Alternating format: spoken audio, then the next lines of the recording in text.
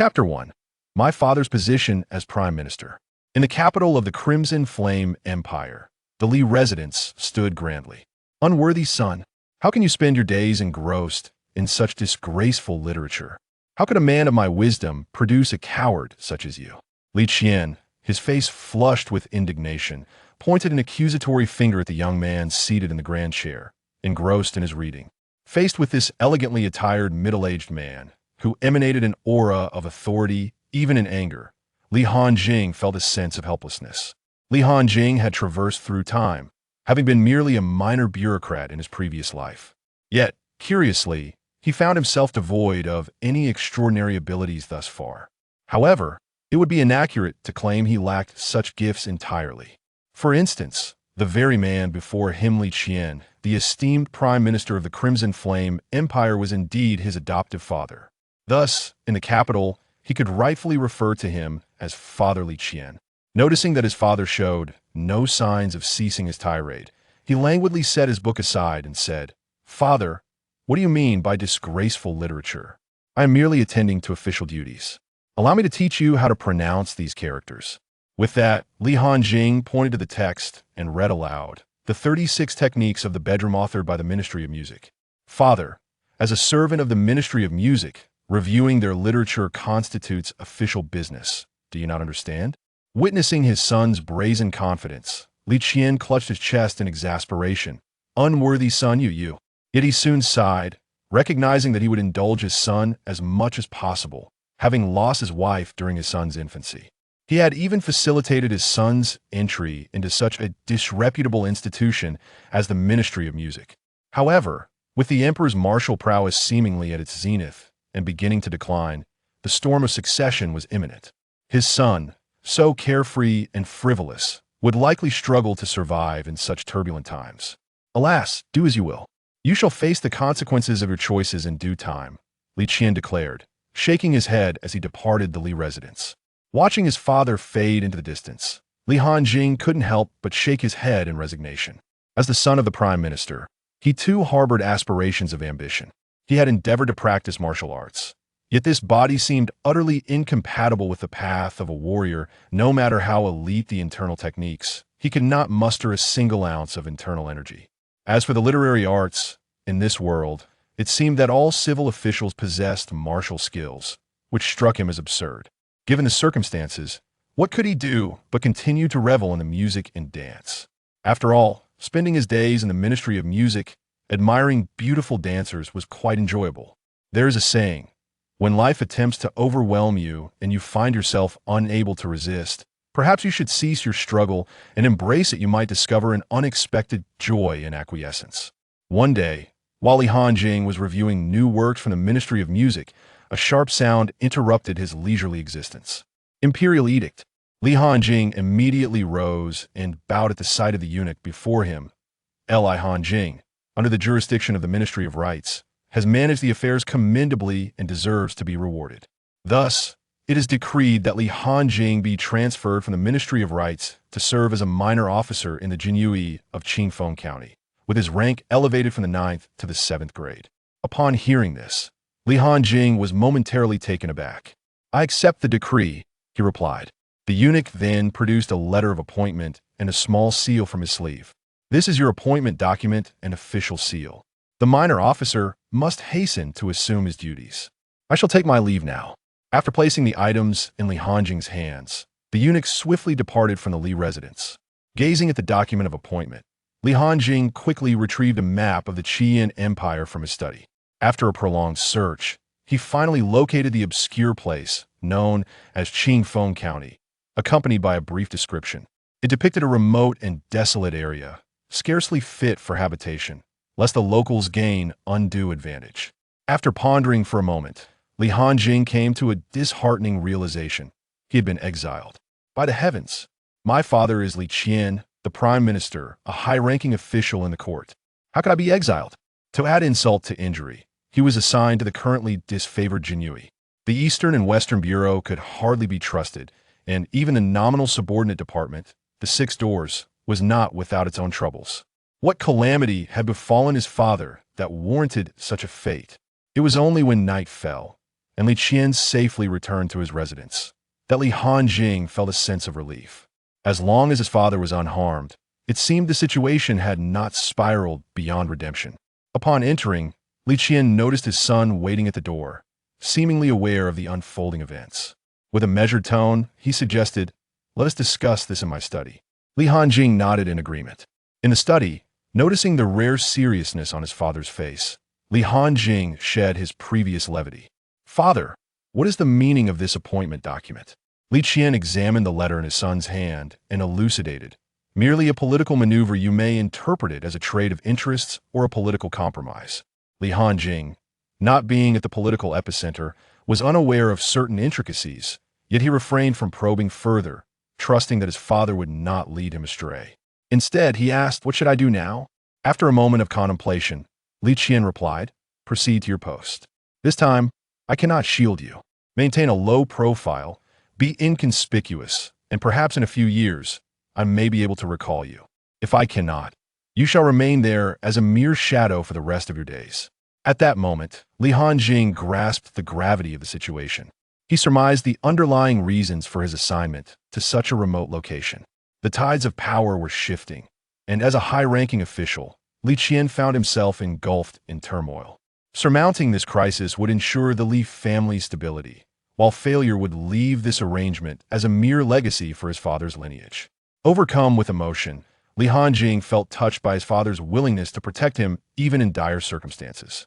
Simultaneously, he experienced a sense of helplessness in such high-stakes conflicts. He could offer no support to his father and could only resign himself to fate. 3 days later, Li Hanjing, clad in a flying fish attire and adorned with a beautifully embroidered spring knife at his waist, gazed upon his father and the servants of the Li residence who had gathered to bid him farewell. A sense of melancholy lingered within him. To claim that he harbored no feelings for the Li family would be disingenuous, for he had traversed 2.5 years in this realm. Li Qian stepped forward, his voice imbued with earnestness. "My son, I am aware that you have secretly practiced martial arts and that you have strived diligently. However, given your physique, alas, you possess no martial prowess. When you arrive there, remember to remain inconspicuous. Otherwise, with your striking resemblance to me, you might find yourself sold off as a son-in-law to a wealthy family." Li Hanjing thought to himself, "Is this truly how one offers a compliment?" Yet, he could not deny the truth. His appearance was indeed quite formidable. With features as captivating as a painting, he exuded an air of nobility, his skin as fair as jade, eyes bright as stars, and demeanor remarkably distinguished. His long hair danced in the wind, and now, donned in the flying fish attire, he radiated an ethereal charm tinged with a hint of mischief. Note: this narrative does not strictly adhere to the institutional framework of the Ming Dynasty. It incorporates its own structural adjustments and the exercise of power within those frameworks. Readers are advised not to draw direct comparisons to Ming Dynasty institutions while engaging with this tale. Chapter 1. My Father, the Prime Minister. In the blazing capital of the Crimson Flame Empire, the Li residence stood tall. "Unfilial son, how can you spend your days engrossed in such vulgar literature? I have led a life of brilliance. Yet how did I end up with a timid wretch like you?" Li Qian, his face flushed with indignation, pointed an accusatory finger at the young man seated in an ornate chair, absorbed in his reading. Observing the middle-aged man before him, clad in resplendent attire and exuding an air of authority even in his fury, Li Hanjing felt a profound sense of helplessness. Li Hanjing had traversed time from a previous life where he was merely a minor bureaucrat of low rank. Yet, curiously, he had yet to receive any extraordinary abilities since his arrival in this world. However, one could argue that he did possess a form of advantage, embodied in the very man before him. Li Qian, the esteemed Grand Tutor and Prime Minister of the Crimson Flame Empire. Indeed, this man was his adoptive father, and, in the capital, he could rightfully claim, "My father is Li Qian."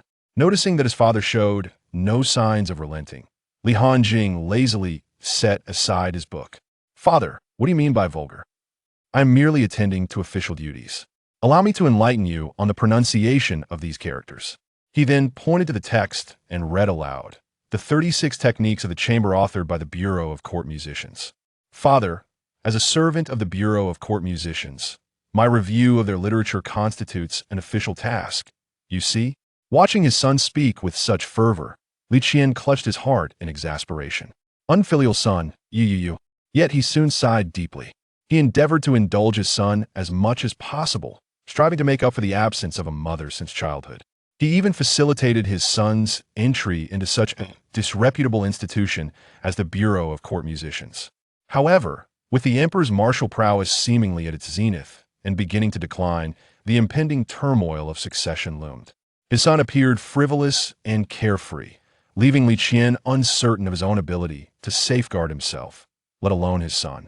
Alas, do as you wish. You shall face the consequences of your choices, Li Qian lamented, shaking his head as he departed from the Li residence. Watching his father fade into the distance, Li Hanjing also shook his head in resignation. As the son of the prime minister, he too yearned for ambition. He had attempted to practice martial arts, but this body seemed utterly incompatible with a martial path. No matter the esteemed internal techniques he tried, not a single strand of inner strength manifested. As for the literary arts, in this realm, every civil official possessed martial skills. Was that not absurd? Given such circumstances, what could he do but continue to revel in music and dance? After all, spending his days observing beautiful courtesans perform was rather enjoyable. As the saying goes, when life attempts to overpower you and you find yourself incapable of resistance, consider ceasing your struggle and embracing it. You may discover an unexpected delight. On this particular day, as Li Hanjing was reviewing new works from the Bureau of Court Musicians, a sharp sound abruptly interrupted his leisurely existence. Imperial decree. Li Hanjing rose promptly, bowing before the eunuch who had entered. The Ministry of Rites has duly recognized Li Hanjing's effective management and merits, warranting his promotion. Thus, it is decreed that Li Hanjing shall be reassigned from the Ministry of Rites to serve as a junior officer in the Jingyi Wei of Qingfeng County, with his rank elevated from the 9th to the 7th grade. Upon hearing this, Li Hanjing was momentarily taken aback. I accept the decree, he replied. The eunuch then produced a document and a small seal from his sleeve. This is your appointment letter and official seal. You must hasten to assume your duties, esteemed junior officer. I shall take my leave now. After placing the items in Li Hanjing's hands, the eunuch swiftly departed from the Li residence. Holding the appointment document, Li Hanjing quickly retrieved a map of the Qian Empire from his study. After a prolonged search, he finally located the obscure Qingfeng County, accompanied by a brief description. It was characterized as a desolate and inhospitable region, devoid of even the most basic comforts, to spare the local inhabitants any undue advantage. After some contemplation, Li Hanjing came to a disheartening realization. He had been exiled. How could this be? His father was Li Qian, the prime minister and a revered grand tutor. Yet here he was facing banishment. To worsen matters, he was assigned to the now disenfranchised Jingyi Wei. In its current state, the Eastern Bureau was barely functional, while the Western Bureau had become a mere shadow of its former self. Even a nominal subordinate department, the Six Doors, was in disarray. What calamity had befallen his father? That night, upon witnessing Li Qian's safe return to the residence, Li Hanjing finally felt a sense of relief. As long as his father was unharmed, it indicated that matters had not spiraled beyond repair. Upon entering the Li estate, Li Qian found his son waiting at the door, seemingly aware of the situation. He calmly suggested, "Let us discuss this in the study." Li Hanjing nodded in agreement. In the study, noticing his father's rare seriousness, Li Hanjing abandoned his usual nonchalance. "Father, what is the meaning of this appointment letter?" Li Qian examined the document in his son's hand and explained, "It is merely a political maneuver. You might understand it as a compromise or an exchange of interests." Being somewhat distanced from the political center, Li Hanjing grasped only fragments of the larger picture, yet he was reluctant to probe further, trusting in his father's intentions. He simply inquired, "What should I do?" After a moment's thought, Li Qian replied, "Go fulfill your duties. I cannot shield you this time. Maintain a low profile and remain inconspicuous. Perhaps in a few years, I can arrange for your return. If not, you may find yourself living as a mere shadow there for the rest of your days." In that moment, Li Hanjing recognized the gravity of the situation. He could surmise the underlying currents and understood why he had been dispatched to such a remote location. The balance of power was shifting, and as a prominent official, Li Qian was undoubtedly entangled in perilous waters. If they weathered this storm, the Li household would remain intact. If not, this arrangement would serve as a legacy for Li Qian. Li Hanjing felt a surge of emotion even in such a dire predicament. His father sought to protect him. Yet, he also experienced a profound sense of helplessness, realizing that in such high-stakes conflicts, he could do little to assist his esteemed father, leaving his fate to the whims of destiny. 3 days later, Li Hanjing, clad in a flying fish garment and adorned with an embroidered spring knife at his waist, gazed upon his father and the servants of the Li residence who had come to bid him farewell. A twinge of melancholy stirred within him. It would be disingenuous to claim he bore no affection for the Li household, for he had indeed spent 2.5 years there. Li Qian stepped forward, his voice imbued with earnestness. "My son, I am aware that you have secretly practiced martial arts and exerted yourself, yet this body of yours. Alas, without martial prowess, you must remember to remain inconspicuous once you arrive there. Otherwise, with your resemblance to me, you might easily be sold off as a bridegroom to a wealthy family." Li Hanjing thought to himself, is there truly such flattery in the world? Yet, upon reflection, he did possess a rather striking appearance. His features were like a painting, exuding an air of elegance, with sharp contours, skin as fair as jade, eyes bright as stars, and a demeanor that was nothing short of extraordinary. His long hair danced in the wind, and now, donning the flying fish attire, he radiated a subtle hint of mischief. Note, this narrative does not strictly adhere to the institutional framework of the Ming Dynasty, incorporating its own adjustments and authority dynamics. Readers are encouraged to appreciate the story without drawing direct comparisons to the regulations of the Ming era. Chapter 2. This is all I can do to help you. After a brief farewell, Li Hanjing mounted a white steed, ready to embark on his journey. Go. The white horse began to trot slowly. Li Qian, seemingly anxious about his son, imparted one last piece of advice. When you arrive there, be sure to conduct yourself modestly and discreetly. Should you encounter any insurmountable difficulties, invoke your father's name. Although the current situation is somewhat ambiguous, my influence in the region remains formidable. Li Hanjing, rubbing his forehead in irritation, replied, I understand, father. You've repeated that countless times. Be modest, be discreet. Fearing further admonishment, he hastened his departure from the capital.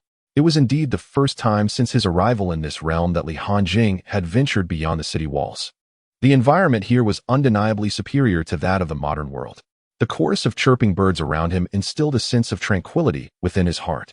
Unconsciously, he slowed his horse to appreciate the landscape. Before he realized it, night descended. Observing the darkening sky, Li Hanjing furrowed his brow. Oh no. I got so caught up in the scenery that I lost track of time and failed to reach the post station. However, it was ill-advised to travel by night. As the saying goes, the day belongs to the government, but night belongs to the bandits. Before long, Li Hanjing halted in front of a dilapidated temple. Glancing at the obscured path ahead, he resolved to spend the night there. Although it is often said that one should avoid staying in a broken temple. Another saying goes, descendants of Yin and Huang, heirs of the dragon. If provoked, we shall fight back. To bolster his courage, Li Hanjing led his horse inside, his right hand resting on the hilt of his embroidered spring blade. Once inside, Li Hanjing let out a sigh of relief. Aside from the decapitated Buddha statue and the occasional draft that swept through, nothing seemed amiss. He settled on the ground, leaning against the wall, intending to take a brief nap before setting off at dawn. Exhausted from a day of travel, he soon fell into a deep slumber. In the dead of night, a voice echoed, by the hammer, this girl is fair-skinned and beautiful. She must be the daughter of some noble family in the capital. Do you think we can get away with this? What are you afraid of? That esteemed gentleman has given us a generous sum of 100 taels of silver. With this money, we can live lavishly anywhere. Besides, a beauty like this, just be mindful of the limits. Although the gentleman said anything goes, we must not kill. Of course. With a creak, the door of the dilapidated temple was thrown open. Li Hanjing, ready to abandon his horse and escape through the rear window, found himself compelled to halt. He had already heard the commotion outside and was prepared to flee without making a sound, slowly opening the window, but he was ultimately too late. The two men who had been conversing froze upon spotting Li Hanjing. One of them began to tremble slightly, whispering to his companion, What do we do now, Deche? It's the Jinyui. Meanwhile, The woman carried by the man known as Big Hammer caught sight of Li Hongjian, her eyes glimmering with hope as she emitted soft sounds of distress. Li Hongjian was not taken aback by their reactions, although the Jinyui had recently fallen from grace. Their infamous reputation still lingered. The ability to instill fear in these lowly thugs, who were often used as tools, proved to be quite effective. However, the crux of the matter lay in the fact that had he truly been a genuine Jinyui officer with a cultivation level exceeding the 5th stage, he would have had no reason to fear these two ruffians. Alas, he was merely an impostor. After a tense standoff, Li Hongjian attempted to adopt a fearsome demeanor. Gradually, he grasped the reins of his horse, preparing to depart. The two men dared not react, allowing him to approach the entrance unimpeded. Suddenly, the one called Big Hammer whispered, "Let us go for broke. If word of today's events gets out, we will meet a dire fate. Besides, he is merely a small officer. If we strike, he will be dead." Or, a sharp blade pierced through, splattering crimson droplets upon the severed statue of Buddha. Clang! The embroidered spring knife slipped from Li Hongjian's grasp, his hand trembling uncontrollably. Gasping for breath, a cold sweat poured down as he beheld the lifeless bodies of the two men sprawled on the ground. It was evident that from the very beginning, Li Hongjian understood he could not simply walk away. To escape, he had to take a risk. Sitting on the ground, he remained dazed for a considerable time, gradually overcoming the terror of his first act of murder. This dilapidated temple was no longer a safe haven. He resolved to lead his horse away. It was then that Li Hongjian noticed he had forgotten about the kidnapped woman still present. He crouched down for a closer inspection, realizing her mouth had not been bound, yet she could only emit soft sounds, indicating she was likely mute. Upon further examination, he noted her flushed complexion and dazed expression, suggesting she had been drugged. After freeing her from the ropes that bound her, he intended to leave, having already intervened more than he had wished. After all, his father had always advised him to lead a modest life, to keep a low profile, and to avoid trouble whenever possible. Yet, unexpectedly, the woman clung to his leg with surprising strength, exhaling warm breaths. Clearly, the effects of the drug had fully manifested. Nevertheless, Li Hongjian was not one to hesitate. He had resolved to disregard the situation. With a firm tug, he extricated his foot and stepped toward the exit. However, upon reaching the doorway, his conscience stirred at the thought of a beautiful woman left alone in such a decrepit temple, succumbing to her predicament. He turned back, procuring a stick from an unknown source, placing it in the woman's hands. "This is all the help I can offer you," he declared, before departing without a backward glance. He remained oblivious to the fact that the woman's gaze widened, fixated on his retreating figure, riding swiftly along the road. Li Hongjian paid no heed to the night or the journey ahead, his thoughts consumed by the events at the temple, leaving the woman far behind in the recesses of his mind. After all, he is not the protagonist of a novel where the female lead succumbs to a toxic love, and the male lead sacrifices himself to save her, only for her to misunderstand him, leading to a series of melodramatic events, until she ultimately realizes her deep affection for him. Congratulations, host, for achieving your first kill. The malevolent system is now officially activated. The galloping horses suddenly came to a halt. Li Hongjian smirked, bursting into laughter. Ha! From the desolate wilderness, a series of eerie howls echoed, truly terrifying. "Dog, do you know how I endured these 2.5 years without you? It was a struggle. I have always been here. You spent these 2.5 years merely dancing to the rhythm of life." Chapter 3. 2.5 years into the martial path. Cough, cough, cough. Let us not dwell on the past. Allow me to introduce myself, dog. Li Hongjian awkwardly cleared his throat. This system is called the malevolent system, free of task pressures and penalties, emphasizing democracy. The primary currency for transactions is known as malevolent points and kill points. Malevolent points can be acquired through unorthodox means, with every tael of silver earned equating to 1 point. Kill points are obtained for each kill, granting 1 point. Does the host wish to claim the first kill gift package? Upon hearing of the novice gift, Li Hongjian clicked to claim it without hesitation. Congratulations, host. For a successful claim, your first kill gift package is now issued. Congratulations, host, for receiving 10 kill points. And for obtaining Cyclone Technique, ordinary level. Li Hongjian expressed his disdain. Dog, you are rather stingy. How can you present such an ordinary technique? It is widely acknowledged that in the Xianying continent, martial techniques are categorized as follows: ordinary, excellent, superb, rare, precious, and epic. Each level corresponds to specific realms of martial cultivation: body refinement, chi refinement, inner strength, mastery, agility, and weaponry, with each realm consisting of 9 stages. Further explanations of the unique meanings of each realm will follow. Please refrain from criticism. My friends, this implies that the technique provided by the system can only allow even the most gifted martial artist to reach the body refinement stage. Of course, there are exceptions. Prodigious talents may derive their own techniques or enhance existing ones, elevating their rank. However, Li Hanjian possessed a clear understanding of his martial talent. Host. All techniques provided by this system can be cultivated and ranked up using malevolent points or kill points. Upon seeing this, Li Hanjian felt invigorated. What are we waiting for? I have 10 kill points. Let us invest them all in cultivation. Success. 10 kill points deducted. Your attribute template is now being activated. Name: Li Hanjian. Gender: male. Identity: son of the Grand Tutor Li Qian, a minor officer in the Qingfeng County Jinyue. Technique: Cyclone Technique. Ordinary level: 0-20. Cultivation: body refinement, 6th stage, 0-5 strengths. Handsome appearance. Talent: not exactly worthless, but rather a combat machine among the worthless. Li Hanjian felt a tingling sensation throughout his body. Was this the legendary enlightenment? A force within him continuously tempered his body. After 2.5 years, he had finally entered the realm of martial arts. However, after a while, the refreshing state dissipated, leaving Li Hanjian feeling an inexhaustible reserve of strength. Upon examining the system template, he gained a clearer understanding of his current capabilities, realizing that he was indeed a veritable junior officer of the Jinyue. The audacity he felt while traversing the night roads had somewhat increased. 3 months later, Li Hanjian hastened his steed and finally arrived at Qingfeng County. As he beheld the scene before him, his heart, which had been prepared, nearly faltered. This was hardly a county-level city. It resembled nothing more than a small town bearing the name of a county. Moreover, it was a poor town. The walls were constructed from mounds of earth. The buildings were fashioned of mud. Everything was essentially made of dirt. Upon entering, he discovered that there were still many people in the county. The area was small, and the sudden arrival of a stranger naturally drew the attention of the locals. Soon, 2 individuals approached Li Hanjian. One appeared robust and formidable, wielding a sword and adorned in attire bearing the character for government, while the other exuded an air of affluence. "Are you the junior officer Li from the capital?" inquired the well-to-do gentleman with a smile. "I am Wang Jinbao, the county magistrate."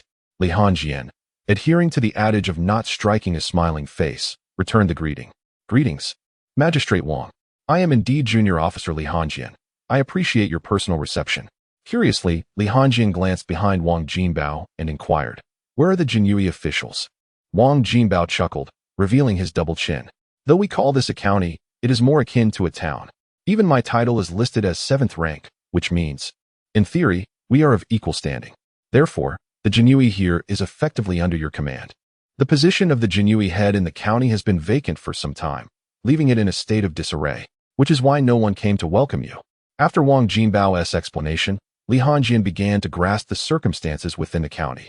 His fondness for Wang Jinbao grew, for he recognized that, regardless of location, the Jinyue and local officials typically stood in opposition.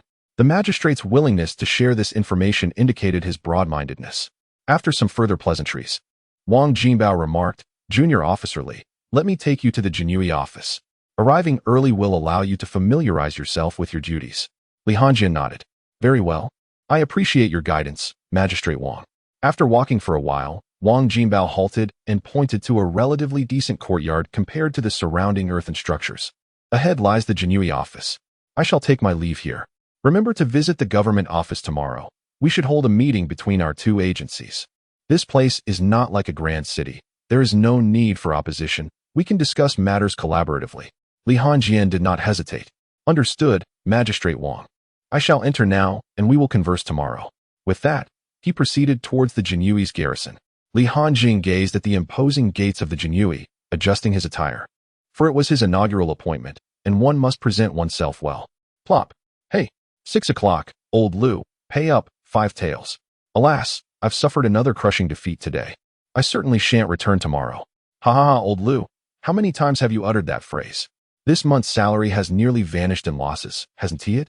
Upon pushing the door open, he beheld approximately a dozen individuals gathered in fervent commotion, their flying fish robes half donned. exposing their bare arms as they shouted, their faces flushed with excitement.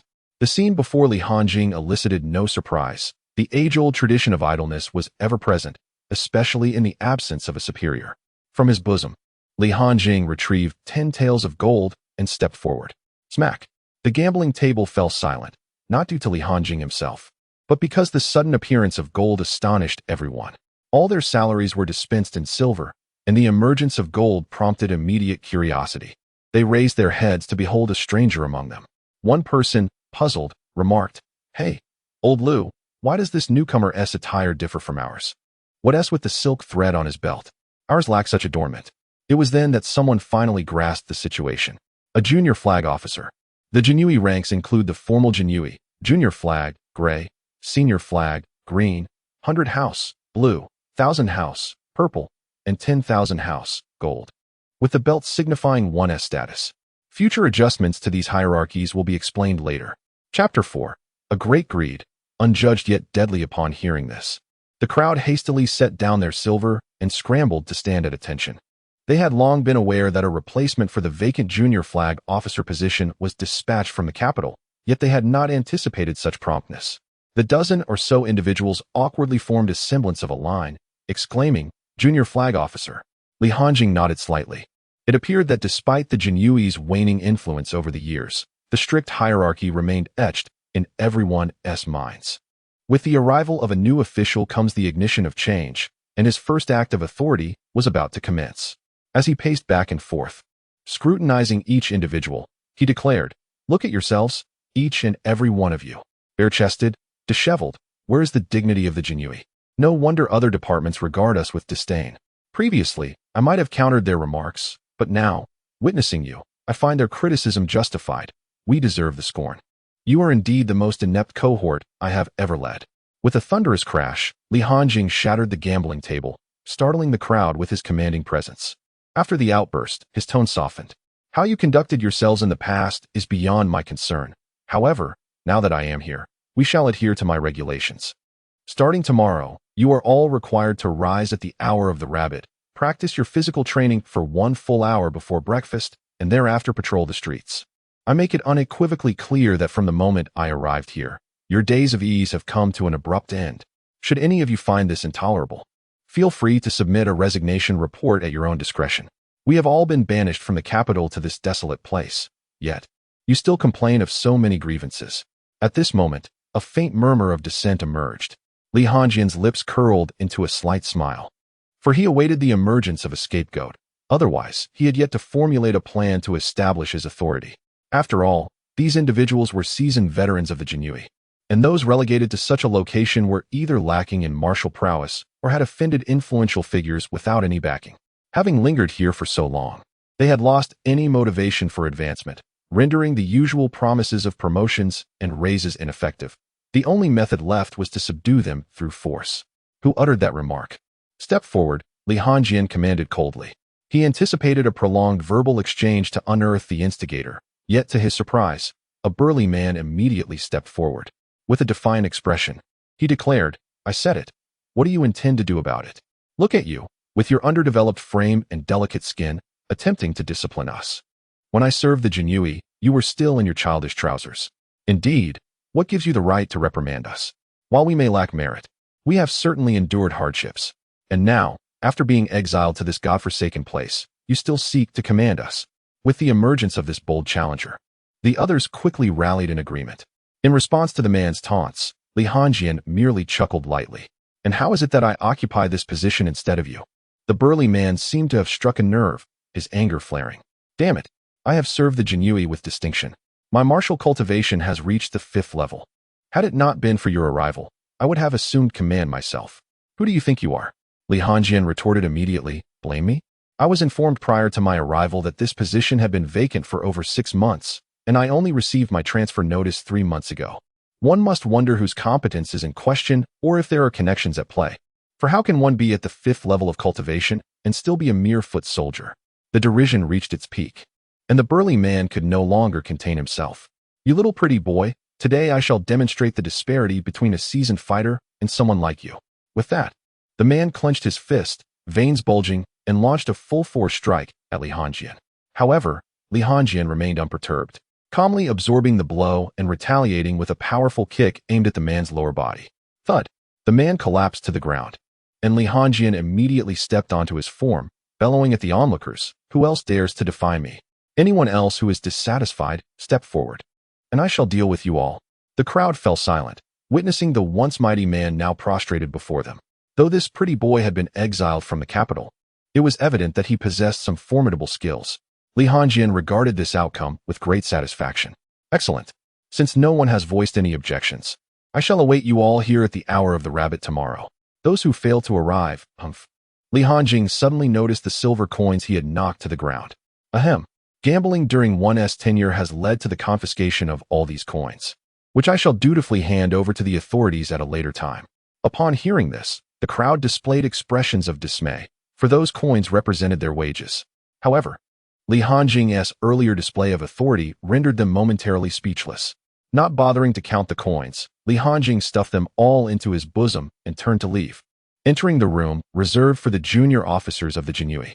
The moment he stepped inside, the calm demeanor he had maintained crumbled, replaced by a fleeting expression of discomfort as he shook out his arm. Goodness, that truly was a formidable blow. My hand is still tingling. Despite my own training being superior to his, it appears that the martial prowess honed through genuine combat is markedly different from my own theoretical enhancements. Had a newly promoted junior officer arrived today, he would have undoubtedly lost face. Once his arm regained its strength, Li Hongjian retrieved the silver coins he had previously pocketed. Dog, convert these for malevolent points. Ding. Conditions met. Silver coins processed successfully. Total, 50 coins exchanged for 50 points of malevolence. Malevolence points, 50. Kill points, 0. Li Hongjian gazed at the 50 points of malevolence with great satisfaction. The salary of a Jinhui in the Qian Empire is indeed substantial. An ordinary officer earns 30 coins a month, thus he was not at all surprised by the confiscation of the 50 coins. Since activating the system, he had established a guiding principle during his travels: be excessively greedy and engage in acts of violence without consequence. It is imperative to swiftly elevate his strength, enabling him to assist his father sooner. In this world where martial prowess reigns, strength equates to authority. As for the guiding principles bestowed upon him by Li Qian, which advocated for modesty and honesty, the times are changing, and one must adapt accordingly. Dog, allocate all malevolence points to martial cultivation. In use, ding. Deducting 5 points of malevolence. Congratulations to the host for advancing to the 7th stage of body refinement. Ding. Deducting 5 points of malevolence. Congratulations to the host for advancing to the 8th stage of body refinement. Ding. Deducting 5 points of malevolence. Congratulations to the host for advancing to the 9th stage of body refinement. Unable to break through, please first deduce the primary cultivation method. Chapter 5. You want me to pay before I have even reaped the rewards? Deduce the grade of the cultivation method. Deducting 20 points of malevolence. Cyclone technique upgraded to excellent. Would you like to continue cultivating? Continue. Ding. Deducting 10 points of malevolence. Congratulations to the host for advancing to the 1st stage of Qi refinement. Ding. Deducting 5 points of malevolence. Insufficient points to continue cultivation mode. Automatically opening attribute template for you. Name, Li Hongjian. Gender, male. Identity, Li Qian's son, junior officer of the Jinhui in Qingfeng County. Cultivation method, cyclone technique, excellent. 02000, cultivation level, 1st stage of Qi refinement, 0100, advantages, handsome appearance. Talent, not exactly useless, but one could say a powerhouse among the useless. Li Hongjian furrowed his brow, realizing that the value required to ascend to each significant martial arts realm had indeed escalated substantially. However, this was only to be expected. The disparity between major realms was akin to a vast chasm. He began to sense the profound transformation that the enhancement of his martial prowess was imparting upon his body. In the Qi refinement stage, a martial artist commences the cultivation of inner energy. By mastering specific breathing techniques and practices, one can augment their breath and internal strength. At this level, the body possesses a certain degree of resilience against blades and blunt instruments. During combat, one can also employ rudimentary internal force. Notably, this phase signifies the attainment of strength equivalent to that of a general in the Imperial Guard. It is well known that the prowess of the Imperial Guard of the Crimson Flame Empire is delineated as follows: Minor Flag, body refinement stages 5 to 9. General Flag, Qi refinement stages 1 to 5. 100 house. Qi refinement stages 5 to 9. 1000 house. Internal force stages 1 to 9. 10,000 house. Mastery force stages 1 to 9. The following morning, Li Hanjing rose early, awaiting the gathering in the courtyard. Soon enough, members of the Imperial Guard arrived in succession. Before long, they were assembled. To be honest, Li Hanjing felt a twinge of disappointment. He had intended to test his strength that morning, but it appeared that opportunity had eluded him. Overall, however, he was not disheartened. For compared to the disorganized rabble of the previous day, today's assembly could barely be regarded as a proper military force. Clad in uniform, each individual appeared robust and capable, a stark contrast to the frail and unfit figures he had envisioned prior to his arrival. Without further ado, he declared, "Let us commence with 1,000 push-ups as a warm-up. Begin." The essence of body refinement lies in pushing the physical limits, facilitating continual self-overcoming. Of course, Li Hanjing was exempt from this, due to his unique circumstances. 1, 2, 999, 998 Minor Flag Lord, you miscounted. It should be 1,000. One individual, flushed with effort, remarked. Clearly nearing his limit, Li Hanjing paid him no heed, striding towards the man and placing his foot upon the back of the Imperial Guard member. 800. The expressions of the onlookers shifted dramatically, casting resentful glances at the one who had just spoken.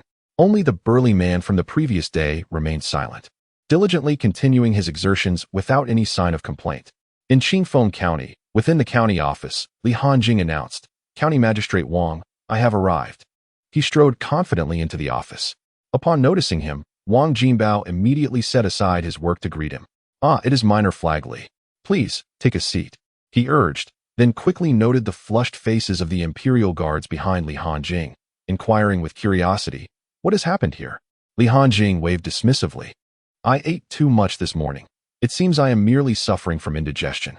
Wang Jinbao, undeterred, responded, "Very well, since everyone is present, let us commence." It must be noted that Wang Jinbao was quite adept at managing affairs. The council was arranged with 2 main seats designated for himself and Li Hanjing. Behind Li Hanjing stood a full contingent of Imperial Guards, while a row of constables stood behind Wang Jinbao. The atmosphere had transformed into a meeting between 2 significant factions, as the Imperial Guards and the local government were the only 2 powers within Qingfeng County. Such town and county-level cities are only places where the now-defunct Jinyui would establish their genie office. The locations of the eastern and western factories are all lucrative. Why would anyone waste resources in such a place? Wang Jinbao took the initiative to speak, as Li Xiaoqi, new to the scene, was unaware of the circumstances. "So I shall take the lead. This meeting should have convened long ago, but the position of Xiaoqi at the genie office has remained vacant. Now that Li Xiaoqi is here, let us discuss this year's contributions to the City Defense Fund. This year, the county's finances are better than in previous years. With the total defense cost of 3,500 taels, of which the county government will contribute 1,500 taels, while the remaining 1,500 taels will be contributed by Zhang Yuanwei, Qi Yuanwei, and Lu Yuanwei, each providing 500 taels. At this point, 3 merchants suddenly emerged behind Wang Jinbao and nodded to everyone. Wang Jinbao then addressed Li Hanjing, stating that the remaining 500 taels would be covered by the genie office. "What do you think, Li Xiaoqi?" Li Hanjing, bewildered, was then quietly informed by a Jinyui at his side. This defense fund is essentially a protection fee paid to a nearby bandit group, ensuring that our Qingfeng County remains undisturbed by these brigands. The more he listened, the darker Li Hanjing's expression became. What nonsense is this? The imperial institution paying protection fees to bandits? I have yet to start reaping benefits, and you want me to shell out money? Wang County Magistrate, I fear that the genie office cannot afford this 500 taels, nor can we afford to lose face, Li Hanjing replied coolly. Wang Jinbao seemed to have anticipated this situation, expressing his resignation. Li Xiaoqi, you are unaware that this bandit group is quite formidable. We are at a numerical disadvantage. Our county office has over 50 men, and with your Jinyui, we barely number 70, while the bandits boast around 100. Li Hanjing remained unmoved, asserting that if we lack the strength, we should report it to higher authorities. 100 bandits warrant military intervention. Wang Jinbao chuckled wryly, stating that therein lies the problem. As a town and county-level city, we lack the authority to report to the military. I have already reported to the prefecture, but it was in vain. They hardly regard our town and county. With this explanation, Li Hanjing nodded in understanding. Very well. I will report to the Qianhu office at the prefecture. However, Wang Jinbao shook his head again. That would be an even greater folly.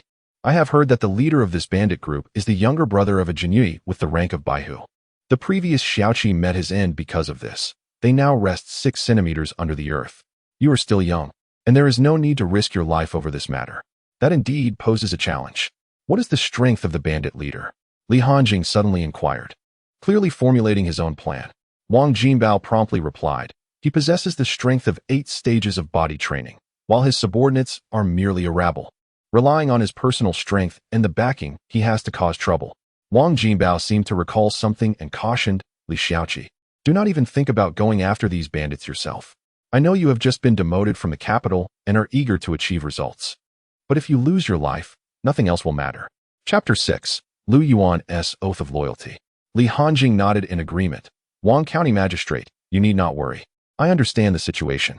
We at the Jinyui shall cover this 500 taels.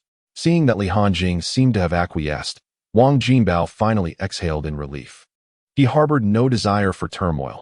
He merely wished for the county magistrate to serve his term dutifully until retirement.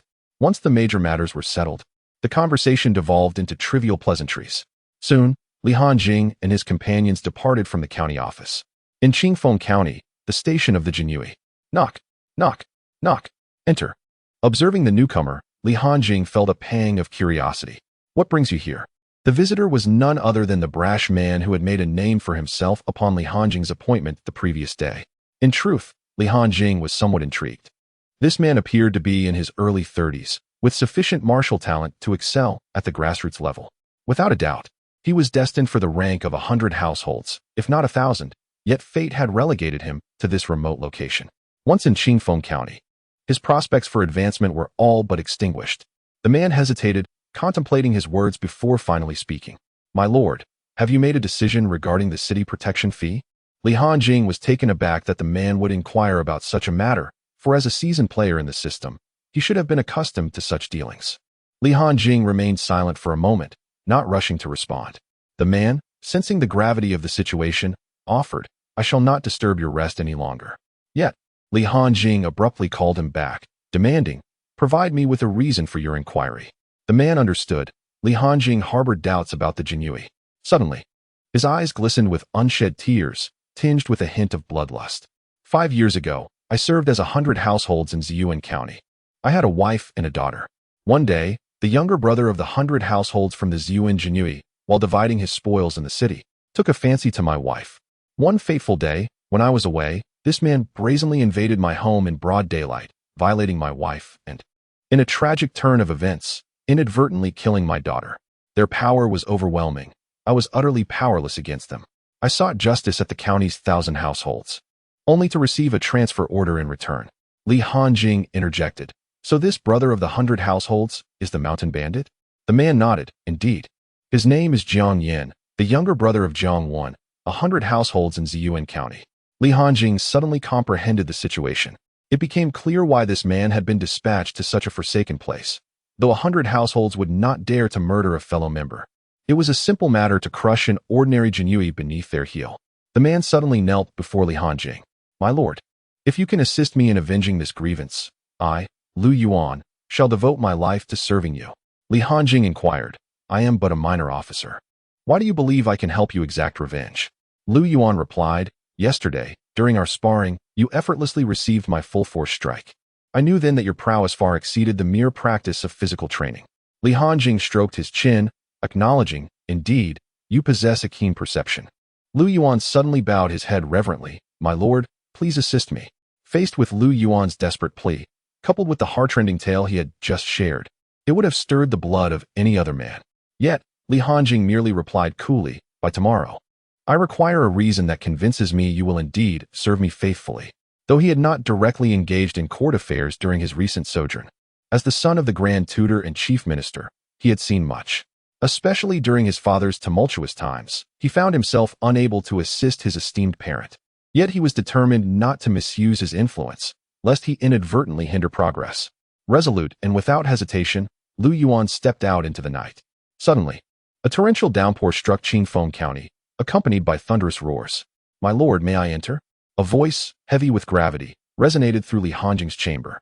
Come in, he beckoned. With a creak, Lu Yuan appeared at the threshold, drenched to the bone, crimson droplets of blood trickling from his hands, quickly washed away by the relentless rain.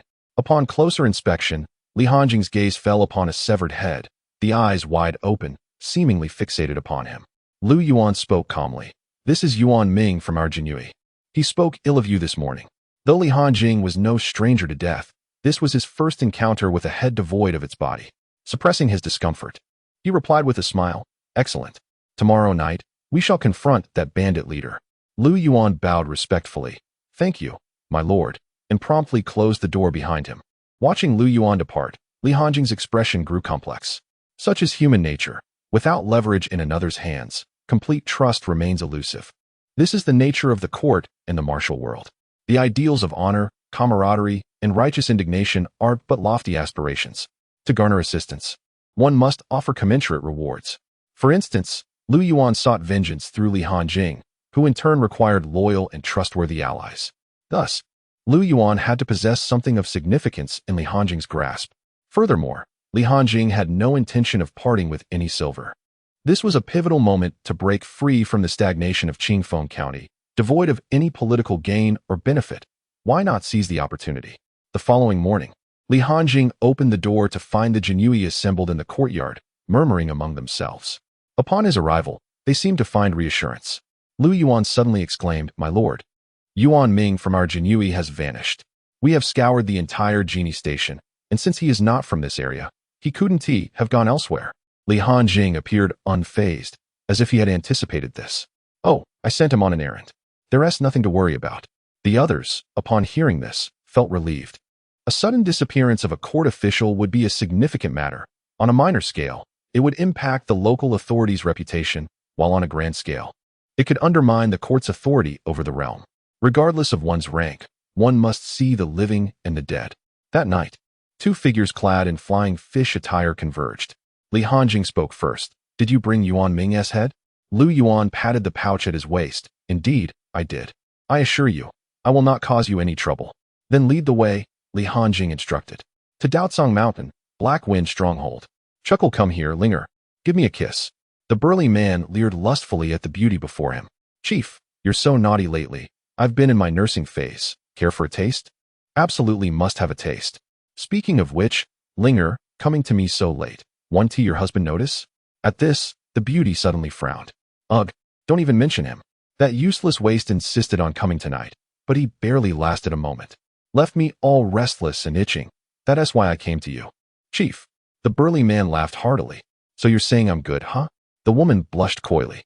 Very good. Chapter 7, Mountain Slaughter. Just as the burly man prepared to engage, his expression abruptly shifted. He scrambled off the bed in panic, snatching up a nearby broadsword. Who the hell are you? How did you get in? Lu Yuan's face darkened to an extreme. Don't recognize me, Jiang Yin? Jiang Yin took a closer look, then burst into laughter. Ha. So it's you, Lu Yuan. Gotta say, your wife was delicious.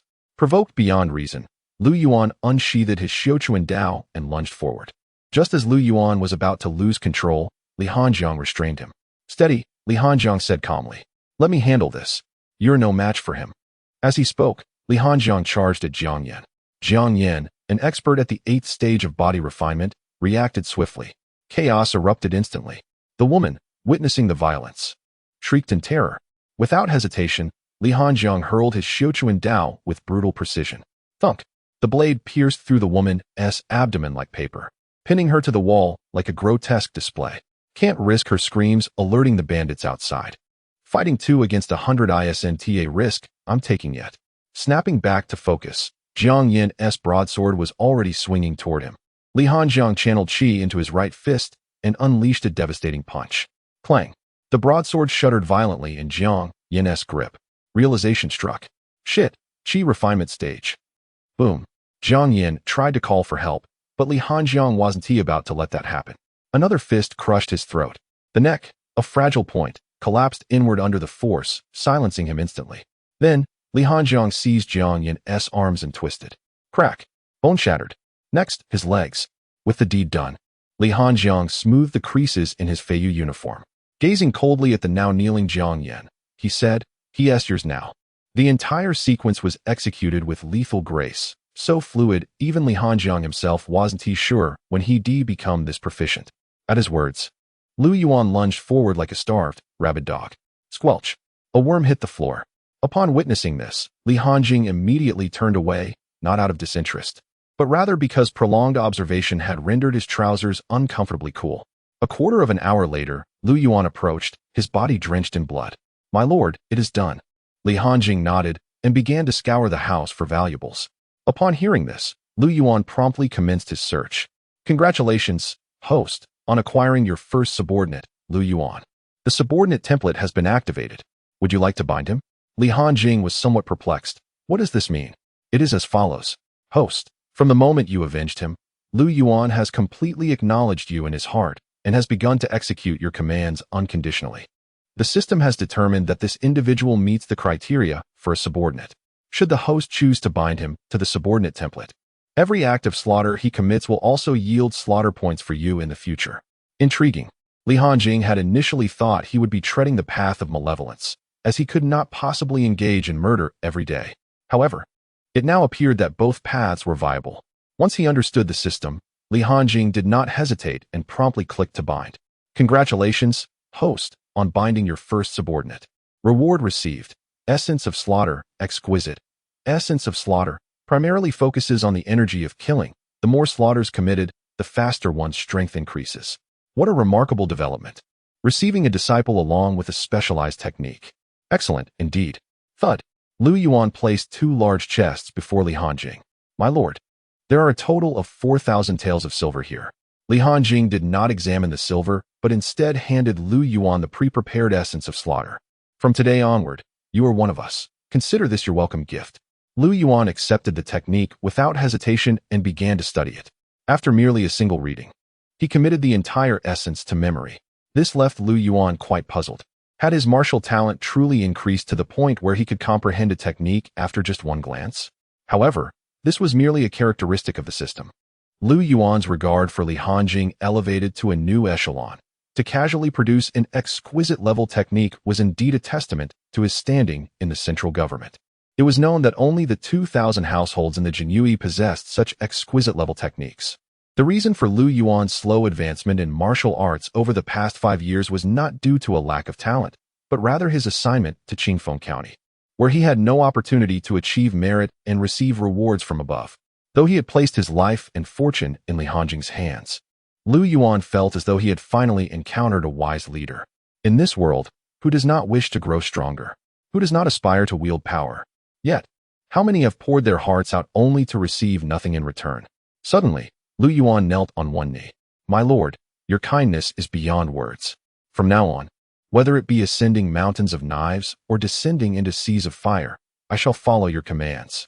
Li Hanjing did not respond but instructed Lu Yuan to load the 2 chests of silver along with Jiang Yan's severed head. "Yes, my lord." Soon, the 2 arrived at the entrance of the mountain stronghold. Li Hanjing pointed to several barrels of oil that had been prepared in advance. "You know what to do, right?" Lu Yuan nodded, taking the barrels of oil and pouring them in every corner of the stronghold. At this moment, the entire stronghold was engulfed in silence. Those who had brought the wind had already been dealt with by the 2 men. Lu Yuan subsequently hurled a torch into the compound, igniting a roaring inferno in every corner of the stronghold. "Fire! Everyone rise! The fire is raging. Ah, it burns!" Chaos descended upon the village. Some, realizing they could not contain the flames, fled towards the exit. However, Li Hanjing and Lu Yuan had already taken their positions, armed with blades at the entrance. Li Hanjing remarked coldly, "Eliminate as many as you can." Understood. Soon, several individuals dashed out. But before they could utter a word upon seeing the 2 clad in the attire of the Jinyue, their heads and bodies were cleaved asunder. These mountain bandits were largely ordinary individuals with mere strength, who among the adept martial artists would stoop to become a bandit. Any trivial job would be preferable to this. And coupled with the panic induced by the raging fire, they possessed little combat capability. Thus, the 2 men dispatched the fleeing individuals with ease, as if slicing through melons. "Ding, congratulations, host, you have gained 1 point of killing value." "Ding, congratulations, host, your subordinate has provided you with 1 point of killing value." As dawn gradually broke, The flames subsided, and after scouring the ruins for any survivors, the two made their way towards the county. Upon entering the town, they attracted considerable discussion among the townsfolk. Coincidentally, it was market day, yet wherever they went, there was an unimpeded passage. Chapter 8. Fear not. The sky will not fall. It was a jest, one of them clutching a severed head, their bodies smeared with blood. Who would dare approach? Upon returning to the station, the others were just rising, still groggy from sleep. The sight of the two bloodied figures entering caused an immediate stir. Some were already in a stance to draw their swords. However, as the two approached, astonishment ensued. "Sir, Lu Yuan, what have you been up to?" With a serious expression, Lu Yuan responded, "We lost a comrade. Just yesterday, Yuan Ming, who was out on duty, did not return. The sir sensed something amiss. Upon investigation, it was discovered that the last place he was seen was at Daocang Mountain. The sir and I went to check, and we found that the vile bandits had severed Yuan Ming's head and hung it at the entrance of the stronghold." At this point, Lu Yuan's voice rose with indignation. "What is this? Is it not a provocation against us, the Jinyui?" The sir immediately vowed to avenge Yuan Ming. After a fierce battle, the sir managed to behead that bandit leader, Jiang Yan, thus ridding the people of a menace.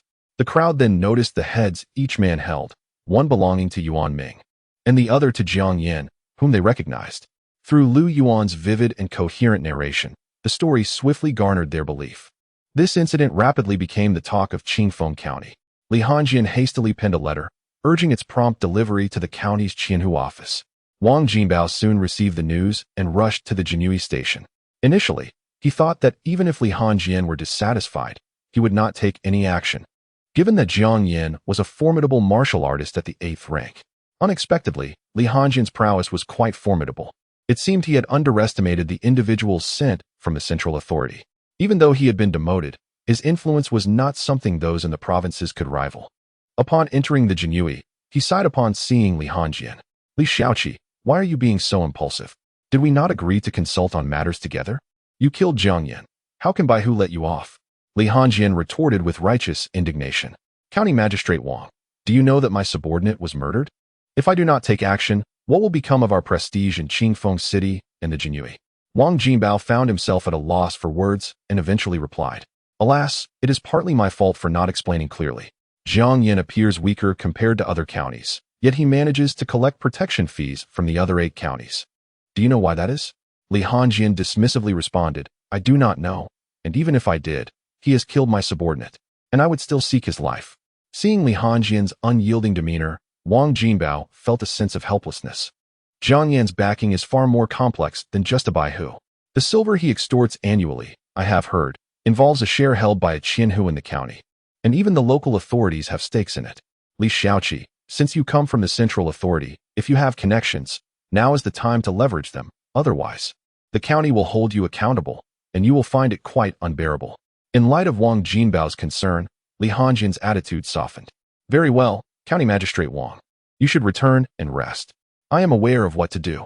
With that, Wang Jinbao ceased his remarks and departed from the Jinyui, finally understanding why Li Hanjian had been relegated to this position. That night, Lu Yuan arrived at Li Hanjian's chamber, bringing with him 2 large chests of silver. "My lord, here it is.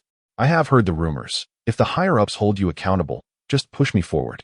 My future is already lost, but as long as you ascend, everything will be fine." Li Hanjian glanced at the silver within the chests. "Fear not, the sky will not fall." Lu Yuan nodded, fully believing Li Hanjian's words. Suddenly, Lu Yuan added, "By the way, my lord, I have successfully cultivated the killing sutra you provided, and following last night's events, my martial arts have progressed to the 7th stage." Li Hanjian was slightly astonished. Advancing 2 stages indicated that Lu Yuan possessed considerable talent. "Continue your training diligently. As for the Bai Hu, seek your own revenge." Li Hanjian offered a token of encouragement. "Yes," Lu Yuan replied with a bow before exiting the room. After Lu Yuan departed, Li Hanjian spoke to the system. "Dog, exchange for 1,000 taels of silver." Ding. Conditions for exchange met. Processing your exchange. Successful. Evil value, 1,000. Killing value, 100. Detected an additional 3,000 taels eligible for exchange. Would you like to proceed? No. Allocate all the evil value towards my cultivation. Ding. Deducting 100 evil value. Congratulations, your martial arts have advanced to the 2nd stage of Qi cultivation. Ding. Deducting 100 evil value. Congratulations, your martial arts have advanced to the third stage of Qi cultivation. Ding. Deducting 100 evil value. Congratulations. Your martial arts have advanced to the ninth stage of Qi cultivation. Li Hanjing exhaled, quickly familiarizing himself with the power coursing through his body. In truth, he could have exchanged other silver coins at this moment, thereby elevating his martial cultivation to a higher realm.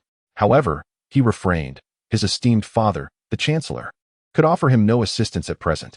Should he squander this sum of silver now, he would find himself languishing in Qingfeng City until his father resolved his affairs. What opportunities for profit lay within Qingfeng City?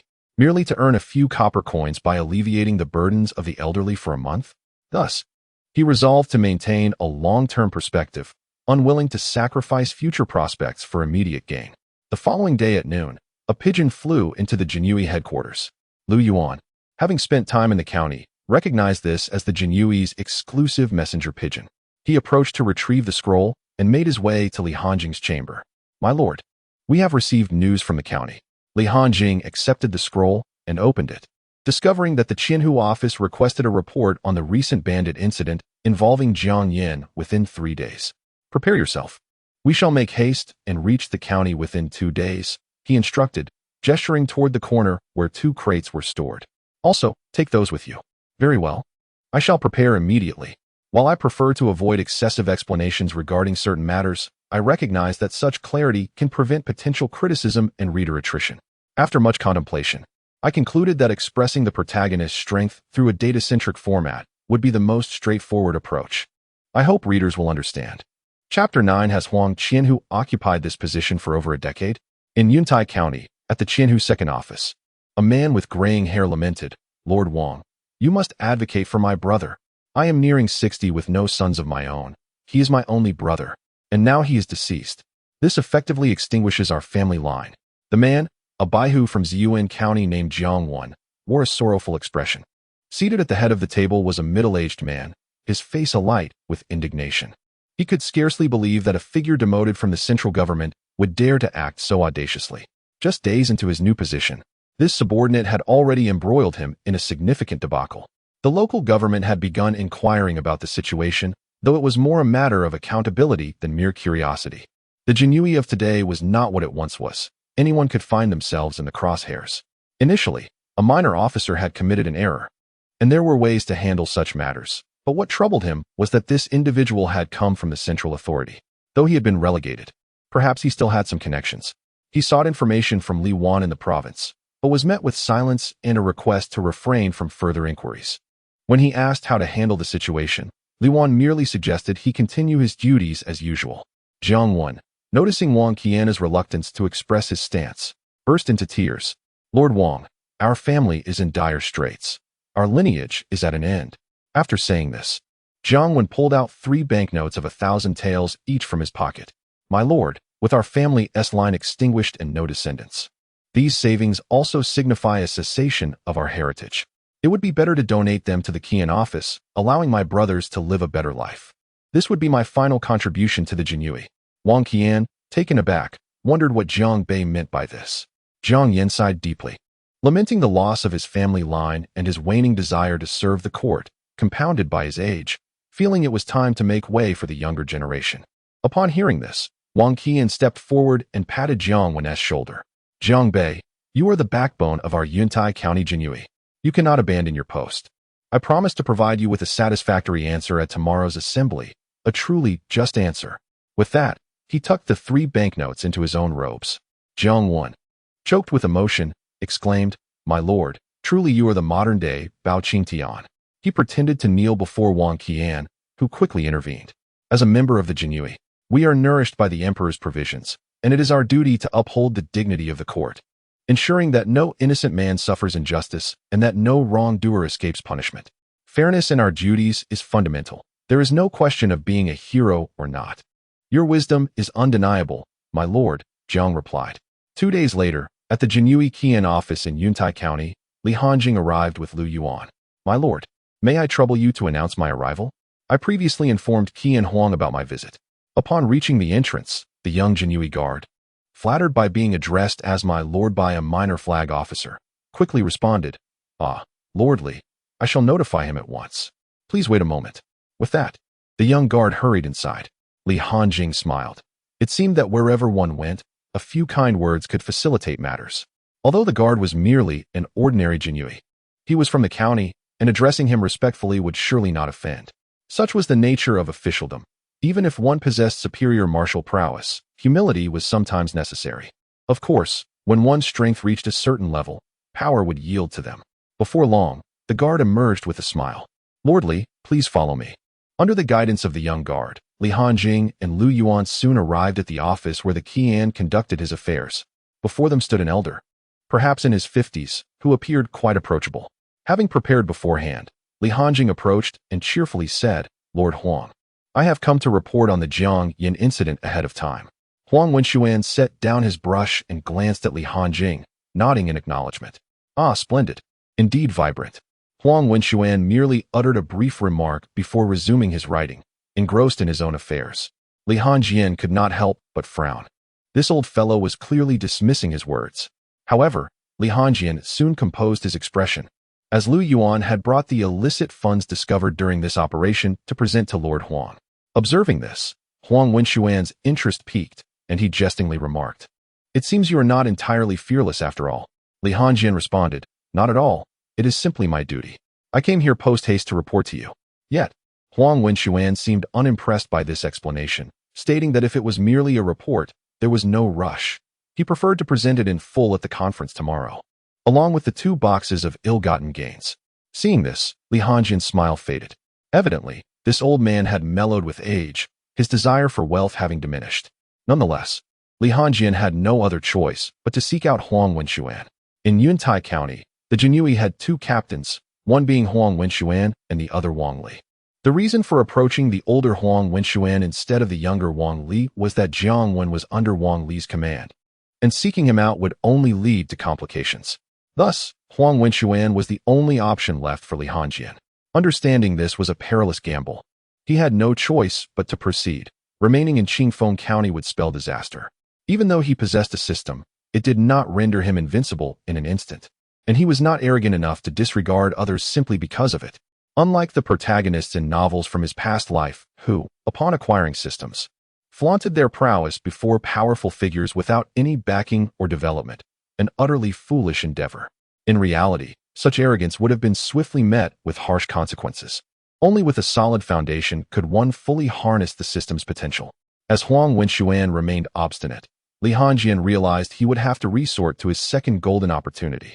He slowly withdrew a silver-colored token from his pocket and placed it upon Huang Wenxuan's desk. He then seated himself in a nearby chair and poured himself a cup of tea from Huang Wenxuan's teapot, sipping it with a nonchalant demeanor.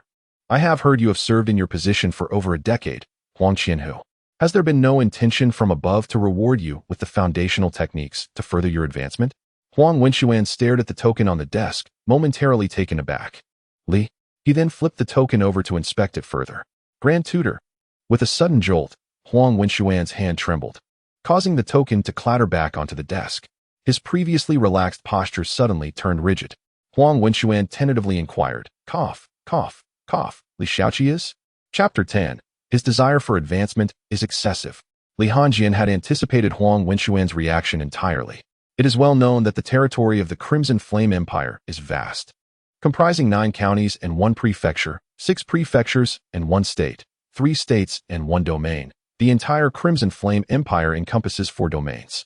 A Jinui captain holds only a 6th grade rank, while Li Hanjing's esteemed position as Grand Tutor, a 1st grade official, was something a captain could scarcely fathom. Even lacking the qualifications for an audience, one might say unflatteringly that a mere sneeze from the esteemed elder could result in the demise of countless individuals. Until now, Li Hanjing could scarcely fathom the terrifying political struggles in which the esteemed elder was embroiled, struggles so formidable that even a figure of his stature felt overwhelmed, prompting him to preemptively safeguard his lineage from being entangled. Li Hanjing did not rush to respond to Huang Wenxuan's inquiries. Prior to revealing his true intentions, he could play the role of a competent subordinate, yet once the truth was laid bare, it would render his father, Li Qian, seemingly redundant. Observing Li Hanjing's reluctance to speak, Huang Wenxuan refrained from pressing further, patiently awaiting his words. After leisurely finishing his tea, Li Hanjing finally spoke. As for me, I am merely the least accomplished disciple under the esteemed tutor, which is quite shameful. Having made a minor misstep, I was exiled here, and now facing this predicament. What face do I have to implore my seniors for assistance? Li Hanjing had no intention of disclosing his identity as Li Qian's son. Such revelations would undoubtedly create an uproar. It was evident that the esteemed elder preferred his son's affairs to remain discreet, a choice that more so served as a protection for him. However, it seemed inevitable that he would disappoint the esteemed elder. Upon hearing this, Huang Wenxuan grasped a significant portion of the situation. Yet, he would not genuinely believe that Li Hanjing's assignment to a remote location equated to being forsaken by the entire faction led by the esteemed tutor. It was likely a means of tempering him for future endeavors. After all, that weighty token of authority was not to be trifled with. If one were to be discarded, would they still possess such a token? Huang Wenxuan stroked his chin. Indeed, it would be detrimental to trouble those in higher positions over such trivial matters, and it would reflect poorly on our Jinyui of Yuntai County. Li Xiaoqi must be weary from his journey from Qingfeng County to the county seat. I shall arrange accommodations for you. Tomorrow at the assembly, Li Xiaoqi need only report the facts, for rooting out banditry is commendable, and merit shall be rewarded. Li Hanjing understood the significance of this opportunity and rose to express his gratitude. Thank you, my lord. I shall take my leave. Upon reaching the door, he was suddenly called back. Wait a moment. Li Xiaoqi, please take these 2 barrels of refuse from the Qianhu's quarters and dispose of them. Li Hanjing paused, realizing that despite revealing his identity, he had no intention of reclaiming the 3,000 taels of silver. When it comes to conducting affairs, regardless of the disparity in status, offering benefits is essential. After some contemplation, it appeared that this cunning old man was more interested in power than wealth, hoping to align himself with Li Hanjing through this matter. Nonetheless, this arrangement could serve as a solid foundation for Li Hanjing in Yuntai County. Since the other party was unwilling to decline, Li Hanjing acquiesced. Lu Yuan, assist Lord Huang in disposing of these 2 barrels of refuse. Lu Yuan, who had been stationed at the door, entered with a puzzled expression and began to lift the 2 barrels. What does this mean? Has the negotiation faltered? After Li Hanjing departed, Huang Wenxuan sipped his tea, a slight smirk gracing his lips. It seems fortune is finally smiling upon me. He had occupied the position of Qianhu for far too long, lamenting the absence of superior support, which hindered his advancement. Those who once stood at his level had now ascended to become his superiors, and he was unwilling to accept this stagnation. He yearned for progress. Upon returning to his residence, Li Hanjing's mood was reasonably buoyant. This journey had not been in vain. Not only had he secured a powerful ally, but he had also managed to save some money. Dog, convert all to evil points for me, he commanded. Ding. Conversion successful. Evil points, 3,000. Kill points, 100. All of it was devoted to cultivation. 300 evil points deducted, achieving the pinnacle of Qi refinement 9th stage. 2,000 evil points deducted to simulate the cyclone technique. Simulation successful, cyclone technique advanced to exquisite. Congratulations, the host has broken through to the first stage of internal strength. 700 evil points and 100 kill points deducted. Insufficient points, automatically opening the attribute template. Name, Li Hanjing. Gender, male. Identity, father, Grand Tutor Li Qian, junior officer of the Jinyui in Qingfeng County. Technique, cyclone technique, exquisite, 020000. Cultivation, first stage of internal strength, 8002000. Strengths, handsome appearance. Talent, not exactly waste material, but rather a combat machine among the inept. Evil points, 0. Kill points, 0. At this moment, Li Hanjing had his eyes closed, with a faint flow of energy surrounding him.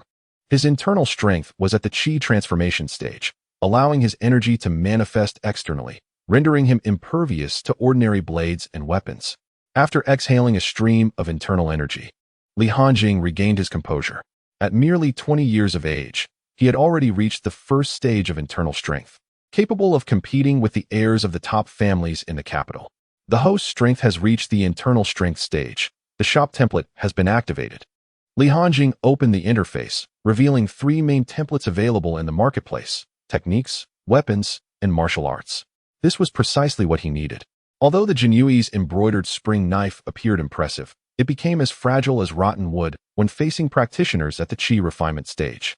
Thus, The more powerful Jinyui treated the embroidered spring knife merely as an ornament and a symbol of status.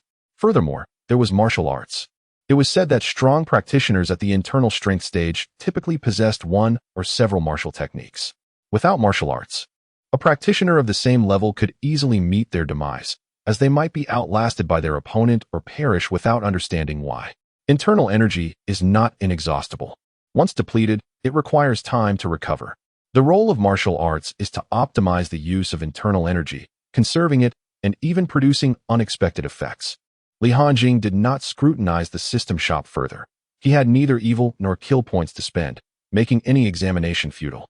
Time, much like a man hastily pulling up his trousers, swiftly transitioned to the following day.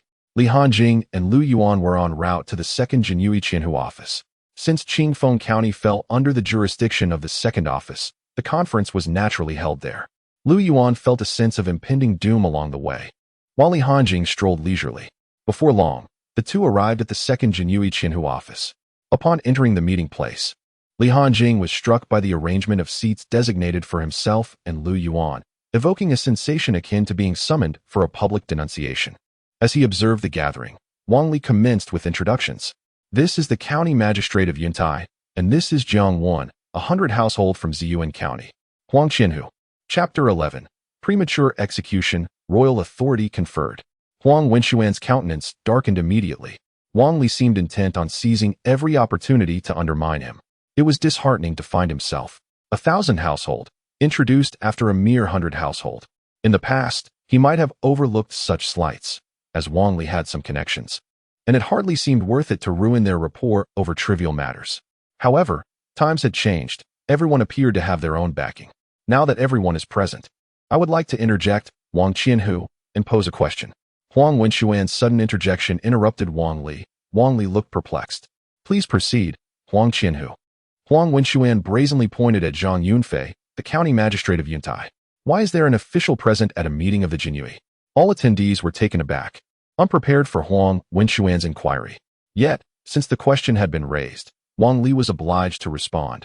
Oh, County Magistrate Zhang is merely here as an observer. An observer?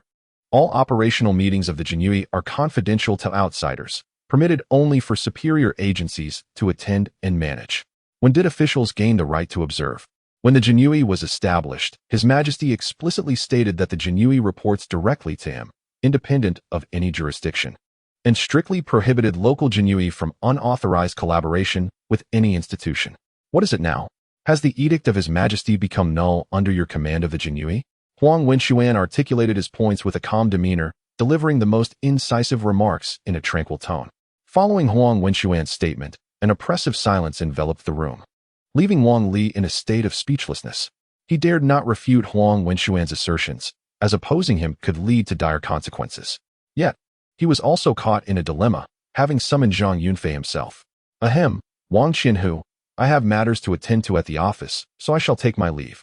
Zhang Yunfei, fidgeting uncomfortably, hastily sought an excuse to depart.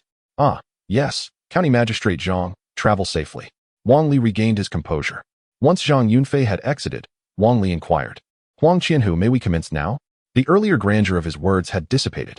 Huang Wenxuan nodded. Yes, let us begin.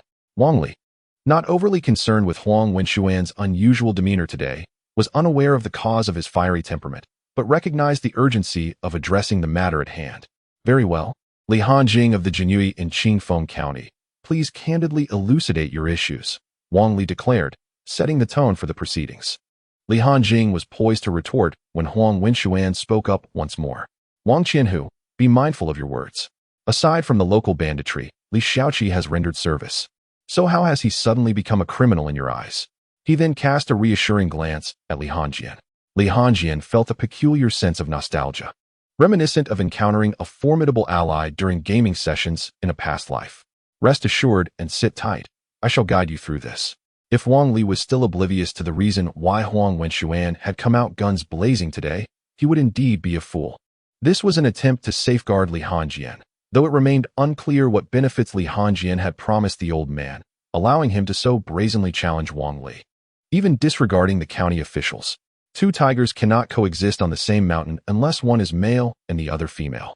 Establishing two Qianhu offices in a single county was inherently a measure of mutual checks and balances. Previously, Wang Li had conceded to the old man's words. But now he was determined to no longer tolerate it. Huang Qianhu, the Jinyui of Qingfeng County falls under my jurisdiction. I possess the most authority regarding whether Li Hanjian is a hero or a villain.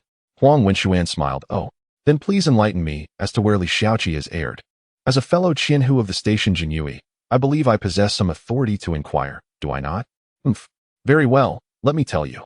Acting independently without reporting to the superior Jinyui before taking military action demonstrates a complete disregard for organizational discipline, rendering the efforts of the superior Qianhu over the years utterly futile. Huang Qianhu, I will speak frankly. We, the second Qianhu office, have long documented the activities of Jiang Yin and his band of outlaws.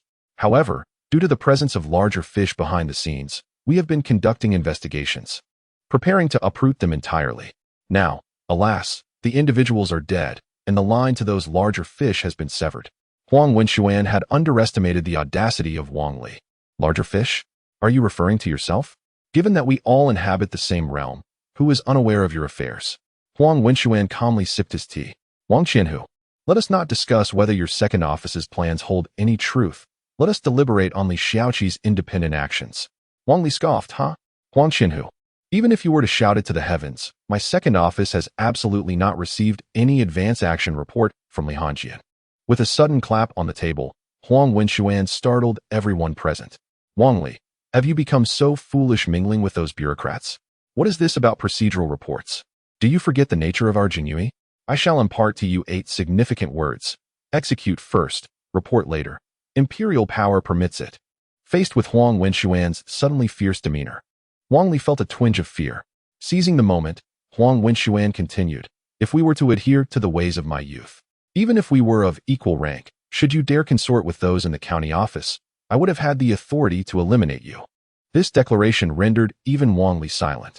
Indeed, in former times, the Jinyui had never needed to concern themselves with others' opinions. Those from the bureaucracy were treated like mere dogs. Yet now, the landscape had changed. The Jinyui faced a talent drain, with both political influence and military might experiencing a significant decline. Sensing the rising tension, Jiang Wan, who had remained silent, hastily interjected, Lord Wang. Wang Li, roused by Jiang Wen's call, took a deep breath, casting wary glances at Huang Wenxuan. After many years of collaboration, Wang Li had long regarded Huang Wenxuan as a retiree merely biding his time. However, he now realized that experience brings cunning. Just moments ago, Huang Wenxuan had used coercive interrogation techniques on him without him even noticing. Such skills were second nature to the older generation of the Jinyui, given the immense power they wielded in their time, where intimidation was the cornerstone of their investigations. Wang Li let out a bitter smile, recognizing that since the commencement of the meeting, he had been led by the nose by his opponent. It seemed that today, Li Hanjian would not be manageable. Perhaps we should alter the meeting's agenda to discuss how to reward Li Xiaoqi for his contributions, suggested Huang Wenxuan, his previous demeanor softening once more. Even Li Hanjian had not anticipated this turn of events. Huang Wenxuan had expertly shifted the nature of the discussion with just a few words, demonstrating his talent, albeit merely in negotiation, marked by clear reasoning and logic. If he had a solid background, even with modest martial prowess, his achievements would not have allowed him to remain in the position of 1,000 households for so long. Chapter 12. The Challenges of Rising from Humble Origins. Li Qianhu, I believe we should heed your suggestion and refrain from punishing Li Hanjian. However, since he has disrupted our plans, let us consider it a matter of balancing merits and faults, and dispense with any rewards. Upon realizing that not only could they not deal with Li Hanjian, but they were also contemplating a reward, Wang Li hastily opposed the notion. The very person he had intended to reprimand was instead being honored. How could he maintain his authority among his troops? Moreover, it would be difficult to explain to the authorities. He had learned that Jiang Wen had connections within the government, or else Zhang Yunfei would not have come to support them over a mere bandit issue. Huang Wenxuan, hearing Wang Li's rebuttal, remarked gently, alas, Qianhu Wang, it appears our discussions are leading us nowhere. Let us adhere to the regulations of the Jinyui. I recall that Article 78953 states that if the opinions of a county-level Jinyui Qianhu regarding a certain matter do not align, the issue may be escalated to the provincial Jinyui, who will dispatch envoys to investigate and make a determination. Wang Li's lips curled in disdain at the mention of regulations. Such a trivial matter required escalation to the provincial Jinhui? How would the higher-ups perceive him? Incompetent, unable to resolve even the simplest of issues, how could he expect to advance? Huang Wenxuan, being of advanced age, likely had little concern for promotion, but Wang Li was only in his 40s. After weighing the pros and cons, Wang Li reached a decision. Upon reflection, I believe you are correct, Qianhu Huang. We cannot demote a meritorious individual due to indirect losses, as this would dampen the enthusiasm of those below us. Let us promote Li Xiaoqi to the position of chief flag. What do you think, Qianhu Huang? At this, Jiang Wen's face turned a deep shade of purple. What was the meaning of this? He had invested a significant portion of his wealth, and in the end, the task remained unaccomplished while his adversary was elevated. If not for his lack of strength, he would have wanted nothing more than to slap Wang Li across the face for this travesty. Wang Li seemed to notice Jiang Wen's change in expression and added a clarification. According to the jurisdictional regulations, Li Xiaoqi falls within my sphere of authority. Thus I possess the primary right to voice my opinion regarding his promotion. I shall assign Li Xiaoqi to the position of chief banner in Ziyuan County. Upon hearing this, Jiang Wen's expression immediately brightened. Although Li Hanjing would not face immediate repercussions, having Li Xiaoqi under his control made it exceedingly easy for him to eliminate him when the time came. Huang Wenxuan, however, furrowed his brow and cast a glance at Li Hanjing. Understanding the silent communication from Huang Wenxuan, Li Hanjing realized that if he were unwilling, there were still ways to maneuver against him. Nonetheless, this situation aligned perfectly with Li Hanjing's developmental strategy. If he were to be promoted under Huang Wenxuan's jurisdiction, his growth would be stable but limited. While he might ascend to a certain rank, it would merely culminate at the 100-household level. However, under Wang Li's command, he would not have to concern himself with such restrictions, for even if matters escalated, the ultimate embarrassment would fall upon Wang Li. Throughout history, who among the high-ranking officials ever experienced a stable ascent in their youth? Did they not all stir up trouble to climb the ranks? Moreover, he had the assistance of the system on his side. In his previous life, he had been overly cautious within the system, only to realize too late that time had slipped away, and it was now too late to change course. Li Hanjing then nodded towards Huang Wenxuan. The latter understood the implicit agreement and refrained from further comments. Very well, let us proceed as Wang Qianhu suggests. Wang Li finally exhaled in relief, genuinely fearing that Huang Wenxuan would present another decree or principle to criticize him. Not only had a constructive critique meeting transformed into a promotion discussion, but he had also faced harsh criticism from colleagues of equal rank, a burden that few could bear.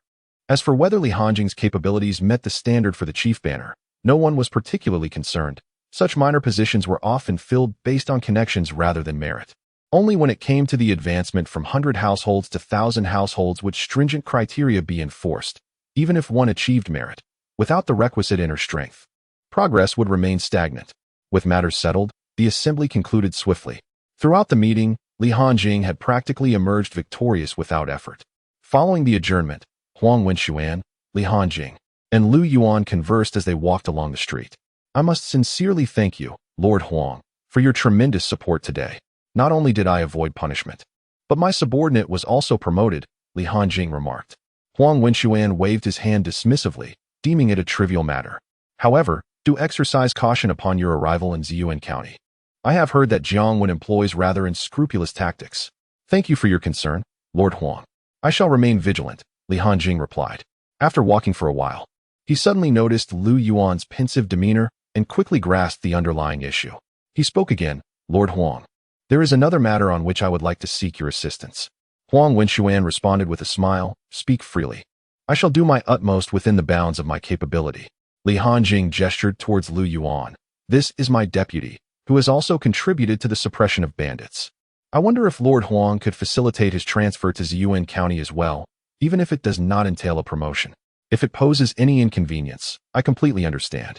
I had thought it was something significant, but it turned out to be merely a trivial matter. I shall discuss it with Wang Qianhu later. Huang Wenxuan acquiesced. And although there had been a recent quarrel in the realm of governance, a slight concession in interests often facilitates the resolution of necessary affairs. Li Hanjing understood that this situation had placed Huang Wenxuan in a somewhat awkward position, and he silently etched this kindness into his memory. He resolved to repay it when the opportunity arose. After all, no one can continually give without receiving in return. and it is only through mutual exchange that one can forge dependable friendships. As the day was still young, Li Hanjing and Huang Wenxuan conversed a while longer before heading back to Qingfen County with Lu Yuan. Even as Li Hanjing exited the city, Huang Wenxuan did not voice any requests. He comprehended that expecting political resources in exchange for such trivial matters was utterly impractical. It was merely a matter of incurring future inconveniences for himself. Furthermore, he was hindered by his lack of strength, as he remained stuck at the 9th level of internal energy. Hailing from a humble background, he had painstakingly cultivated his skills on his own. Attaining rare-level techniques was indeed a formidable challenge, and he felt a deep sense of frustration. The limitations imposed by his current abilities had kept him stagnant in his internal energy realm for nearly 8 years. Despite Wang Li's current lack of experience compared to him, in a few years, Wang Li might very well become his superior. With influential patrons recognizing Wang Li's potential, he could ascend to the 9th level of internal energy, receive advanced techniques from above, and after a few years of further cultivation, naturally rise to the rank of one who. Meanwhile, as he aged, those in power would be less inclined to invest in him, leaving him reliant on chance. He pinned his hopes on Li Hanjing, viewing him as a potential benefactor, which explained his willingness to exert considerable effort today. It was also a desperate measure, for throughout history, countless individuals have faltered in their pursuit of martial arts. The path from humble origins to nobility is fraught with difficulty. Chapter 13. How do you prove you are Li Hanjing? In Qingfen County, upon returning to the genie office, Li Hanjing hastily organized his belongings, preparing to assume his position in Ziyuan County. Soon, he had packed his luggage, having spent only a few days here, thus possessing little to carry. Upon exiting, he discovered that Lu Yuan had already been waiting for him at the door, which elevated Li Hanjing's esteem for Lu Yuan even further. There is a saying that one should never keep their superiors waiting. The other members of the Jinui looked on with envy at Lu Yuan. Alas, how did Lu Yuan manage to be favored by the Lord so quickly? After only a few days of association, he was whisked away from this desolate place. Had I known, I too would have endeavored to curry favor with the Lord. Yet, hindsight is always 20/20. At the time, I dismissed the idea of aligning myself with someone of such lowly rank. Moreover, Lu Yuan had already reached the standard of a junior officer. If not him, who else would be worthy of such attention? As Li Hanjing departed, he paid little mind to the other Jinui, for there was little to say to those whose names he could scarcely recall. Naturally, there was no sentimentality associated with farewells. No tearful scenes of superiors bidding farewell to subordinates. Before leaving, however, Li Hanjing felt it necessary to pay a visit to the county office to greet Wang Jinbao. After all, Wang Jinbao had extended goodwill towards him since his arrival, even during tumultuous times, so it would be courteous to acknowledge him before departing. County office. Li Hanjing, accompanied by Lu Yuan, strode directly into the yamen to find Wang Jinbao. Upon witnessing the safe return of Li Hanjing and Lu Yuan, Wang Jinbao felt a twinge of disbelief. It was well known that the previous junior flag officer had met an untimely demise due to his impetuousness in addressing a similar matter, yet Li Hanjing had emerged unscathed, suggesting he must possess certain connections above. It was no wonder that he dared to act so boldly. Truly, the young flag officer was remarkable, managing to resolve such issues with ease. Wang Jinbao smiled and prepared to serve tea to the two. However, Li Hanjing interjected, "There is no need for tea. County Magistrate Wang, I have been reassigned and must depart shortly. I came merely to bid you farewell." Wang Jinbao ceased his actions, pondering where Li Hanjing was being sent. To Ziyuan County, as the new chief flag officer. One might consider it a promotion, Li Hanjing replied. Wang Jinbao's expression stiffened at this news. "My dear flag officer, your journey there may be fraught with peril. Your direct superior, Jiang Wan, happens to be the elder brother of Jiang Yan. If all else fails, you should speak to your superiors. Even if you do not secure a promotion, it would be prudent." Li Hanjing nodded, dismissing the concern with a light-hearted tone. "Oh, we will meet challenges as they come. They cannot openly eliminate me, can they?" Ha ha.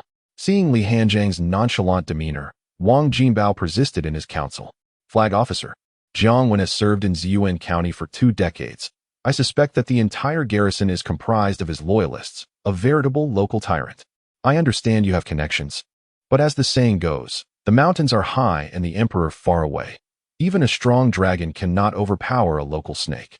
Listening to Wang Jinbao's fervent warnings, Li Hanjing began to grasp the reason behind Qingfen County's tranquility despite its poverty. Such a person could forge amicable relations with anyone. Yet he was ill-suited for the world of politics. Once Wang Jinbao concluded, Li Hanjiang spoke. County Magistrate Wang, I am well aware. The hour grows late. We must take our leave. Realizing he could not dissuade Li Hanjiang, Wang Jinbao rose. Very well, allow me to see you off. 3 days later, in Ziyuan County, Li Hanjiang took in the scale of the place, estimating it to be roughly equivalent to 30 times Qingfeng County. Even on non-market days, the streets bustled with activity, lined with shops, and patrolled intermittently by constables. It was undoubtedly far more prosperous than Qingfeng County, though it paled in comparison to the capital. Let us proceed to the garrison for reporting. Remember to exercise restraint when meeting Jiang Wan, Li Hanjiang advised. Lu Yuan responded solemnly, Understood, my lord. Perhaps due to his mastery of the art of killing, Lu Yuan emanated a subtle, yet palpable aura of menace, reminiscent of the formidable presence of the Imperial Guards in their prime: darkness, lethality, and dominance. You there, present your identification tokens for inspection, called out the guards as they approached the entrance of the garrison. Li Hanjiang paid little mind to the interruption, recognizing it as a standard procedure, and produced his reassignment document. The newly appointed chief flag officer, Li Hanjiang, reports for duty today. Lu Yuan similarly presented his transfer papers. Imperial Guard Lu Yuan reports for duty today. Although Lu Yuan was reassigned, he remained an ordinary Jinyui, belonging to a peer-level transfer. After all, Ziyuan County was King Li's territory, and being transferred here was quite commendable. The two Jinyui on duty exchanged glances upon hearing the name Li Hanjing. One of them suddenly spoke with a hostile tone. Can you prove that you are indeed Li Hanjing and Lu Yuan himself? Upon hearing this, Li Hanjing's expression turned cold. The audacity to demand proof of his identity was simply classic. Jiang Wen clearly intended to assert his authority. Li Hanjing could not be bothered to deal with such a lowly figure himself. Lu Yuan, please clarify to these gentlemen. Before Li Hanjing could finish his sentence, Lu Yuan unleashed a powerful kick towards one of the Jinyui. At this moment, Lu Yuan's strength was comparable to that of a seasoned minor leader, and his kick sent the Jinyui flying 2 meters away. The Jinyui landed on the ground, spitting out a mouthful of blood. Lu Yuan then strode forward and drew his embroidered spring knife, pressing it against the fallen man's neck. In a chilling tone, he declared, Remember, I am Lu Yuan, and this is Lord Li Hanjing. He then turned to the other Jinyui on duty, who trembled in fear and stammered, I know, my lord, your name is Lu Yuan, and this esteemed gentleman is Lord Li Hanjing. Only then did Lu Yuan sheath his knife and silently stand behind Li Hanjing. Li Hanjing admonished Lu Yuan, I asked you to prove your identity to these gentlemen, and this is how you choose to do it? Speak properly next time. Understood. The commotion had naturally drawn the attention of everyone in the 100 house. Upon witnessing one of their own being bullied by unfamiliar Jinyui, they quickly gathered around. Brother, which faction do you belong to? How dare you come to our Ziyuan County 100 house and act so arrogantly? Li Hanjing lifted the Jinyui who lay on the ground as if he were a dead dog. He gradually released his internal energy, pressing down upon the fallen man. With a sardonic smile, he pointed at Lu Yuan and inquired, Did he just strike you? The Jinyui, nearly suffocating under the weight of the internal pressure, felt as though he would choke to death if he uttered the wrong words. After a prolonged moment, he finally managed to stammer, And no, these 2 gentlemen did not strike me. I fell by myself. Chapter 14. Jiang Wen's desperate tactics. Upon receiving this answer, Li Hanjing unceremoniously tossed the Jinyui to the ground. See, he himself admitted it was not us who struck him. He simply fell. I advise you not to falsely accuse others.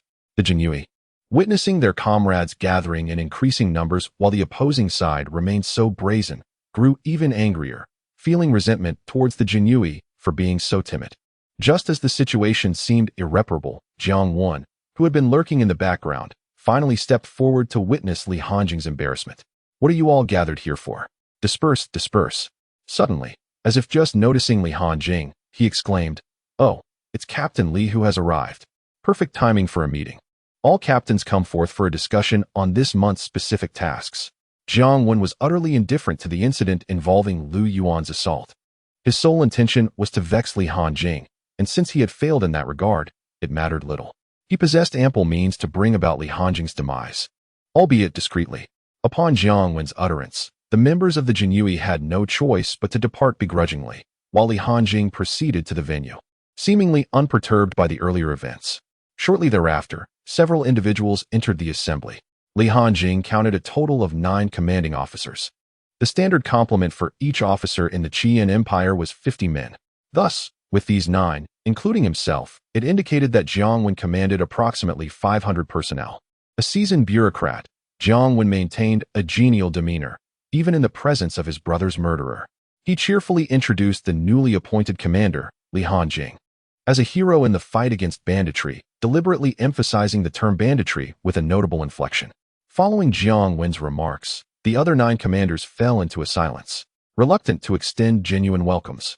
Who would dare to truly welcome him in such a context? Although no one offered their greetings, Li Hanjing, undeterred, rose to acknowledge them. Esteemed colleagues, he began, it is an honor to work alongside you all. I must clarify that Lord Baihu exaggerated my merits. I am no hero against banditry. The likes of Jiang Yan's rabble hardly qualify as bandits, merely lowly thugs. I believe any one of you could easily dispatch Jiang Yan and his motley crew. After concluding, he deliberately nodded and smiled at Jiang Wen, noting that while Jiang Wen feigned joviality, the tension in his temples betrayed a desire to eliminate him. Internally, Li Hanjing chuckled at the old man's futile attempt to assert dominance. Jiang Wen forced his smile to endure for a while longer before repressing his emotions. Very well. Let us proceed to the agenda and allocate this month's responsibilities among the divisions. The first commander will oversee routine patrols. The second commander will handle case file organization. The third commander will manage the daily duties, and the 9th commander will attend to logistics. At this juncture, Jiang Wen paused, turning to Li Hanjing. What say you, Hanjing? Shall we consider assigning you a heavier burden? Li Hanjing had anticipated this scenario and was not taken aback. As the new commander, I appreciate Lord Baihu's confidence in entrusting me with significant responsibilities. Please feel free to assign me as you see fit. Jiang Wen nodded in satisfaction. Very well. There have been reports from the citizens of Ziyuan County regarding sightings of the moon worshippers. You are to investigate this matter. As members of the Jinyui, we are tasked with monitoring the realm on behalf of His Majesty, and this cult must be eradicated entirely. The mention of the moon worshippers rendered the atmosphere tense, faces paling with fear. Even Li Hanjing felt the weight of this old schemer's ploy, as Jiang Wen had thrust upon him the formidable task of investigating the cult. He had contemplated numerous challenges, yet he had not expected Jiang Wen to play such a trump card from the outset, seemingly intent on mutual destruction. Li Hanjing possesses a considerable understanding of the moon worship sect. During his time in the capital, while perusing the historical chronicles of the Crimson Flame Empire, he encountered an entire chapter dedicated to the sect, underscoring its formidable nature. The moon worship sect has been classified as a cult, its influence once pervading the entirety of the Crimson Flame Empire, spreading its terrifying ideology across 2 realms. As the situation began to spiral out of control, the imperial authorities resolutely allocated substantial financial resources and, with a decisive wave of the hand, directed the vast apparatus of the Jinyui to focus solely on the eradication of the moon worship sect. The sect boasted numerous formidable individuals, and even the peak period of the Jinyui found it challenging to contend with them. After several years of relentless combat, they managed to significantly diminish the sect's presence. However, the cost was steep, resulting in countless casualties among the Jinyui, with half of their elite forces perishing and an overall decline in strength by 60%. This decline fundamentally explains the gradual fall from grace of the Jinyui, now reduced to a faction with no authority from above and no actionable personnel below. Observing the grave expression on Li Hanjing's face, Jiang Wen felt an indescribable sense of satisfaction, fully aware of the significance of the moon worship sect's threat to the empire. Yet, given that the sect had been dormant for years, with only whispers circulating from below, should Li Hanjing fail to make any progress within a month, he could report Li Hanjing's inefficacy in dealing with the remnants of the sect to the county. Wang Li's maneuvering could either escalate or downplay the issue. Though he was Li Hanjing's direct superior and would face repercussions himself, he was at an age where promotion was unlikely and retirement held little consequence. However, Li Hanjing could very well find himself imprisoned. Furthermore, even if remnants of the moon worship sect did resurface, as a mere captain, encountering those desperate individuals would spell certain doom, yet he could still report valuable intelligence on the sect. This would be hailed as a significant achievement, and at that juncture, who would concern themselves with the fate of a mere captain? Noticing Li Hanjing's prolonged silence, Jiang Wen inquired, "What troubles you? Is there something weighing heavily on your mind? I am aware of the peculiar nature of this matter, and if you encounter any difficulties, do not hesitate to inform the Bureau, and we shall endeavor to assist you. With a sardonic tone, Li Hanjiang recognized the futility of evading responsibility, replying, "No, I am merely serving His Majesty. Where could difficulties possibly arise? I shall shoulder this burden."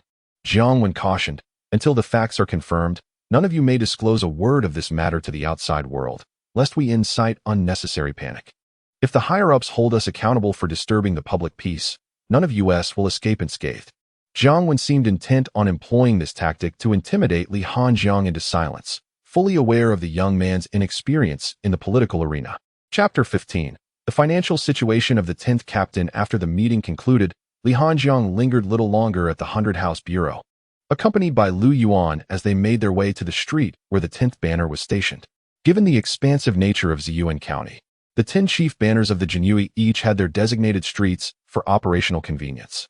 In this manner, any issues arising on the streets can be traced back to individuals. And in the event of any unforeseen circumstances, the Imperial Guards can be swiftly mobilized. The 10th banner of Ziyuan County has just received news that our newly appointed commander has arrived. I surmise he is on his way here. Alas, I doubt this commander will remain in his position for long, as it is said he was responsible for the death of Jiang Baihu's younger brother. A slightly portly Imperial Guard suddenly stepped forward and proclaimed, "Listen closely, everyone. Lord Baihu has instructed us to maintain appearances. We must not allow anyone to catch us on the wrong foot. As for our duties, let's work without exerting ourselves. Do we all understand?" The crowd responded in unison, "Yes, my lord." "Very well, let us proceed to welcome him." Li Hanjing halted before the main gate of the banner, where a group of Imperial Guards clad in flamboyant attire stood in perfect alignment. Their demeanor and spirit certainly differed from those of the guards in Qingfeng County. Upon noticing Li Hanjing's arrival, the portly guard bowed deeply and approached him. "You must be Lord Li, correct?" Since the other party had made a sufficient show of courtesy, Li Hanjing felt it prudent to reciprocate with a cordial demeanor, for in the realm of officials, appearances are often paramount. With a slight smile, he nodded and replied, "Indeed. That is I." The portly guard beamed with delight. "Ah, my lord, we, the 10th banner of the Imperial Guards in Ziyuan County, have long awaited your arrival. Allow me to introduce myself. I am Zhao Wang, the first small banner and currently the acting commander. You may not be aware, but I have been living in constant trepidation." Li Hanjing, puzzled, inquired, "And why is that?" Zhao Wang replied, "I am acutely aware that my capabilities are insufficient for the role of commander. Each day, I worry that something may go awry under my stewardship. However, now that you have arrived, all is well." Li Hanjing could not help but admire Zhao Wang's flattery, yet he was resolute not to be swayed by such praise. After all, this was Jiang Wen's territory. It was entirely possible that if he stepped out for a moment, his subordinates would report back to Jiang Wen. After exchanging pleasantries, Zhao Wang and the others escorted Li Hanjing to the office hall. Once seated, Li Hanjing cleared his throat and said, "As I am new here, I shall dispense with official niceties. I am not yet well acquainted with certain matters in our banner. Zhao, could you enlighten me?" Zhao Wang nodded, "Of course, my lord. Our banner consists of 52 Imperial Guards and 3 small banners. The street managed by our 10th banner is called Hojia, which has a total of..." Seeing Zhao Wang's lengthy introduction, Li Hanjing interjected, "Just tell me the additional monthly revenue of our 10th banner." Zhao Wang was momentarily taken aback by the abruptness of the inquiry. Such a sensitive question seemed ill-advised. Perceiving Zhao's hesitance, Li Hanjing pressed on, "Zhao, please answer my question. And do not tell me there is none, for should I uncover the truth myself, it would not bode well for you." With a sigh, Zhao Wang lamented, "This young man sent from the central authority truly lacks social grace. It is no wonder he killed Jiang Baihu's brother. Upon commencing the investigation into such matters, it effectively severed the financial lifelines of my subordinates, inevitably inciting public ire.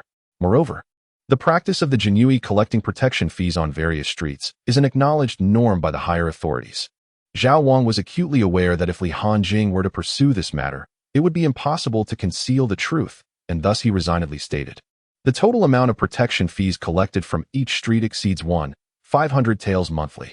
Li Hanjing, after hearing this, maintained a stoic demeanor and declared, "Well then, let us adjourn today's meeting. Tomorrow, the 3 of you, along with me, shall venture into the streets to ascertain the specifics." Upon hearing this, the entire Jinhui cast resentful glances at Li Hanjing, aware that he was indeed intent on scrutinizing their additional income. Later that night at the Baihu office, Zhao Wang remarked, "My lord, Li Hanjing has commenced an inquiry into our collection of protection fees. I suspect he intends to exploit this issue for his own purposes. Jiang Wen scoffed in response. Do you take us for fools? To raise such a matter would be tantamount to offending the entire bureaucratic network of Yuntai County. Even his supporter, Huang Wenxuan, would dare to claim he has never received a single tael of silver. Let him investigate. We must cooperate. I had hoped to wait a while longer before dealing with him, but it seems he has willingly leapt into the fire. Zhao Wang bowed in acknowledgement. As you command, my lord. Entering the Baihu office, Lu Yuan coldly interjected. Li Hanjing is sharpening his spring knife. It appears we must consider a change in leadership. Lu Yuan's demeanor shifted ominously as he responded. Then I shall eliminate them one by one. Li Hanjing regarded Lu Yuan with an unusual expression, noting how the martial arts of the Killing Sutra had fundamentally altered his disposition. This transformation was not unexpected. The nature of certain techniques can significantly influence a person's character and methodology. The Killing Sutra, with its inherent propensity for violence, was particularly potent, while it offers rapid enhancement. One risks succumbing to madness if not meticulously controlled. Withdraw for now. The time for bloodshed has not yet arrived, Li Hanjing instructed. Yes, my lord, Lu Yuan acquiesced, preparing to take his leave. Yet, Li Hanjing cautioned him, the Killing Sutra is steeped in violence. You must maintain a clear mind and not allow your murderous instincts to dominate your thoughts. Understood, my lord, Lu Yuan replied as he exited. Once Lu Yuan departed, Li Hanjing retrieved paper and ink, beginning to document matters pertaining to the moon worship sect, intending to confer with Huang Wenxuan. This way, even if Jiang Wen sought to leverage this situation against him, he would not find himself in a precarious position. On the following morning, Li Hanjing, accompanied by 3 Jinui subordinates and Lu Yuan, traversed the streets of Hojia. Today, Xiao Wang exhibited no signs of distress regarding Li Hanjing's investigation into their supplementary income. Instead, he readily pointed out a particular shop. My lord, observe this dress shop. The proprietor is a woman. It is said her parents passed away when she was young, and she has endured a solitary struggle to manage this establishment, crafting garments day and night.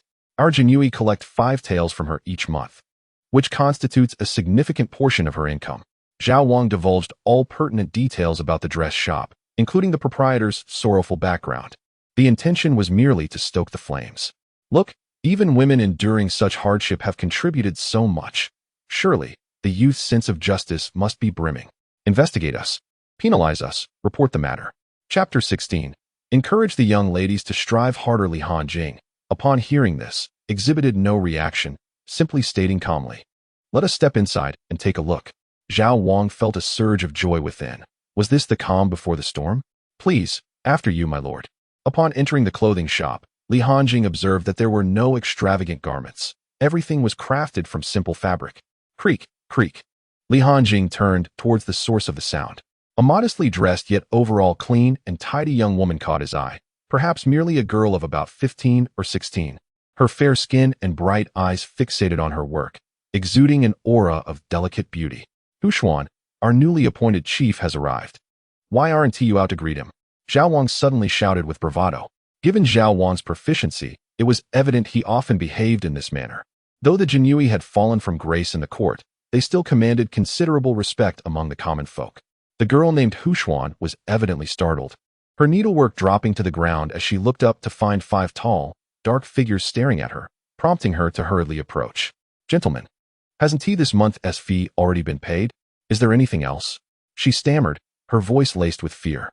Just because it's been paid doesn't mean you can't be disturbed. What if I were to tear down your shop? Zhao Wang threatened menacingly. Li Hanjing swiftly intervened, sternly rebuking. Zhao, you serve his majesty. Is this how you treat his subjects? Chastened by Li Hanjing's words, Zhao Wang awkwardly stepped aside, having forgotten that the new chief was a passionate youth.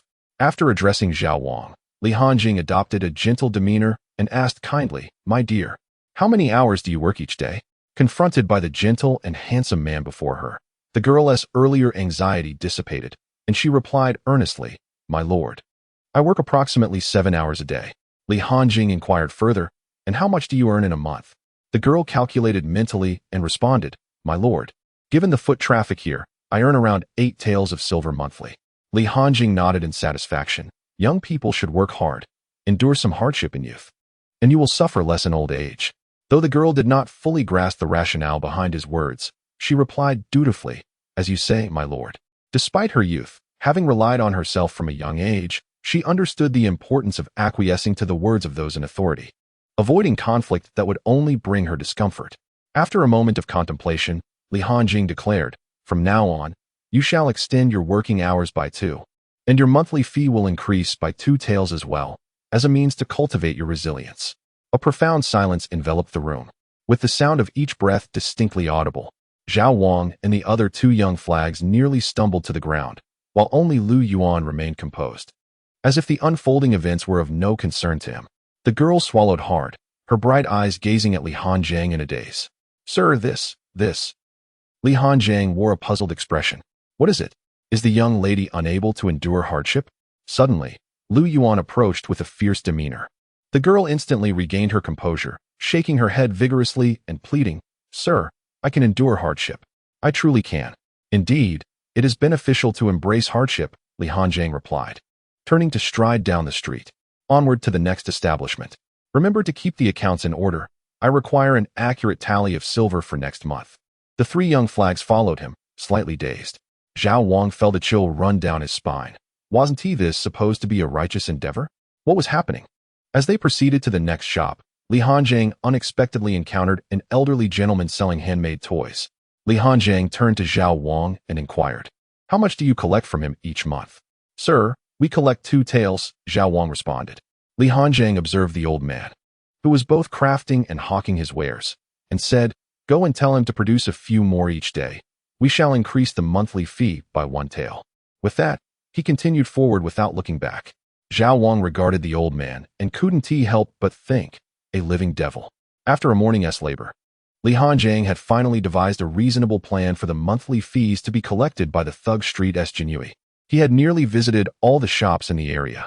At some point, Zhao Wang had procured a piece of paper filled with dense figures, and he numbly remarked as they approached a tavern, "Ahead lies the last establishment under our Thug Street's management, the Yihong Courtyard, which pays the highest protection fee, approximately 500 taels each month." Li Hanjing smiled broadly. "A prosperous establishment indeed. We must pay them a visit." With a cheerful demeanor, he entered the Yihong Courtyard. "Hee, dear sir, why not book a few of us for the night? I've just learned some new skills, and I promise to serve you comfortably," a young woman chirped. "Ha ha, I am eager to see what you've learned tonight. Just wait until I have my way with you." "Sir, you are truly incorrigible."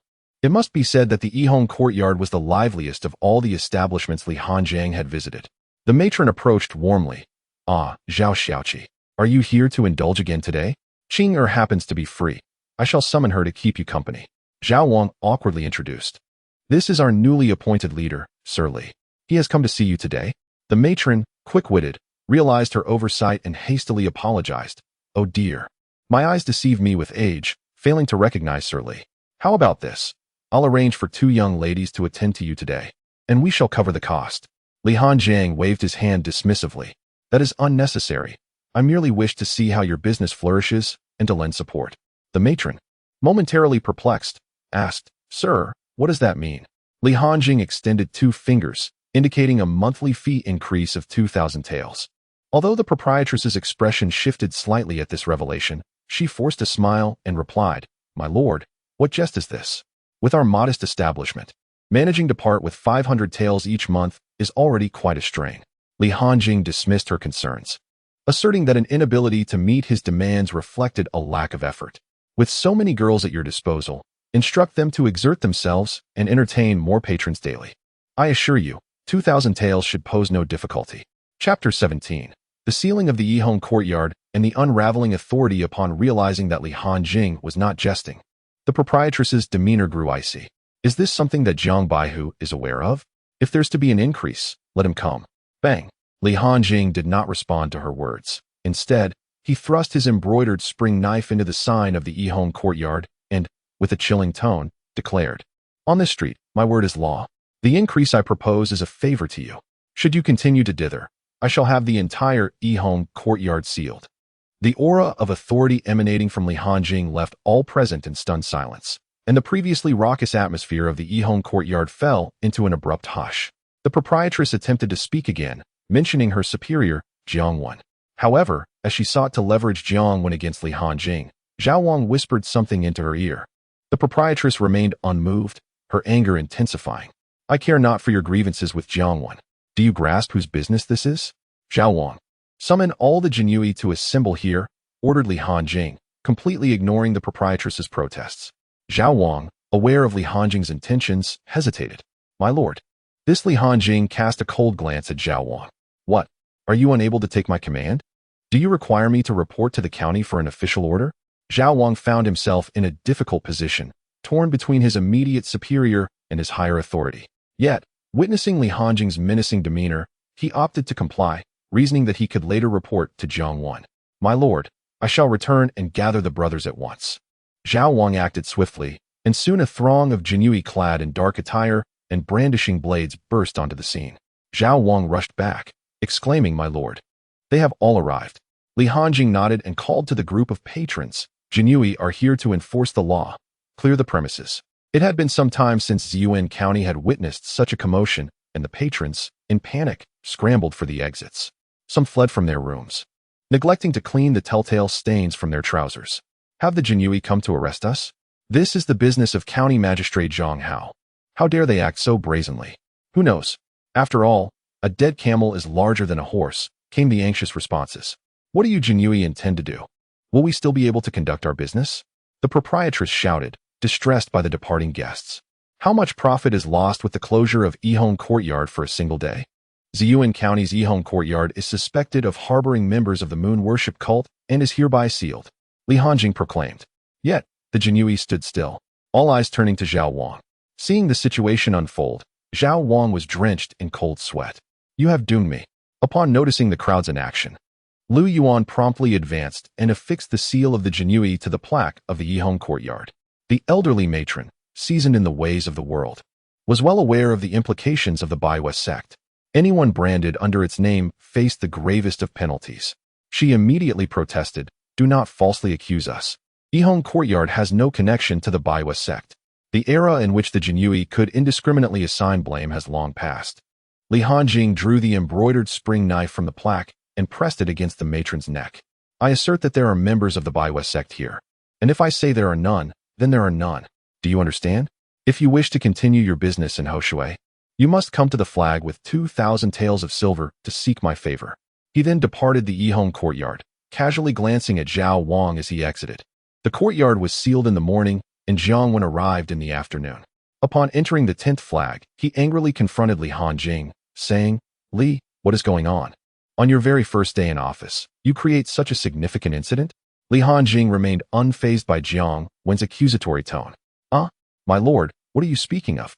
Jiang Wen was nearly moved to violence. Why have you sealed the Yihong Courtyard? They are a major taxpayer in the county. How can you just decide to seal them without cause? Li Hanjing retorted, What does their status as a taxpayer have to do with the Jinyui? Jiang Wen was momentarily at a loss for words, but then waved his hand dismissively, stating, I cannot concern myself with your actions.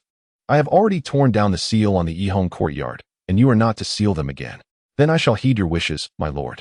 However, regarding the investigation of the Baiwa sect, I recommend you assign it to someone else, for I cannot accomplish it, Li Hanjing said, reclining with an air of calm confidence. Meanwhile, Jiang Wen stood, as if Li Hanjing were a subordinate and he the commanding officer. Upon hearing that Li Hanjing intended to abandon the task, Jiang Wen grew displeased. Is the mission assigned by the 100 households something you can simply accept or decline at will? Do you not possess any sense of hierarchy? Li Hanjing cried out in protest, My lord, it is not that I do not wish to proceed, but rather you are preventing me. Jiang Wen countered sharply, Where have I prevented you? The 100 households have always supported your investigation into the Baiwa sect. Li Hanjing shook his head. It seems you do not comprehend. I sealed the Yihong Courtyard because I discovered traces of the Baiwa sect there. If you say it should be unsealed, how am I to continue my investigation? Jiang Wen suddenly felt deceived. Li Hanjing was maneuvering him into a corner, a situation he himself had initiated. If he insisted on unsealing the Yihong Courtyard despite Li Hanjing's claims, he could find himself in a precarious position should Li Hanjing report to the county magistrate. After much contemplation, Jiang Wen conceded, Since this pertains to the Baiwa sect, we must not be careless. Let the Yihong Courtyard remain sealed. Once you have clarified the matter, it shall be unsealed, and the 100 households will fully support your investigation. Before Li Hanjing could respond, Jiang Wen swiftly exited the command post, eager to avoid further conversation that might lead to additional complications. Regarding Jiang Wen's departure, Li Hanjing remained composed, casually crossing his legs. He had inquired thoroughly the night before and discovered that the Yihong courtyard was backed by the county magistrate, with Jiang Wen also involved. Thus, upon his arrival at the Yihong courtyard today, he deliberately made an impossible request. Under the pretense of seeking assistance from the Baiwa sect, he aimed to offload Jiang Wen's military obligations. If Jiang Wen was reluctant to part with his money, it would conveniently allow Li to extricate himself from the entanglement with the Baiwa sect. Jiang Wen, valuing his own interests, would swiftly acquire 2,000 taels of silver. Li Hanjing was skeptical that the Yihong courtyard, a veritable treasury, would close its doors for a mere 2,000 taels. As anticipated, that very evening, 2 1,000 tael silver notes appeared on Li Hanjing's table.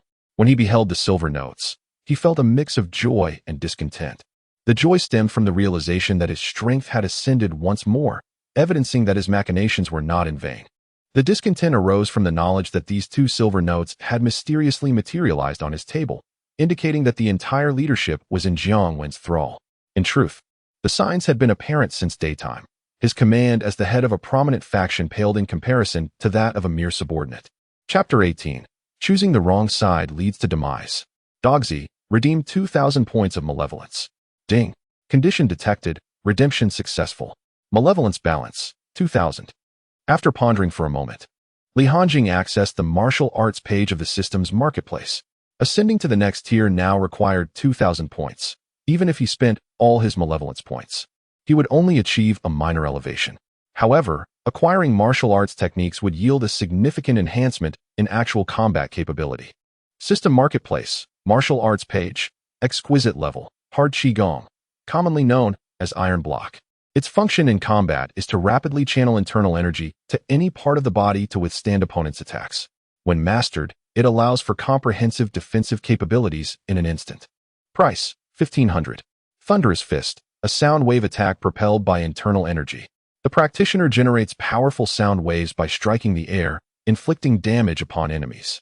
This technique holds immense value in both offense and defense. Price, 19.99. Flying Swallow Leg, a highly advanced leg technique characterized by lightness and speed, with internal energy concentrated in the legs, enabling aerial maneuvers akin to a flying swallow. This technique is primarily employed for close-range assaults, inflicting substantial damage in a short time.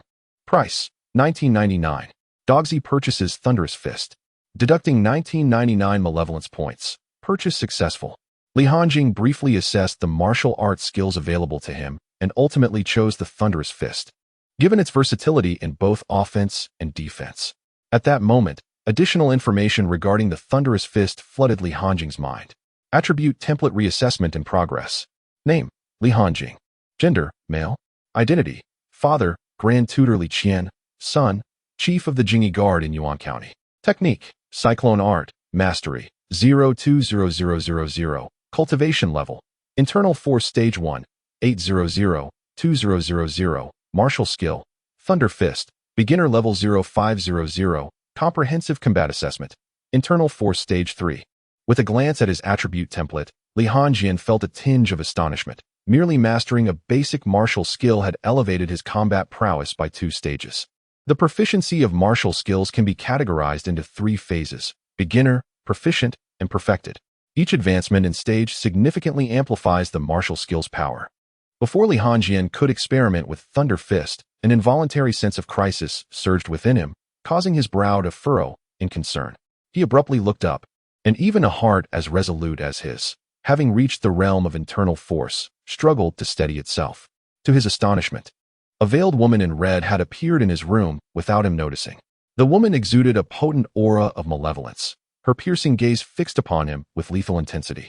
Upon realizing she had been detected, the woman spoke alluringly. Impressive, you noticed me the moment I entered. Li Hanjing, on high alert, retorted, this is the Jinyui. What do you intend to do intruding into my chamber at this hour?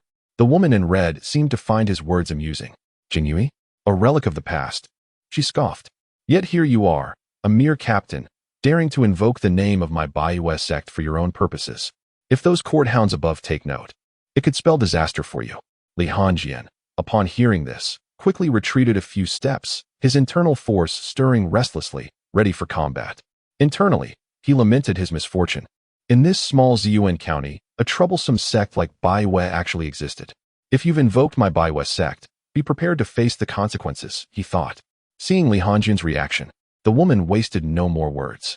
Her right hand gathered sinister energy and hurled it toward him. Li Hanjian immediately unleashed Thunder Fist. Bang!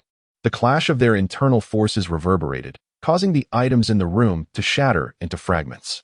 The woman's pupils widened, astonished by Li Hanjian's strength. You, a mere captain, possessed the strength of the internal force realm? Li Hanjian did not respond. It was not that he chose silence, but rather he was too breathless to speak. Judging from the vigor of her internal force, she must be at least at the 7th stage or higher. Were it not for the enhancement of Thunder Fist, he would have surely faltered by now. Boom. Crash. Ultimately, the woman landed a strike upon Li Hanjian's chest, the force propelling him through the room and out into the courtyard of the captain's residence. Spitting blood, Li Hanjian struggled to rise and shouted, "The Jinui has been infiltrated. Come out and capture the intruder." His voice resonated loudly, imbued with a trace of internal force, instantly rousing the Jinui guards throughout the captain's estate. Upon hearing that the Jinui was under siege, they erupted in fury, hastily arming themselves with blades. The audacity to steal from the Jinui. Does one not realize how many eyes the King of Horses possesses? Over 50 individuals swiftly exited the chamber and made their way to the courtyard. Before them stood a woman of terrifying presence, her gaze fixed upon them. Brothers, I can't shake the feeling that these do not resemble thieves. The woman, equally complex in expression, murmured, "It seems I must eliminate all witnesses. This time, I have underestimated the situation." With that, she transformed into a shadow and charged towards them. Li Hanjian had already concealed himself behind the crowd, quickly locating Lu Yuan and pulling him aside. "Let us go, we cannot fight this." Upon seeing Li Hanjian's injuries, Lu Yuan wasted no words and, amidst the chaos, guided him towards the exit. As they reached the doorway, Li Hanjian suddenly recalled something and ominously commanded, "Block the main entrance." Understood. Lu Yuan swiftly secured the door. "Ah, my hand, my hand. I feel as though my neck has been slashed." The cries of despair echoed from within the headquarters. Soon, individuals inside attempted to force the door open, but Lu Yuan, an adept of the 7th stage of body refinement, firmly braced it against their efforts. The people inside, untrained in such matters, could not budge the door. Gasping for breath, Li Hanjian inquired, "Lu Yuan, do you think my actions are cruel?" Lu Yuan shook his head. To stand on the wrong side is to pay the price. Li Hanjian chuckled darkly. Indeed, to stand on the wrong side means death. As the wails subsided, Li Hanjian extracted a signal flare from his waist and released it into the sky. The crimson light instantly illuminated the entire headquarters. This was an item possessed by every official of the 7th rank and above in the court. Seldom used unless a matter of life and death arose or an event beyond local control transpired. All nearby governmental enforcement agencies were compelled to respond with utmost urgency upon seeing this signal. Chapter 19. I am no longer pretending. I am of internal force. The once tranquil Ziyuan County erupted into chaos. Sounds of footsteps and galloping steeds resonated from all directions. Sensing the commotion, the woman in red swiftly dealt with the remaining Jin Yi before preparing to depart. Yet, she halted, stepping out of the Jin Yi, employing her lightness skill to search briefly before unleashing her internal force with full might towards a specific location. Resting, Li Hanjian felt a fierce gust of wind approach and quickly channeled the scant internal energy remaining within him to execute the thunderous fist. The surrounding air contorted, forming an invisible wall to shield his body. Crack! The air barrier barely withstood 3 seconds before shattering. The gale collided violently with Li Hanjian's abdomen, propelling him 10 meters away, pain coursing through him as he felt as though the very heavens beckoned. The power exhibited was beyond what could be achieved merely by internal force. Yet, the adversary was indeed of that caliber, leaving only one explanation. The opponent's martial skills must be quite formidable, at least superior to his own. Truly resilient, yet not perishing. The woman in red, after uttering these words, prepared to unleash another strike. Who is engaging in combat here? A resonant voice echoed from a distance. The woman's expression shifted as she glanced at the fallen Li Hanjing, then vanished from sight. Li Hanjing's heart sank. He realized reinforcements had arrived. A middle-aged man clad in iron armor approached on horseback. Observing the feeble Li Hanjing lying on the ground, he spoke in a deep tone, "From the 157th Guard of the Left Governor's office, Commander Hanqing." Li Hanjing took a moment to gather himself, replying, "Li Hanjing, the chief flag of the Jin Yi in Ziyuan County." Hanqing dismounted, crouched down to examine Li Hanjing's injuries, and upon noticing the dislocation of his internal organs, inquired again, "Was it you who signaled?" Li Hanjing nodded. "There exists a sect known as the Worship of the Moon in Ziyuan County. Our entire flag has been annihilated by them." Upon hearing the name of the sect, Hanqing's expression turned grave. "Rest well, I shall investigate the scene." The following morning, the 10th flag was bustling with activity. "Hanjing, are you all right? When I heard you were in trouble, my heart nearly stopped," Huang Wenxuan exclaimed, drenched in sweat as he looked at the weary-faced Li Hanjing seated in a chair. Li Hanjing shook his head. "I am fine. A few days of rest will suffice." Soon after, Wang Li entered, also sweating profusely and panting heavily, clearly having rushed here through the night, using his internal energy. Meanwhile, Jiang Wen attempted to blend into the background, minimizing his presence. Seeing Huang Wenxuan and Wang Li arrive, Hanqing began to speak. "Qinhu Wang, I have conducted my investigation. The Jin Yi who perished last night all died by a single strike. Based on the internal energy signatures, I can confirm they were indeed members of the Worship of the Moon, possessing strength at approximately the 8th level of internal energy." Huang Wenxuan responded, "This truly complicates matters for you, Commander. Dealing with the Worship of the Moon should be our Jin Yi's responsibility." Hanqing offered no further comment. "Since you both are here, I shall take my leave. There are numerous matters to attend to with the garrison." It was evident that Hanqing was reluctant to entangle himself with the Jin Yi and the Worship of the Moon. Huang Wenxuan and Wang Li did not insist on his stay, merely bidding him farewell. After all, the Jin Yi had made enemies of every faction when they were in power, now that they had fallen from grace. It was a relief that no one sought to further insult them. Huang Wenxuan spoke gently to Li Hanjing. "Hanjing, we need to conduct a routine inquiry with you. Do not be anxious, just speak truthfully." Li Hanjing nodded calmly. "Why has the Worship of the Moon targeted the 10th flag?" Wang Li inquired coldly. "Because we are investigating them." Bang! Wang Li slammed his hand on the table. "Is it permissible for a single flag to conduct such investigations into the Worship of the Moon? Your decision has led to the deaths of 52 Jin Yi. What punishment do you deserve?" Li Hanjing stood his ground. "Qinhu Wang, this decision was not mine. The task of investigating the Worship of the Moon was an order from Lord Jiang, the 100 household." Upon hearing his name mentioned, Jiang Wen lowered his head. Who could have imagined that the moon-worshipping sect truly exists and has caused such a significant impact? Wang Li, frustrated by the situation, cast a sharp glance at Jiang Wen and posed another question. "Given that the other party is a master of inner strength, why is it that only you and Lu Yuan from the Jinyui remain unharmed? Have you two engaged in any clandestine dealings with the moon-worshipping sect?" As Wang Li's inquiries grew increasingly incisive, Huang Wenxuan stepped forward. "Captain Wang, Han Jiang is one of our Jinyui members, not a criminal. What is the meaning of your questioning?" "The investigation into the moon-worshipping sect was arranged by Jiang Wan. I suggest you direct your inquiries towards him." Boom. Before Wang Li could respond, Li Hanjiang unleashed his inner strength, shattering the table before him, a surge of power radiating from his being. "Captain Wang, can you now explain why I have survived? I am revealing my true self. I am also a master of inner strength." Li Hanjiang understood that today, failing to demonstrate his prowess would be untenable. With so many lives lost and the involvement of the moon-worshipping sect, the provincial Jinyui would undoubtedly take a personal interest in this matter. If everyone else perished while he and Lu Yuan remained unscathed, a reasonable explanation would be imperative. Otherwise, Wang Li would have ample opportunity to target him, especially since Huang Wenxuan had little influence in the province, or he would not have held the position of Jinyui captain for so many years. Wang Li looked on in astonishment at Li Hanjiang. What is this? A 20-year-old master of inner strength? Surely, this cannot be correct. He had initially thought Li Hanjiang had been demoted, but now realized he was a central figure dispatched from the capital to experience life firsthand. No wonder Huang Wenxuan had vehemently supported Li Hanjiang during their last encounter. He must have known all along. Meanwhile, Huang Wenxuan appeared composed on the surface, but internally he was in turmoil. A 20-year-old master of inner strength.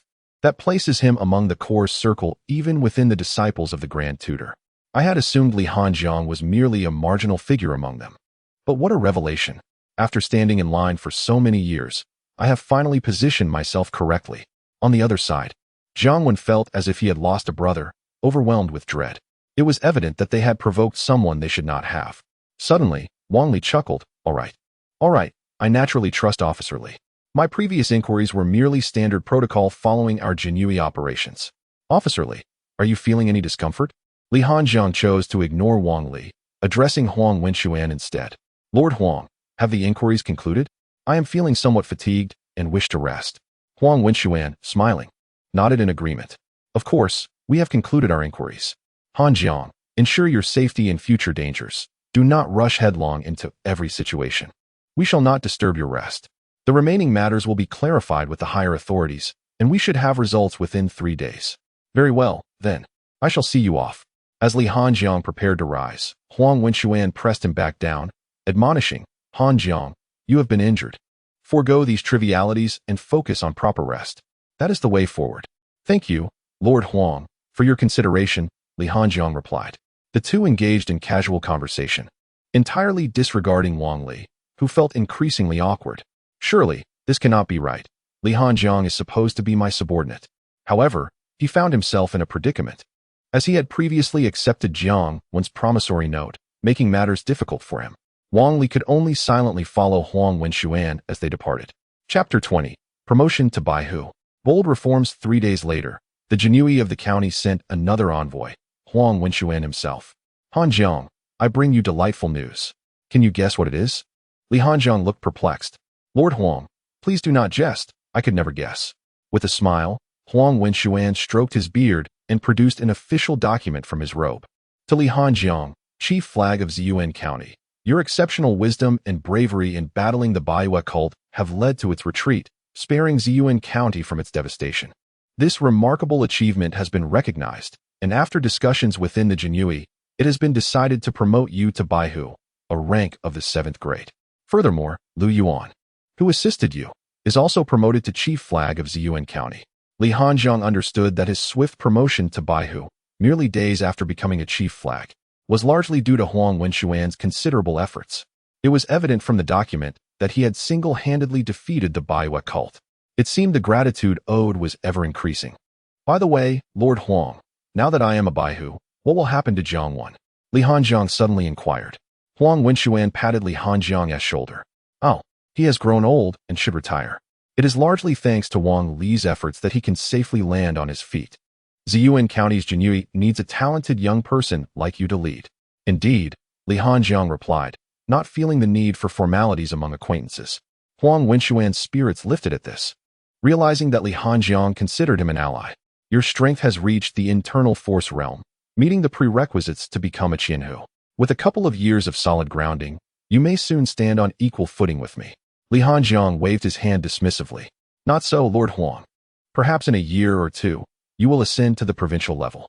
At these words, a glimmer of surprise flashed in Huang Wenxuan's eyes. Was this a promise? Li Hanjiang, grateful for Huang Wenxuan's assistance, had made a subtle commitment. In truth, given his current trajectory, he might indeed resolve Huang Wenxuan's challenges in a year or two. Or if his father were to handle matters ahead of schedule, it could become a mere formality. After extending hospitality to Huang Wenxuan, the latter expressed a need to return to the county to attend to some affairs. Once Huang Wenxuan departed, Li Hanjiang summoned Lu Yuan. Lu Yuan, orders from above have arrived. You will now assume the role of Chief Flag of the 10th Banner, succeeding me. I will take on the role of Baihu. The position of Chief Flag is currently vacated, and in due course, we will recruit young talents throughout Ziyuan County. I require some promising individuals. In the world of officialdom, one cannot be without personal guards, and I too must have my own. Understood, my lord. By the way, I have a request, Lu Yuan said. Speak freely. This was the first time Lu Yuan had made a request since joining him, and Li Hanjiang felt compelled to oblige. I wish to kill someone. Li Hanjing fell into silence for a considerable time. Very well. I have heard that there are numerous hardened criminals in the prison of the 100 House. So leave them to your management. Li Hanjing could comprehend Lu Yuan's perverse demand. The more slaughter there is in the internal scriptures of killing, the faster one's cultivation progresses. If one were to cultivate in a conventional manner, it would likely take a year to achieve even the slightest advancement. After receiving the answer, Lu Yuan was about to take his leave when Li Hanjing suddenly spoke. That old rascal Jiang Wen has retired. Once your strength is sufficient, ensure his disappearance. To eradicate the root of the problem, they have become sworn enemies with Jiang Wen. Moreover, after plotting against him, does he expect to retreat unscathed? Such fortunate circumstances do not exist. Understood, my lord. The following day at the 100 House, Li Hanjing sat at the head, gazing down at the 10 chief flags. Ahem. I shall forego self-introduction as you all ought to be familiar with me. One term of authority begets a new atmosphere. Now that I have assumed the position of the 100 House, it is imperative that we adopt a fresh outlook in our Ziyuan County 100 House. I hope everyone will actively cooperate with my endeavors. The 9 chief flags below felt as though they had just consumed something distasteful, only days prior. They had conspired against him, and now he had become their direct superior. Where could they voice their grievances? Yet, reality must sometimes be faced, one by one. The chief flags forced smiles upon their faces. My lord, it is indeed our honor to have you as our chief. I have faith that under your leadership, the 100 House will surely ascend to new heights. Indeed, indeed. Li Hanjing smiled in return, but that would require the support of all of you. Suddenly, Li Hanjing's smile vanished, and he spoke solemnly. Since we are to embrace a new atmosphere, we must implement new policies. Last night, I reviewed the financial accounts of our 100 House. Aside from the monthly stipends allocated from above, the funds contributed by each flag after deducting their necessary expenses amount to merely around 7,000 taels. This is woefully inadequate for the 100 House, which has begun to show signs of age. Various areas require refurbishment, and the financial pressure is immense. Therefore, let us add an additional 3,000 taels to be submitted to the 100 House. Is that agreeable to everyone? Lu Yuan was the first to express his agreement. My lord, the 10th chief flag has no objections. The remaining 9 chief flags contemplated for a moment before also voicing their consent. My lord, the 1st chief flag has no issues. My lord, the 2nd chief flag has no issues. It was a jest. Who would dare to disagree?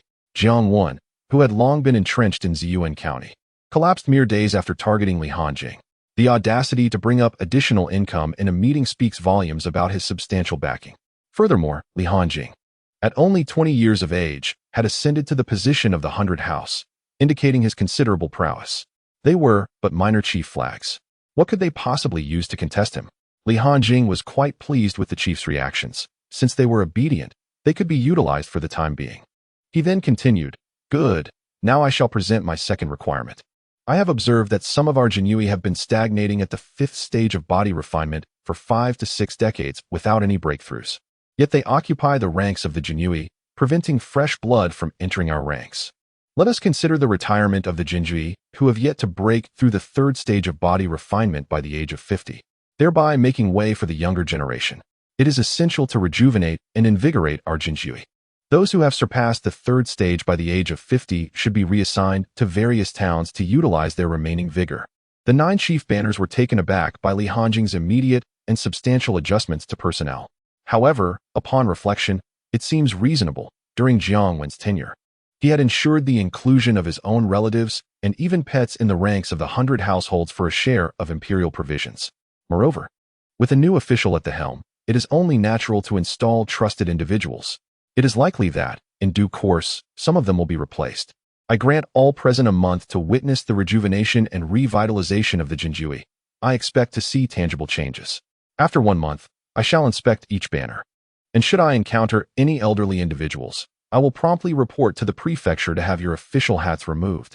The chiefs promptly expressed their commitment. My lord, we guarantee the completion of this task. Very well, let us conclude today's meeting here. Lu, please remain for a moment. Chapter 21, The Template of Subordinate Forces. Soon, only Lu Yuan remained. Come, I shall escort you to the prison. Within the confines of the 100 households dungeon, an atmosphere of tranquility was abruptly disrupted. Hey, when did a pretty boy join the Jinjui? Just look at that fair complexion. I can hardly contain myself, remarked a rugged brute. His hair disheveled as he licked his lips. Hey, pretty boy, care to let big brother here indulge you? Another prisoner whistled provocatively.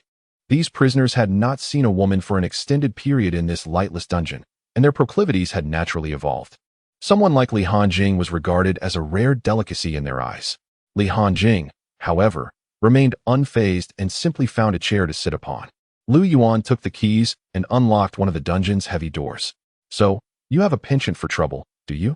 Without hesitation, he wielded his embroidered spring knife, delivering a fatal blow.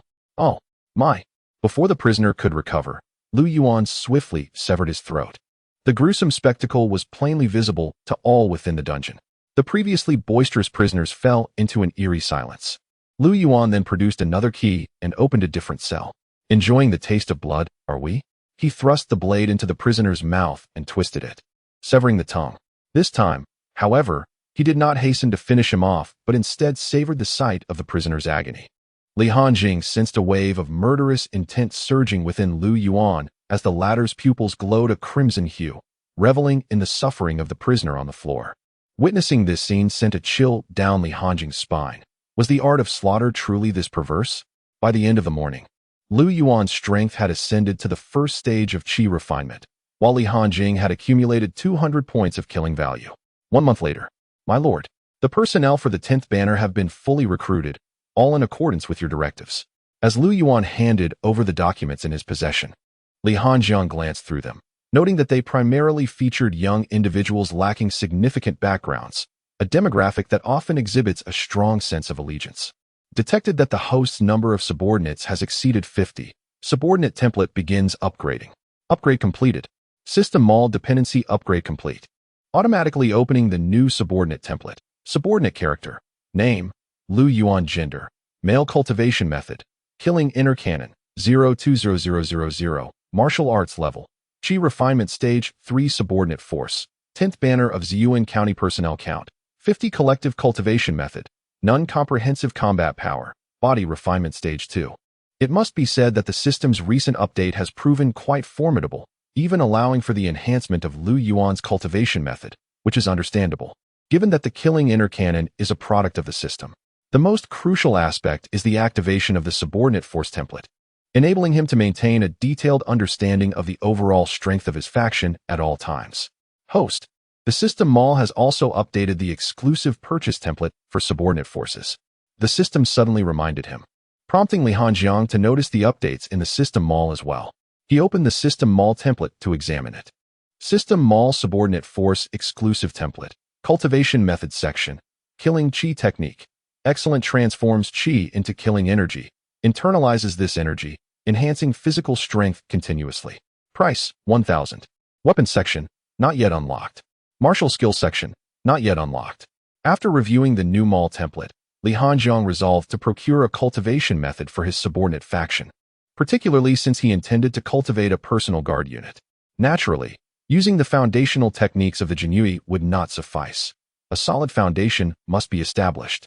Upon careful consideration, he concluded that the killing qi technique represented the best option available. This technique emphasizes pure physical strength rather than relying on inner energy, making it more suitable for collective combat. Coincidentally, the fees that each banner was required to submit had been delivered yesterday. After accounting for daily necessities and distributing some funds to his brothers, he found that he retained a total of 7,000 taels, equating to 7,000 points of malevolence. The killing qi technique was well within his purchasing capacity, so Li Hanjiang decisively clicked to buy it. He also allocated the remaining 5,000 points of malevolence towards enhancing his own cultivation. Deducted 1,000 points of malevolence. Successfully purchased killing qi technique. Excellent. Deducted 1,200 points of malevolence. Host's martial arts level elevated to inner energy stage 2. Deducted 2,000 points of malevolence. Host's martial arts level elevated to inner energy stage 3. Deducted 2,000 points of malevolence. Host's martial arts level elevated to inner energy stage 4. Deducted 800 points of malevolence. Enhancement failed. Insufficient malevolence points. Name, Li Hanjiang. Gender, male. Identity, Grand Tutor Li Qian. Captain of the Jinui in Ziyuan County. Cultivation method, Cyclone technique, exquisite. 020000. Cultivation level, inner energy stage 4. 800-2000. Martial skill, Thunderclap fist, entry level, 0500. Comprehensive combat assessment, inner energy stage 5. Malevolence points, 0. Kill points, 200. After completing these tasks, Li Hanjing finally noticed Lu Yuan, who had been standing quietly by his side. He took out the killing qi technique from his pocket and handed it to Lu Yuan, instructing him to take this manual to the 10th General's Jinji for unified cultivation after the routine meeting.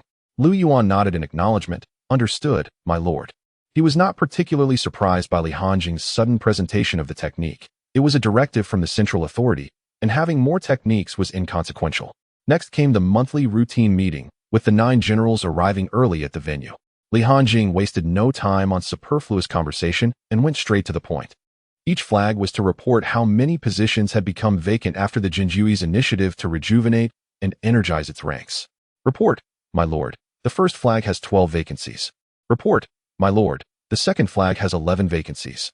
After gathering these reports, it became evident that there were a total of 120 vacancies across the entire 100 households. Nearly a quarter of the total positions. This underscored the extent of the connections that had previously existed. Li Hanjing had already formulated a plan regarding these vacancies. He spoke. We shall not rush to fill these 120 positions just yet. Each flag should exert some effort to disseminate this news throughout the county. Although the 9 generals were unaware of Li Hanjing's rationale, they understood that it was an order from above and proceeded to comply.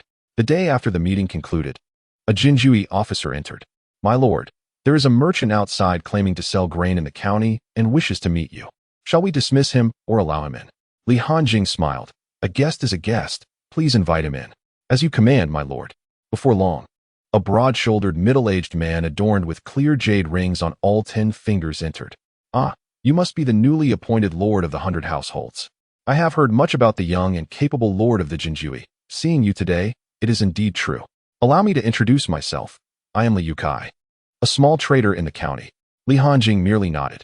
Mr. Li, you are being modest. Nearly all the grain in this county passes through your hands, which is no small enterprise. After this remark, Li Hanjing did not proceed further, engrossing himself in his account books. Li Yukai stood awkwardly, not knowing how to respond, feeling a powerful aura emanating from the young man despite his age. After a considerable pause, Li Hanjing set down his account book and, almost as an afterthought, said, Ah, how forgetful of me. I nearly overlooked your presence, Mr. Li. Please, have a seat. Thank you, my lord.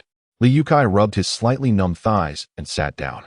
Li Hanjing continued, May I inquire what brings you to my 100 households, Mr. Li?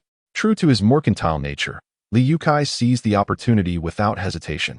My lord, I have heard that the Jinjui has recently opened up a number of positions, and I was wondering.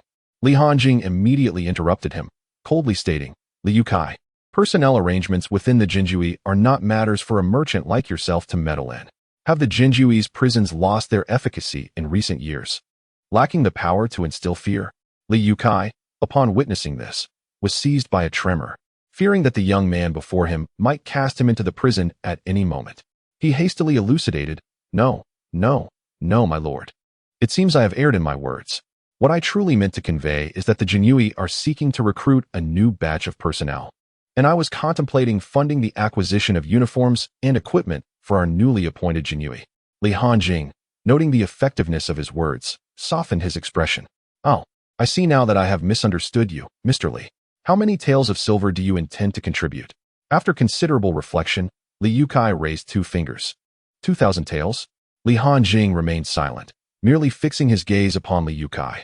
The latter felt an overwhelming pressure surging, cold sweat trickling down his brow. Although the Jinjui had diminished in stature, dealing with them still induced significant anxiety. My lord, for 1,000 taels. Upon hearing this, Li Hanjing rose and poured a cup of tea for Li Yukai. Truly, you are a renowned merchant in our county, responsible and mindful of the court's needs. Li Yukai wiped the sweat from his forehead, acknowledging, Your praise is unwarranted, my lord. It is merely what we merchants ought to do. Suddenly, Li Hanjing remarked, By the way, there is a severe shortage of personnel in the Jinjui lately, since I have only just arrived and Mr. Li has resided here for some time. Do you have any capable individuals you could introduce to me? Li Yukai's eyes brightened. Indeed, my lord, I happen to know of such a person, a young talent, merely 19, who has reached the 3rd stage of body refinement. Li Hanjing sipped his tea. What is his name? Li Yuqian, Li Yukai replied. Li Hanjing nearly dropped his cup upon hearing this. Was this a bid to ensure that others were aware of their wealth? Since he comes recommended by you, Mr. Li, I shall trust your judgment. Have him report to the Jinjui tomorrow in my name. Li Yukai immediately stood, exclaiming, It is truly an honor to gain your trust. My lord, here are the 4,000 taels. As he spoke, he produced 4 silver notes from his sleeve and placed them on Li Hanjing's desk. Li Hanjing, observing this, rebuked him. Mr. Li, Your awareness of this matter requires improvement. What do you mean by for me? This is for the Baihu department, for the Jinui. It is for the court. Liu Kai gently tapped his lips. My apologies, my tongue often runs amok. It's of no consequence. Merely be mindful in the future. You may take your leave now, as I have matters to attend to. Then I shall not disturb you further, my lord. As Li Hanjing began to usher him out, Liu Kai departed without delay, finding it exceedingly uncomfortable to engage with the new Baihu. The young man seemed far from his 20 years. He was an astute political fox, expertly maneuvering their conversation. Li Hanjing glanced at the 4,000 taels on the table, realizing that in the days to come, his threshold might well be trampled upon. Despite the poor reputation of the Jinui, many would desperately strive to enter if given the opportunity. This illustrates human nature. My scorn does not stem from hatred, but from envy of your position. Furthermore, in this dynasty, aspiring to an official post, the Jinui represents a relatively accessible institution, akin to a special recruitment. To ascend within the imperial bureaucracy, one must first undergo the national civil examination, followed by the final military assessment, thus securing a chance to serve in government. Given the numerous requirements imposed by the authorities, it is evident that such a path offers distinct advantages for future development. The highest administrative officer of the Jinui, known as the commander, merely holds the rank of a third-grade official. However, pursuing a career in government provides the opportunity to attain the esteemed positions of second-grade and even first-grade officials. Nonetheless, comparing the two paths is not straightforward, as it involves the complexities of authority and power associated with each position. During its peak, the Jinui, despite being led by a third-grade commander, had the audacity to apprehend certain second-grade officials, while others remained untouchable. For instance, even at the height of its power, the Jinui would hesitate to act against the Minister of War, a second-grade official, unless substantial evidence was presented, due to the high level of authority inherent in that position. Conversely, apprehending a second-grade governor or provincial inspector could be executed with relative ease, as their roles often held little real power. As for first-grade officials, the Jinui would generally refrain from any actions against them, as such attempts would likely lead to dire consequences. Despite the emperor's proclamations of overseeing both civil and military officials, and the notion of executing first-grade officials on mere suspicion, the repercussions for a commander acting against such high-ranking individuals would be severe, threatening not only their position but the safety of their entire faction. Regrettably, even with a powerful first-grade father figure, Li Hanjing remained oblivious to the true depths of their influence, as his father often presented himself as an ordinary individual, sometimes even humorously so. In the ensuing days, the Jinui's precinct welcomed numerous prominent figures from the business world. These merchants were acutely aware of their precarious status in the eyes of officials, often feeling beneath contempt, as they could easily become targets at a moment's notice. Consequently, they endeavored to secure positions for their offspring within the court. 7 days later, Li Hanjing grinned at the sight of 40,000 taels of silver notes on his desk. Out of 120 available positions, he had only allocated 10 for trade, while the remaining 110 followed the standard recruitment procedures. 10 was already quite generous. Any more would be deemed discourteous, especially since his immediate superior was Wang Li, and he needed to exercise caution. Should the matter of buying and selling official positions attract undue attention, it could lead to severe repercussions. Chapter 23. This is a threat to my very livelihood. Dog, convert 40,000 points of evil value for me. Ding. Conversion in progress. Conversion successful.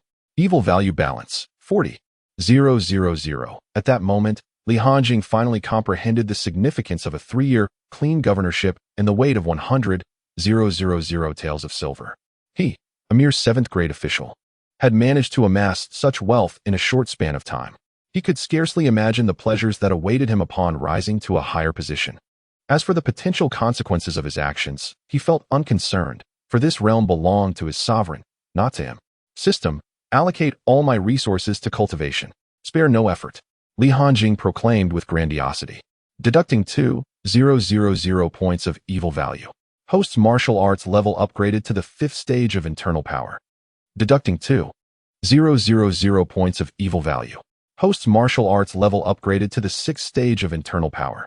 After deducting 2,000 points of malevolence, the host's martial cultivation has ascended to the 7th stage of inner strength, with a further deduction of 20,000 points. The technique Cyclone Art has been elevated to the rare classification. Congratulations to the host for successfully breaking through to the realm of Palm Power. The attribute template is now being updated in real time. Name: Li Hanjing. Gender: male. Identity: Father Taifu Li Qian. Head of the Jinui of Yuan County. Technique: Cyclone Art. Rare: 0500000. Cultivation: Palm Power Realm. 050000. Martial Skill: Thunderous Fist. Beginner Level 0500. Comprehensive Battle Assessment. Palm Power Level 1. Malevolence Points: 10,000 Kill Points: 200. Would you like to continue your training? Li Hanjing clicked no. It was rather absurd. At this level of Palm Power, the 10,000 Malevolence Points would merely create a ripple. It was far more prudent to conserve them for other acquisitions. Li Hanjing began to explore the transformations brought forth by his newfound power. Instantly, a robust inner strength surged within him, no longer merely a nebulous aura, but now solidified into a formidable presence, rendering him impervious to blades and arrows. In combat, he no longer needed to constantly summon his inner strength to shield various parts of his body. His entire being was now suffused with it. If the inner strength realm equated to a fleeting 10 minutes of vitality, the Palm Power realm could be likened to 100 minutes of robust vigor. This elevation was unequivocally qualitative. Even the advanced Thunderous Fist could not enhance his battle prowess within the first level of Palm Power, underscoring the stark contrast between the two realms. Indeed, plans often falter in the face of reality. He had not anticipated the rapid obsolescence of the Thunderous Fist. Just over a month ago, he could scarcely have imagined that he would swiftly ascend to such a position of authority within the Jinui. Once again, Li Hanjing perused the martial skill marketplace, contemplating his options. He found 3 techniques that piqued his interest. 1. Tiger's Roar Wave, a technique that transforms inner strength into sound waves to assail foes, capable of intimidating adversaries and inflicting internal injuries. When perfected, it could even trigger avalanches and tsunamis. Price: 5,000, Rare Level 2. Flying Swallow Through Clouds, an agile and nimble technique that allows the practitioner to swiftly shift positions using inner strength, making it difficult for enemies to track them while seeking vulnerabilities to deliver a decisive blow. Price: 3,000, Rare Level 3. Dragon's Roar Fist, a technique that embodies restraint and ferocity, mimicking the roar and graceful movements of a dragon. Mastery of this skill requires the conditioning of the entire body to enhance muscle and bone strength, thereby increasing the destructiveness of one's strikes. Additionally, by emulating the dragon's form and voice, the practitioner can amplify their imposing presence and intimidation factor. Price: 5,000, Rare Level. Ultimately, Li Hanjing opted for the Tiger's Roar Wave and Flying Swallow Through Clouds, having deemed the Dragon's Roar Fist more suited for those focused on physical conditioning. After acquiring and mastering these 2 techniques, his overall battle prowess experienced another enhancement. Suddenly, a chief guard rushed into Li Hanjing's hall, exclaiming, "Sir, there is trouble. Our Jinui have been captured." Li Hanjing, taken aback, rubbed his ears and replied, "Please, repeat that. Master Baihu, it is dire news. Our men from the Jinui have been captured." The chief constable repeated this alarming statement. Li Hanjing confirmed he had not misheard. The Jinui, experts in apprehension, had themselves fallen victim. Li Hanjing inquired, "Pray, elaborate on the circumstances." "My lord," the chief constable began, "while I was leading a patrol today, a sudden group emerged and abducted Li Yuqian from our ranks."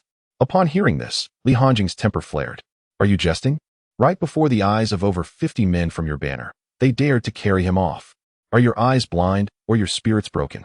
Seeing the wrath of Li Hanjing, the chief constable stammered, "My lord, it is not that we wish to remain idle. It is merely that those ruffians belong to the Qinglong gang." The Qinglong gang?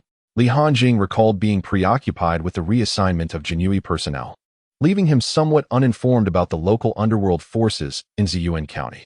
"Pray, enlighten me on this Qinglong gang, for they possess audacity to lay hands on our Jinui." The chief constable nodded and elucidated, "My lord, the Qinglong gang is the foremost faction in Ziyuan County, numbering around 300. They primarily serve wealthy patrons as escorts. Their leader, Wang Ao, is a formidable martial artist at the 9th level of Qi refining, rumored to have recently acquired a profound technique. Mere steps away from a breakthrough in inner strength.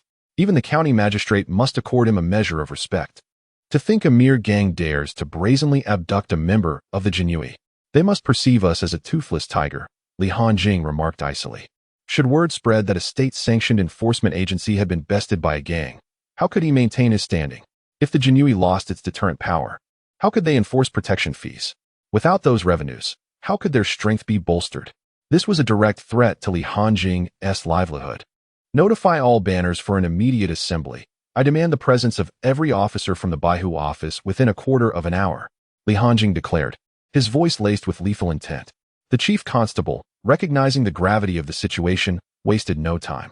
A quarter of an hour later, within the courtyard of the Baihu office, Li Hanjing surveyed the assembled Jinui. He felt no inclination for a pre-battle rally and instead drew his sword. Let us demonstrate that our blade has not dulled. A cohort of Jinui, swords at the ready, followed closely behind him. As they strode through the streets, both the youthful and seasoned members of the Jinui found a sense of purpose. The younger ones felt validated in their service, while the elder members reminisced about the long absence of such coordinated action. The townsfolk, witnessing the formidable procession, hastily cleared the path. Is the Jinui on the move again? Such a formidable display. Who knows what's brewing in Ziyuan County? As they neared their destination, a throng of constables obstructed Li Hanjing's path. The leader, clad in official garb, stepped forward. I am the county vice magistrate of Ziyuan. How is it that your Jinui embarks on such a grand operation without prior consultation with the local authorities? This has incited widespread unrest, should public order falter. Who shall bear the responsibility? Chapter 24. Is it excessive to engage in such conduct in my presence? Li Hanjing's gaze pierced sharply into the leading county official. His right hand gently pressed upon the man's shoulder. The moment Li Hanjing's hand made contact, the county official felt as though an immense weight had descended upon him, causing his legs to involuntarily bend. Despite the grimace on his face, he struggled to keep his legs straight, yet his efforts proved futile. Under the pressure exerted by Li Hanjing's formidable strength, even a martial practitioner at the Qi refinement stage could scarcely endure such force. Bang! Crack! The county official's knees collapsed heavily onto the ground, accompanied by the sound of bones fracturing, as he experienced excruciating pain radiating from his lower limbs. He clenched his teeth to suppress any cries of anguish.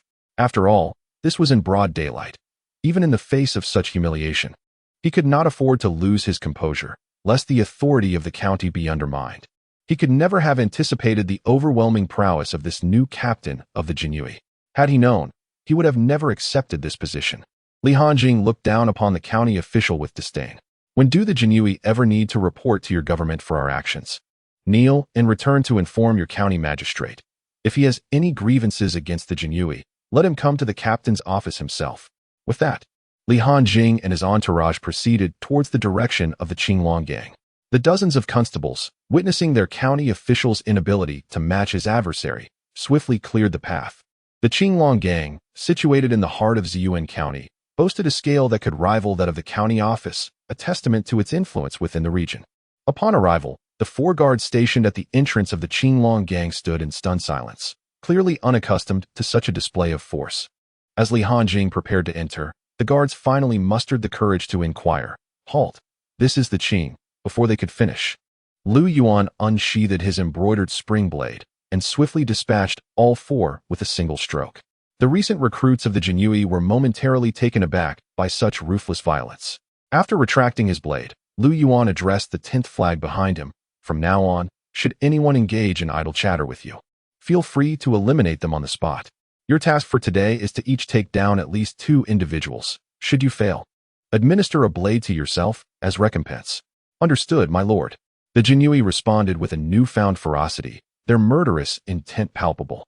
Although some among them had yet to witness bloodshed, they did not flinch at the thought of taking lives. They understood their allegiance to Li Hanjing, a lineage of elite practitioners, and were determined not to tarnish his reputation. As the saying goes, to thrive alongside the powerful, one must surpass the ordinary. Li Hanjing chuckled at Lu Yuan's impromptu instruction and task delegation. Such practical experience was indeed the most effective means of cultivating talent. Within the Qinglong gang, a middle-aged man regarded his anxious subordinate with disdain. Look at you, so panicked. It's merely the Jinui. What is there to fear? I have heard that the newly appointed Baihu is a young man. Regardless of whether he can contend with our Qinglong gang, this time we are in the right. Can the Jinui really act without reason? The middle-aged man, clad in a black robe adorned with intricate cloud patterns, emanated a strong aura of the martial world, suggesting he was indeed a master. This man was Wang Ao, the leader of the Qinglong gang. Before long, the Jinui stormed into the inner courtyard of the Qinglong gang, which was a vast training ground. At this moment, over 300 members of the Qinglong gang stood together, brandishing their broadswords with great fervor. The two factions faced off, yet despite the numerical superiority of the Jinui, they found themselves at a disadvantage. The Qinglong gang, having long been engaged in escorting goods and dealing with bandit leaders, possessed battle-hardened skills, while the Jinui had become complacent over the years, neglecting minor matters and failing to manage significant ones. Their martial prowess had not been tested adequately. It was no wonder that the Qinglong gang dared to apprehend members of the Jinui in broad daylight without fear. After a while, Wang Ao strolled out, hands clasped behind his back, exuding an air of authority. Li Baihu, what is the meaning of your intrusion into our Qinglong gang with such a multitude of Jinui? We are a legitimate escort agency, not mere bandits, and are protected by the laws of the court. Wang Ao seemed to possess some intellect, immediately positioning himself on the moral high ground, thus rendering the Jinui's actions seemingly unprovoked. However, while this tactic may have been effective against the authorities, did he forget the true nature of the Jinui? Li Hanjing had no intention of engaging in such superfluous discourse and proceeded directly to the point. Hand over the person, and I will spare you the loss of a hand today. Wang Ao laughed heartily as if he had heard something amusing. Ha ha ha, Li Baihu. It is not my intent to provoke the Jinui. However, some among you possess an audacious spirit. With that, Wang Ao gestured grandly. Bring forth Li Yuqian. Soon, two men carried a wooden frame and placed it before the nearly 1,000 onlookers. Upon the frame lay a dazed man, completely unclothed and bruised all over. This man was Li Yuqian, the son of Li Yukai, who had been captured. Wang Ao doused him with a bucket of cold water, instantly reviving him. Now, tell your esteemed Baihu what you have done. Li Yuqian shook his head, gradually realizing the multitude surrounding him, including his superior and all his colleagues. While he stood there in utter humiliation, all he wished for at that moment was to vanish from existence. As Li Yuqian lowered his head in silence, Wang Ao seized his hair, lifting his head. Speak. Tell Li Baihu about your deeds. Despite Wang Ao's insistence, Li Yuqian remained tight-lipped, eyes shut. Li Hanjing frowned. Wang Ao's actions were a blatant humiliation to the Jinui, and he was also curious about what Li Yuqian had done to provoke such disgrace. Upon witnessing this, Wang Ao could only relinquish his composure, his expression darkening as he spoke. This wretched cur refuses to utter a word. If so, I, Wang, shall not shy away from disgrace. This scoundrel has defiled my wife. Moreover, he did so within the very confines of my Qinglong gang. What infuriates me the most is that I caught him red-handed in my own chamber, utterly unclothed, and he fled in a panic. Li Baihu, do you not agree that it is not excessive to bring him here and take his life? As Wang Ao uttered these words, his entire being radiated fury. Li Baihu, this is a matter of the underworld, and it should be resolved within its own bounds. There is no need to drag the Jinui into this, came the response. Chapter 25. The Jinui will let you die. You must await your demise. Listening to Li Yuqian's tales of the underworld, Li Hanjing could not help but give an inward thumbs up. More ruthless than a mere villain, this truly was a wolf among sheep, daring to intrude upon another's territory and ravish their wife. Li Yuqian, aware that his fate was sealed for the day, resigned himself to the situation. Wang Ao, do not slander me. It was your lewd wife who seduced me when she was in the throes of passion. She even declared that Wang Ao's little worm could never satisfy her. Bang. Wang Ao, with an impassive demeanor, landed a punch upon Li Yuqian's abdomen. Instantly, Li Yuqian fell silent, evidently knocked unconscious from the pain. Li Baihu, since the matter is now clear, you may take your leave, Wang Ao stated, maintaining the dignity befitting a leader of a gang, despite the humiliation inflicted by Li Yuqian. In the underworld, one must possess a modicum of spirit. Li Hanjing shook his head. As for the affairs of the Jinui, they are ours to manage, irrespective of your status as a rogue. What right do you have to meddle in our matters? Upon hearing this, Wang Ao chuckled. Li Baihu, do you believe the Jinui still holds the same influence as it did decades ago, with no one to care for you? Let me be blunt. Should I choose to kill you now, I could easily appease my superiors with a few coins. I advise you to tread carefully. With that, Wang Ao stood with his hands clasped behind his back, exuding an aura of authority. He was exceedingly confident in his prowess within Ziyuan County. Having reached the pinnacle of the Qi refinement stage and possessing profound techniques, one could even say he was on the cusp of internal energy mastery.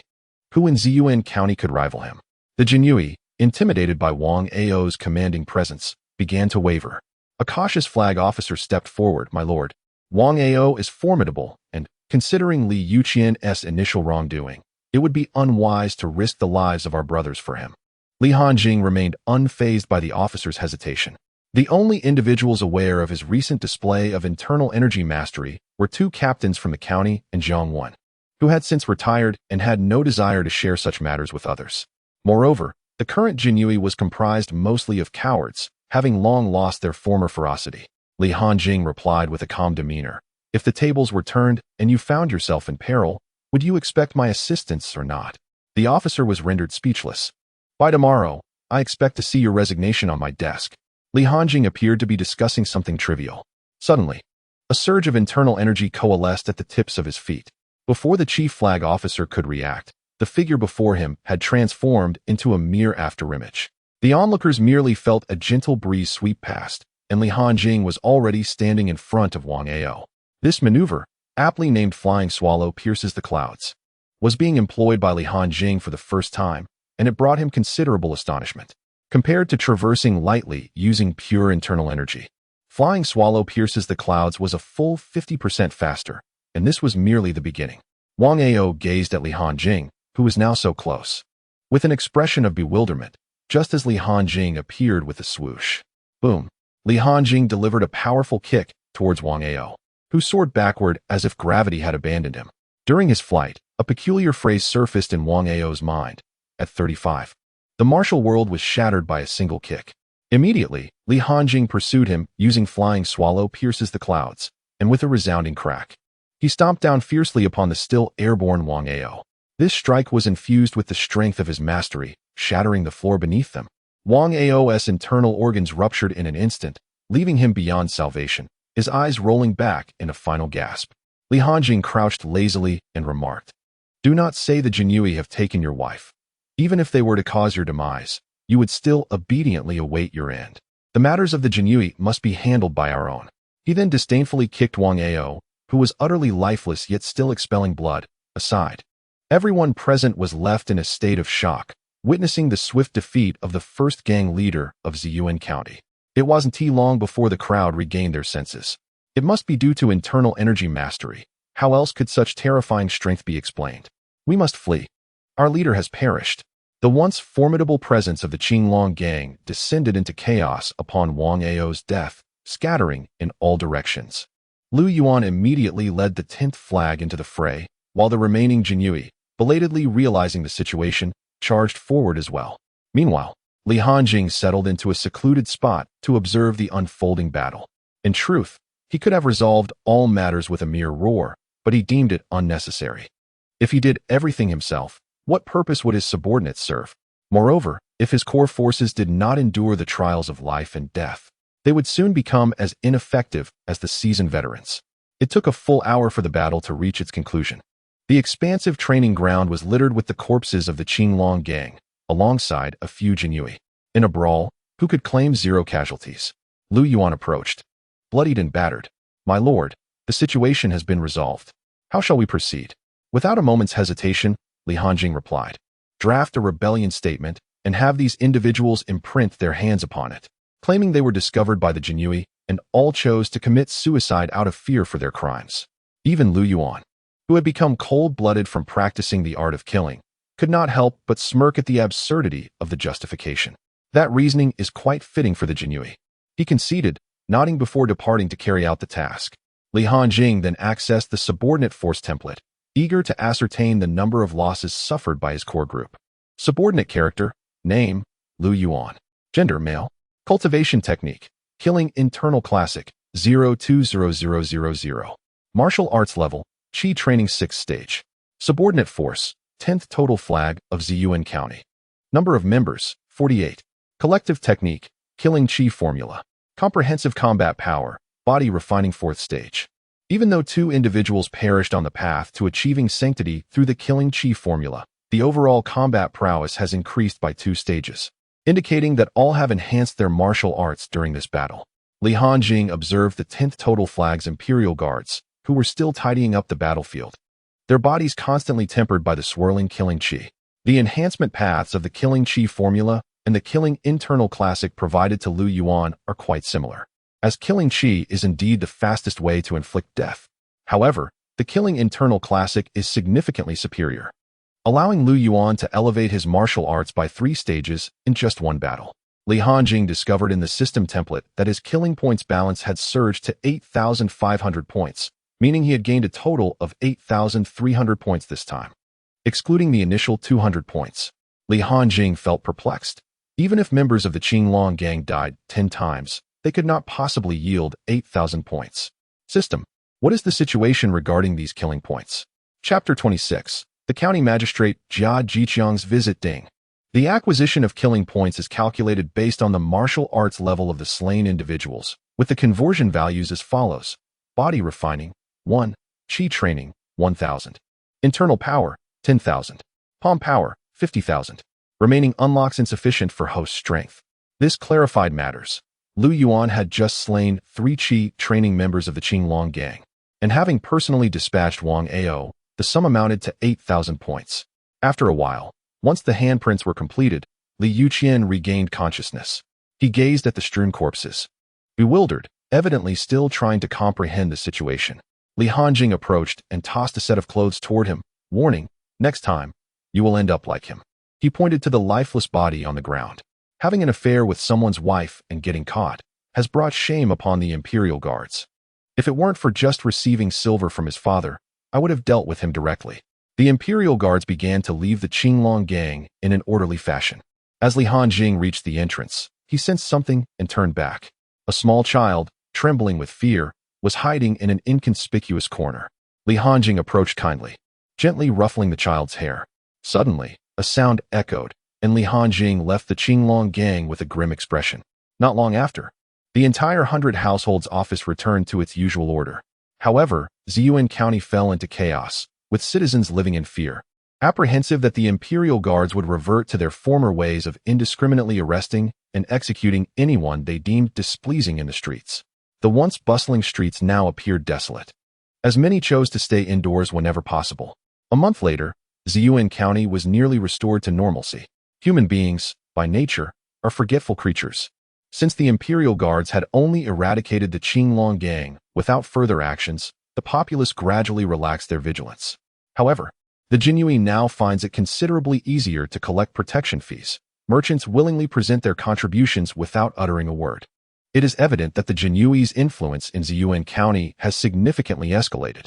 Li Hanjian has converted all 7,000 taels of silver into malevolent points. Yet it will still take time to enhance his martial prowess, as opportunities to sell are not always readily available. Just as Li Hanjian was idly perusing the system interface, a voice interrupted his thoughts. "Li Baihu, is your conduct not a touch inappropriate?" Li Hanjian turned to see the county chief, Jia Jiqiang, approaching. Although both held prominent positions within their respective departments, they had never met face to face. Li Hanjian recognized Jia Jiqiang by the insignia on his official attire. Jia Jiqiang sported a short beard and appeared rather refined. Noticing Jia Jiqiang's accusatory demeanor, Li Hanjian felt no need for civility. "County Magistrate Jia, I wonder which of my Jinyui's actions has displeased your office. You seem to be overly concerned with our affairs. Let us not forget, we operate as 2 distinct departments. In times past, a mere displeasure from me could have seen you in the imperial prison." As he spoke, Li Hanjian casually propped his feet upon the table. Jia Jiqiang showed little reaction to Li Hanjian's mockery and continued with his remarks. "Li Baihu, you recently closed the Yihong courtyard and subsequently incapacitated the county vice magistrate. Has your office received any inquiries regarding these matters? Yet, in the past 2 months, your Jinyui has disrupted the existing balance by demanding increased fees from merchants. Are you aware that the county's economy has significantly declined during this period?" Jia Jiqiang found himself at a loss. He would have preferred to avoid facing Li Hanjian. After all, it was widely known that Li Hanjian was a master of internal strength, and it was prudent to avoid provoking him. However, the Jinyui's recent hikes in protection fees had resulted in a substantial shortfall for the county treasury. The repercussions of this were far-reaching, as they faced a deficit of 3,000 taels each month, leaving the higher authorities quite dissatisfied with their submissions over the past 2 months. How could he advance under such scrutiny? Thus, he found himself in Li Hanjian's office. Li Hanjian chuckled lightly. Your office speaks with great audacity regarding the economy. If it is faltering, perhaps you should simply collect less. I have heard that your office garners a tremendous sum of 18,000 taels each month. Who, then, is truly undermining the county's economy? Jia Jicheng replied. The amount collected by our two institutions each month was established in collaboration with well-known merchants from the county, along with our two offices. You cannot simply disrupt the established order without consequence. Who was involved in this discussion? I do not recall participating in any such meeting. He waved his hand dismissively. Jia Jicheng felt a sense of helplessness. Indeed, it had not been Li Hanjian who attended that meeting, but rather the former Baihu, Jiang Wan. Jia Jicheng was reluctant to engage in a direct confrontation with Li Hanjian, especially considering the rumors that Li Hanjian could take a life as easily as one might take a sip of water. Thus, he preferred to resolve matters through negotiation. Jia Jicheng heaved a sigh. Very well, let us summon the merchant representatives. We shall convene once more with the three parties to discuss the matter, surely. Li Baihu cannot continue to disrupt the established order. Li Hanjing's eyes flickered momentarily. Then let us proceed as per County Magistrate Jia's suggestion. Jia Jicheng nodded in agreement. Excellent. We shall meet at Yihong Pavilion in the afternoon. We can dine while we converse. Indeed, I shall attend, Li Hanjing replied nonchalantly. Jia Jicheng departed from the Jinyue, satisfied, knowing that the merchants frequently dealt with the county office. Thus he would ultimately have the final say during their discussions. In the afternoon, at Yihong Pavilion, Li Hanjing stepped into the establishment once more. The matron, upon seeing him, approached with a beaming smile. Master Li, the magistrate has instructed me to escort you upstairs.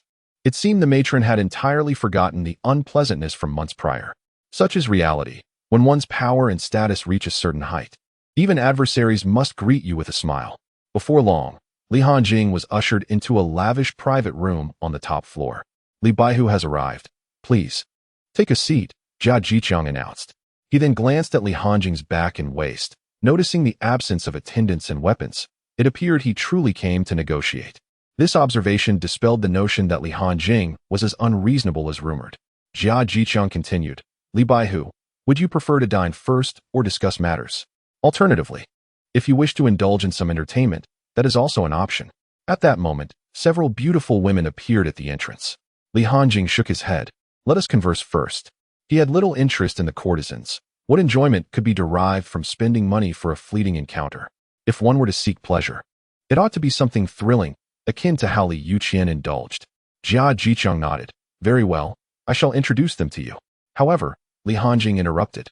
No need for introductions. Let us begin directly. Jia Jicheng was momentarily taken aback by Li Hanjing's straightforwardness, yet acquiesced. In that case, I shall propose a plan on behalf of the county office. Henceforth, the county shall receive 20,000 taels each month, while the Jinyue shall receive 5,000 taels. Jia Jicheng was indeed ambitious, seeking not only to reclaim what was originally his, but also to acquire additional funds. With this, Li Hanjing decided to forego politeness. I shall propose a plan for the Jinyue that closely mirrors the county's proposal, he stated. From now on, the Jinyue shall receive 20,000 taels each month, and the county shall receive 5,000 taels. Jia Jicheng was momentarily stunned. The suggestion was indeed a complete reversal of his own.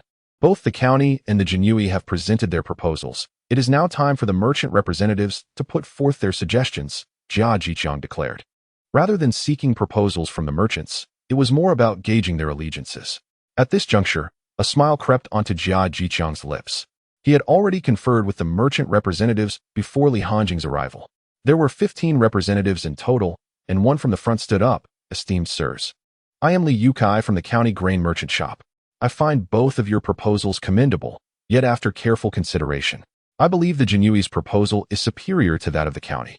It was evident that Li Yotsai's vote had been cast in favor of Li Hanjing. Jia Jicheng was not particularly surprised by the turn of events, especially considering that not long ago, Li Hanjian had led the entire Jin Yiwei to rescue Li Yotsai's son. Therefore, it was clear that Li Yukai would cast his vote in favor of Li Hanjian. Another merchant representative stood up, proclaiming, I am Wang De, the representative of the county's clothing shop, and I wholeheartedly support the county government's proposal. Jia Jicheng nodded in satisfaction. Then, another voice emerged. I am Jin Miao, the representative of the county's taverns, and I fully endorse the county government's decision. Jia Jicheng's smile broadened. Yet Li Hongjian also began to chuckle. This unexpected reaction left Jia Jiqiang bewildered. What could it possibly mean?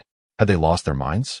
I am Wang Hao, the representative of the county's oil mill, and I unequivocally support the Jin Yiwei's proposal. I am Zhou Wu, representing the county's papermaking industry, and I completely back the Jin Yiwei's plan. I am Tai Qing, the representative of the blacksmithing industry, and I fully endorse the Jin Yiwei's approach. Upon hearing this, Jia Jiqiang's earlier smile faded, his expression gradually turning rigid. This was not the arrangement they had discussed prior. Ultimately, the vote concluded with 10 in favor of the Jin Yiwei and 5 for the county government. Li Hongjian then rose, humbly expressing, I thank all representatives for supporting the work of the Jin Yiwei. Henceforth, we ought to foster closer ties. He continued with a smile, Jia County Magistrate. Let us commence the execution of this plan next month. Jia Jiqiang's countenance had transformed into a grim shade, leaving him momentarily speechless. He felt a surge of fear towards Li Hongjian's tactics. After years of holding sway in Ziyuan County, he now found himself outmaneuvered by a newcomer who had only recently arrived. Noticing Jia Jiqiang's silence, Li Hongjian remarked again, Jia County Magistrate. Now that we have concluded our discussions, shall we dine? The county government has pressing matters to attend to.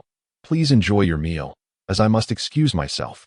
After delivering this statement, Jia Jiqiang left the private room with a dark expression. The 5 merchants followed suit, exiting as well.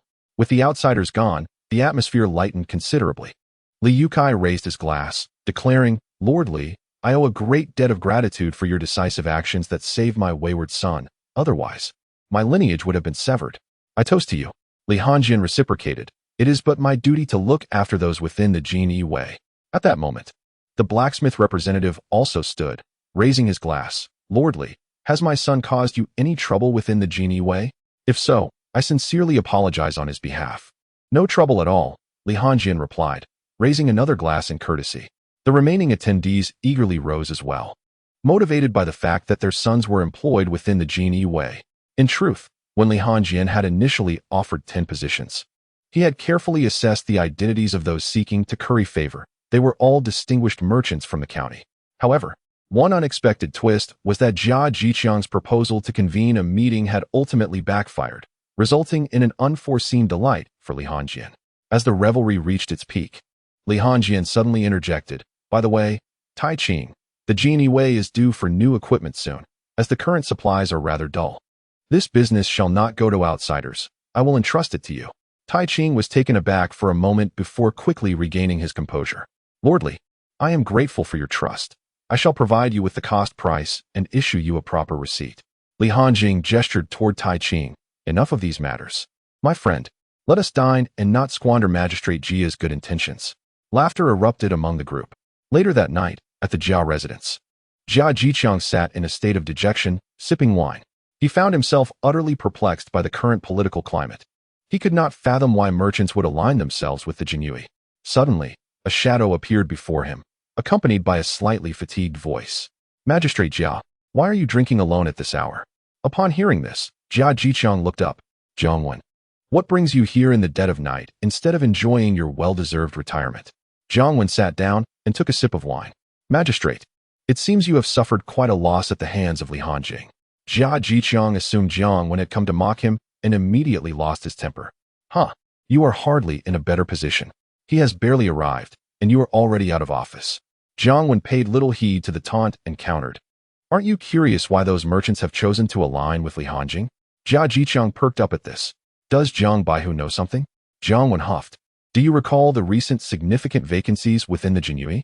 Li Hongjian, bold as he is, has sold 10 positions to those merchants. Their sons are now serving within the Jinyui. With such connections, how could you possibly prevail? Sold positions? Jia Jiqiang exclaimed in shock. The act of selling official positions was a grave offense. One could indulge in minor corruption and still escape the notice of superiors, for after all, who could claim to be entirely free of desires? However, selling positions was a different matter entirely, as it undermined the very foundation of the state.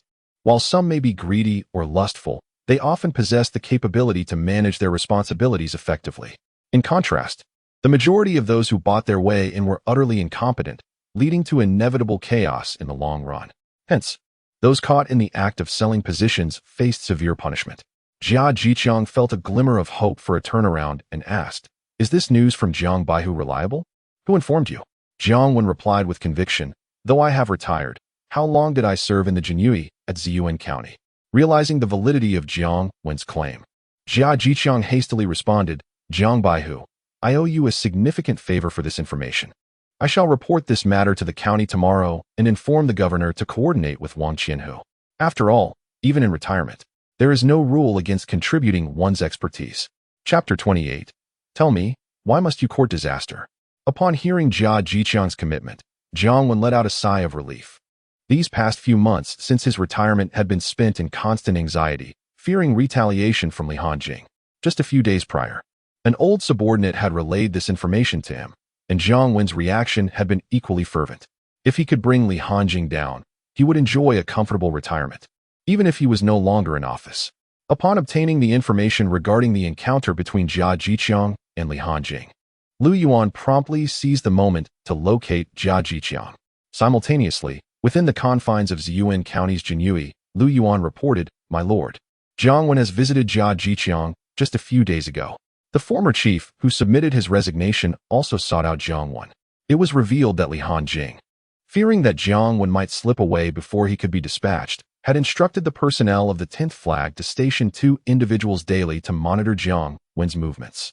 As these pieces of information coalesced, Li Hanjing suddenly recalled something and commanded, "You must immediately take the 10th Flag and keep a close watch on the Jia residence. If Jia Jiqiang intends to exit the city, ensure you intercept him in the outskirts after he departs." Lu Yuan cupped his hands in acquiescence. Understood. Lu Yuan's ability to confront Jia Jiqiang was of no concern to Li Hanjing. Recently, Lu Yuan had spent each day within the dungeon, his prowess having ascended to the 8th stage of Qi cultivation, while Jia Jiqiang remained at only the 6th stage. After all, as a civilian officer, one would not anticipate exceptional martial strength from him. The truly formidable individuals were those who excelled in both literature and martial prowess, and clearly, Jia Jiqiang was not among them. Otherwise, he would not merely hold the position of a county magistrate. As dawn broke, Jia Jiqiang eagerly mounted his horse and set forth from the city, intending to hasten to the prefecture. His spirits soared, feeling as though the breeze accompanying him was akin to the warmth of spring. However, upon exiting the city, an unsettling sensation began to creep in, leaving him with an anxious heart. "Where is Magistrate Jia in such a hurry?" Lu Yuan remarked coldly. The Jinyue of the 10th Flag suddenly emerged on the path, obstructing Jia Jiqiang's route. The sudden appearance of so many individuals startled Jia Jiqiang, but he quickly regained his composure. "Jinyue, step aside quickly. The governor urgently summons me for matters of great importance. If you delay me, you shall face the wrath of Captain Wang." Lu Yuan was unimpressed by this ploy. "The magistrate may be busy, but our captain wishes to speak with you. Come with us. And if I refuse, do you truly believe that you, a mere chief with these lackeys, can hinder my progress?" Jia Jiqiang retorted, glancing at the green ribbon at Lu Yuan's waist. Lu Yuan slowly drew his embroidered spring blade. "Try and find out." Enraged, Jia Jiqiang leveraged his horse's momentum to draw his sword and thrust it towards Lu Yuan. "How dare Li Hanjing disregard me? I can understand his arrogance, but you, a mere chief, dare to treat me with such contempt?" Clang. Lu Yuan swiftly assumed a defensive stance, parrying the strike. The immense force sent Jia Jiqiang staggering back 2.5 steps, staring at his trembling sword. Jia Jiqiang was taken aback. Is the Jinyue poised to reclaim its former glory? A mere chief possesses strength to rival mine. While Lu Yuan remained unfazed, the collision had left a significant notch in his blade. Nonetheless, he paid it no mind, swiftly channeling his internal energy to surge towards Jia Jiqiang. With a sudden twist of his embroidered spring blade, he positioned the back of the blade against Jia Jiqiang's head. Jia Jiqiang, hastily raising his sword, prepared to defend himself. However, due to a momentary lapse in concentration, he failed to channel his internal energy into his hand as he drew his sword, resulting in a loss of power the instant the blade collided with the knife. Clang! The sword fell to the ground. Seizing the opportunity, Lu Yuan struck the back of Jia Jiqiang's head with his knife. Jia Jiqiang felt a sudden rush of blood and lost consciousness. After dealing with Jia Jiqiang, Lu Yuan exhaled deeply and murmured, "This is far more challenging than taking a life." In a certain location on the outskirts of Ziyuan County, Li Hanjing took the rare opportunity to fish by the lake, accompanied by a small table with a pot of hot tea beside him. Surrounding him were extensive bamboo groves. Enveloped in serene tranquility, with the remaining 8 captains of the 100 House standing nearby. They were utterly bewildered, summoned so early in the morning only to witness fishing. Before long, commotion arose from beyond the bamboo forest, and soon Lu Yuan appeared, accompanied by the 10th captain of the Jinui, dragging 3 bound individuals along.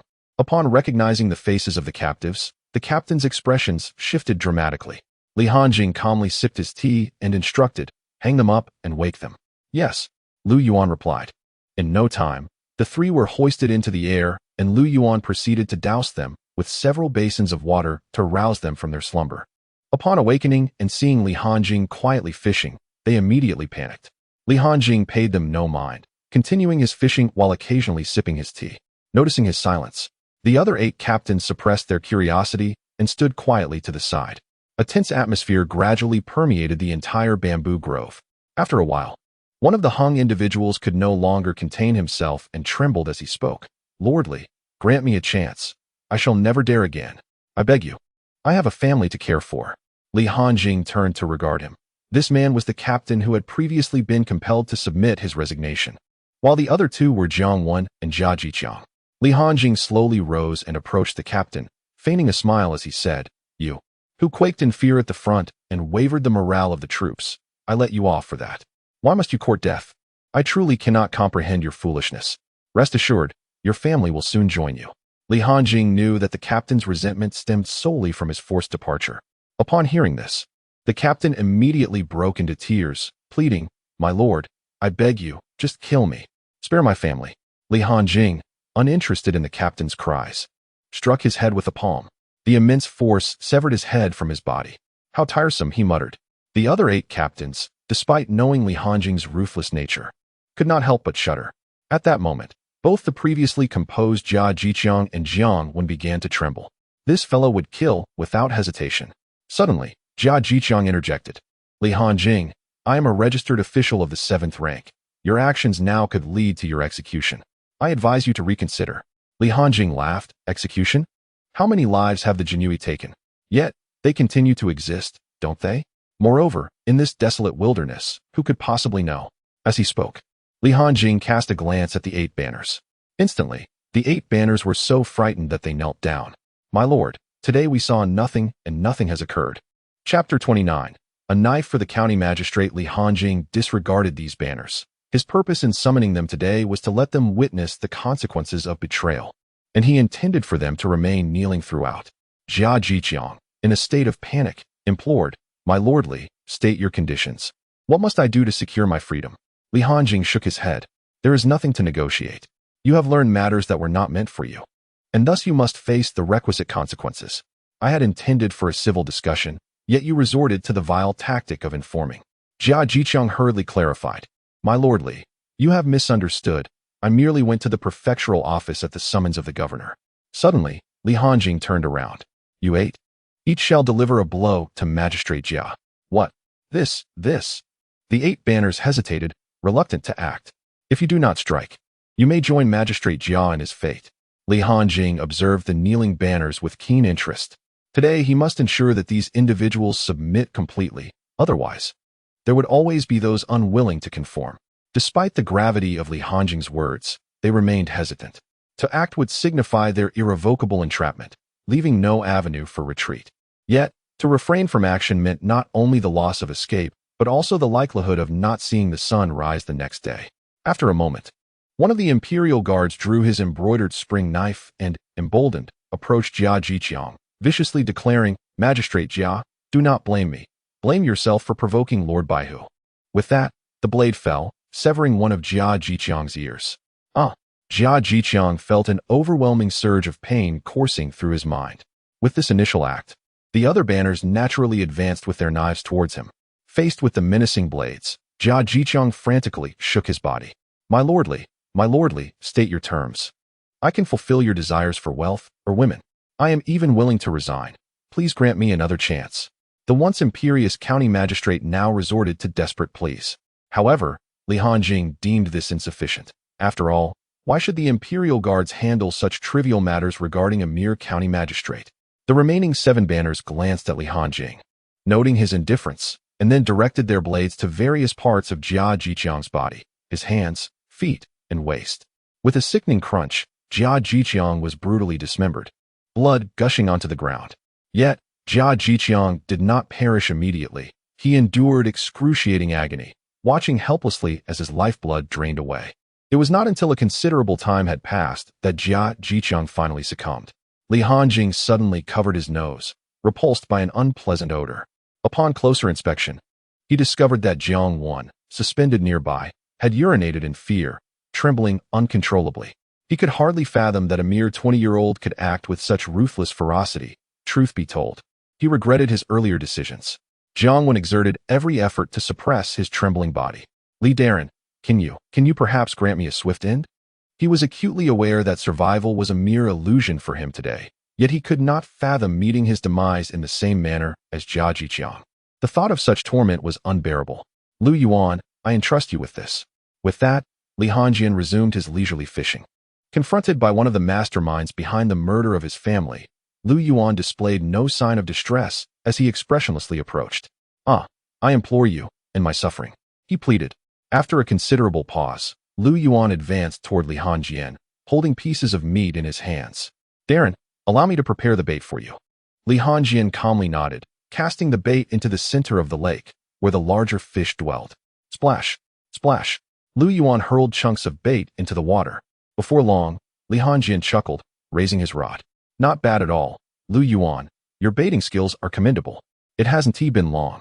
And already we have fish on the line. He then turned to the 8 guards, still in a state of shock, and said, Come. Today I shall treat you to fish. As they beheld the fish being lifted from the crimson waters, one of the guards stifled his discomfort and accepted the catch. Thank you, Darren. The following morning, a faint scent of blood permeated the air at the county magistrate's gate. The constables arriving for duty caught a whiff of this ominous aroma and looked up, their hairs standing on end. Heads, hands, and legs were grotesquely displayed in different locations.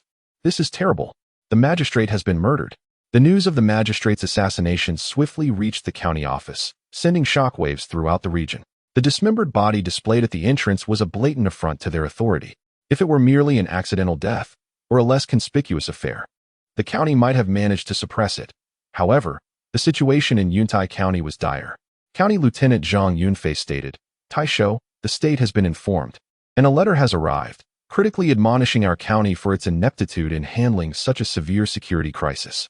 Furthermore, in 3 days, the inspectorate will send representatives to investigate the circumstances surrounding this incident. Upon hearing this, Taisho Zhaoyang rubbed his temples in irritation.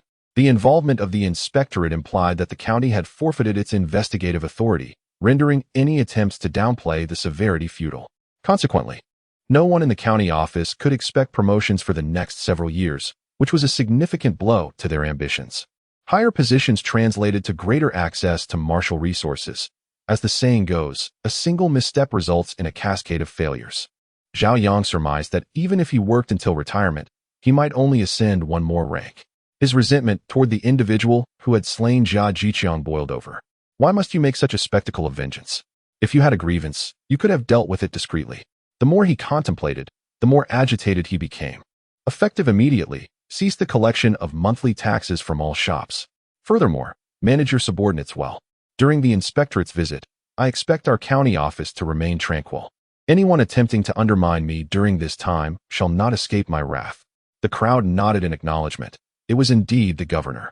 At that moment, the mastermind behind the turmoil engulfing the entire Yuntai County, Li Hanjing, lay calmly in his chair, perusing a letter from Huang Wenxuan.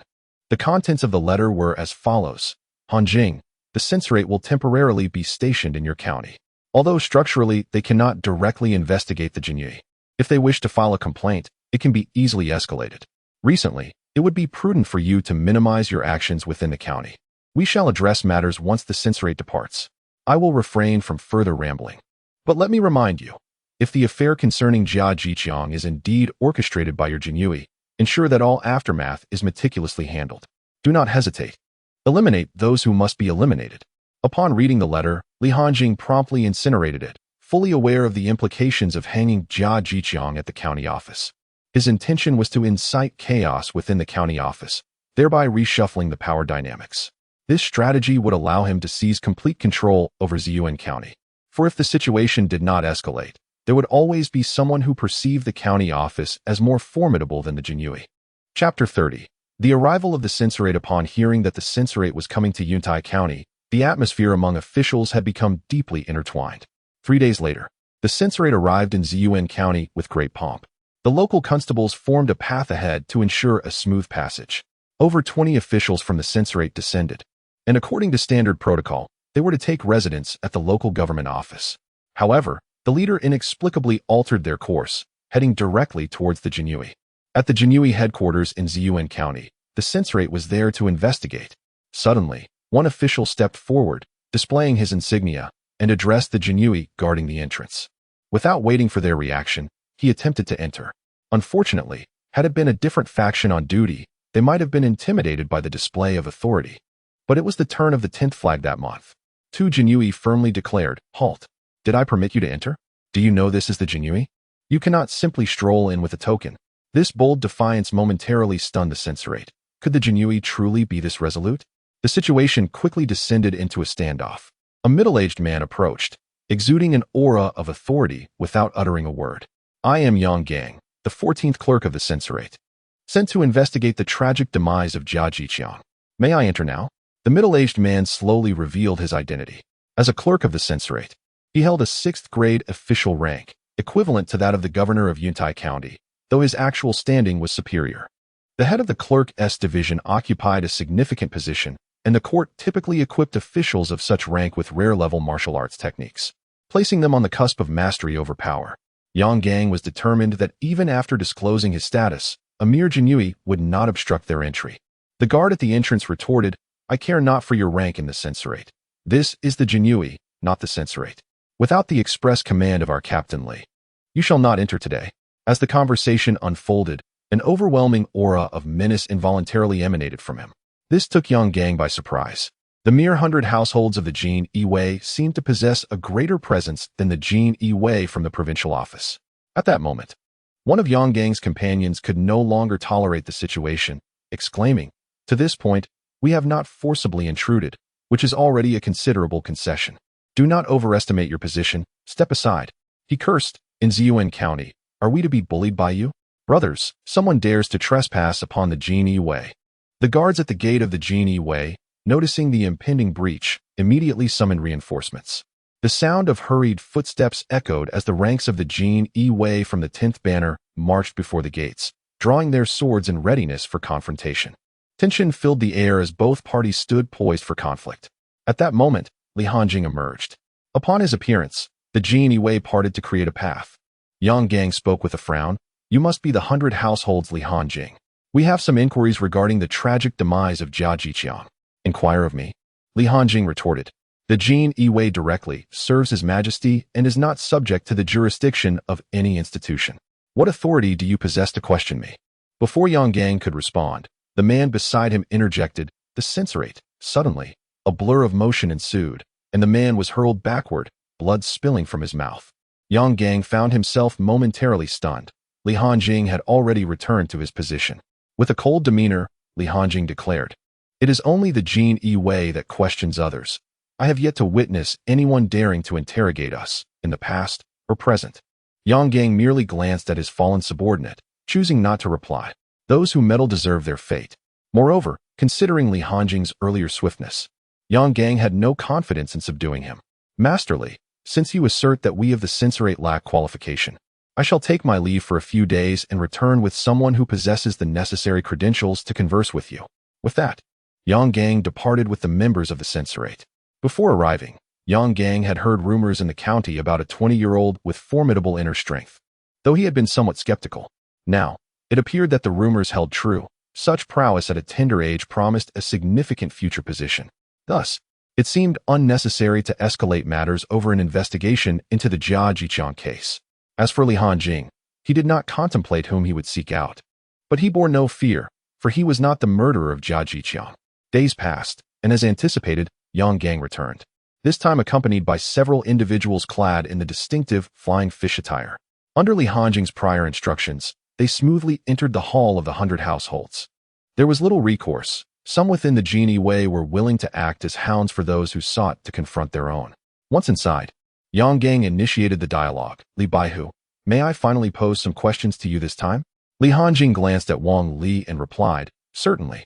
Though I am curious, what delectable offerings have you provided your hounds to render them so obedient to your commands? Wang Li's face flushed crimson as he retorted, Li Hanjing. What do you mean by that? Li Hanjing waved his hand dismissively, expressing that it was of little significance, merely a touch of envy towards other departments, which were protective of their own, while the Jinui were, regrettably, the opposite. Noticing a potential quarrel brewing between the two, Yang Gang quickly interjected, Li Baihu. Let us first discuss the case. Li Hanjing nodded in agreement, urging him to proceed. We have investigated, and it is true that you have had some conflicts with County Magistrate Jia in your work recently. Is this correct? Yang Gang inquired. Indeed. Due to the division of responsibilities, certain disagreements have arisen, yet we have reached a mutually agreeable outcome through verbal discussions. Li Hanjing casually provided a rationale to steer the conversation. After all, it would be rather inappropriate to disclose that the discord stemmed from disputes over extortion, wouldn't it? Yang Gang, seemingly uninterested in delving deeper into that matter, continued, what are your thoughts on the fact that County Magistrate Jia went missing the day after your discussion, and his body was discovered in the county office the following day? I have no particular opinion on the matter. I learned of County Magistrate Jia's death on the third day as well. I was not among the first to be informed, so this question holds little relevance for me. Li Hanjing promptly replied. Yang Gang pressed further. On the day of County Magistrate Jia's disappearance, what were you engaged in, and can anyone vouch for your whereabouts? With a smile, Li Hanjing responded, Yang Lingji, while I am uncertain why you choose to interrogate me in such a manner, as a fellow official, I shall assist you where I can. On the day of the magistrate's disappearance, I rose early, purchased a fishing rod, and went fishing. The local fishing supply merchants can attest to this, as can the leaders of the Jinyui. I even treated them to some fish that day. Chapter 31. The Jinyui's Town Pacification Division in Jiangzhou. Yang Gang's expression instantly relaxed. Haha, Li Baihu, do not take offense. The Ministry of Justice has always conducted its investigations in this manner, treating everyone equally. I understand, as our Jinyui may approach cases with an even greater degree of seriousness. Li Hanjing replied. Ah, Li Baihu, there is something I neglected to mention during our conversation. While we were speaking, other officials from the Ministry of Justice began engaging in individual discussions with the other leaders. You wouldn't advise against that, would you? After speaking, Yang Gang fixed his gaze intently on Li Hanjing, searching for any hint of anxiety in his demeanor. However, Li Hanjing remained composed, responding, it is of no concern. All is understood. Before long, a member of the Ministry of Justice entered and whispered in Yang Gang's ear, Sir, what Li Hanjing said aligns closely with our findings. Having received this information, Yang Gang immediately stood up, saying, Li Baihu, thank you for your cooperation. We have other matters to attend to, so we shall not interrupt your normal duties any further. Yes, young Darren, safe travels. Li Hanjing did not rise to see him off. Once the officials from the Ministry of Justice departed, a glint of cold light flashed in Li Hanjing's eyes, interrogating us one by one. Do they truly believe the Jinyui to be easy prey? They had better not fall into my hands in the future. The Ministry of Justice lingered in Ziyuan County for several more days, yet with no progress on the case, they eventually departed. After all, their visit was primarily intended to serve as a deterrent. The vast Qian Empire witnesses the demise of officials daily, some falling victim to internal strife, others to the machinations of underworld forces. If one were to investigate every single incident thoroughly, just imagine the immense resources and manpower that would require. The county of Ziyuan has entered a period of governance under the Jinyui. The Jinyui's local commander in Jiangzhou spoke with a commanding presence, stating, the Jinyui in Huaiyang County has been suppressed to an unbearable extent, oppressed by the government, the eastern and western workshops, and even the 6 doors can exert pressure. As for the forces of the Jianghu, they are even less significant. I urge everyone to propose a solution. Upon noticing the silence of those present, he expressed his displeasure. Are we incapable of formulating even a single plan? His cold gaze rendered those around him hesitant to meet his eyes. At that moment, a Jinyui adorned with a golden ribbon stepped forward. My lord, given our current weakness, I suggest we temporarily endure this situation. Moreover, Huaiyang County is rich in resources, which the eastern and western workshops hold in high regard. Our subordinates lack the capacity to confront them. Another Jinyui, similarly clad in golden ribbons, concurred, "My lord. I too support the idea of retreating for the time being. Sometimes, taking a step back allows for broader horizons." Suddenly, as another Jinyui prepared to rise, the one seated at the head of the table struck the surface with a resounding clap. Endure? How much longer can the Jinyui tolerate this? These individuals will only become bolder. Where were they during our struggles against the Biwa sect? Now they act with such arrogance. After a moment, an elderly figure adorned with golden ribbons rose and implored, "My lord, please do not be angered. Permit me to speak candidly. Our current commander has acknowledged a eunuch as his godfather. What do you expect those of us beneath him to do?" The commanding Jinyui dismissed him with disdain. "That fool is indeed a fool, but in Jiangzhou, under my command, the Jinyui shall not be in such a state. This matter must be resolved today." The assembly sighed in response. The newly appointed local commander was indeed fervent. Yet, his qualifications were undeniable. At merely 40 years of age, he had ascended to this position through sheer strength. Who could blame him for his arrogance? It was a pity, however, that he had entered the flawed department of the Jinyui. Had he joined the military, his prospects would have been boundless. Suddenly, a previously silent Jinyui spoke up, "My lord, I may have a solution, though I am uncertain of its feasibility." The commanding Jinyui's eyes brightened. "Speak." "My lord, in Yuntai County, we have a 100 household captain who, at the young age of 20, has already transcended to the realm of internal strength. He is ruthless in his dealings and has swiftly dominated the county office within mere months. His audacity is noteworthy. I heard that recently, even the supervisory court in the province was turned away by him. However, it seems he was dispatched from the central authority. I am unsure whether he was demoted or sent forth by a prominent family for training.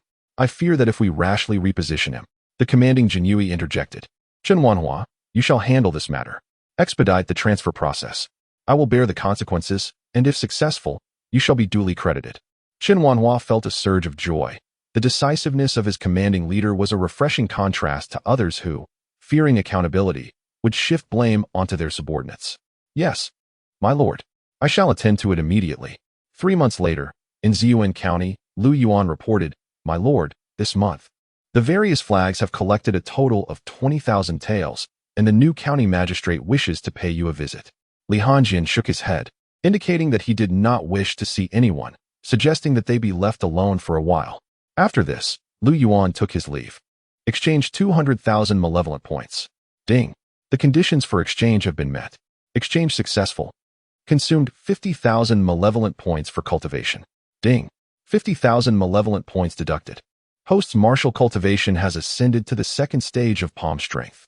After fully taking control of Ziyuan County, Li Hanjian realized how much more revenue the county office could earn each month. Compared to the Jinyui, they were merely sipping soup. Subsequently, Li Hanjian opened his attribute template. Name, Li Hanjian. Gender, male. Identity, Father Taifu Li Qian, 100 household of the Jinyui in Ziyuan County. Cultivation method, Cyclone technique, rare, 0500000. Cultivation level, palm strength realm, 050000. Martial skills, Tiger Roar Wave, 03000. Flying Swallow Piercing Clouds, 03000. Comprehensive Combat Assessment, 3rd stage of palm strength. Malevolent points, 10,000. Kill points, 10,000. Subordinate Forces Attribute Template, Subordinate Personnel, Name, Lu Yuan. Gender, male. Cultivation Method, Killing Internal Cannon, 020000. Martial Cultivation, Chi Refinement 9th Stage, Great Perfection, Subordinate Force Group, 10th Banner of Ziyuan County.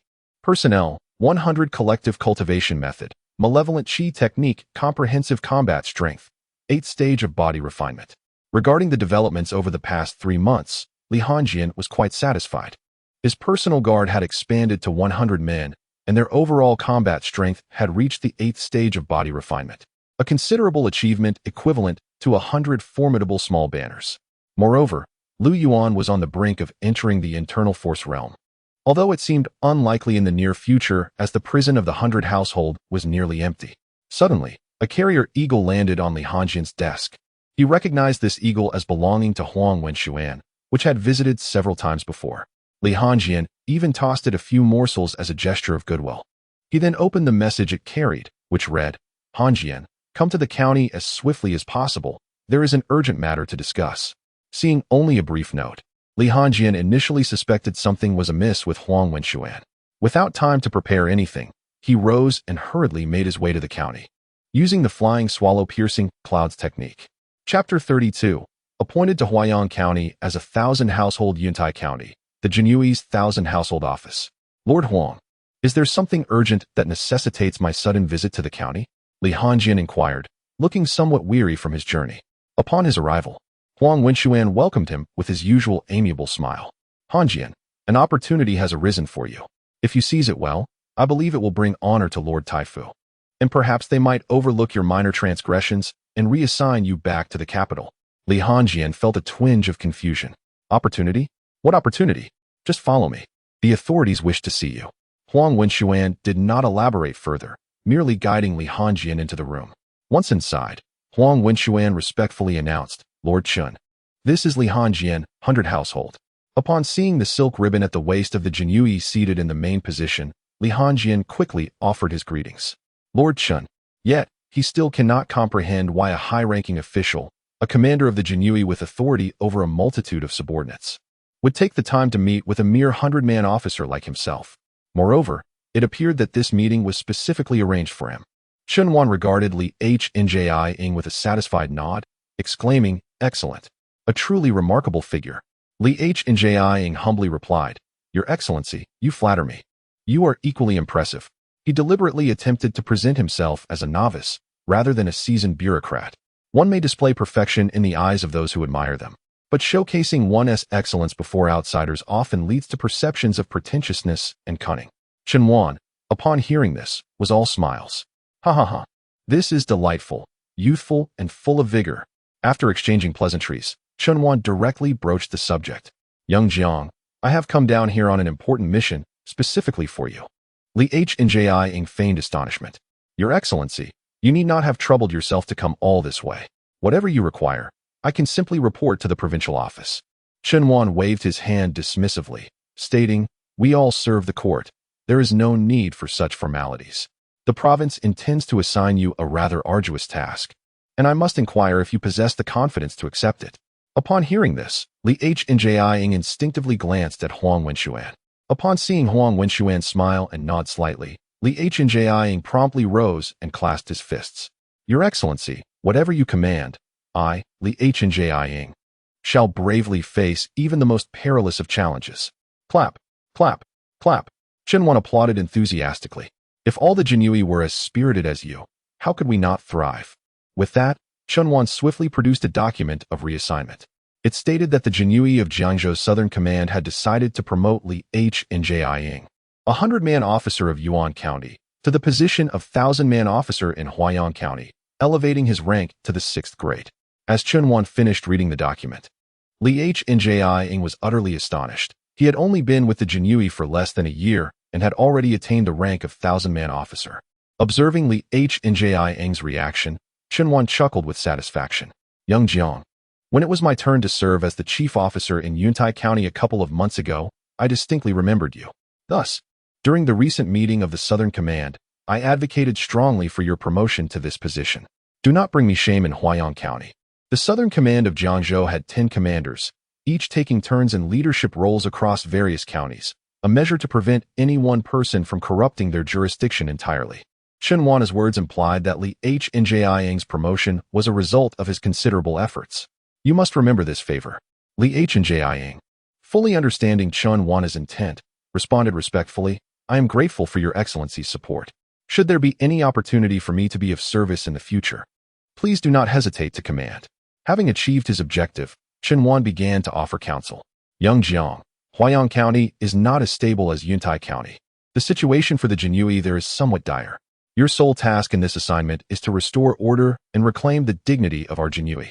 Upon hearing this, Li Hanjing immediately grasped the reason for his sudden elevation. It appears that I have taken on the role of the fire brigade captain.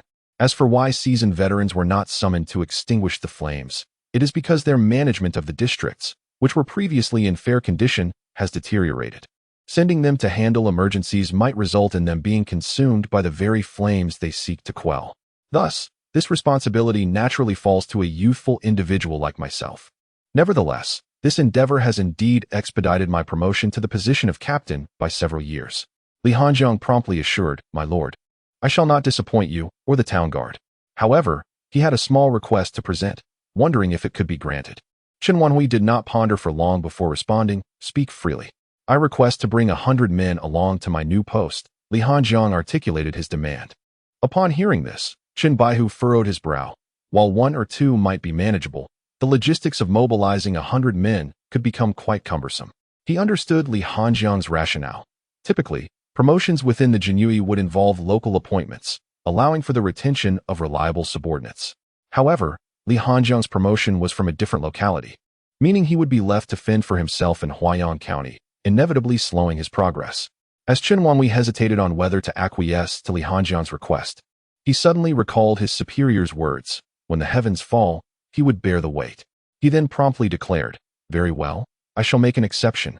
I agree to your request, but you must achieve even greater results in Huaiyang County. Otherwise, I shall find it difficult to report back to my superiors."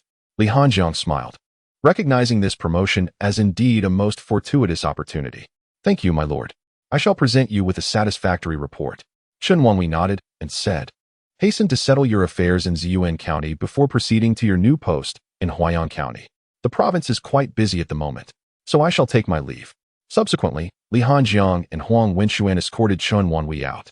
Once Chen Wanhui departed, Huang Wenxuan sighed, "A few months ago, I could still address you as Hanjiang, but now it seems I must call you Captain Li." Li Hanjiang chuckled, "My lord, please do not tease me. You may continue to call me Hanjiang." Huang Wenxuan suddenly turned serious, placing a hand on Li Hanjiang's shoulder. "The situation in Huaiyang County is far more dire than merely what Lord Chun has suggested. Once you arrive there, I will not be able to assist you. If you find yourself in a position of helplessness, do not hesitate to seek help from your seniors." In truth, were it not for Li Hanjiang's formidable background, Huang Wenxuan would not have advised him to undertake this responsibility. Otherwise, he would be left with nothing but bones. "Thank you for your concern, my lord. I will heed your advice." Glancing at Huang Wenxuan, who had provided him with such support, Li Hanjiang felt it was time to reciprocate. Otherwise, should he leave without a word, others might perceive him as a heartless scoundrel.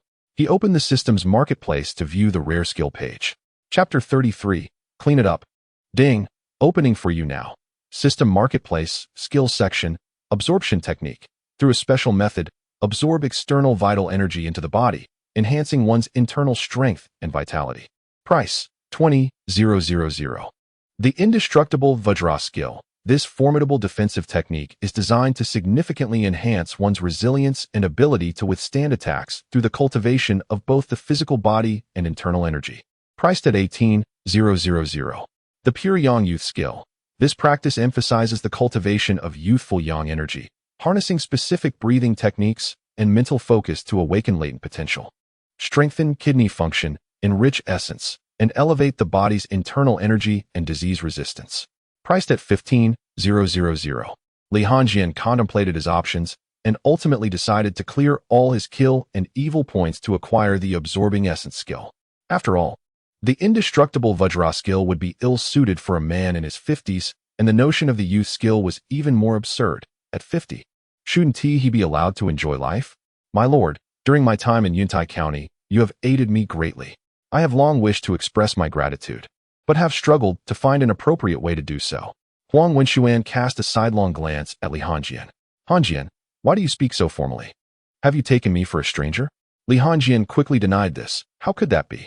Upon reflection, I realized I have little to offer, so I shall give you this instead. I cannot shake the feeling of unease without offering something." As he spoke, he reached into his bosom. Seeing this, Huang Wenxuan interjected, "No, I refuse. If you persist, I shall be quite vexed." He had more than enough money already, and it served no purpose to take more. However, when Li Hanjian produced a volume of techniques from within his garment, Huang Wenxuan was momentarily taken aback, caught in a dilemma of whether to accept or decline. "My lord, I know you regard me as a younger kin. Surely, you cannot reject a gift from your own junior." Li Hanjian pressed the Qi absorption skill into Huang Wenxuan's hands, deftly resolving the awkwardness of his superior's desire to refuse while still accepting the gesture. Clearing his throat, Huang Wenxuan said, "Since you have gone so far as to present this, To refuse would only create distance between us. At that moment, Huang Wenxuan recalled something. Chen Wanhui has some matters he is not at liberty to discuss with you directly. He asked me to convey a message. Proceed with your endeavors, as there are higher authorities backing you. Moreover, the position of 100 House in Ziyuan County has been compromised by Wang Li. I will send my people to fill that role, so there is no need to worry about Wang Li's potential backlash. It was evident that Huang Wenxuan likely knew of Jia Jiqiang's involvement in certain matters, a fact that many were aware of, albeit lacking concrete evidence. Li Hongjian nodded in understanding. Then, my lord, I shall return to prepare for my departure and will not intrude further. Safe travels. Do visit Yuntai County when you have the chance. Let us keep in touch, Huang Wenxuan replied, his thoughts already consumed by the technique in his hands. Were it not for Li Hongjian's presence, he would have eagerly begun to contemplate the skill on the spot. Very well, I shall let you be, Li Hongjian said. Not long after returning to Ziyuan County, Li Hongjian's 100-man contingent moved forward with great momentum towards Huayang County. As for Ziyuan County, he had already set the stage. Should the subsequent 100 House be suppressed, Li Hongjian could only conclude that it was the prevailing trend of the Jinyui. His current authority allows him to ensure that the Jinyui maintain their expected demeanor within his jurisdiction. Beyond that, he is powerless. Of course, should circumstances change in the future, it would be an entirely different matter. 10 days later, at Huayang County, the gatekeeper, my lord, which department do you belong to? East Factory. The gatekeeper, please enter. My lord. The gatekeeper, halt. Who are you? State your identity and purpose. We are from the Black Tiger Gang, here to procure some supplies. The gatekeeper, very well, but do not cause any trouble inside. As it was Lu Yuan and his companion's turn, Lu Yuan stepped forward and produced his token. Jinyui. Upon seeing the token, the gatekeeper smiled. The Jinyui. Each of you must pay a tael of silver to enter. Lu Yuan frowned. The preceding individuals had not paid. Not even the various gangs, so why were they being charged? The gatekeeper, visibly displeased, retorted, that is the rule here in Huayang County. The Jinyui must pay to enter. Hurry up. Will you pay or not? If not, step aside and do not obstruct others from entering. The gatekeeper regarded the 100 or so Jinyui with disdain, looking arrogantly at Lu Yuan. In response, Lu Yuan delivered a swift kick to the gatekeeper's knee. The man immediately collapsed to the ground, struggling to rise. Yet the wave of weakness coursing through his knee rendered him unable to stand. The other constables, noticing the commotion, drew their blades and approached. Are the Jinyui seeking to cause a ruckus? Do you dare to lay hands on my officials? Lu Yuan, uninterested in words, dealt each of them a kick. Before long, all the gatekeepers were kneeling at the city gate. Li Hongjian shook his black cloak and dismounted, slowly approaching the kneeling constables. He produced a tael of silver and pressed it forcefully in his hand. With a crack, the pure silver crumbled into powder. Li Hongjian gradually raised it before the constables. Did you not ask for silver? Clean it up. One constable dared to lift his head. If you lay hands on us, await the county's reckoning. I shall ensure you kneel and lick up what I have dispensed. Li Hongjian stepped closer to this constable, placing his foot upon his head, pressing down with a chilling tone, lick. The sound of skin scraping against the ground filled the air as the constable struggled beneath the pressure. After a considerable time, Li Hongjian finally lifted his foot. However, the constable's body collapsed, deprived of any support. The other constables, witnessing their comrade's plight, broke into a cold sweat. His face had been ground to a pulp, and his chest lay still, having suffocated. Li Hongjian turned his gaze to the remaining constables. Shall I assist you in licking? My lord, no need. We can manage ourselves. The other constables immediately shook their heads, bowing down to lick the remnants of silver. In this vast world, perhaps it is the greatest humiliation that truly matters little. Outside the city gate, a throng had gathered, captivated by the unfolding spectacle. Surely, the Jinyui would not dare to act against officials, would they?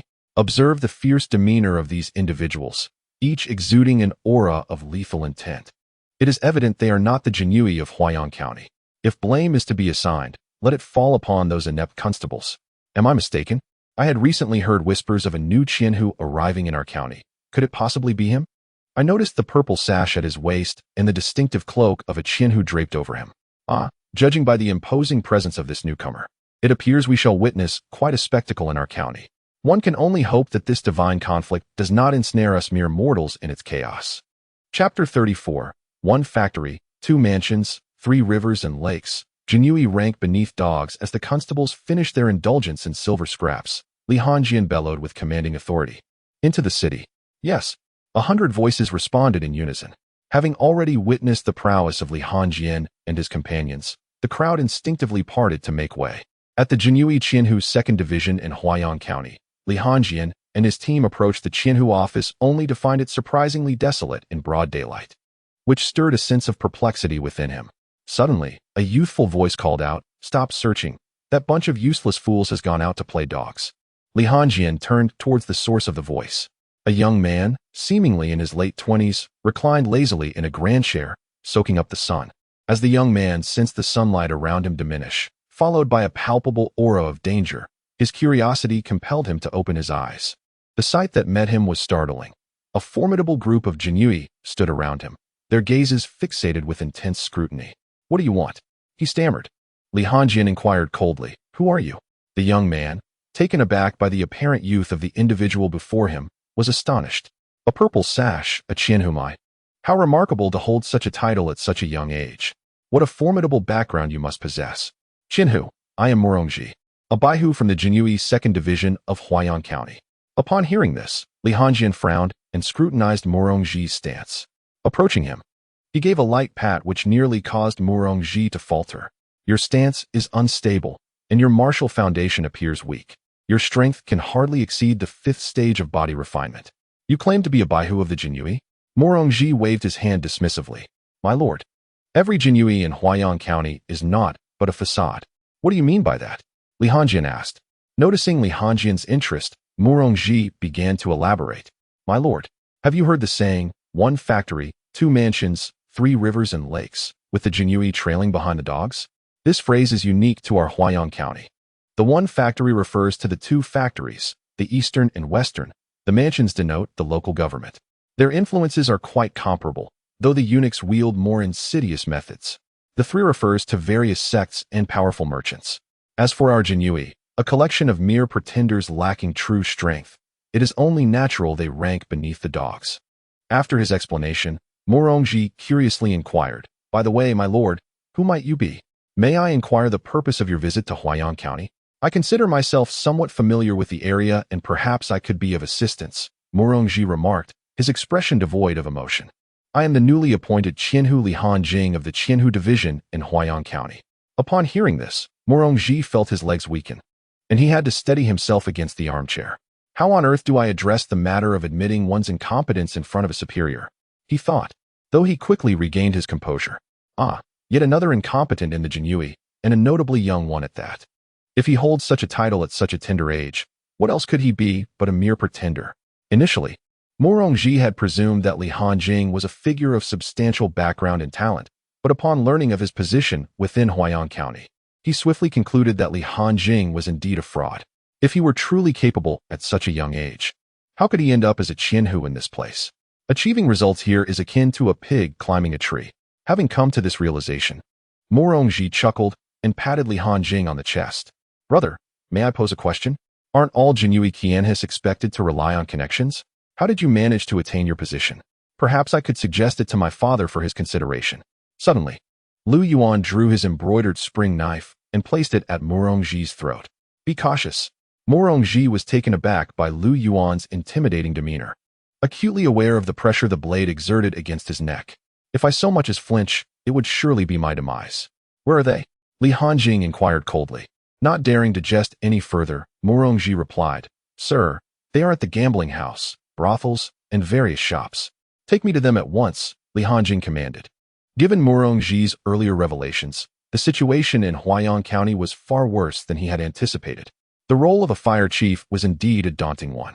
While a simple act of murder could allow Li Hanjing to fulfill his mission, the orders from above stipulated the need for collective development of the team, a task that felt akin to traversing through hell. Fortunately, he had brought 100 men with him. Otherwise, he would likely be a commander without troops. It seemed imperative to conduct a thorough overhaul of the Jinui in Huaiyang County. Thus, guided by Lu Yuan, Murongji set forth, followed closely by 100 Jinui. Li Hanjing intended to make a significant impact today, starting by informing the people of Huaiyang County of his arrival. At the Rinxing gambling house, Murongji remarked, "Sir, Most of the Jinui are likely gathered here. This establishment belongs to the Rin family, who have connections to the Xichang. It may not be prudent for us to enter with such a large entourage. Clearly, even the flamboyant Morong Ji harbored fears of the Xichang, known for their lawlessness and ruthlessness, more formidable than the Jinui of yore, who pursued results with relentless fervor. What? It has such connections? Without a moment's hesitation, Li Hanjing led his men into the gambling house. Jinui on duty, do not move, Lu Yuan shouted. The gambling house was exceedingly vast, and as Li Hanjing and his 100 men stormed in, they encircled the patrons from a distance, creating an overwhelming presence. The onlookers, caught off guard by the sudden and aggressive intrusion of the Jinui, momentarily forgot to place their bets. Upon sighting the Jinui, a voice rang out. Have you Jinui lost your senses? Who dares to cause a ruckus in someone else's gambling den? Scram out of here at once, and I shall pretend this incident never occurred. The steward spoke imperiously, showing no regard for Li Hanjing and his companions. Li Hanjing exchanged a glance, and two Jinui promptly seized the steward. He then surveyed the gambling house, noting the elegantly dressed merchants and the pallid faces of the agents from the Xichang, who were likely the culprits. Jinui were seated beside the eunuchs, assisting them with their chips, just as Murong Ji had described, their role akin to that of dogs. The steward, despite being restrained, remained defiant, exclaiming that this was the territory of the Xichang. Bang! Li Hanjing struck the steward's head with a forceful palm, channeling his internal energy. The steward collapsed, bleeding from his orifices and lifeless. The previously relaxed eunuchs rose in alarm, their leader uttering a ghastly sound. Who are you? And what brings you here? Do you not realize you are on Xichang's turf? Chapter 35. A Token of Introduction. Li Hanjing examined the eunuch's attire, recognizing him as a 6th-rank official of the Xichang, a minor leader even in Huaiyang County. However, Li Hanjing had no intention of engaging with him. His own matters took precedence. All the useless from the 2nd Division of the Jinui, come forth, Li Hanjing declared with a menacing air. The numerous Jinui present at the gambling house appeared momentarily bewildered by his command. At this juncture, Morong Ji stepped forward to elucidate. This is Lord Li, the newly appointed Qianhu of the 2nd Division.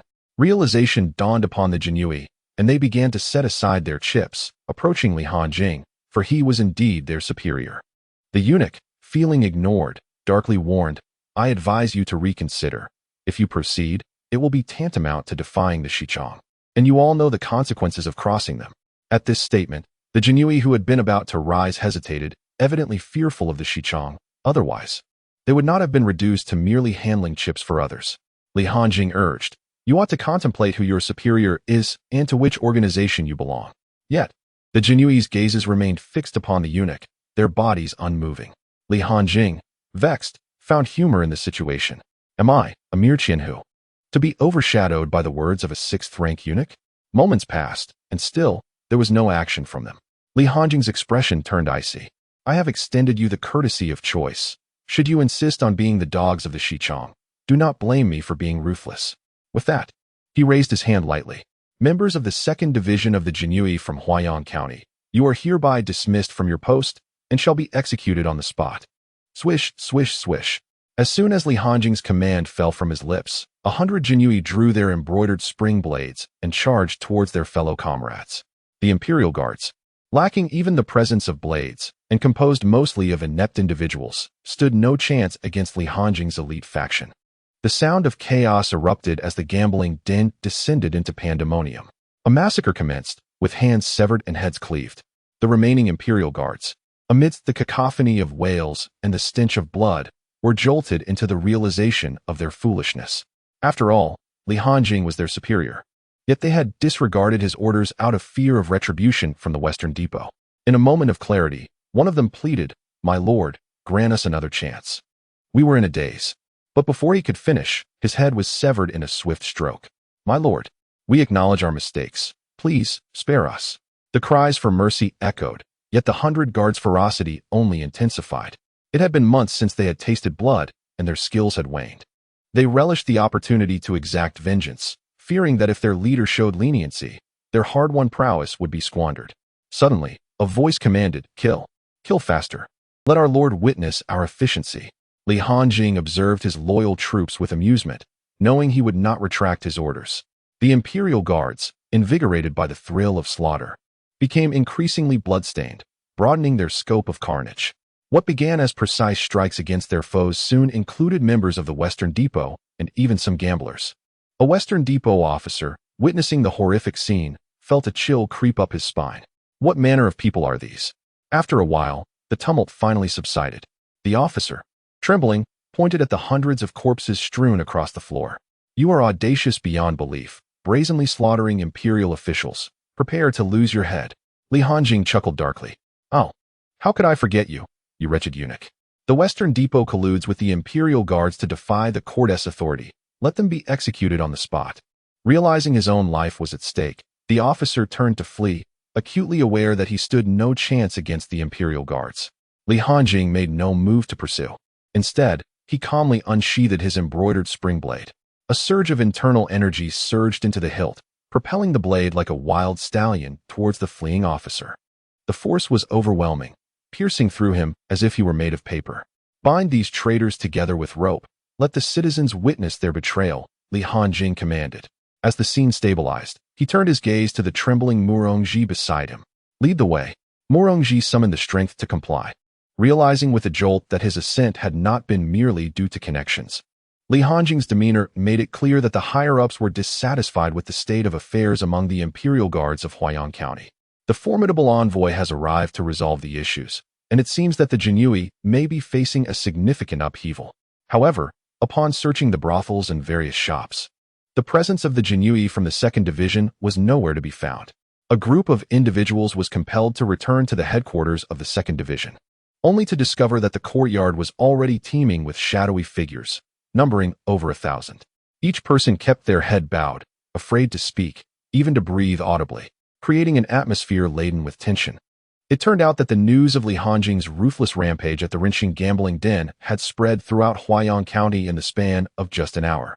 Whispers claimed that a formidable Jinui commander had been dispatched from above, seeking out those disobedient Jinui to execute them. The rumor even morphed into tales of a newly appointed commander from the underworld, who, after slaughtering, would drag the corpses away like the black and white impermanents. Upon hearing this, the Jinui of the 2nd Division immediately realized that their new commander had arrived. Though some remained skeptical and ventured to the gambling den to witness the pools of blood for themselves, leading to the current scene. Li Hanjing quietly instructed Lu Yuan. Have them circle the corpses and encircle these people. Yes, sir. Once the bodies were arranged, Li Hanjing procured a chair and sat before the gathered individuals, saying nothing but gazing coldly at them. Some bolder Jinui dared to glance up, only to quickly avert their eyes, drenched in cold sweat as they found themselves surrounded by the corpses. The bodies, missing limbs and eerily staring with wide eyes, added to the unsettling atmosphere. As the tension reached its peak, Li Hanjing spoke. Today marks my first day in office here in Huayan County, and consider this incident a welcome gift from me to all of you. Naturally, if your conduct remains commendable in serving those eunuchs like dogs, I shall present you with a gift daily. Li Hanjing gestured nonchalantly towards the corpses on the ground. Lift your heads and behold the welcome gift from your commander. He commanded sharply. The crowd, unwilling to hesitate, raised their heads in unison. They had heard that the reason these individuals lay dead was due to their disobedience. Li Hanjing then pointed at 100 blood-soaked Jinui. From now on, there shall be an additional flag within the Jinui, codenamed GU, specifically tasked with monitoring you. Should any of you be found acting like dogs, then you shall meet the same fate as today. Do you comprehend? Over 1,000 Jinui replied in fragmented unison, understood. Li Hanjing did not dwell on this response. The squadron was inherently lacking, and it was unrealistic to expect them to immediately rise to greatness. Deep down, the Jinui regarded Li Hanjing's words with skepticism, pondering how many would wish to be dogs if they possessed sufficient power. Although Li Hanjing's stern methods instilled fear in the present moment, they collectively believed that his authority would soon wane, succumbing to the pressures from various factions, ultimately leading them to compromise their integrity and align with the corrupt. Would they then be forced to serve as dogs once more? Before long, Li Hanjing dismissed the Genie Wei, yet retained Mu Rongji. Mu Baihu, is it true that you possess a considerable understanding of Huayan County? Li Hanjing's tone had softened significantly, as it was imperative to establish authority upon his arrival. Once that was accomplished, it was time to begin assembling a team for the task at hand. Chapter 36. The complex powers of Huayan County. Initially, Mu Rongji felt a twinge of anxiety at being singled out, but upon hearing Li Hongjian's relatively gentle tone, he relaxed somewhat. With a respectful bow, he replied, "My lord, my family operates a tavern in Huaiyang County, and I have heard various tidings regarding both the underworld and the affairs among officials." Li Hongjian nodded. "Very well. Please provide me with an overview of the situation in Huaiyang County." Mu Rongji responded, "My lord, due to the presence of silver mines, Huaiyang County is richly endowed with resources, which naturally leads to a complex web of competing factions. There are 6 major powers: the Western Factory, the Eastern Factory, the government, the 6 doors, the sects of the martial world, and the merchant consortiums. Notably, the merchant consortiums often align themselves with the other 5 factions for financial backing." Li Hongjian abruptly interrupted, "Mu Baihu, kindly organize this information and write it down for me." After listening to Mu Rongji for a while, Li Hongjian found himself overwhelmed, unable to fathom the intricacies of power within a single county. Taking up his pen, Mu Rongji began to write. The 5 principal factions were the Western Factory, the Eastern Factory, the government, the martial sects, and the merchant consortiums. The merchant consortiums were essentially supported by the remaining 5 factions, with each consortium choosing a powerful faction for financial assistance. The 8 merchant consortiums included Huibao Pavilion, Elegant Silk, Ancient Rhythm Porcelain, Ink Fragrance Bookstore, Cloud Brocade Embroidery, Treasures of Antiquity, Wanyuan Shops, and Fuchang Tower. The martial sects were divided into 6 major sects: the Flying Eagle Sect, Thunder Sound Sect, Blue Wave Sect, Golden Light Temple, Gale Valley, and the subsect of the Heavenly Tao. Among them, the subsect of the Heavenly Tao was the most formidable, as they were backed by the Heavenly Tao Mountain, instilling a sense of caution even in the 2 factories. After reviewing this information, Li Hongjian realized the profound depth of Huaiyang County's intricacies. The influence of Heavenly Tao Mountain was palpable here. He had heard whispers of it even while in the capital, recognizing that even the emperor must treat the sect's leader with the utmost respect. Moreover, the leader of the Heavenly Tao sect was rumored to be a celestial master who had lived for several centuries. Generally, those who attain internal power begin to extend their lifespan. An individual at the internal power level may live to approximately 130 years, at the mastery level around 160 years, at the agility level about 200 years, and at the weapon mastery level approximately 260 years. This was the extent of Li Hongjian's knowledge regarding the divisions of martial realms, and one could only speculate what level of mastery a celestial master, reputed to have lived for centuries, must possess. Thus, Li Hongjian resolved to proceed with caution, preferring to avoid unnecessary conflict with the subsect of the Heavenly Tao. After digesting the complexities of Huaiyang County, he remarked meaningfully to Mu Rongji, "Mu Baihu, you must be aware that I have come here on a mission." Mu Rongji nodded and said, "Of course, I understand. However, it is not that I look down upon you, my lord. It is simply that without the support of a financial consortium, the overall strength of the Jinyui is lacking, rendering it nearly powerless in Huaiyang County." Naturally, Li Hongjian was aware of this predicament. The current Jinyui urgently required a significant overhaul, which necessitated a considerable sum of funds. Yet, the Jinyui lacked the backing of merchant consortiums. Where would such funds originate? Would it be similar to Ziyuan County, resorting to selling positions? Setting aside whether anyone would be willing to purchase a position within the Jinyui in Huaiyang County, even if there were buyers, Li Hongjian would not dare to sell. This place is not like Ziyuan County. Various powerful factions are watching closely. If Li Hongjian dared to sell positions, he should be prepared for a life of servitude. Should he disobey, they could easily manipulate the situation, leading him directly to the prison, enjoying free meals. As for relying on the meager funds provided monthly by the court to recruit talented and capable young individuals, they would likely prefer to live as beggars rather than join the Jinyui. With no power or money, who would be willing to assist the Jinyui? Therefore, the first step is to seek out a financial consortium. Li Hongjian inquired, "Mu Rongji, do you know any merchants in Huaiyang County?" Upon hearing this, Mu Rongji realized Li Hongjian's intentions and let out a wry smile. "My lord, reputable merchants tend to avoid us Jinyui." Knock, knock, knock. Li Hongjian tapped his fingers rhythmically on the chair. "Which faction has your family, the Mu family, invested in here in Huaiyang County?" Realizing that Li Hongjian had turned his attention to him, Mu Rongji quickly replied, "My family has invested in the Fuchang Tower, which is affiliated with the Tianyi Temple for self-preservation, as the Tianyi Temple is the most moderate faction among them."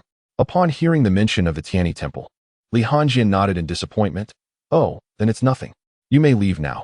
As you command, my lord. Morongji sighed in relief. He had no desire to become entangled in the conflicts of formidable forces, preferring to live a comfortable life as a dandy. Li Hanjian rubbed his temples, realizing that he needed to take decisive action. This situation was akin to attracting investment in a previous life. Without offering enticing policies, why would others invest in your territory? In the context of Huaiyang County, if you do not showcase your strength, why would others pay you protection fees? That night, at the western depot of Huaiyang County. Slap. Lord Wang, this newly appointed Jinyui Qianhu, is audacious indeed. Not only did he cause a ruckus at our protected gambling den, but he also killed one of our baihus, showing utter disregard for us at the western depot. A eunuch spoke in a soft voice. Lordly, it was just a baihu who died. Please remain calm. I just reviewed his profile, and he is no ordinary individual. We cannot deal with him in the usual manner. Compared to the previously irate eunuch, this one remained composed. The two were Qianhis Wang Shi and Li Kai of the Western Depot in Huaiyang County. Wang Shi's remarks brought Li Kai back to a state of calm. Indeed, at the age of 20, possessing such internal strength, it is no surprise that he dares to be so audacious, especially in Huaiyang County, where a dragon must coil and a tiger must lie low. Li Kai spoke with an ominous tone. Wang Shi once again urged caution. The youthful fervor is naturally intense, and witnessing his subordinates in such a predicament is bound to provoke a loss of control. Furthermore, the dispatch of the imperial guards from the prefecture suggests an intention to alter the current state of affairs. Let us observe his next move before making any decisions. Li Kai grunted, then let us proceed as Lord Wang suggests. If he can fulfill his duties as 1,000 household commander, perhaps there will be some benefits for him. If not, Wang Shi, observing Li Kai's demeanor, felt a sense of helplessness. Such impulsiveness would inevitably lead to trouble. At the Huaiyang County government, Lord Zheng. Today the newly appointed Imperial Guard has humiliated our government at the city gate and even killed a constable. How should we respond? County Lieutenant Sun Wei inquired. The middle-aged man pondered for a moment before responding. This situation is difficult to handle. If we are to speak reasonably, we are indeed at fault. Is he not the one who caused quite a ruckus at the gambling den, resulting in numerous deaths? I have heard that 100 household from the West Factory was also killed. For now, let us refrain from action and allow the West Factory to take the brunt of it. Zheng Hui, the prefect of Huaiyang County, nodded. Speaking of which, my lord, this new Imperial Guard commander is indeed formidable, though I wonder how long he can maintain such vigor. Zheng Hui chuckled. Lieutenant Sun, your words lack insight. He possesses neither the support of a consortium nor a capable entourage. I believe he will endure for quite some time. We must exercise caution moving forward. Sun Wei could not help but laugh as well. Indeed, my lord, it seems the Imperial Guard is poised to reclaim its former glory. It sends shivers down my spine. On the following day, my lord Li, we should have crossed paths yesterday, but the affairs at the office were simply overwhelming. A middle-aged man entered the second office of the 1,000 household with a genial demeanor. Li Hanjing recognized him as Gao Hai, the commander of the first office of the Imperial Guard. Li Hanjing offered a perfunctory smile. I understand. After all, I was preoccupied with eliminating quite a few individuals myself. Gao Hai paused for a moment. My lord Li, let us not dwell on that. Since your arrival, our county has decided to reallocate certain street privileges specifically for you. Shall we proceed to the county for a meeting? To be honest, Li Hanjing was not particularly keen on attending this meeting. The reason for the reallocation of street privileges, explicitly for his benefit, was laughable. It was clearly an attempt to assert dominance over him. Gao Hai, fully aware of this scheme, feigned ignorance while inviting him, which meant that Li Hanjing would have to navigate the situation as an outsider. Chapter 37, Playing One-Upmanship? I shall ruin your event. Noticing Li Hanjing's indifference, Gao Hai pressed. My lord, it is time to depart. We must not arrive late. With an unhurried demeanor, Li Hanjing draped his cloak over his shoulders. Gao Darren. I have a question for you. My lord, please feel free to ask, Gao Hai replied. Are we, the Imperial Guards, a subordinate department of the government? Li Hanjing sipped his tea. Gao Hai appeared puzzled. Of course not, my lord. What are you suggesting? Upon receiving his answer, Li Hanjing strapped on his embroidered spring knife. Since we are not, then what is there to fear about being late? Walk slowly and let them wait. Gao Hai thus. Gao Hai had no choice but to accompany Li Hanjing as they ambled down the street. After a full half hour, they finally arrived at the county office. Upon entering, a sharp voice pierced the air. The Jinyui certainly has a grand presence. making everyone wait for you. Gao Hai quickly smiled ingratiatingly. Lord Li, on the way here. I was with Li. What a coincidence. You both share the same surname. Gao Hai attempted to ease the tension, fearing that this matter might displease Li Kai. Li Kai retorted sarcastically, that indeed is an unfortunate circumstance. Sharing a surname with a eunuch does not bring me much joy. With that, Li Hanjing casually found a seat. However, Li Kai was so enraged that veins bulged on his forehead. Those eunuchs, having undergone castration, despised being called eunuchs in public. One can imagine the impact of Li Hanjing's words. Just as Li Kai was about to act, Wang Shi beside him hurriedly restrained him. Let's hold the meeting first. Only then did Li Kai relent. Due to Li Hanjing's remark about eunuchs, the two captains from the Eastern Factory cast unfriendly glances at him. At that moment, Zheng Hui, who had remained silent, spoke up. Since everyone is here, let us begin. Lord Hanjing, as you are new, there are some individuals you may not be acquainted with. Allow me to introduce them. The two captains from the Western Factory, Wang Shi and Li Kai. The two captains from the Eastern Factory, Zhang Quan and Lu Jing. And I am Zheng Hui, the governor of Huaiyang County. Once Zheng Hui completed the introductions, Li Hanjing stood up, introducing himself as Captain Li Hanjing of the Jinui. Following this, Zheng Hui produced a map, specifically a map of Huaiyang County. Since we have a new member joining us, let us redistribute responsibilities. I wonder if anyone has any objections? The major factions surprisingly agreed unanimously, no issue. Seeing the consensus, Li Kai from the Western Factory pointed at the map with enthusiasm, declaring, Gulu Street, Fenghua Alley, and Yinyu Changjie will remain under the Western Factory's security maintenance. Bianliang Street and Zuyu Street will still fall under the Eastern Factory's jurisdiction. Yuqing Street will continue to be overseen by the Jinui. Huaping Alley, Qinxin Street, and Yinyu Street will still be the responsibility of the county office. In essence, security maintenance was merely a euphemism for the collection of protection fees based on territorial divisions. Li Kai suddenly proclaimed, all right, this is the proposal from the Western Factory. Those in favor may raise their hands. Those opposed may present alternative proposals, and we will conduct another round of voting, with the plan receiving the most votes being executed. After speaking, Li Kai raised his hand. Next, the two captains from the Eastern Factory followed suit, and to Li Hanjing's surprise, Gao Hai also raised his hand. Oh, so this is how it is, he thought, feeling that this meeting was specifically orchestrated to exclude him.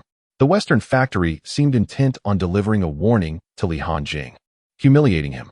The others naturally had no reason to refuse, as the pie was limited.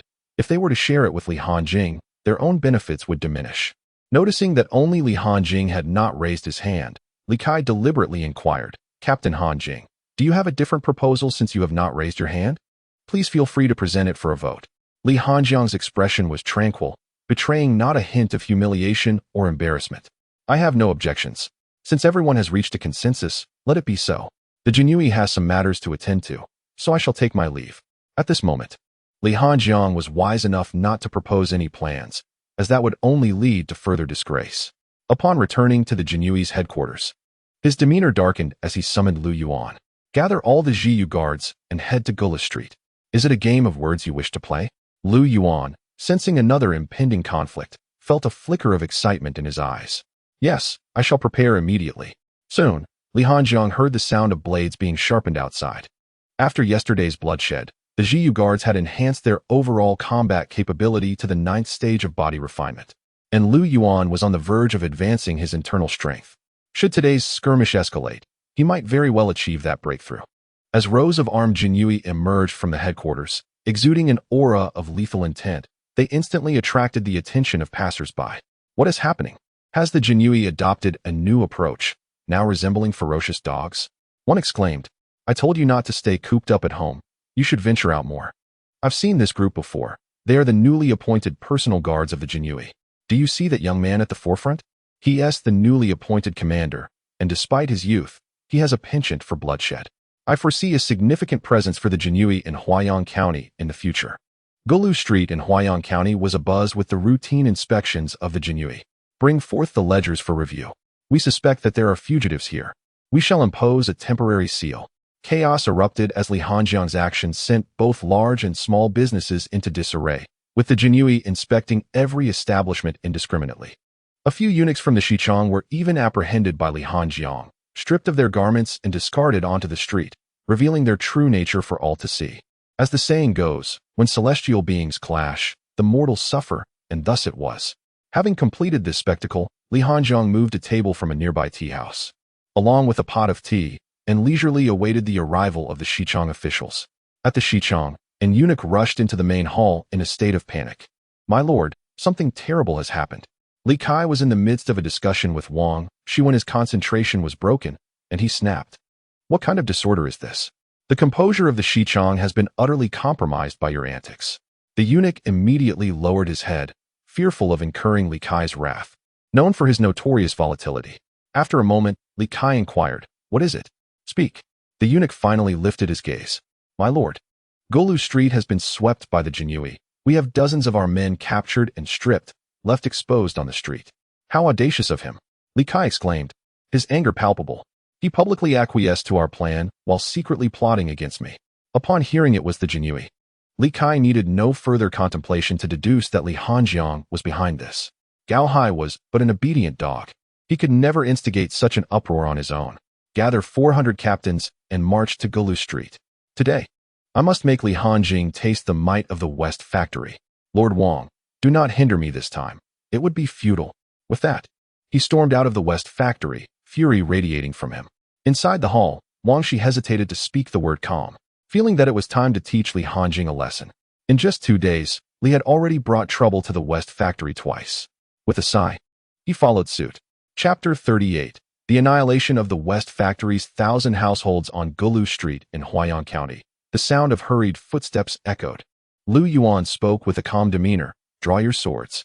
With a swift motion, 100 imperial guards unsheathed their blades, exuding an aura of menace, poised for combat.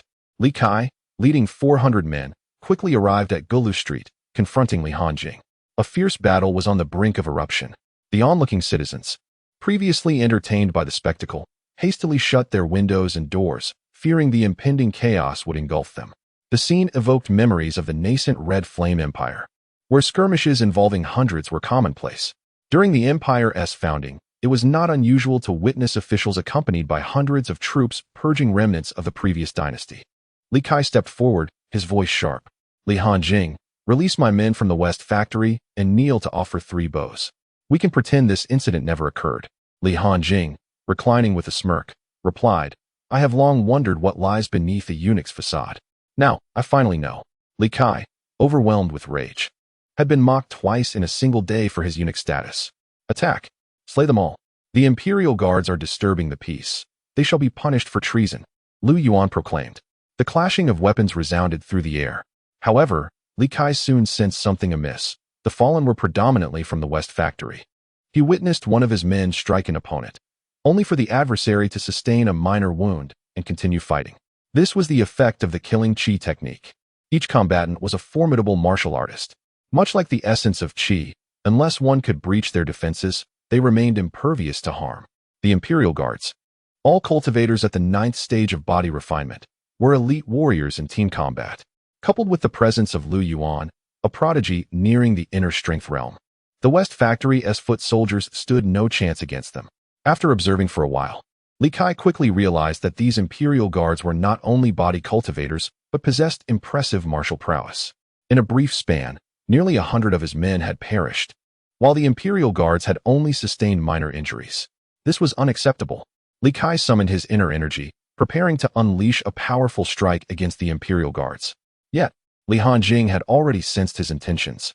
The teacup in hand swiftly hurtled toward Li Kai, colliding with the untapped internal force he had yet to unleash. Boom! The impact reverberated. With a mere casual strike, Li Hanjiang sent Li Kai crashing to the ground, causing him to spit blood and stagger back several steps before regaining his balance. This exemplified the stark contrast between the realms of palm strength and internal force, where a simple blow rendered the latter utterly defenseless. At that moment, Wang Shi rushed over, quickly supporting Li Kai upon witnessing his plight.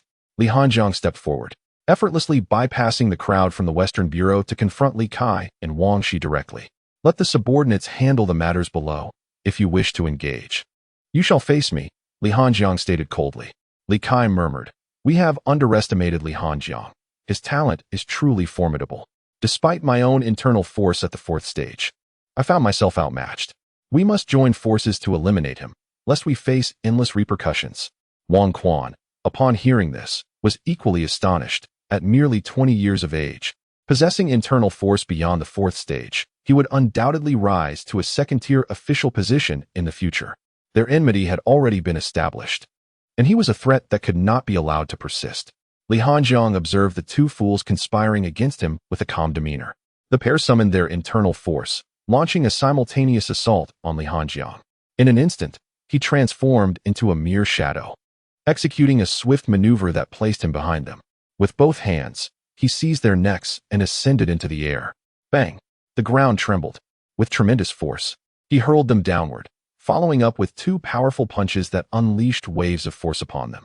Li Hanjiang sensed their life force dissipate. They would never have fathomed the existence of a prodigy at the tender age of 20, possessing such mastery of palm strength. Addressing the lifeless bodies, Li Hanjiang remarked, "I was lamenting the lack of an opportunity to eliminate you. How fortuitous that you provided your own justification for demise." In truth, Li Hanjiang had no desire to provoke the troublesome faction of the Western Bureau, yet their presence hindered his financial pursuits, akin to the situation with Jia Jiqiang. The Western Bureau, already in a position of power, would find the unwarranted killing of 2,000 households exceedingly. Two senior officials from the Western Bureau have been dealt with by Li Hanjian, which undoubtedly indicates his advanced internal strength. He may not necessarily be their match. Zheng Hui pointed at Li Hanjian and remarked, with such a commotion, "Brace yourself for the wrath of the Western Bureau. It is a pity that someone so young, possessing such power, lacks the wisdom of restraint." Li Hanjian merely smiled in response, saying nothing. At the Jiangzhou Town Protectorate, Chen Wanhui reported with a hint of worry, "My lord, Li Hanjian has caused great trouble in Huayang County." "What has happened?" came the indifferent reply from the upper-ranking Jinyui. "He has killed 2 officials from the Western Bureau. Given the temperament of those from the Bureau, I fear for Li Hanjian's safety." The upper-ranking Jinyui, upon hearing this, expressed delight. "What audacity! Indeed, we have chosen wisely. Such a bold approach is necessary to confront those eunuchs of the Western Bureau. If this continues, the Jinyui in Huayang County will soon recover." Chen Wanhui rolled his eyes in exasperation. "My lord, the real issue is that he has killed 2 officials from the Western Bureau. What shall we do when they come seeking retribution?" The upper-ranking Jinyui looked at Chen Wanhui with disdain. "Look at you, so lacking in ambition. What of the Western Bureau? If I cannot protect even a subordinate who is devoted to the Jinyui, then I may as well relinquish my position and return home to farm." With a resigned sigh, Chen Wanhui lamented that his new superior, Li Hanjian, was indeed a force to be reckoned with, possessing both talent and tenacity. "Such bold words, Master Jiang. Do you deem the Western Bureau insignificant?" A soft voice interjected. 3 eunuchs clad in the attire of the Western Bureau entered, their cold gazes locking onto the Jinyui in the main seat. Upon seeing the newcomers, the Jinyui furrowed his brow. He recognized the leader among them, Luo Jin, the deputy chief eunuch, a 4th-rank official who outranked him. Luo Jin was responsible for overseeing the operations and management of the entire Xinhuang domain. The Western Bureau had a notorious reputation for fiercely protecting its own. For merely 2 officials to be killed, it was remarkable that someone of Luo Jin's stature had personally come. Had it been just a few lesser eunuchs from the state, he would not have bothered to engage. "Deputy Chief Luo, what brings you all this way from the domain?" Luo Jin took a seat leisurely and replied, "Jiang Qingyun, you are performing quite well as the town protector here. Should I report this to Lord Wang? Perhaps he will commend you to your commanding officer?" Jiang Qingyun chuckled lightly. "Deputy Chief Luo, speak plainly. I do not enjoy circumlocution. Hand over Li Hanjian," Luo Jin stated matter-of-factly. "In exchange, the Western Bureau will not hold this matter against the Jinyui." It was evident that Luo Jin anticipated Jiang Qingyun's response, knowing full well that should the Western Bureau unleash its fury upon the Jinyui, they would be utterly powerless to resist. However, Jiang Qingyun shook his head and replied, "Master Luo, while I am amenable to discussing other matters, I cannot acquiesce to your demand for the surrender of Li Hanjiang from our esteemed Jinyui. He is a celebrated hero among us, and to relinquish him would jeopardize my standing." Upon hearing this, Luo Jin's expression darkened considerably. "Jiang Qingyun, are you prepared to face the wrath of the Shichong? The heavens will not fall solely upon your division's protectorate." Realizing the conversation had reached a critical juncture, Jiang Qingyun felt no need for further civility. With unrestrained fervor, he retorted, "So you have connections above, do you? Do you presume I lack the same?" Do you think I have attained this position through mere idleness? If the heavens are to fall, let it be. I extend you the courtesy of your title, but remember, without it, you are just Luo Taijian. Understand this. If you seek respect, do not approach the Jinyui. Enraged, Luo Jin's cloak billowed dramatically, radiating his internal power as he pressed it towards Jiang Qingyun. You seek death. Yet Jiang Qingyun stood unwavering, equally summoning his own strength to meet the challenge. Luo Jin, at that moment, regarded Jiang Qingyun with newfound respect. The strength of a mere division's protectorate was surprisingly formidable in opposition. When the show of force failed to intimidate Jiang Qingyun, Luo Jin retracted his energy. This time, I am here to negotiate, but next time, your commanding officer may directly demand the surrender of your man. Jiang Qingyun shrugged. Let him come. Seeing Jiang Qingyun's defiant demeanor, Luo Jin felt a flicker of uncertainty. Was it possible that Jiang Qingyun had a formidable ally? In truth, Luo Jin had guessed correctly. Jiang Qingyun's esteemed mentor was none other than the illustrious General Longhu, a high-ranking official wielding considerable military authority.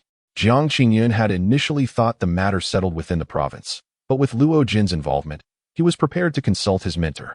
Suddenly, the atmosphere grew tense as the sound of armor echoed closer. A figure clad in armor soon halted before the door, a middle-aged man whose gaze pierced like a sword, exuding an authority as solid as a mountain, effectively silencing the assembly. Upon witnessing this individual, Jiang Qingyun and Luo Jin instinctively rose. Even the typically resolute Jiang Qingyun felt beads of cold sweat form in his palms. Your Excellency, Jiang Qingyun greeted with a respectful bow. Even Luo Jin, who had previously wielded his influence with bravado, now mirrored the gesture, acknowledging, Your Excellency. The man before them was the head of the Xinhuang region's governor's office, the apex authority over local military forces, possessing overarching control over the region's army in times of peace. He was a legitimate second-rank official. The governor's office comprised 5 entities, one for each region and a central office, collectively known as the 5 military governor's office. The central office oversees the 4 regional offices, with its leader being a first-rank superlative figure. With his arrival, the atmosphere grew palpably tense, by virtue of his authority. Even Jiang Qingyun's mentor would appear slightly lesser in stature. After a moment, the middle-aged man surveyed Luo Jin as an intermediary. I propose we conclude this matter regarding Jinyui's captain Li Hanjiang here. What do you all think? Jiang Qingyun was momentarily taken aback. Hadn't he yet sought out his esteemed mentor? Why was a formidable ally already at hand? Initially, he presumed that this visitor had significant matters to discuss, only to discover that it pertained to the triviality of a captain of the Jinyui.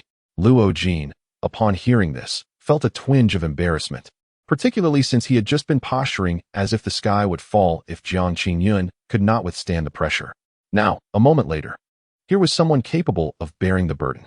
It was no wonder Jiang Qingyun had the audacity to confront him. He evidently had substantial backing.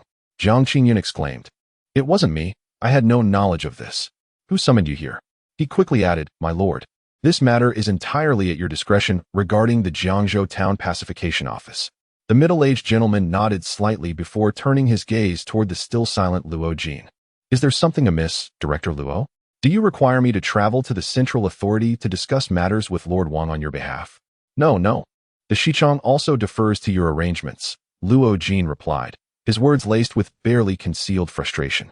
Yet, under the prevailing circumstances, he had little choice. Despite his superior's weight in the court, he would not jeopardize the standing of a second-rank official over 2 minor captains.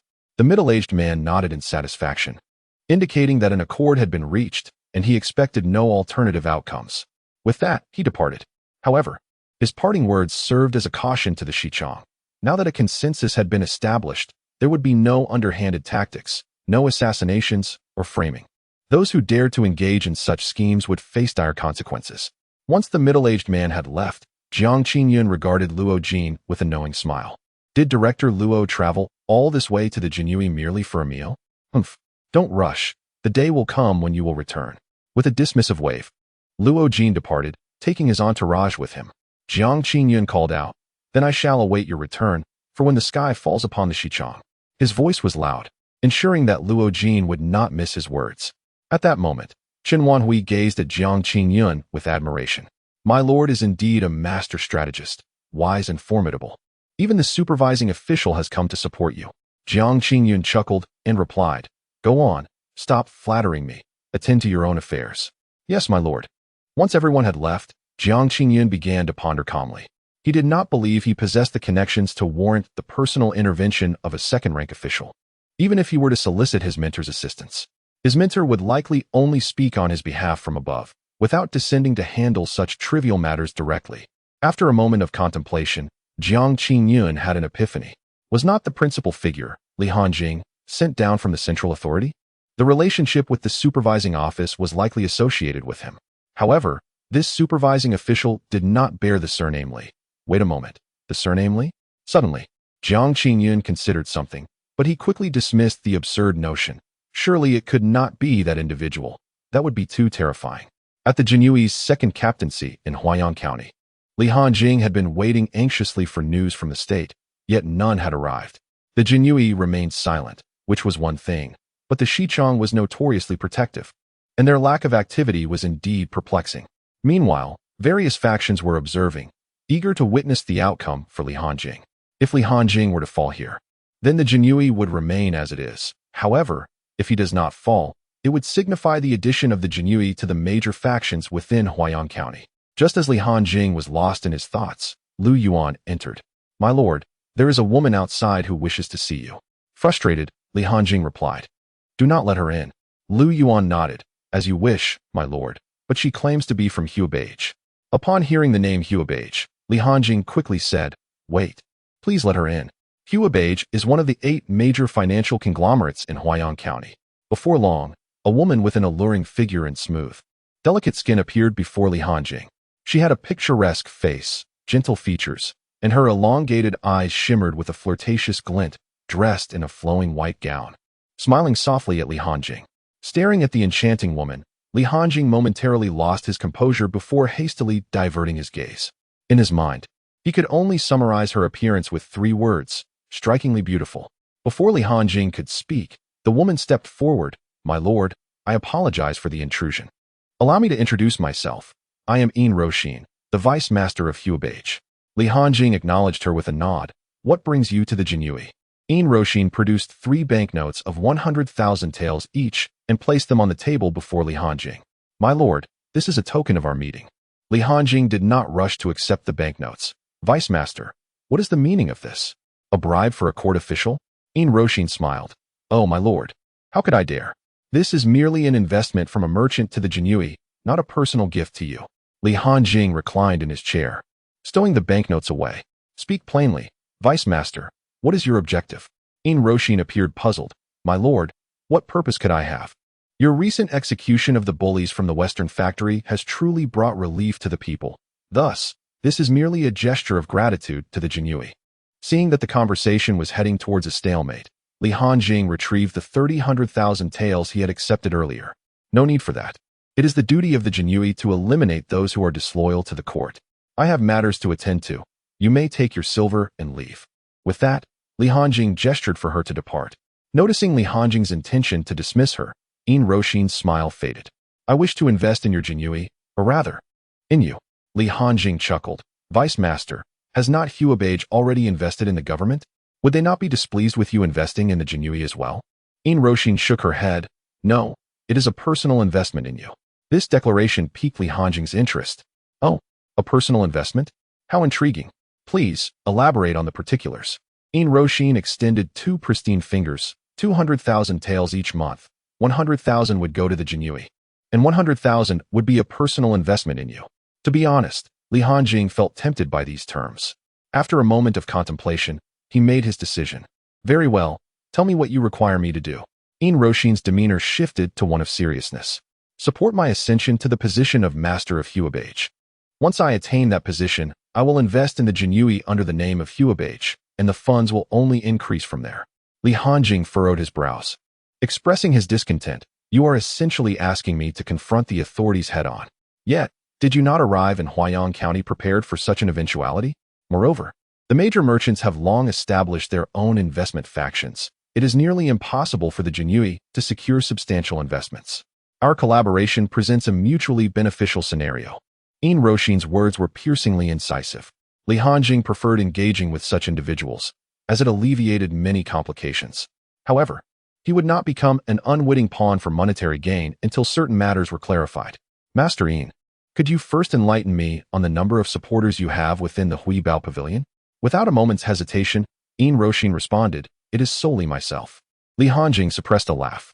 He retracted his previous statement. This woman was not particularly astute. After all, after an extensive discourse, she alone believed she should assume the role of the pavilion master? Yin Roshin seemed to perceive the subtle shift in Li Hanjing's demeanor. "My lord, you may consider me foolish, but I am left with no choice. Otherwise, my life would be forfeit." "Elaborate," Li Hanjing commanded. Yin Roshin nodded. If she sought his assistance, she must speak the unvarnished truth. "The Huibao Pavilion was founded by my father. 3 years ago, I witnessed my uncle, the current pavilion master, murder my father to claim his position.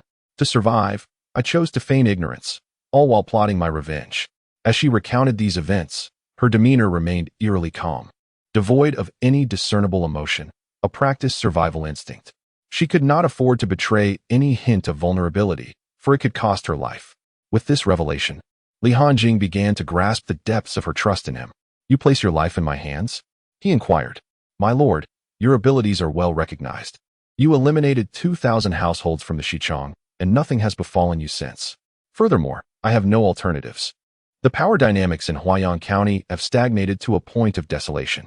I have assessed the situation. Should I seek alliances elsewhere, I would likely be delivered to my uncle as a mere favor.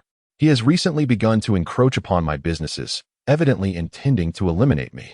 Thus, why would I not choose you?" Li Hanjing applauded. "Well, that is refreshingly candid. I, Li Hanjing, prefer to collaborate with those who are forthright with me. For those who are not or who oppose me have already met their demise." Upon hearing this, Yin Roshin revealed a long-lost smile, knowing that her purpose for coming had been fulfilled. It had been 3 years, and despair had nearly consumed her. Finally, a stone had been cast into the stagnant waters. The Jinyui do not indulge in the slow-paced games of commerce that you merchants favor. Their efficiency is paramount. I am here on a mission and lack the luxury of time to engage in your commercial conflicts. Master Yin, if we are to escalate this matter, we must do so with a calm and measured approach."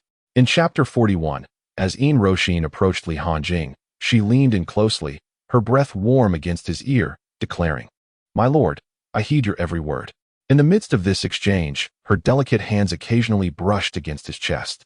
Captivated by her alluring presence, Li Hanjing felt a primal desire stir within him, and he wrapped his arms around her slender waist, bringing her to rest upon his thigh. Gently adjusting Yin Roshin's flowing hair, he gazed into her enchanting eyes and softly remarked, "Then let us eliminate them all. It is indeed the most straightforward approach." Li Hanjing's sudden movement caused a faint blush to grace Yin Roshin's cheeks, yet she quickly composed herself. "My lord, perhaps it would be wiser to resolve this matter quietly. If we kill them all, Huabage will descend into chaos, and it will be arduous to restore order in a short time. However, my uncle must die." Li Hanjing chuckled lightly, recalling her earlier assertion that she would obey him. Upon hearing this, Yin Roshin embraced his neck. "My lord, now I am entirely at your service." Li Hanjing's demeanor shifted abruptly to one of coldness, laced with a menacing aura as he retorted, "If you are to heed my words, do not attempt to bind me with such tactics." He then forcefully pushed Yin Roshin away. In response to Li Hanjing's unexpected reversal, Yin Roshin could only offer an awkward smile. "Lordly, it has been a pleasure collaborating with you, but I have matters to attend to and shall not disturb you further." Li Hanjing nodded slightly. "Ensure you compile the list of individuals from Huabage who are worth conversing with. I wish to see it before nightfall."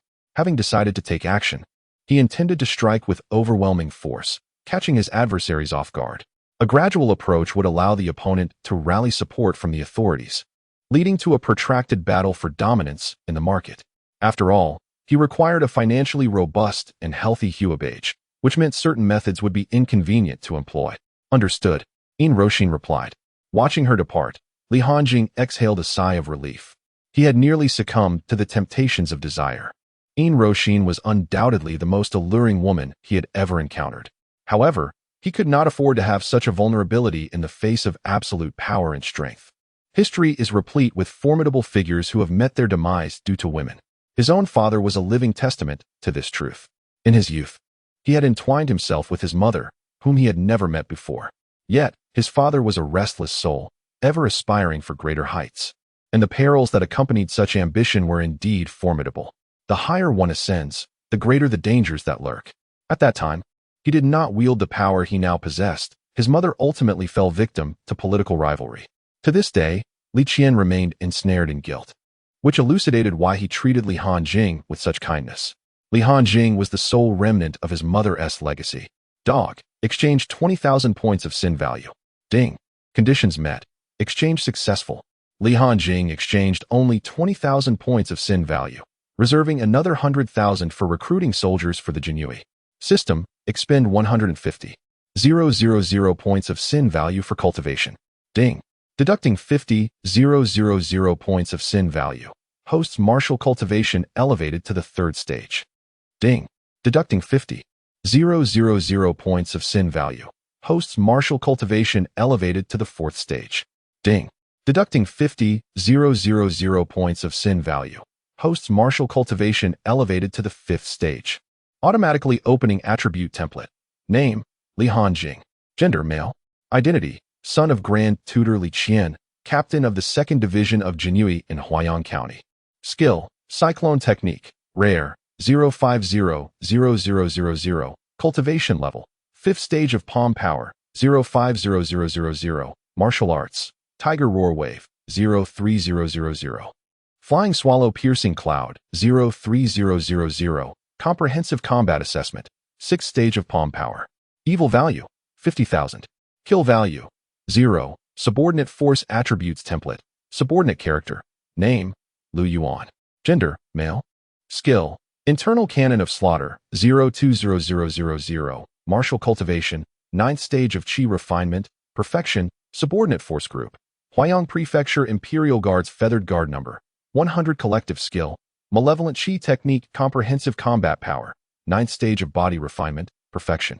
For the remaining 50,000 evil points, Li Hanjing had plans. He recently noticed that Lu Yuan's embroidered spring knife had developed a chip, and given that he had always fought barehanded, it was indeed time to acquire a weapon. Li Hanjing opened the weapon shop. System Mall Weapon Template. Frost Cold Sword. Description. The Frost Cold Sword is an elegant and formidable longsword, crafted from a rare metal known as frost iron, which becomes even harder and sharper in cold environments, extinguishing ordinary flames upon contact. Price, 20,000. Carefree Fan. Description. Entirely forged from premium iron. The fan's body is remarkably resilient, making it difficult to destroy even for those at the Palm Power stage. A small mechanism at the handle, when pressed, swiftly reveals 12 sharp blades, catching opponents off guard. Price, 30,000. Twin Blades of Slaughter. Description. The raw materials for this weapon were nourished by blood for 3 years during forging, endowing it with inherent killing intent, creating substantial intimidation upon attack, preventing foes from fully concentrating in battle. Price, 20,000. System. Purchase Carefree Fan and Twin Blades of Slaughter. Ding. Deducting 50,000 evil points. Purchase successful. After the purchase, Li Hanjing immediately took out the Carefree Fan and began to manipulate it. The entire fan was black and quite heavy, yet it appeared similar to an ordinary fan. Whoosh. Li Hanjing pressed the small mechanism, and 12 small blades shot out instantly. This was precisely the effect he desired. The fan of the 6th brother. Subsequently, Li Hanjing drew out the Twin Blades of Slaughter, radiating a formidable aura, perfectly aligning with Lu Yuan's temperament. He then called Lu Yuan forth. Here, I see that your embroidered spring knife has become unusable. I've specially procured a weapon for you. See if it suits you. Li Hanjing extended the Twin Blades of Slaughter. Lu Yuan gently touched it, revealing a satisfied smile. Thank you, my lord. I am very pleased. Li Hanjing nodded. As long as you are satisfied. By the way, disseminate the message to the Imperial Guard to recruit talented individuals. Anyone capable who meets the requirement of 5th stage of body refinement or above will receive 200 taels monthly, with other benefits adjusted according to specific abilities. Additionally, notify the 100 households under my jurisdiction in the 3 counties to convene in the prefecture. I have yet to meet them since taking office. As you command, my lord. I shall attend to it immediately. Regarding the recruitment with substantial silver, Li Hanjing had long since formulated a plan, hindered only by previous financial constraints. In order to swiftly enhance the formidable combat prowess of the Jinyue, adopting a mercenary model is the most expedient and effective approach. There is no need for training. They can engage directly in battle. Subsequently, Li Hanjing glanced at the documents strewn across the table, feeling somewhat overwhelmed. It must be acknowledged that wherever one holds an official position, the burden of endless paperwork is inescapable, with some documents intended for superiors and others originating from subordinates. It seems that the time has come for him to seek a civil servant to assist him. Otherwise, dealing with these matters daily would surely become a source of considerable distress. Moreover, it is somewhat inappropriate for Lu Yuan, a martial figure, to be tasked with handling such mundane affairs. That very night, Li Hanjing received comprehensive information regarding the Huibao Pavilion. The details were extensive, revealing a total of 20 individuals capable of communication. All were merely qi refinement practitioners. Indeed, the strength of these merchants was generally lacking. Hence, they sought to align themselves with powerful factions. Those with might who are not part of the imperial court cannot be deemed merchants. They are referred to as sections. After perusing this information, Li Hanjing regarded the 100 poised Jinui and spoke in a voice neither loud nor soft. Tonight, I appreciate your efforts. Upon completion of the task, each will be rewarded with 100 taels. Previously, there were no sponsors, but now that there are, it would be remiss to neglect those beneath him. Chapter 42. Let us see whether your stubbornness or the Jinui's grip is stronger. The night was tranquil in Huaiyang County, yet it was far from peaceful. However, all transpired quietly, unnoticed by anyone. By midnight, Lu Yuan and the others returned to the Jinui with 20 black sacks. In the second courtyard of the Qianhu, within a certain dungeon, the report was made, "My lord, we have captured them all, not a single one escaped." Li Hanjing indicated the 20 dust-covered torture chairs, clearly long and used. Each chair was soon occupied. With the pouring of buckets of water, the captives gradually regained consciousness, most being middle-aged men along with a few elderly individuals. As the 20 opened their eyes, they were greeted by the dim confines of the cell, flickering torches, and a menacing group of Jinui. They were immediately struck with fear, recalling only moments before they had been in the embrace of women, and now found themselves in this dreadful place. Li Hanjing gazed at them and slowly articulated, "Tonight, I, Li Hanjing, have summoned you for a simple task, to affix your signatures to a document. Should you cooperate, I assure you, each of you shall return home to embrace your wives or concubines." Upon hearing Li Hanjing's name, a flicker of dread crossed the faces of the gathered. He was known to be ruthless. He had even slain the tyrants of the Xichong, yet they could not recall any offense they had committed against him. Lu Yuan, distribute the documents to each merchant, 1 signature per person, and then they may leave. Lu Yuan executed his task with great efficiency, quickly delivering the documents to each individual. As they perused the contents, their frowns deepened. An elderly man abruptly discarded his document, exclaiming, "That wretched girl, Yin Roshin, has allied with outsiders to betray her own. How utterly devoid of conscience. Li Hanjing, do as you will. I refuse to betray the pavilion master." Upon hearing this, Li Hanjing immediately summoned a member of the Jinui and commanded him to bring a clamp, eager to test whether the old man's defiance could withstand the strength of their tools. "Yes," replied the Jinui. He swiftly approached the elder, seizing his lips and applying the clamp with a firm grip. The old man involuntarily trembled at the sensation. What is the meaning of this? Ignoring the customary approach, you resort to torture directly. If you wish for me to betray others, at least offer some inducement or intimidation first, so I might consider yielding. Otherwise, to simply demand my betrayal without preamble is rather unbecoming. At the moment the clamp gripped his lips, the old man shook his head fervently, attempting to articulate his thoughts. Yet no words emerged. The Jinui gradually increased the pressure he exerted. Woo. The Jinui, taken aback, remarked, "Ah, this old man possesses some fortitude.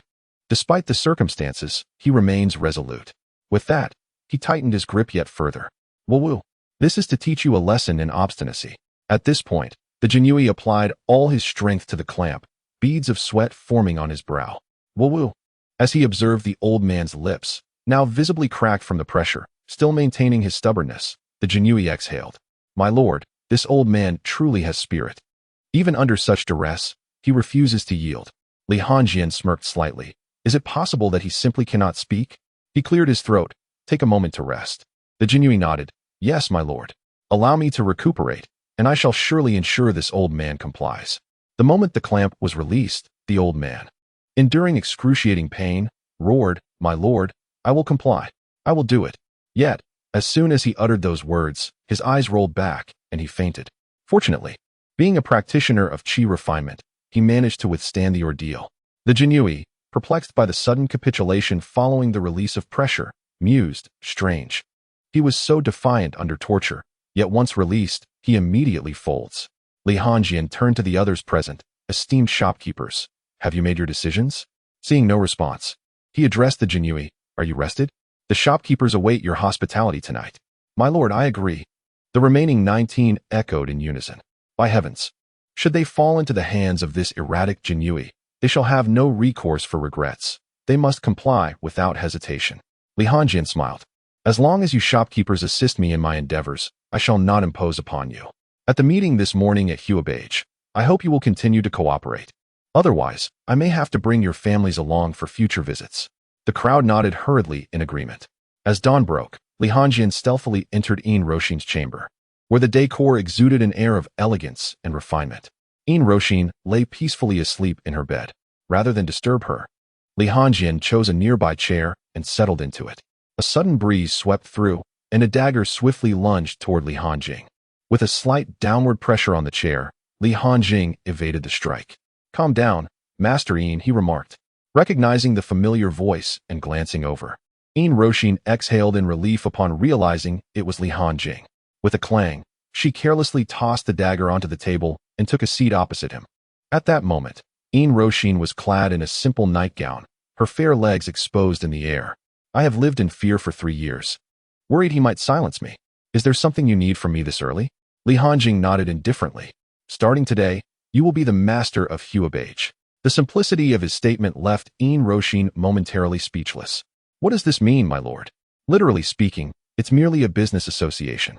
If you are unconcerned about losses, it could vanish at any time, Li Hongjian replied. His words served as a warning to Yin Roshin, emphasizing that he could replace anyone at will. Yin Roshin felt a surge of emotion. For 3 years, she had lived in constant trepidation, treading carefully with every step. She had initially thought that even if Li Hongjian possessed great skill and connections, it would take time to enact changes. She was astonished that what he mentioned yesterday had come to fruition today, understanding now why he insisted on obtaining the information before nightfall. Yet, she also recognized the peril of collaborating with Li Hongjian, realizing that this partnership might render her entirely at his mercy, potentially becoming an instrument for his financial gain. The issues that had plagued her for 3 years appeared trivial in the eyes of others. She could only imagine that if Li Hongjian chose to replace her, she would have no opportunity to resist. Chapter 43. The Backing of Huabage and Yin. Noticing Yin Roshin's anxiety, Li Hongjian spoke. Once you assume the role of master, I shall not interfere with the regular operations of the guild. It will all be your responsibility. I have but one request. Ensure the finances are in order each month. He acknowledged that matters requiring expertise should be entrusted to professionals, for he himself was adept only at collecting. Suddenly, Li Hongjian rose. It's getting late. You should prepare. Aside from your uncle, I've taken care of everyone else. I must take my leave. My lord, before Yin Roshin could finish, Li Hongjian exited the room. Beyond transactions, he wished to maintain a distance from any deeper sentiments with Yin Roshin. He could not afford to remain stagnant in Huayan County, nor could he allow himself to develop vulnerabilities at this juncture. By midday, Yin Roshin convened a meeting of all Huabage's members in her capacity as deputy master. Once most had gathered, she surveyed the attendees, noting the dark circles under their eyes and one individual whose lips were swollen like sausages. It was evident what they had endured the previous night. With everyone present, Yin Roshin immediately addressed the assembly. The reason I have summoned you all today is, why did you convene a general meeting without informing me, the master, dear niece? An elderly man, visibly irked, entered the room. He was none other than Yin, the master of Huabage.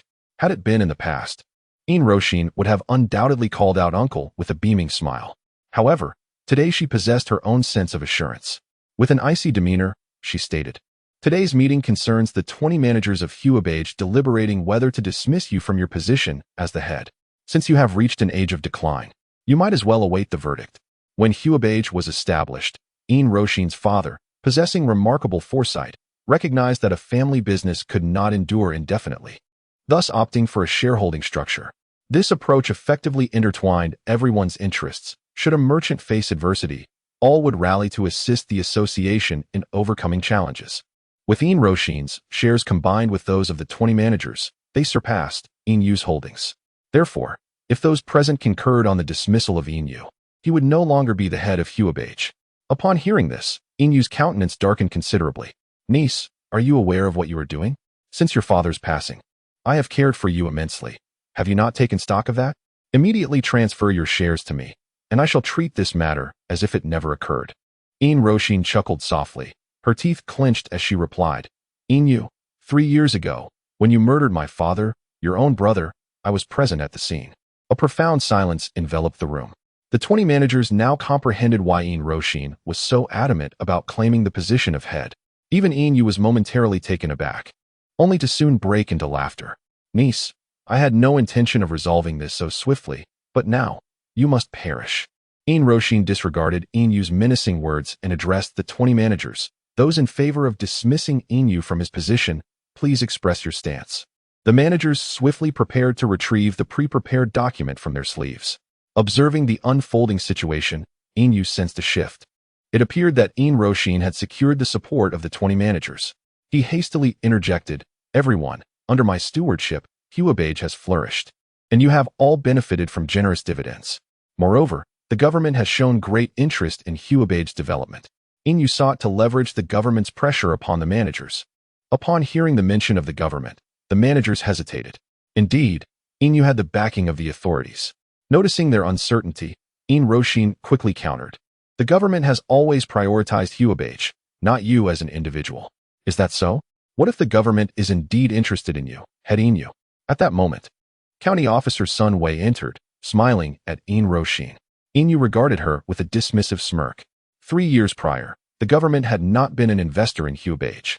They had repeatedly attempted to persuade Huabage's head, Ian Roshin's father, to invest in governmental affairs. Yet, her father was solely focused on profit and refused to withdraw investments from Tiandao's branch. Consequently, the government approached Inyu, promising that should Huabage invest, he could assume the role of head. Although Ian Roshin's father was his own brother, Inyu was an individual with an insatiable thirst for power, and yet he had never truly established himself within Huabage.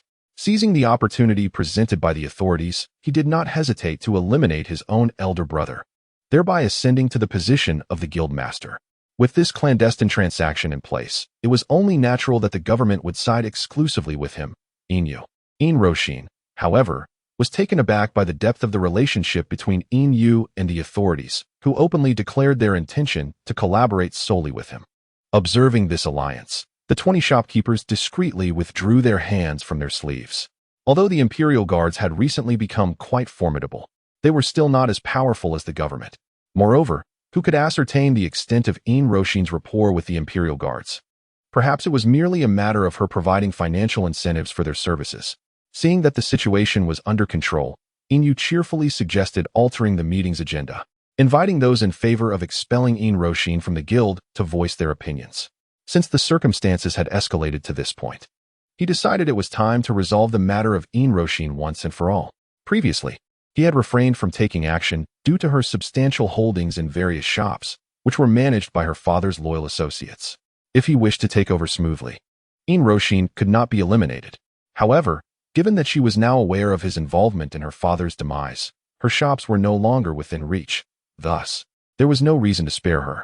Nevertheless, the 20 shopkeepers did not immediately express their stance, as the Imperial Guards had cast a significant shadow over them the previous night. Particularly, an elderly man with a prominent double chin was now glancing around nervously, evidently waiting for others to make a decision before he dared to act. Sun Wei stepped forward, asking if the shopkeepers had not understood his earlier remarks. The authorities were keenly interested in Inyu, the guild master. Under Sun Wei's pressure, a few shopkeepers raised their hands in support of expelling Ian Roshin from the guild. Esteemed colleagues, he continued, did we not agree to cooperate in my efforts last night? Why has there been a change of heart? At that moment, Li Hanjing, accompanied by over 20 Imperial Guards brandishing blades, entered the room. Although Li Hanjing had not attended the meeting, it did not imply he had left. It was merely an internal gathering of the Huibao Guild where he could not reveal himself. However, with the government intervening, the Imperial Guards were compelled to make their presence known. Subsequently, each Imperial Guard drew their embroidered spring knives, positioning themselves behind the 20 shopkeepers. With a resounding clap, Li Hanjing slammed his iron fan onto the table. I, too, would like to express the stance of the Imperial Guards. We are aligned with Yin Roshin, the Guild Master. Chapter 44.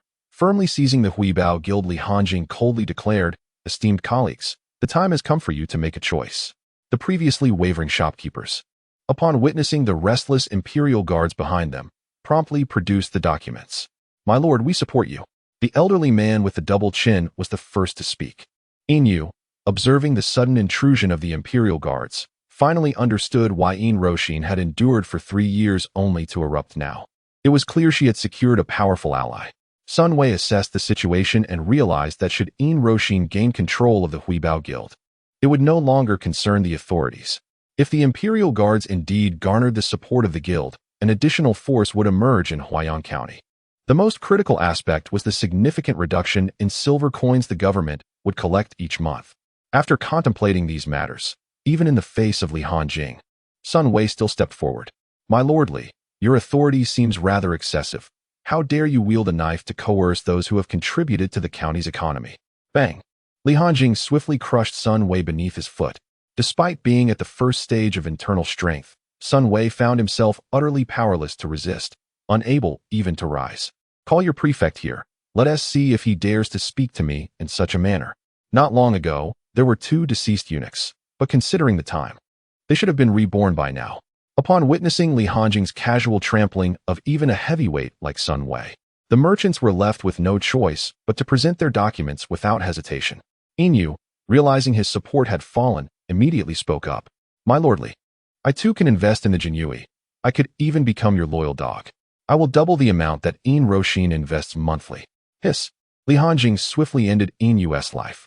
Though Li Hanjing was tempted by Yin Yu's proposal, he recognized that if he could sell the government today, he could just as easily sell himself in the future. Yin Yu, the former head of the Huibao Pavilion, was suspected of murder and was executed on the spot during his resistance to capture. Li Hanjing casually provided a justification for the act. Then, Li Hanjing crouched down to observe Sun Wei. Return and inform Zheng Hui that the Huibao Pavilion and the Jinyui are now under my command. If he has any objections, I shall personally visit the government office with the Jinyui. With matters settled, Yin Roshin sought out Li Hanjing alone. My lord, I previously provided you with 300,000, and I did not expect matters to resolve so swiftly. Here are the 300,000 taels in silver notes. As a token of gratitude for your personal support and that of the Jinyui, once I have sorted the accounts, I will send someone to deliver the rest. Li Hanjing accepted the silver notes without hesitation. It was rightfully his. Those merchants seem rather disobedient. Seize the opportunity to replace them. If blood must be shed, consult Lu Yuan of the Jinyui. Yin Roshin nodded. Thank you, my lord. Noticing her hesitance, Li Hanjing remarked coolly, there can be no feelings between us beyond transactions. Should the time come for a decisive choice, I will not hesitate to eliminate you. At the Huayan County government, Sun Wei, pale and weak, lamented, my lord, Li Hanjing is far too arrogant. I merely spoke a word to him, and he beat me to this state, and now we have lost the Huibao Pavilion. Zheng Hui sighed. It seems our Huayan County is truly on the brink of change. Li Hanjing has killed 1,000 households of the Xichang, and now they are reacting. It appears he has powerful backing. Upon hearing this, Sun Wei understood that Zheng Hui intended to swallow his pride, which was unacceptable. My lord, we absolutely must not concede. A single step back leads to a cascade of concessions. Li Hanjing is clearly not a man who knows contentment. He will only grow bolder. By the time the Jinyui dares to raid our government office as they did over a decade ago, it will be too late to resist. Zheng Hui understood the logic, but the fate of the Xichang's scapegoat lingered vividly in his mind. Alas, Sun Wei, this time you must endure.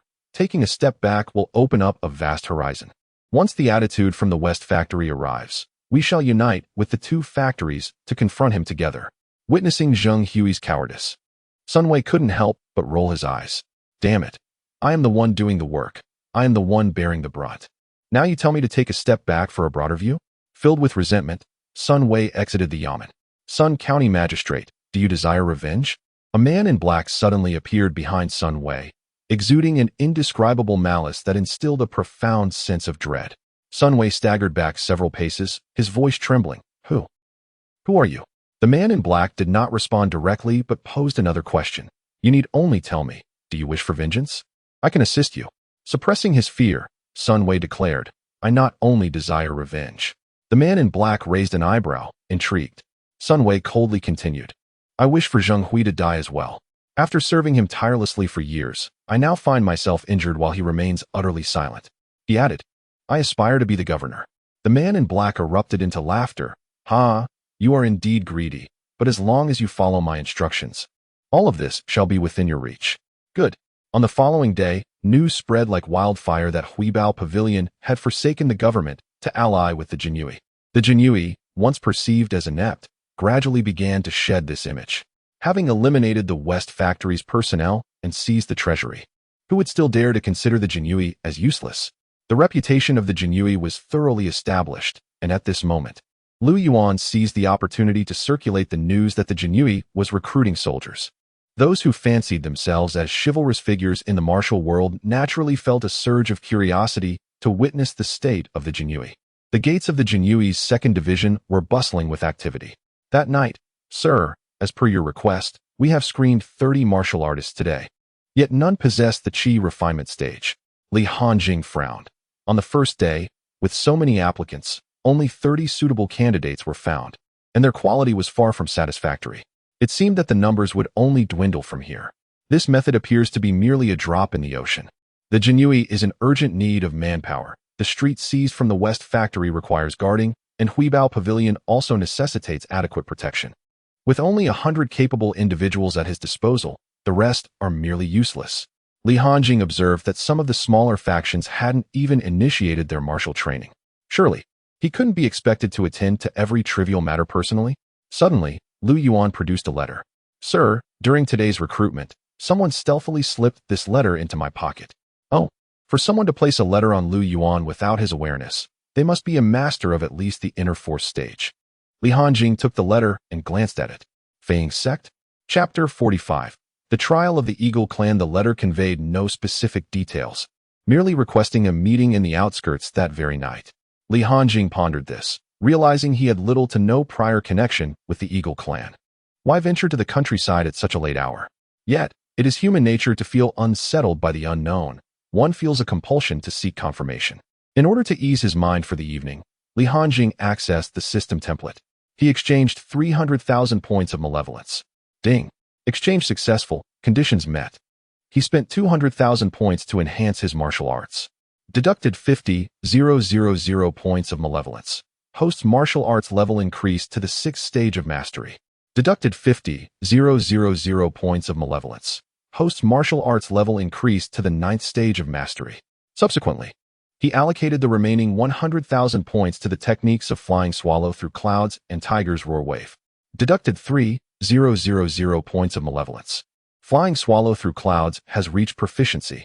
Deducted 30,000 points of malevolence. Flying Swallow Through Clouds has achieved perfection. Deducted 3,000 points of malevolence. Tiger's Roar Wave has reached proficiency. Deducted 30,000 points of malevolence. Tiger's Roar Wave has achieved perfection. Attribute Template.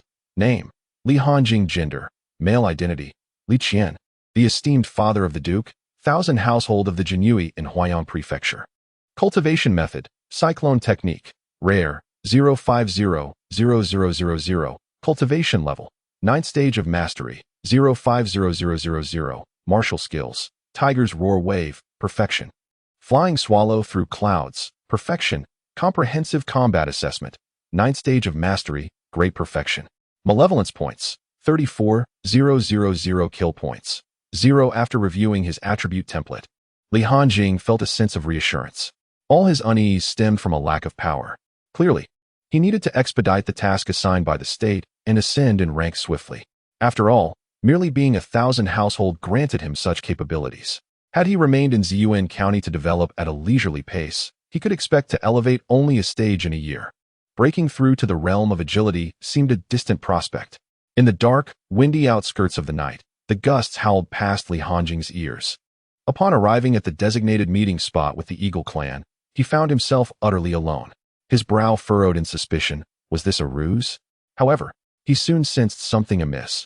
The silence enveloping the area was unsettlingly profound. Suddenly, several piercing cries echoed through the night.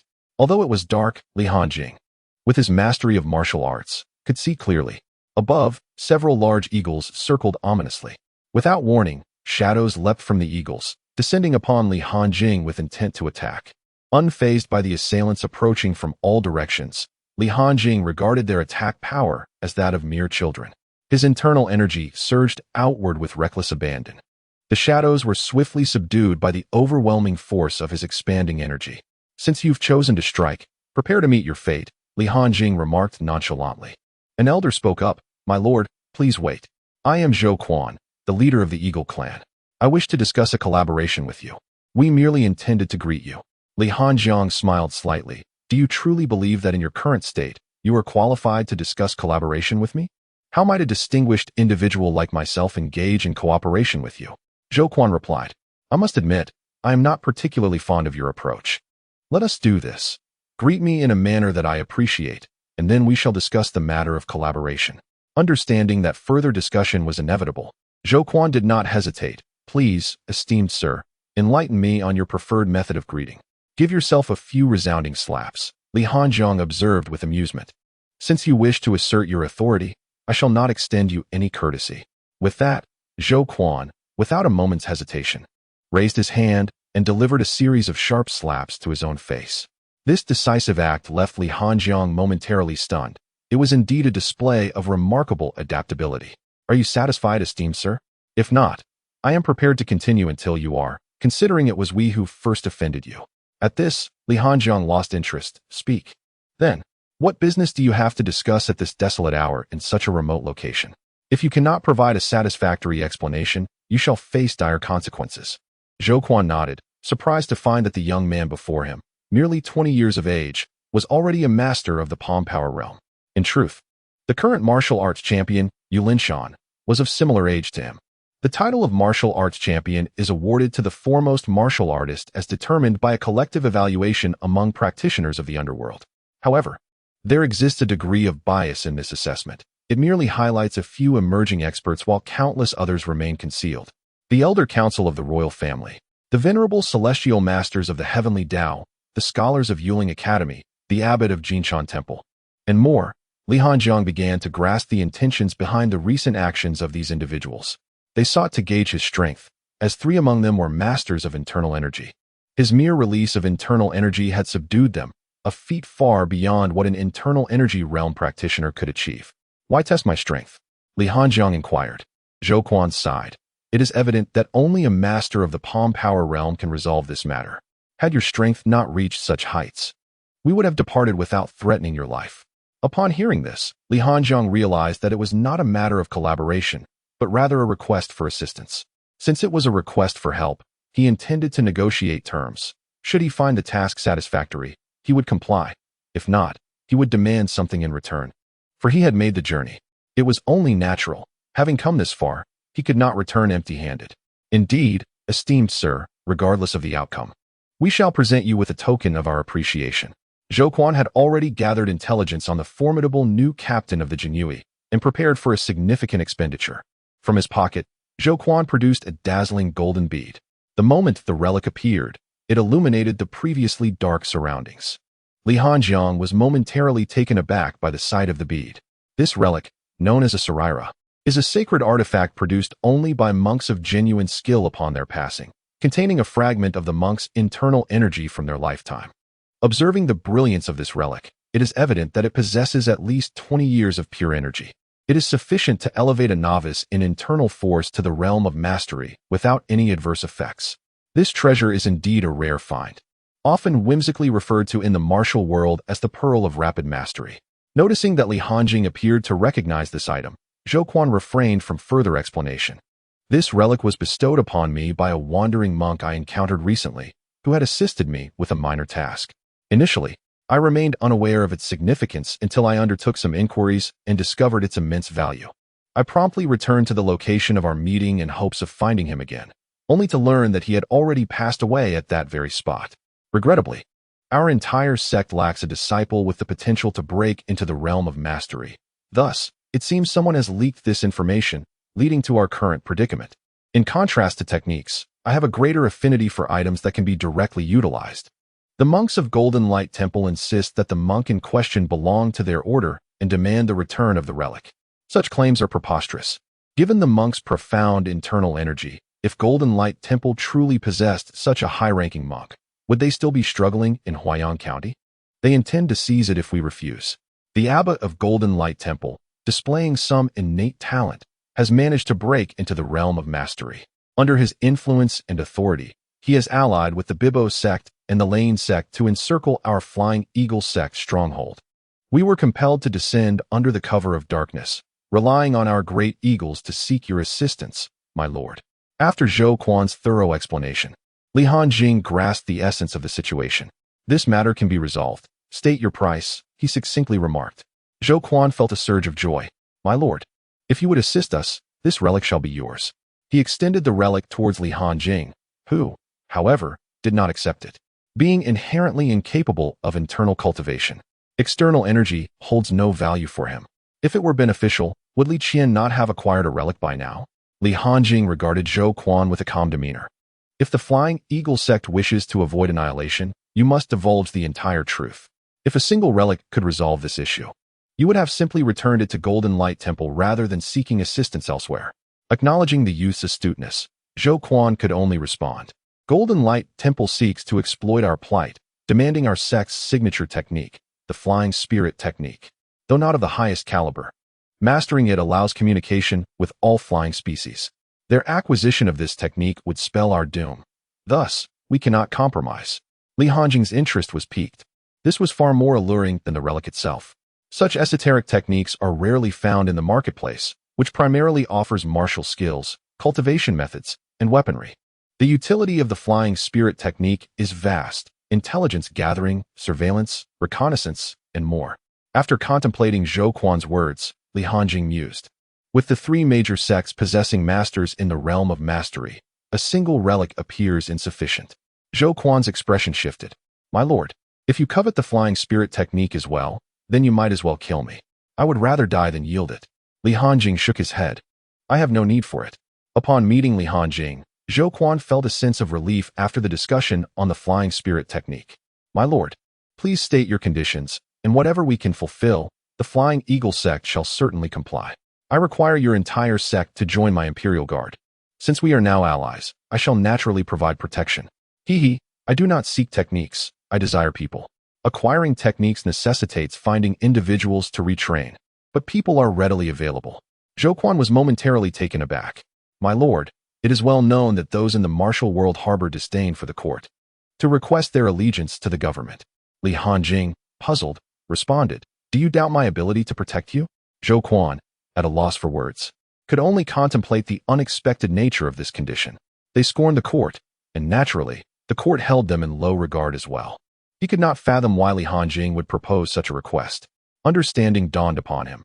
He still believed that full protection might be beyond his reach. As he spoke, Li Hanjing released his inner strength entirely. It manifested as an ethereal presence, hinting at a transcendent quality.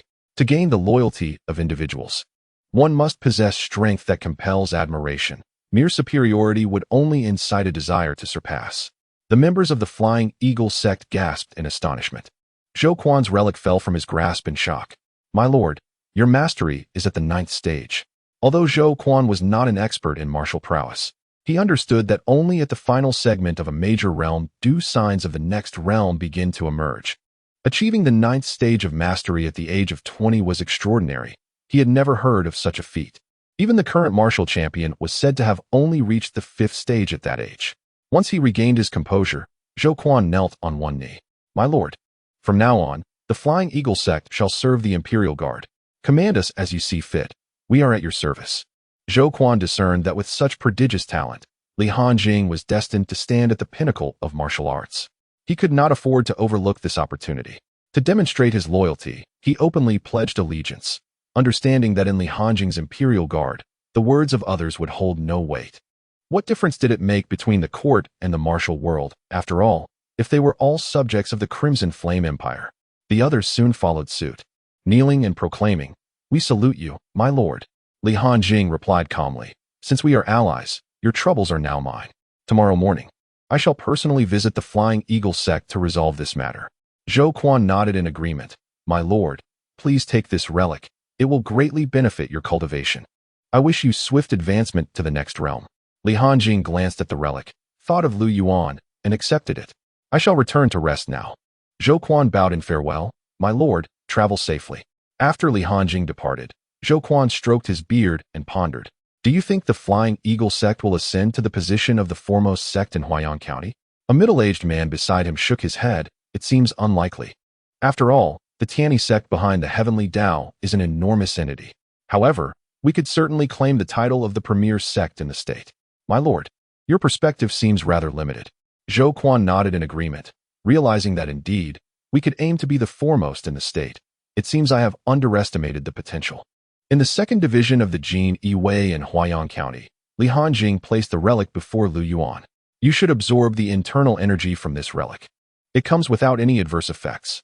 Although Lu Yuan was unfamiliar with the nature of the relic, its appearance suggested its immense value, prompting him to decline. My lord, such a divine object would be squandered on me. I am well aware that my talent limits me to the peak of internal energy. I have already wasted too much time. Your gifts are extraordinary. It is best if you utilize it yourself. Li Hanjing's lips twitched slightly, reflecting his frustration at the waste. I command you to use it. Why do you dawdle, Lu Yuan? Yes, my lord. Faced with Li Hanjing's resolute demeanor, Lu Yuan relented and grasped the relic, beginning the absorption process. However, as the internal energies surged into his body, a cold sweat broke out on his brow. Intense pain assaulted his mind, and he clenched his teeth, letting out a faint sound. My lord, you did not mention it would hurt this much. At that moment, he felt two conflicting forces of internal energy violently rejecting each other within him, causing turmoil within his organs. Noticing Lu Yuan's distress, Li Hanjing sensed something was amiss. Logically, the infusion of the relic's internal energy should have been a soothing experience, yet for Lu Yuan, it was entirely different. Suddenly, a realization struck him. The relic's energy was inherently gentle and could harmonize with nearly any form of martial arts, yet Lu Yuan practiced a form of aggressive energy. This was bound to create a clash. Li Hanjing hesitated to use his own internal energy to assess Lu Yuan's condition, opting instead to watch him endure the agony. The absorption of energy had commenced and could not be halted. Lu Yuan's eyes flickered between gold and crimson hues. After an hour, drenched in sweat, Lu Yuan exclaimed, My lord, there is no need for concern. The internal energy has stabilized, and I have remarkably advanced to the 9th stage of internal energy. Seeing Lu Yuan's pale visage, Li Hanjing questioned, Are you certain? Lu Yuan nodded affirmatively. Li Hanjing silently accessed the template of his subordinate's capabilities and confirmed Lu Yuan's advancement to the 9th stage, allowing him to relax. Very well, you should rest. Inform me immediately if you experience any discomfort. Thank you for your concern, my lord.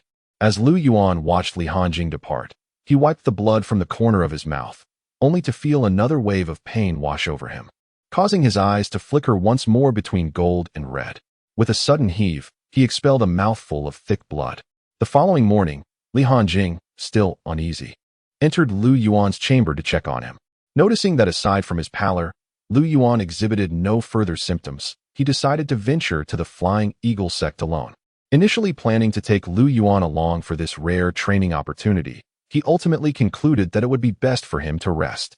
At the Flying Eagle sect in Huayan County, Zhou, the benefactor, confronted, Do you not feel a pang of conscience for taking the relic of our temple's venerable monk who has passed? You shall return my temple now, and I shall not hold it against you, remarked a venerable monk, his graying beard lending him an air of benevolence. At that moment, the forces of the Baibo sect, Leiyin sect, and Jingguang Temple had completely surrounded the mountain stronghold of the Fang sect. The leader of the Leiyin sect then stepped forward. Indeed, Sect Master Zhou, that relic rightfully belongs to Jingguang Temple. Returning it to them is not an imposition. Why must you suffer unnecessarily? The leader of the Baibo sect chimed in, If it were me, I would have fought tooth and nail if you had taken my possessions. Now that De Chun has advanced to the mastery of Power Realm, he is undoubtedly the second strongest among the 6 sects, and perhaps even the strongest in Huayan County, as none among the imperial officials possess such mastery in this region. Thus, it is only prudent to curry favor with him, especially since Jingguang Temple has extended them certain benefits. Once the Feiying sect is eradicated, all their assets will be divided between the two of us, while Jingguang Temple, having provided the main force, will take nothing. Who could refuse such terms? Zhou Quan regarded the three outside with a calm demeanor and said, You two speak such fabrications without a hint of shame. With the character of Jingguang Temple, do you truly believe there exists a monk capable of manifesting relics? De Chun formed a gesture of the Buddha's hand and said, Ba, Sect Master Zhou, Jingguang Temple has always been about punishing evil and promoting good, not as you perceive. Should you remain obstinately ignorant, I will show you that the Buddhist path encompasses not only compassion, but also the wrath of the Vajra. At this, De Chin's tone grew notably firmer. If Sect Master Zhou could recognize his folly and return the relic to my temple, along with a token of compensation for the other benefactors, I would allow us to descend the mountain peacefully. Zhou Quan chuckled. You bald monk. Truly think my Feiying sect is a wishing well? Let me inform you, you shall not lay claim to the relic. De Chun was puzzled by Zhou Quan's brazen demeanor. Just days prior, he had expressed a willingness to negotiate and return the relic, yet now he stood so defiantly. But it mattered not. With mastery of power, one could sweep away all schemes. De Chun decided against further verbal sparring, having only sought to mitigate the losses to his temple. After all, conflict inevitably leads to casualties. But if Zhou Quan insisted on being the proverbial stone in the latrine, there was little he could do. With a clang, De Chun struck his staff against the ground, his entire presence shifting from that of a gentle monk to one of commanding authority. Sect Master Zhou, since you insist on courting death, I shall oblige. With a swift motion, De Chun hurled his staff towards Zhou Quan. In that instant, Zhou Quan felt a wave of panic. Where's Lordly? Suddenly, an iron fan flew through the air from a distance. A powerful gust erupted from the fan, creating a whirlwind. The once formidable staff was instantly engulfed by this tempest. With a resounding clash, the two weapons collided, and the sturdy staff was shattered into two pieces by the iron fan, revealing the profound inner strength of the one who wielded it, as well as the exceptional quality of the fan itself. De Chun, how audacious you are. Organizing a gang to engage in violence within the empire's borders. Li Hanjing unexpectedly appeared before the crowd. My lord, I thought I would not see you again, Zhou Quan said, bowing respectfully. De Chin glanced at his now fractured staff, his brow furrowing. You must be Li Hanjing of the Jinyue. I am quite familiar with your commander, Gao Hai. This matter does not concern you. I advise you to leave at once, and our Jingguang Temple shall reward you handsomely. De Chun was reluctant to involve the court, for he feared that killing Li Hanjing would provoke the military governor, leading to dire consequences. Despite the fierce power struggles within the court, should the martial forces engage with court officials, the repercussions would be severe. Li Hanjing remained unfazed. De Chun, gathering so many people, are you preparing to rebel against the court? I, Li Qianhu, have no desire to be your enemy. I implore you to reconsider. De Chun replied, still hesitating to act.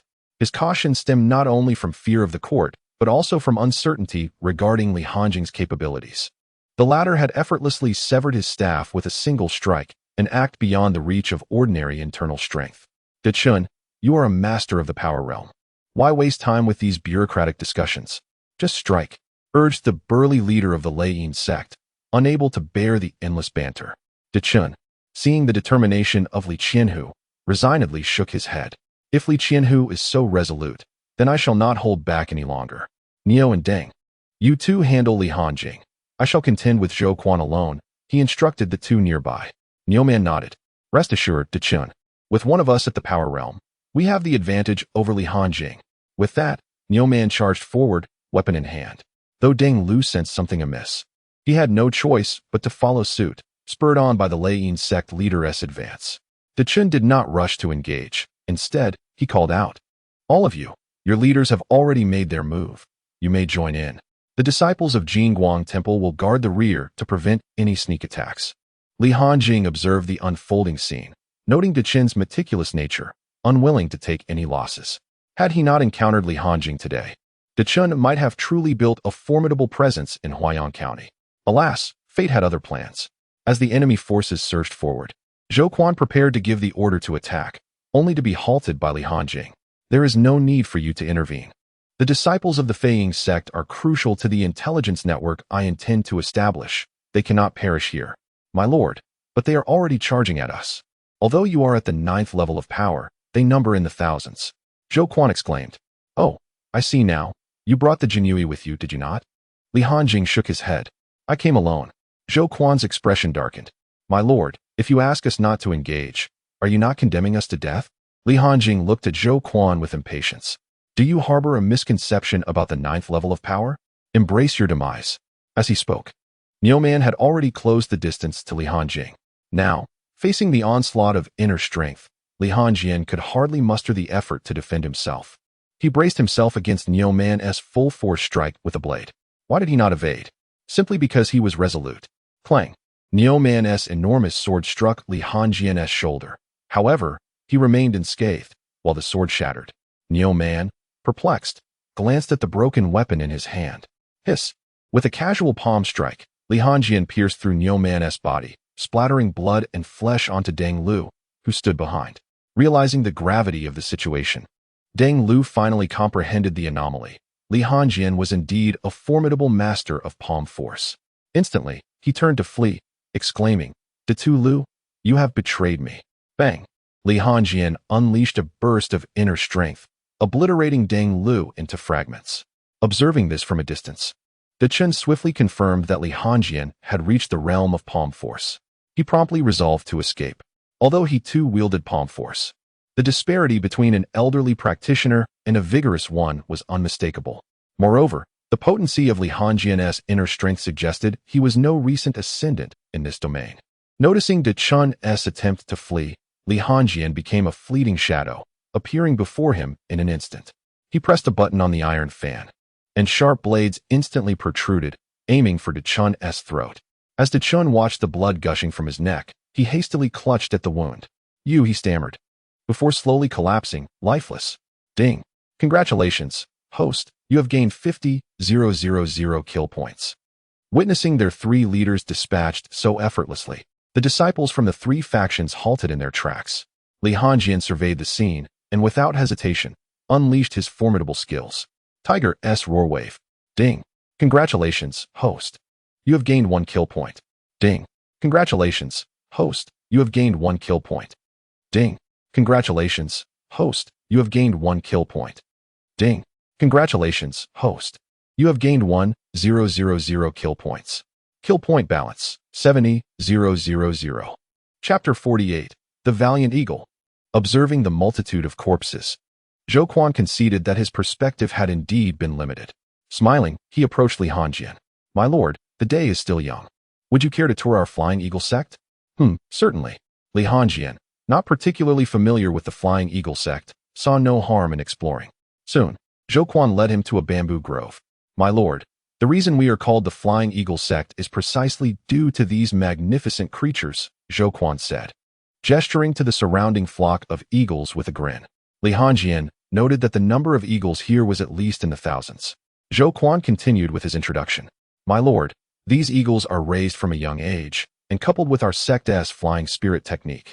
I'm not exaggerating. Within 7 days, we can procure any intelligence throughout Huayang County, even the entirety of Jiang'o. To be honest, Li Hanjing found the intelligence-gathering capability of the Flying Eagle sect to be somewhat beyond his expectations. Suddenly, he noticed several large cages draped in black cloth and curiously inquired, "What are these cages for?" Upon hearing this, Zhou Quan's demeanor shifted to one of seriousness. "Sir, you have seen this before." As he spoke, Zhou Quan addressed the disciples behind him. "You may leave now."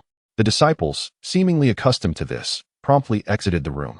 Zhou Quan then stepped forward to unveil the black cloth, revealing a magnificent eagle nearly 5 meters in height, its pale yellow eyes gleaming with piercing sharpness. It was no wonder Zhou Quan claimed familiarity with it. This was indeed the same eagle that he had ridden alongside several others in the skies. Li Hanjing, intrigued by such a colossal creature, reflected on his years in the capital, where he had encountered numerous oddities, yet none quite like this eagle. "What species is this?" he inquired. Zhou Quan replied, "This eagle is known as the Divine Valor Eagle." "Oh, is there such a species among eagles?" Li Hanjing pondered. During his years in the capital, he had perused countless texts but had never come across mention of this species. Zhou Quan chuckled softly. "Sir, this is a name coined by our Falcon sect, and the Divine Valor Eagle exists solely within our ranks. It is a mutation derived from the eggs of ordinary eagles. Many years ago, within a nest of eagle eggs, 2 remarkably distinct eggs appeared. Upon hatching, they grew at an extraordinary rate, 1 male and 1 female. which inspired me to cultivate this breed. Zhou Quan sighed, adding, regrettably, the yield of divine valor eagles is exceedingly low. In over a decade, only 10 have come into existence. Upon hearing this, Li Hanjing abandoned his aspirations of assembling a unique force. Yet, Zhou Quan leaned closer and whispered, however, sir, the divine valor eagles are not only colossal, they possess the ability to cultivate. Li Hanjing's pupils dilated in astonishment, and he lowered his voice. Are you certain? Zhou Quan nodded affirmatively. Gazing at the 10 magnificent eagles before him, Li Hanjing found himself torn between marveling at Zhou Quan's fortune and recognizing his own. For the falcon sect now belonged to him. He had heard of animals capable of cultivation before. The leader of the Celestial One sect possessed a tiger that could also cultivate, creating quite a sensation throughout the Crimson Flame Empire. Fortunately, the owner was the sect leader. Otherwise, had it been anyone else, they likely would have met a grim fate by dawn. However, the sect leader was less fortunate than Zhou Quan, as he had only one such tiger, which posed challenges for breeding.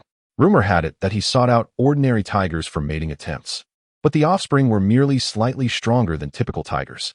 In contrast, Zhou Quan had directly acquired a pair, a male and a female.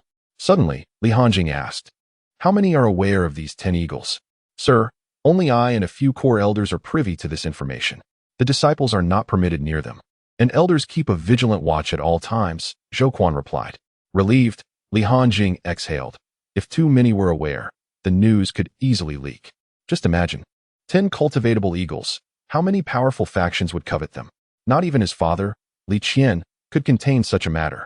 Fortunately, only a handful were in the know. Otherwise, Li Hanjing would have refrained from recommending any drastic measures. After all, a network of intelligence could not compare to the value of these 10 eagles. What levels of cultivation do these eagles possess? Zhou Quan replied. 3 are at the 9th stage of body refinement, while the rest are at the 6th stage. Li Hanjing furrowed his brow. The first 2 have been around for over a decade. Why have they not even reached the qi refinement stage? Zhou Quan felt a pang of shame at Li Hanjing's inquiry. My lord, it is indeed embarrassing. Such divine creatures are beyond our means to nurture. Their training methods differ significantly from ours. They require sustenance. As you know, most of our sects lack sufficient funds to feed them. Li Hanjing nodded. That is simple. I shall allocate 50,000 taels each month from the Jinui for you. Will that suffice? That will be ample, my lord, Zhou Quan replied, though hesitance crept into his voice. Speak freely. I detest dilly-dallying, Li Hanjing remarked coolly. My lord, the ordinary meat for cultivation is far too slow. If we were to use the flesh of martial artists, the process would be expedited. The more robust the internal energy, the quicker the enhancement. However, the catch is that the meat must come from martial artists, which complicates matters. After pondering for a moment, Li Hanjing patted Zhou Quan's shoulder. I will devise a solution. To be frank, he regretted the earlier decision to dispatch the Tiger Roar wave to obliterate the foes, leaving them utterly annihilated. To maintain the internal energy within a martial artist's body requires them to be alive, or else the energy dissipates within hours after death. Reflecting further, Li Hanjing continued. The 10 eagles shall be discreetly transported to my Jinui. I will personally oversee the arrangements. If word of this leaks, it would create chaos. He felt more at ease, keeping such matters under his own control. Otherwise, like the case with the SHLZ, if news were to escape the confines of the Feiying sect, it would spell trouble. Understood, my lord. Zhou Quan did not oppose Li Hanjing's decision to take the formidable eagles. Firstly, he recognized that he lacked the resources and capability to nurture such extraordinary beings. Secondly, he was acutely aware that, while there might not be traitors in the Feiying sect, there certainly were loose tongues. Should rumors emerge, he feared for the sanctity of his ancestral lineage, as the great powers would undoubtedly scour his lineage for any hidden treasures. Suddenly, Li Hanjing recalled, in a few days, take your disciples down the mountain to register with the Jinui and officially become part of our ranks. This will lend credence to our endeavors. Chapter 49. The governance of Jianghu forces news of the annihilation of the Golden Light Temple, Thunder Sound sect, and the Bai Bo sect swiftly spread throughout the county. It was impossible to remain unaware of such an event, given the thousands of casualties. The involvement of the Jinui was also rumored. Yet, opinions varied widely. Lacking a definitive conclusion, the authorities found themselves unable to intervene, as the Jianghu forces typically fell under the jurisdiction of the Six Doors. However, the Six Doors had only been established for less than a decade and had yet to expand its presence in every county. unlike the venerable Jinyui, which could very well have operatives even in villages. In Jiangzhou, the Jinyui's pacification bureau was bustling, with 2 rows of individuals seated opposite one another. Today, I have made a special visit to your esteemed Jinyui, prompted by this letter of accusation. Please, take a look. It appears that your organization has somewhat overstepped its bounds, directly intervening in matters of the martial world without going through our 6 doors. The commander of Jiangzhou's 6 doors, Song Yi, tossed the envelope onto Jiang Qingyun's desk. Though his hair was as white as snow, his years belied a youthful spirit, exuding a calm and composed demeanor. Jiang Qingyun, perplexed, glanced at the contents of the letter. Upon reading it, his expression darkened, not due to the letter's content, but rather its author. The sender's identity remained anonymous, yet as the commander of Jiangzhou's Jinyui, he easily recognized the handwriting of subordinates capable of addressing him directly. It was absurd. The accuser was an insider who had the audacity to report to an external agency. Noticing Jiang Qingyun's displeasure, Song Yi assumed it stemmed from anger towards his subordinates' overreach, and remarked, "Is Li Hanjing well known within your Jinyui? Has his influence stretched so far?"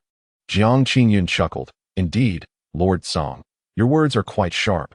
However, do not forget that the 6 doors still nominally fall under our jurisdiction. Yet, as you mentioned, it is merely nominal.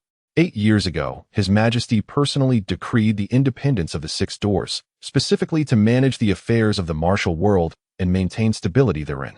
Are you aware that your actions have rendered our work exceedingly challenging? You have executed members from 3 sects, nearly 3,000 individuals. The representatives of the major sect, the Giant Sword sect, have already approached me, questioning why the court intervenes in the disputes of the martial world. His Majesty had issued a command that unless the martial forces provoke us, we are not to meddle in their affairs, lest we spark an uprising across the realm. I had to employ considerable persuasion to send the Giant Sword sect away. Had this matter escalated, the repercussions for you, Lord Song, would have been quite severe." Observing that the situation had been diffused and that their conversation would conclude here, Jiang Qingyun comprehended Song Yi's underlying purpose, a request for favor. This incident indeed reflects a shortcoming on our part within the Jinyui. It is quite unnecessary for you to have made this trip personally. Allow me to take responsibility for this matter. Consider it a gesture of goodwill on my part. As for the young subordinates, they are still learning. So let us overlook this transgression. Jiang Qingyun accepted accountability for Li Hanjing's actions, for it was he who had sent Li Hanjing to Huaiyang County, permitting him to act with autonomy. Hence, responsibility must be shouldered. Song Yi expressed mild surprise. "It seems you hold your subordinate in high regard. Truth be told, this issue is not of great magnitude. I merely wish to discuss it with you. In future endeavors concerning the martial world, it is imperative that you notify us at the 6 doors. We support your efforts, and in turn, your support for our work is equally essential." Jiang Qingyun nodded with a smile. "Of course, Lord Song. It appears to be time for lunch. Let us share a meal together." Song Yi acquiesced. Just before their departure, Jiang Qingyun suddenly inquired, "Lord Song, might I keep this letter of accusation within the Jinyui?"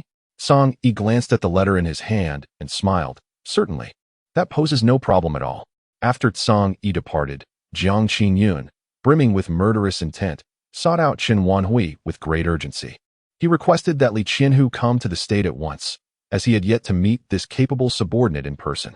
Observing Jiang Qingyun's demeanor, Chen Wanhui assumed that Li Hanjing had somehow displeased him and hurriedly set about notifying Li Hanjing. In the 2nd division of the Jinyui in Huaiyang County, a Jinyui suddenly entered, exclaiming, "My lord, Lu Daren seems to be possessed, wielding his twin blades in the courtyard, and we dare not approach him." Upon hearing that Lu Yuan was in trouble, Li Hanjing quickly made his way outside. Indeed, Lu Yuan appeared to have lost his sanity, thrashing about in the courtyard. Li Hanjing scrutinized Lu Yuan's pupils and noted that they were completely filled with a crimson hue. Understanding the gravity of the situation, he realized that Lu Yuan had succumbed to an overwhelming killing intent, leading to initial neurological confusion, which would likely escalate into complete madness. However, Li Hanjing was not well versed in the nuances of madness and could only temporarily restrain Lu Yuan for the time being. Approaching Lu Yuan, Li Hanjing delivered a swift strike that rendered him unconscious. At that moment, the usually lethargic Morong Ji stepped forward. "My lord, it is evident that Lu Yuan has encountered a mishap in his cultivation and has fallen into madness. Might you have a remedy for this?" Li Hanjing regarded Morong Ji and, recognizing his initiative, anticipated that he possessed a solution. With a sly grin, Morongji replied, "My lord, the Tiandao sect conducts extensive research on the mind and spirit. I believe our affiliated subsect would not be lacking in expertise either. My family has invested in this very subsect, and I can facilitate an introduction." Li Hanjing nodded, expressing his gratitude. "I appreciate your assistance. Consider this a favor owed to you." It was imperative that Lu Yuan be rescued, as he was akin to an original shareholder in Li Hanjing's entrepreneurial journey. Morongji waved his hand dismissively. "My lord, you flatter me. As your subordinate, it is my duty to assist you. If we must speak of debts of gratitude, I have already utilized this one. I wish to remain your subordinate." "Very well, I accept your terms," Li Hanjing replied. Morongji instantly felt a weight lift from his chest. Truth be told, he had been quite anxious lately, as Li Hanjing had begun to systematically eliminate those deemed incompetent. Particularly concerning was the rumor that the Feiying sect had allied with the Jinyui, suggesting a significant upheaval within the organization, which would likely see a purge of many unworthy members. Among those whom Li Hanjing deemed most unworthy, Morongji was naturally the most apprehensive. Should he be expelled from the Jinyui, he would have no choice but to return home and assume control of the family estate, thereby ending his leisurely lifestyle. He held no interest in managing a family business. Lounging about was far more appealing, with the added pleasure of occasional visits to brothels. Chapter 50. All youngsters. Am I afraid of you? Feiyun Mountain, the largest peak located on the outskirts of Huaiyang County, also serves as the garrison for the Tiandao sect's subsect. Feiyun Mountain rises majestically, resembling a colossal barrier, both grand and solemn. From any vantage point, it appears immensely towering, as if it embodies an endless symbol of authority and strength. The undulating peaks are accompanied by a meticulously crafted series of small bluestone steps, laid by the Tiandao sect. The surrounding atmosphere is a curious blend of tranquility, punctuated by the melodious calls of various birds and insects, which indeed resonates with the Taoist philosophy of spontaneity and harmony with nature. Gazing at the seemingly endless steps that vanish into the sky, it is difficult to fathom the grandeur of the Tiandao sect's chosen location. "Do I really have to carry Lu Duran up the mountain?" Morongji complained. Shouldering the unconscious Lu Yuan, Li Hanjing shot a cold glance at Morongji. "Am I expected to carry him?" Morongji muttered. "Well, it's not entirely impossible." Li Hanjing cast a sidelong look at him. Realizing the implication, Morongji quickly responded, No, I'll carry him." After a morning of arduous climbing, the trio finally reached the summit and beheld the sign of the Tiandao sect, merely a small tablet inscribed with its name. Before long, they caught the attention of a young Taoist who approached them with a gentle demeanor, devoid of hostility. "What brings the three of you to our Tiandao?" Morongji, panting, smiled and introduced himself. "I am Morongji, the young master of Fuchong Tower. I kindly ask you to inform the Taoist leader that I have a matter to discuss." Seeing the arrival of the god of wealth, the young Taoist refrained from further formalities, stating, "No need for formalities. I'll take you directly to the sect leader. Here at Tiandao, we embrace spontaneity." "Thank you," replied Li Hanjing. Soon, they were escorted by the young Taoist into a hall. "Sect leader, the people from Fuchong Tower seek you," the young Taoist announced. "Very well. You may return to your duties," replied an elder with an ethereal presence and a cheerful disposition. As the young Taoist departed, only Li Hanjing, Morongji, and the elder remained, accompanied by a youthful Taoist trailing behind. The elder spoke first. "I am aware of the purpose of your visit, and naturally, our sect possesses solutions." Li Hanjing glanced at Morongji in confusion. Morongji quickly shook his head, indicating he had not made prior arrangements. How curious, he thought, pondering how the elder had known beforehand, but it was not the time for such musings. "Sect leader, since you are aware of our intentions, please state your conditions for saving my subordinate." The elder adjusted his white beard and chuckled. "Ah, do not call me sect leader. Address me as Taoist Lingming. As for the conditions..." Before he could finish, the young Taoist interjected, "Lingming, let him first spar with me before discussing terms." Lingming Taoist was momentarily taken aback, but then inquired, "Li Qianhu, what say you?" Li Hanjing furrowed his brow, uncertain of what had provoked the young Taoist. However, since the challenge had been issued, refusing would not be an option if he sought assistance. "Very well, if the Taoist wishes to engage in a friendly contest, I shall gladly oblige." Before long, several individuals arrived at a relatively tranquil training ground. The venerable Taoist Lingming observed the two figures on the platform. expressing a hint of concern as he offered his admonition. Daoxian, remember to hold back. Do not harm Officer Li. The young Taoist nodded slightly in acknowledgement. Li Hanjian, however, paid no heed to Ling Ming's words, thinking of it merely as a playful engagement with a child. The young Taoist wasted no time, advancing with an ethereal grace towards Li Hanjian, who casually assumed a defensive stance, bracing himself for the impending strike. Upon impact, an overwhelming realization washed over Li Hanjian. That seemingly unremarkable punch was imbued with tremendous force. He was thrust backward by the shockwave, hastily channeling all his inner strength to stabilize himself. No longer dismissive, he regarded the young Taoist with newfound respect. The force he had just experienced was undeniably that of a master in the realm of palm techniques, and it was evident they both possessed formidable prowess. It was no wonder Ling Ming had cautioned him to temper his efforts. Evidently, there was genuine concern for his well-being. In truth, it was not entirely Li Hanjian's fault for underestimating his opponent. The young Taoist appeared to be merely around 16 years of age. How formidable could such a prodigy truly be? Had this encounter taken place within the esteemed headquarters of the Heavenly Tao sect, he would have exercised greater caution. Yet, was it truly reasonable for such talent to emerge from a mere branch sect? You haven't even unleashed your full strength yet, the young Taoist remarked nonchalantly. Provoked by his words, Li Hanjian felt a surge of competitive spirit. We are both young men. I refuse to be intimidated.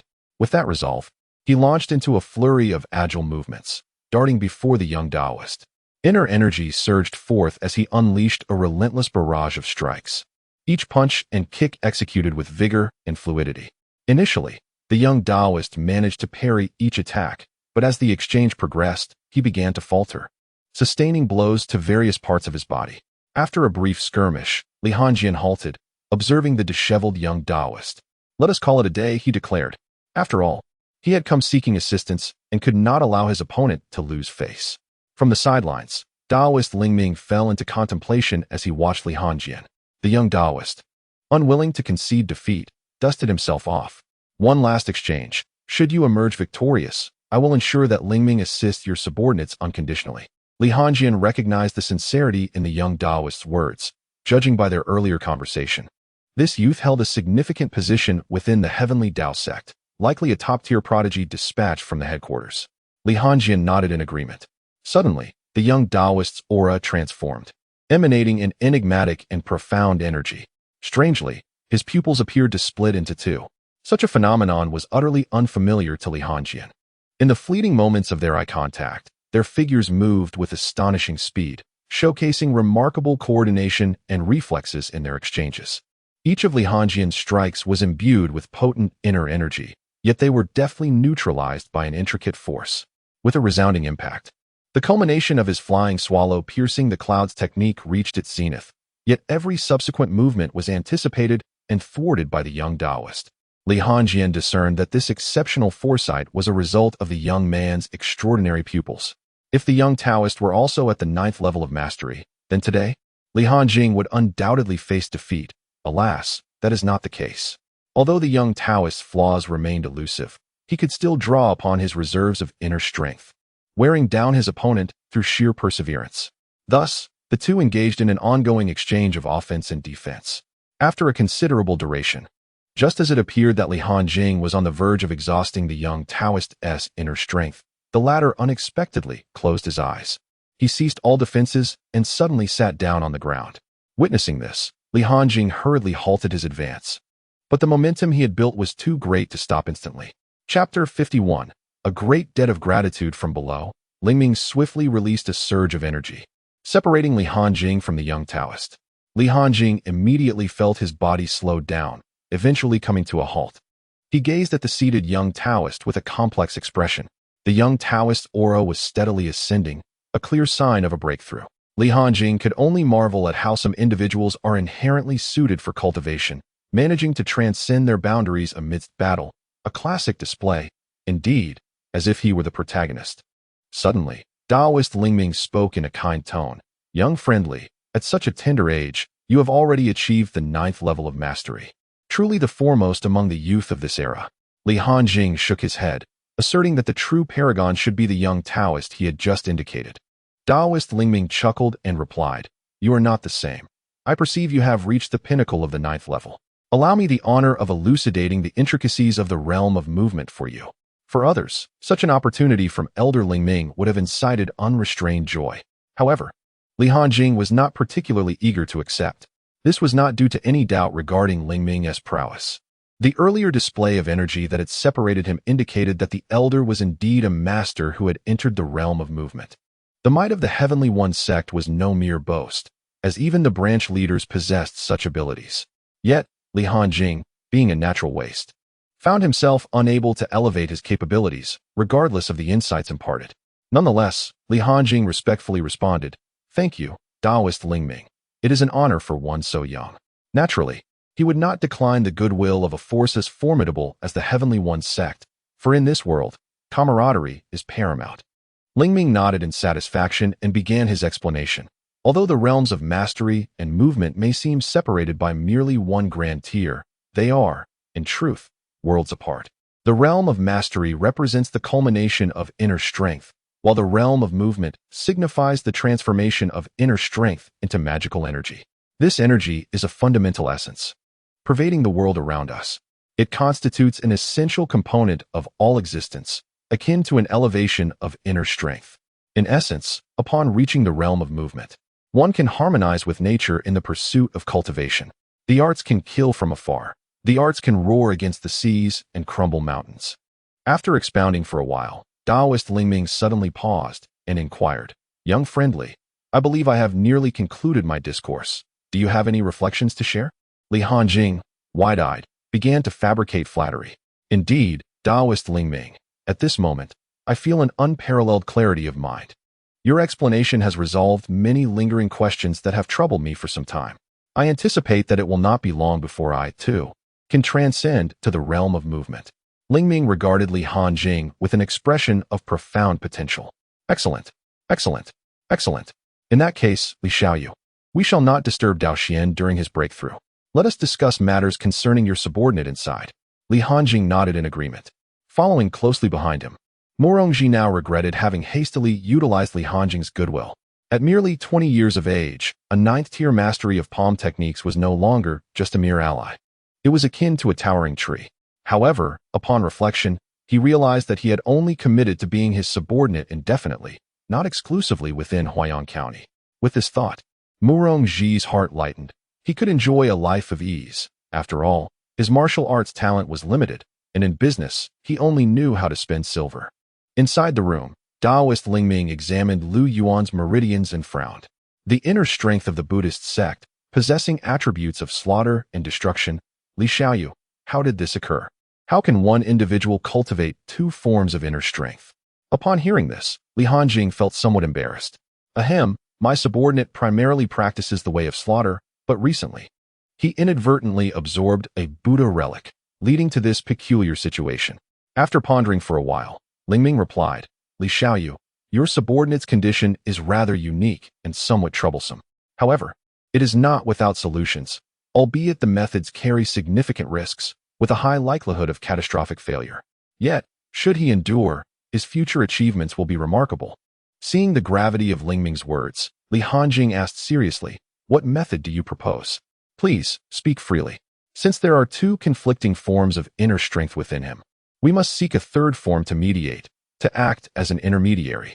Yet, upon the introduction of this third inner strength, there will be a critical explosive phase. If he cannot withstand it, his meridians will shatter and his organs will rupture. However, if he perseveres, his combat prowess will surpass that of his peers by threefold. And during the explosive phase, the inner strength will cleanse his meridians, leading to a qualitative enhancement of his innate talents," Lingming elucidated. Li Hanjing grasped the underlying principle: no pain, no gain. However, this method was of no use to him, as he possessed no meridians.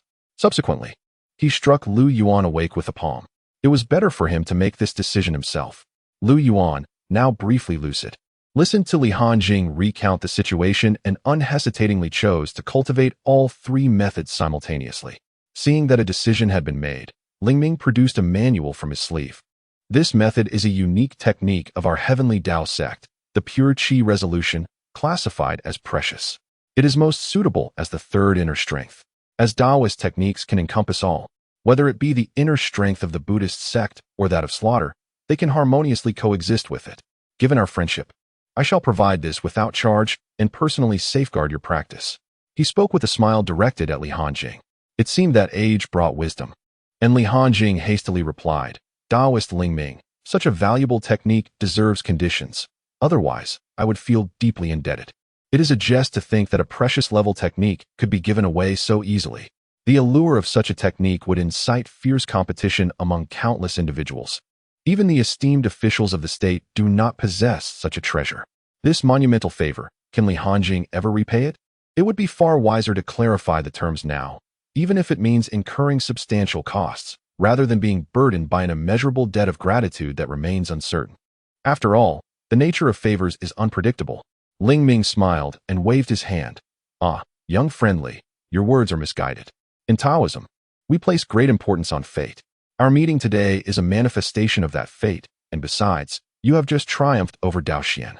Naturally, our heavenly Tao sect must honor its word. When we say unconditional, it is indeed unconditional. Li Hanjing wished to say more, but Ling Ming continued. Do you truly believe that our heavenly Tao sect is a group of untrustworthy individuals? Given that Ling Ming had spoken thus, Li Hanjing could only respond. Then I am grateful to you, Taoist Ling Ming. If ever you require my assistance in the future, please do not hesitate to call upon me. Chapter 52. Young friendly, I have pilfered this item. Upon hearing Li Hanjing's acquiescence, Ling Ming promptly rose and approached Lu Yuan. Follow the inner strength outlined in the technique above. Shortly, I shall infuse you with Taoist power to expedite your mastery of the Pure Qi technique. Lu Yuan complied without hesitation. Ling Ming then thrust his palms into Lu Yuan's body, channeling his power within. Young friend, I am entering now. Brace yourself against the pain. Lu Yuan nodded affirmatively. With a thunderous surge, immense power flooded into Lu Yuan, and within moments, cold sweat began to bead on his brow. 3 streams of inner strength surged wildly within him, bombarding his internal organs.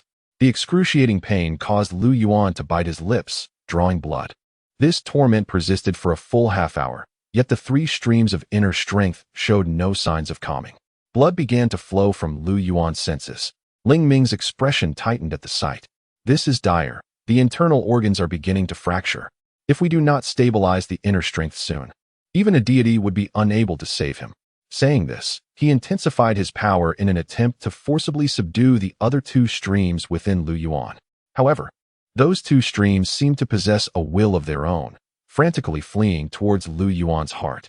Ling Ming found himself at a loss, refraining from increasing his force further, for fear that a miscalculation might shatter the heart and hasten Lu Yuan's demise. After a while, Ling Ming reduced his output of Taoist energy, observing Lu Yuan, who had completely closed his eyes, shaking his head in dismay. Young friendly, it appears that your subordinate cannot endure any longer. He has lost consciousness. My attempts to infuse him with power have failed, and he can no longer channel the Pure Qi technique. Ling Ming's grim pronouncement cast a shadow over Li Hanjing's heart. In this world, aside from his estranged father, Lu Yuan held the highest place in his esteem, especially since he had bestowed upon him the precious relic. At that moment, a faint azure light emanated from the small gourd at Ling Ming's waist. It detached itself and transformed into a streak of azure light, entering Lu Yuan's body. Ling Ming was taken aback. Little Qing, what are you doing? Subsequently, Ling Ming immediately employed his magical powers to observe Lu Yuan's internal condition. He witnessed the small green gourd surging into Lu Yuan's body, relentlessly absorbing all of his internal energy. In but a fleeting moment, the 3 chaotic streams of energy that had been darting about were entirely consumed. Once the internal energy was absorbed, the small green gourd began to gradually merge with Lu Yuan's meridians. Observing this, Ling Ming displayed a pained expression and exclaimed, Xiao Qing, no. If you become one with him, how shall I explain this to the sect master? Come out at once. Upon realizing that the small green gourd had completely vanished, a green gourd mark appeared on Lu Yuan's wrist, plunging Ling Ming into utter despair. It's over.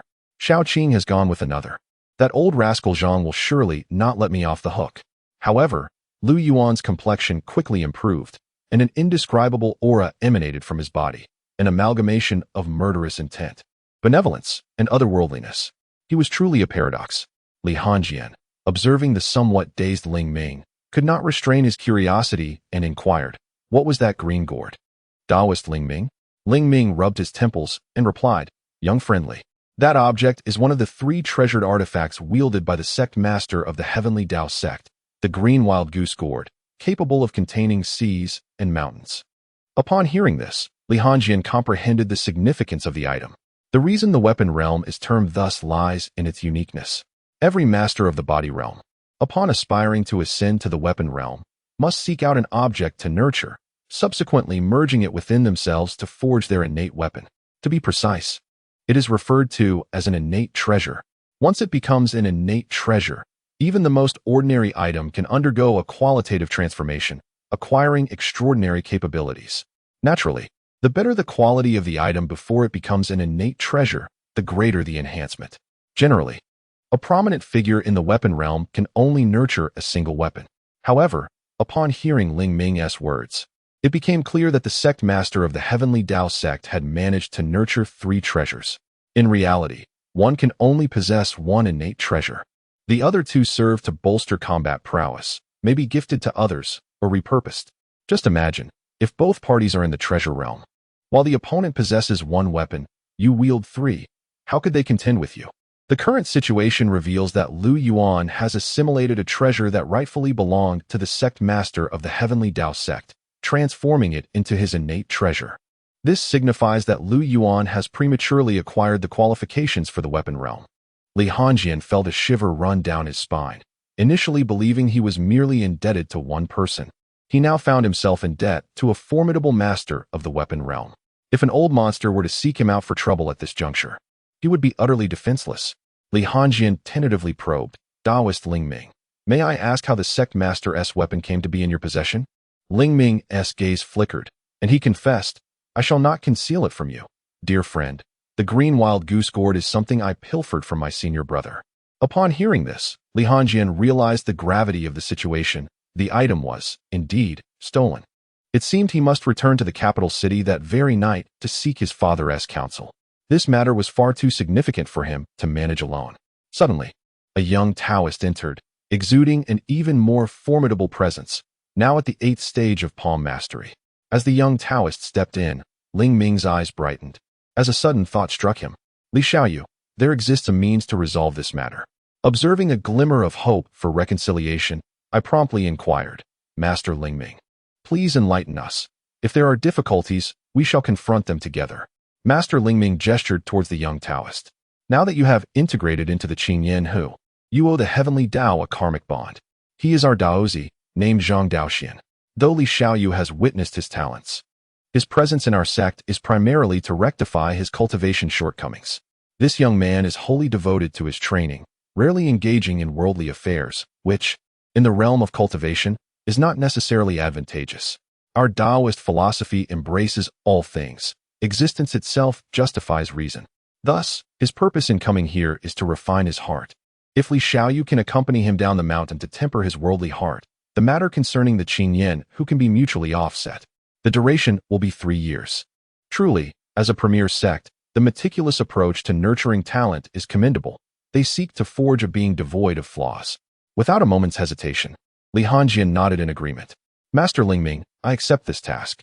In 3 years, I shall return to the Tao sect a Daozi of noble character and astute conduct. Master Ling Ming nodded in satisfaction. Daoxian, are you willing to descend the mountain with Li Xiaoyu to refine your heart amidst the mundane? Zhang Daoxian cast a fleeting glance at Li Hongjian. Having been bested by him, he was naturally amenable. Seeing this, Ling Ming exhaled in relief. Li Xiaoyu, the Qingyan Hu is no ordinary magical artifact. It has attained sentience, which is why it chooses its master. I implore you to treat it with utmost care. Chapter 53. Hongjian, someone has cast an evil eye upon you. Sentient artifacts often possess spirit. They may be self-conceived or externally bestowed, enabling them to think and engage in combat autonomously, an exceedingly rare treasure. Li Hongjian harbored doubts. Could this truly be resolved by a mere 3 years of tempering with the Daozi? After Lu Yuan awakened, Ling Ming began to usher them away. Hasten down the mountain. I have pressing matters to attend to. Li Hongjian did not linger, leading the 3 down the mountain path.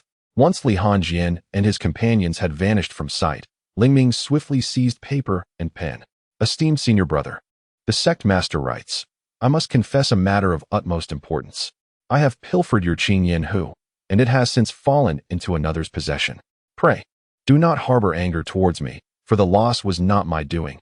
It was the young Daoshuan's folly. Encountering a prodigy, he insisted upon a contest, only to be bested and thus relinquish the artifact. He too has descended the mountain to refine his heart with this genius. Therefore, dear senior brother, my culpability in the loss of the Qingyan Hu is but secondary. The primary blame lies with Master Daoxian. Should you seek to assign blame, direct it towards him first. On the descent, Li Hanjin inquired, Lu Yuan, how does your body feel now? Lu Yuan stretched his limbs and replied, My lord, I have transcended to the mastery of palm power. I am truly grateful for your efforts on my behalf. It is of no consequence. We are all allies. Li Hanjin replied nonchalantly. Lu Yuan, having fortuitously advanced beyond the inner power realm, was indeed fortunate. Yuan, why do you not express your gratitude? Without me, you would not be alive. A melodious female voice interjected suddenly. The crowd was momentarily taken aback, and Lu Yuan also paused for a moment before raising his wrist to observe the gourd mark, questioning in bewilderment. Is it you who is speaking? Suddenly, the mark began to shimmer and transformed into a green gourd. Naturally, if it weren't for this gourd, you would be doomed, came a haughty voice from within. However, Lu Yuan remained unaffected, coldly responding, From now on, call me Lu Yuan. Do not refer to me as Yuan. The gourd emitted a sound of discontent. Why not? I wish to call you that. In truth, it was unclear why it desired to do so, yet it simply felt inclined. Just as Lu Yuan was about to retort, Li Hanjing interjected, Lu Yuan, I promised Master Lingming that you would treat it well. Yes, my lord, Lu Yuan replied, relinquishing his insistence on the gourd's name. Upon receiving support, the gourd made another request. Yuan, you have yet to express your gratitude. Do so quickly. Lu Yuan glanced at Li Hanjing and gently stated, Thank you. Satisfied with the response, the gourd ceased its chatter and reverted to its mark, concealing itself once more. Upon returning to the Jinui, Li Hanjing received a notification from the province, urging him to visit the town protector's office promptly. He sighed, feeling that he could scarcely find a moment's respite lately. With the provincial summons in hand, Li Hanjing immediately set off for the Jiangzhou Jinui town protector's office. In the heart of the Jiangzhou main city, Xianhua City. It must be noted that the political center of the province was indeed quite grand. Although it lacked the bustling vibrancy of the capital, it was considerably larger in size. Upon arriving at the town protector's office and identifying himself, Li Hanjing soon encountered Chen Wanhui, who had previously delivered his transfer documents. My lord, is there something urgent that summons me? Li Hanjing inquired. Chen Wanhui, upon seeing Li Hanjing, spoke earnestly, It is not I who wishes to see you, but Lord Jiang. The town protector himself. The matter of your unauthorized actions against the forces of the martial world in Huaiyang County has come to the attention of the Six Doors. You have been called in regarding this issue. Once you enter, be cautious in your conduct. I noticed Lord Jiang's demeanor was rather unfavorable at the time. Upon hearing this, Li Hanjing understood the gravity of the situation. Initially, he had pondered whether there were movements from the Western Factory, but it turned out that he was summoned merely for two inconsequential martial factions in Jiangzhou. Was the upper echelon of the Jinyui's capacity for pressure truly so feeble? A single Six Doors incident could provoke such a reaction from a town protector of the fourth rank? As Li Hanjing stepped through the doorway, a middle-aged man seated at the head of the table rose enthusiastically. With a broad smile, he greeted, Li Hanjing, Li Qianhu? Li Hanjing nodded, affirming, Yes, my lord. Jiang Qingyun's smile widened. Hanjing, under normal circumstances, I would have seen you to acknowledge your promotion to Qianhu, but given the peculiar situation at the time, we bypassed the formalities. Now, we shall rectify that. Li Hanjing found himself puzzled. According to Chen Wanhui's earlier remarks, he should be receiving a reprimand. Yet this did not seem to align with that expectation. Jiang Qingyun did not return to his original seat, but instead took a place beside Li Hanjing. Gently patting Li Hanjian's shoulder, Jiang Qingyun remarked, Hanjian, do you understand why you were summoned to the prefecture? Indeed, Li Hanjian replied. Jiang Qingyun waved his hand dismissively. That is merely a trivial matter. It's just a few thousand lives lost, nothing of great consequence. I am not intimidated by the Western Factory. So why should I fear the paltry pressures from the Six Doors? Rest assured, you can act boldly in Huaiyang County. I will manage the rest. Li Hanjian was perplexed by Jiang Qingyun's words. Then why did you summon me, my lord? Jiang Qingyun offered no response, but instead produced a letter, stating coolly, Hanjian. Someone is attempting to undermine you. Have you not been attentive to the unity among your colleagues? After speaking, Jiang Qingyun placed the report letter into Li Hanjian's hands. Upon examining the letter and recalling Jiang Qingyun's previous statement, Li Hanjian instantly realized it was a complaint against him. His expression darkened. Hanjian. True colleagues are those who share the same line of thought. If they do not align, they cannot be regarded as colleagues, and thus notions of unity become irrelevant. Jiang Qingyun elucidated. Li Hanjian understood Jiang Qingyun's implication perfectly. Even without his words, he would take action. I comprehend your intentions, my lord. By the way, Hanjian, may I inquire about your relationship with the governor of the region? Jiang Qingyun asked. To be candid, Jiang Qingyun felt somewhat uncertain. He had leveraged his connections to gather information, but had found nothing about Li Hanjian's background. He could not possibly approach his mentor for such trivial matters. Previously, he had felt empowered to manipulate Li Hanjian's position due to the backing of a second-rank mentor. However, following the recent incident with the Western factory, he sensed that his mentor's influence was waning.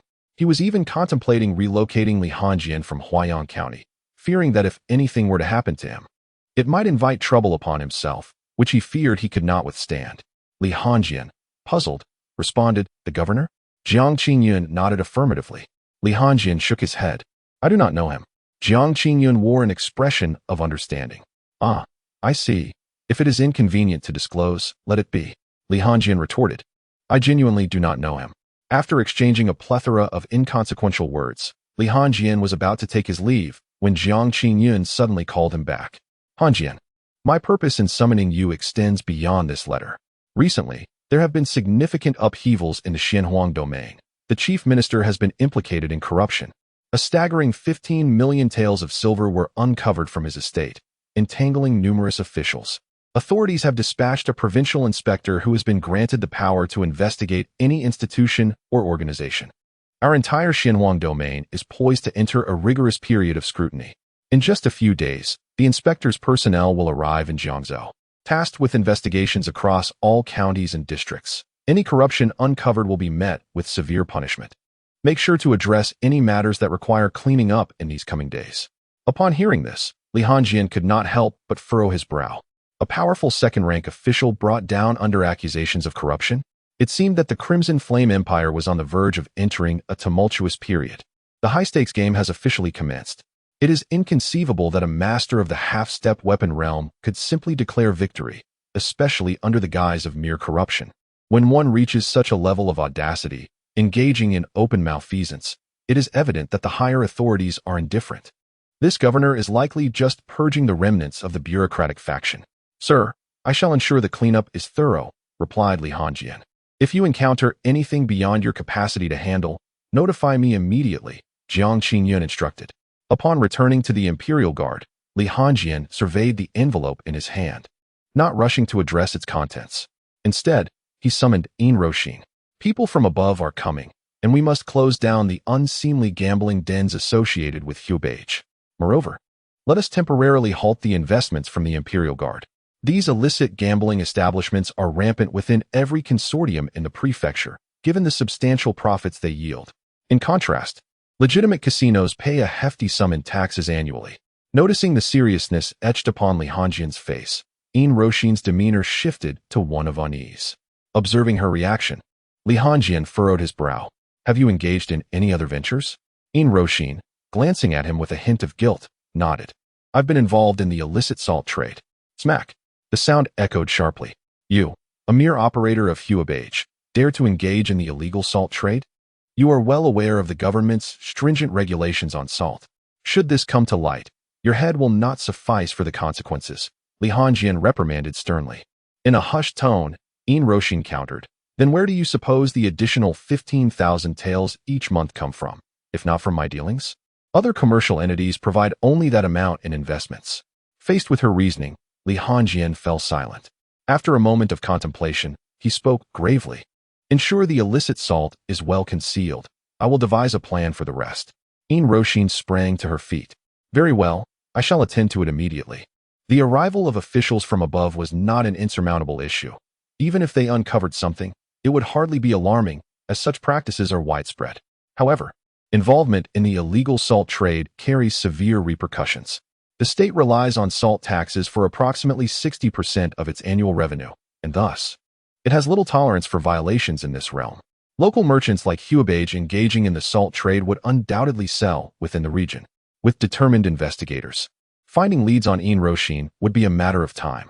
Once her involvement is confirmed, how could the Imperial Guard extricate itself from the situation? It appears essential to establish contact with these inspectors. If all else fails, eliminating Ain Roshin may become the only recourse.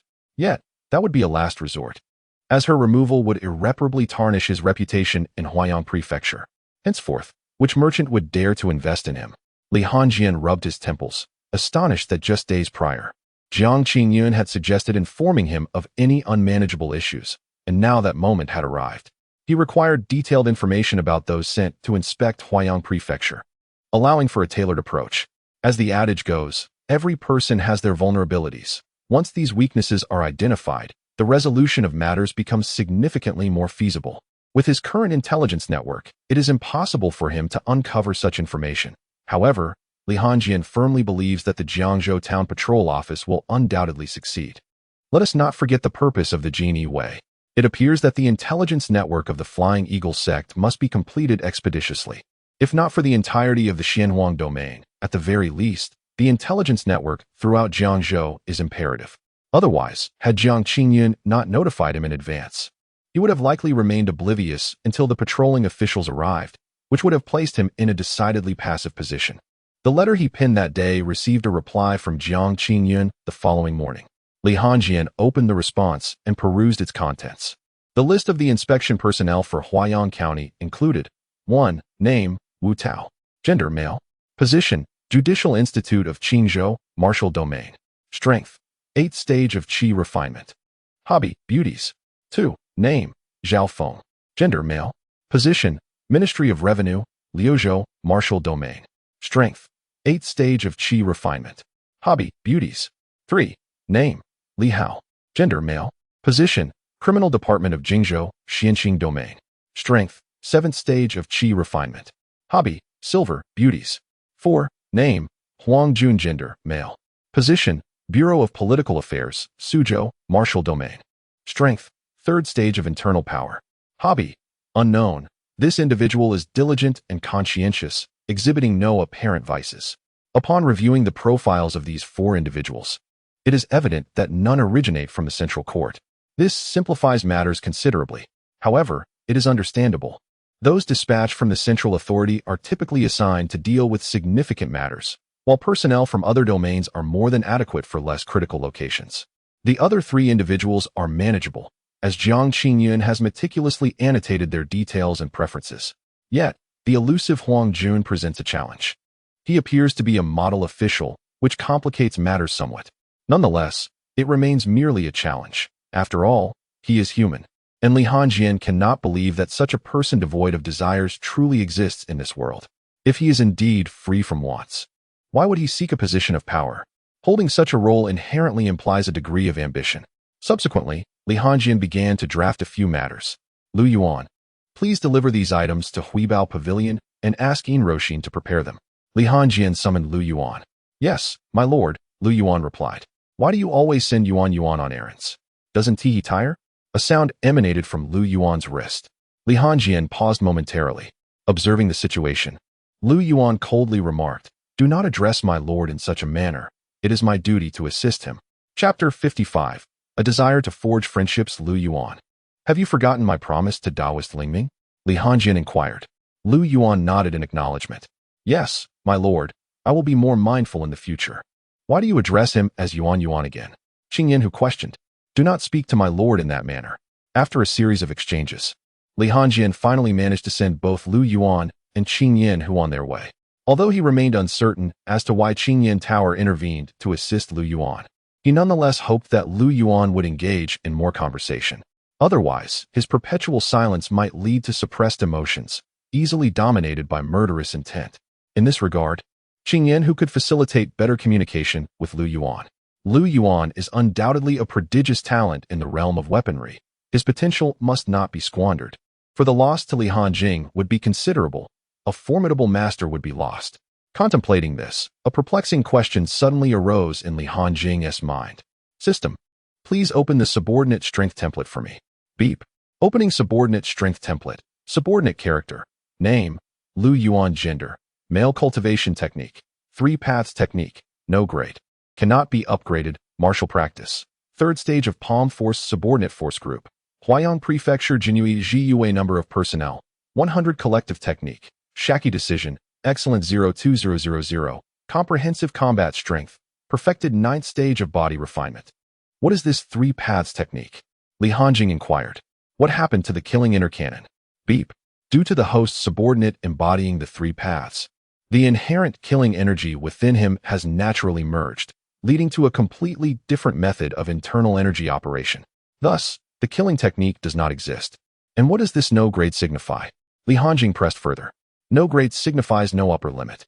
The 3 paths body has transcended the constraints of technique grades. As long as one is alive, anything is possible. Upon hearing this, Li Hanjing fell into silence. Am I a traveler from another world? Yet, it is for the best. The stronger my subordinates, the less I have to concern myself with. 3 days later. My lord. News from the Flying Eagle sect indicates that 4 inspectors have arrived in Huayang Prefecture, Lu Yuan reported. In these days, the Flying Eagle sect has tightly monitored the entire Huayang Prefecture, all in preparation for the inspectors' arrival. Unlike the Deziyuan, the inspectors do not present themselves ostentatiously. Their approach is one of stealth and discretion. Should they uncover any tangible evidence, they have the authority to summon the nearest military forces to address the matter, thereby entirely circumventing the local court institutions. According to the information relayed from the Flying Eagle sect, the 4 inspectors are relatively young, as older individuals are generally ill-suited for such roles, being seasoned veterans instead. On the first day of their clandestine investigation, they inquired among the populace about the government, uncovering certain information but did not make it public.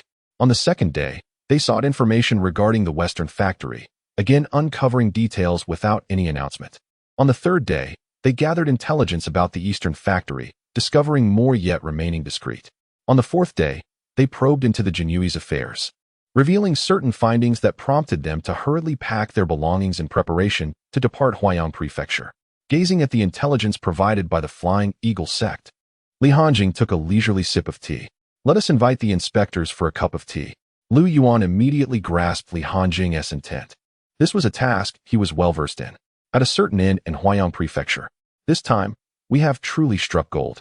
Conducting a formal investigation may even lead us to uncover cases of illicit salt trading. Indeed, while probing the government and both factories, we encountered issues of corruption and illegal gambling dens. I thought we would merely go through the motions. But who knew the Jinyui had the audacity to protect merchants dealing in contraband salt? This presents us with a remarkable opportunity for merit. Perhaps we might even secure a promotion upon our return.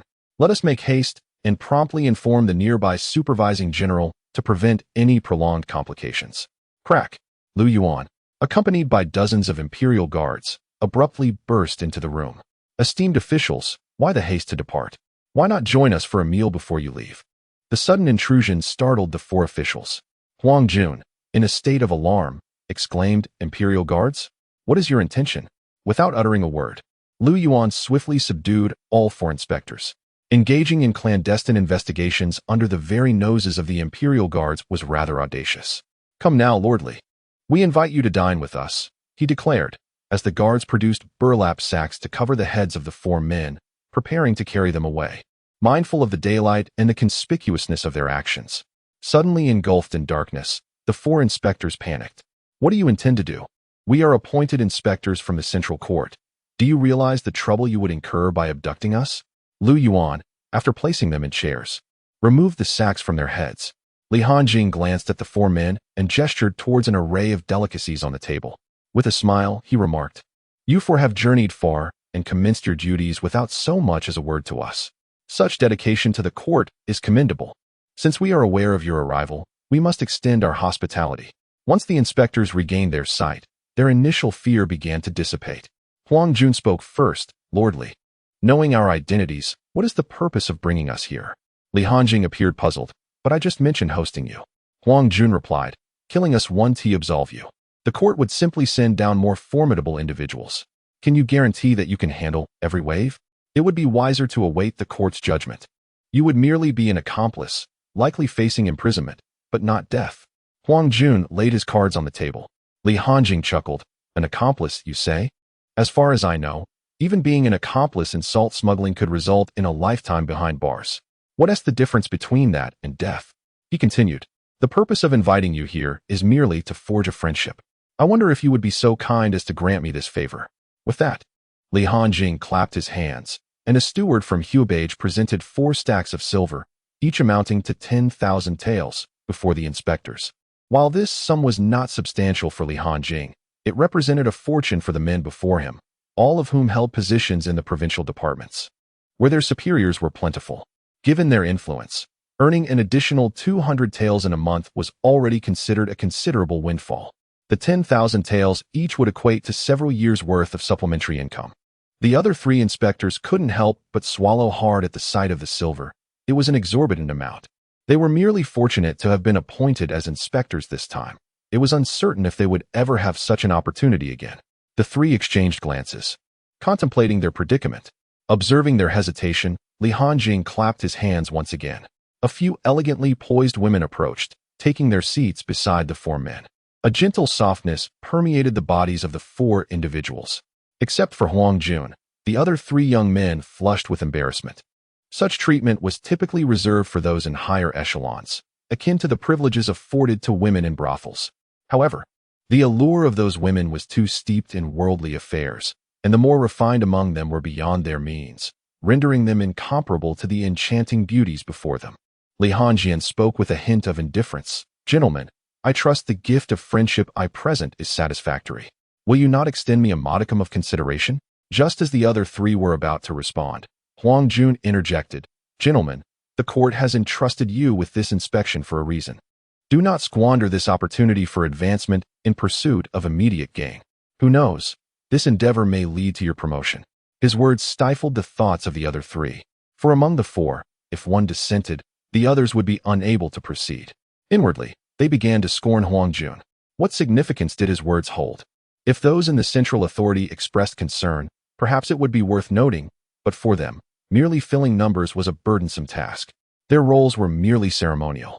True recognition and reward were reserved for those who executed significant duties, leaving them in the shadows. Furthermore, any merit they might earn would be overshadowed by connections and personal prowess. If they possessed such attributes, would they still need to be mere pawns in this charade? They might as well seize the opportunity for a profit, a fortune of 10,000 taels of silver and beautiful women. Observing the expressions of the other 3, Li Hanjing discerned that he had secured their compliance. Save for the obstinate, Huang Jun individuals like Huang Jun were not unfamiliar to Li Hanjing from his past life. They sought to win favor through impeccable performance, believing that flawlessness would lead to recognition. Yet, paradoxically, the more one strives for perfection, the less likely they are to be entrusted with significant responsibilities. I have no leverage over you, and we are not kin. Why should I consider you an ally? Suddenly, Li Hanjing rose. Bring Gao Hai to me. Upon his command, Lu Yuan promptly appeared, dragging a bloodied figure in the garb of the Jinyui. Gao Hai, weary from torment, gazed weakly at Li Hanjing and implored, Li Hanjing, have I offended you in any way? If you continue this, I am a captain of the Jinyui, should I perish. The investigation will uncover your culpability for harming a colleague. How do you suppose the magistrate will respond? Li Hanjing regarded Gao Hai coldly. The state? Should you die? Not a soul will claim your body. Let me show you something. With that, he brandished a letter of accusation, waving it before Gao Hai. Does this look familiar? You dared to conspire against me? Have you grown weary of life? Upon seeing the letter, Gao Hai crumbled in despair. He had been cautious of Li Hanjing's connections with the Jinyui in the region and had deliberately avoided them, opting instead to report to the 6 doors. His motive for accusing Li Hanjing was simple. He found him irksome. Since Li Hanjing's arrival, his own significance in Huaiyang County had waned, and the status of the Jinyui had soared. What did this imply? Doesn't this merely indicate one's own worthlessness? No wonder he has been feeling despondent lately. The letter has reached the 6 gates, yet Li Hanjing remains utterly unperturbed. It turns out the missive indeed fell into Li Hanjing's hands. His connections must be exceedingly formidable. With a sudden clap, Gao Hai knelt on the ground and struck his own face in desperation. He pleaded, my lord, I beseech you to spare me this time. I have a large family to support, and I have offended many people. If I perish, They surely shall not survive long either. I vow never to write a letter of complaint again. In Huaiyang County, I shall follow your every command. Li Hanjing suddenly broke into a cold smile. If you were to vanish, would your entire family endure? Very well, let me assist you. Bring them forth. Upon his command, several imperial guards dragged more individuals into the room. Li Hanjing pointed at them, saying, "This must be your lawful wife, and this your concubine, and here are your children. Correct?" Seeing this, Gao Hai hurriedly crawled closer to Li Hanjing, pleading, "I implore you, grant me another chance. I will serve you like a dog. No matter what it entails, I only ask you to spare my family." Li Hanjing remained unmoved. Proceed with the execution. Swish, swish, swish. The guards unsheathed their blades, swiftly severing the throats of those individuals without hesitation. In an instant, their lives were extinguished. "I shall fight you." Gao Hai, fueled by a sudden surge of strength, rose and lunged at Li Hanjing. Bang! Li Hanjing retaliated with a kick, extinguishing Gao Hai's breath. Crash! One of the inspectors, witnessing the lifeless body on the ground, lost his footing and tumbled from his stool. "Lu Yuan, dispose of these corpses and feed them to the eagles." Lu Yuan nodded in compliance. After dealing with Gao Hai, Li Hanjing resumed his demeanor as though nothing had occurred, calmly returning to his meal. "My apologies, esteemed inspectors. I just attended to some personal matters. I hope it did not disrupt your dining?" Li Hanjing inquired. One inspector, trembling, stammered, "And no, it did not." At that moment, even Huang Jun's expression turned uneasy. Li Hanjing, satisfied, nodded. "As long as it did not disturb your meal, that is all that matters." Noticing Huang Jun's pale countenance, Li Hanjing recognized the intended effect had been achieved. Understanding Huang Jun to be rather impervious to reason, he had specifically summoned Lu Yuan to bring Gao Hai for this very resolution, intending to instill fear within these inspectors. "How have you all considered the matter of befriending me, Li?" "My lord, we have decided to be your friends." The other three, having witnessed Li Hanjing's methods, no longer dared to hesitate. They were mere foot soldiers, unworthy of risking their lives over trivial matters. They hastily tucked the silver notes into their garments, burying their heads into the soft comforts nearby. Huang Jun, seeing this, wore an expression of exasperation, scolding, "You are representatives of the court." Bang! Li Hanjing slammed his palm down, shattering the entire table with an air of menace. Three gentlemen, accompanied by their enchanting companions, descended to rest. For special chambers had been prepared for their enjoyment. "Relish this moment," one of them declared, "for I shall personally escort you out of the city tomorrow, while I engage in a private discussion with Inspector Huang." The trio promptly responded with laughter. "Very well, we shall not intrude. Please, take your time." Suddenly, another inspector interjected.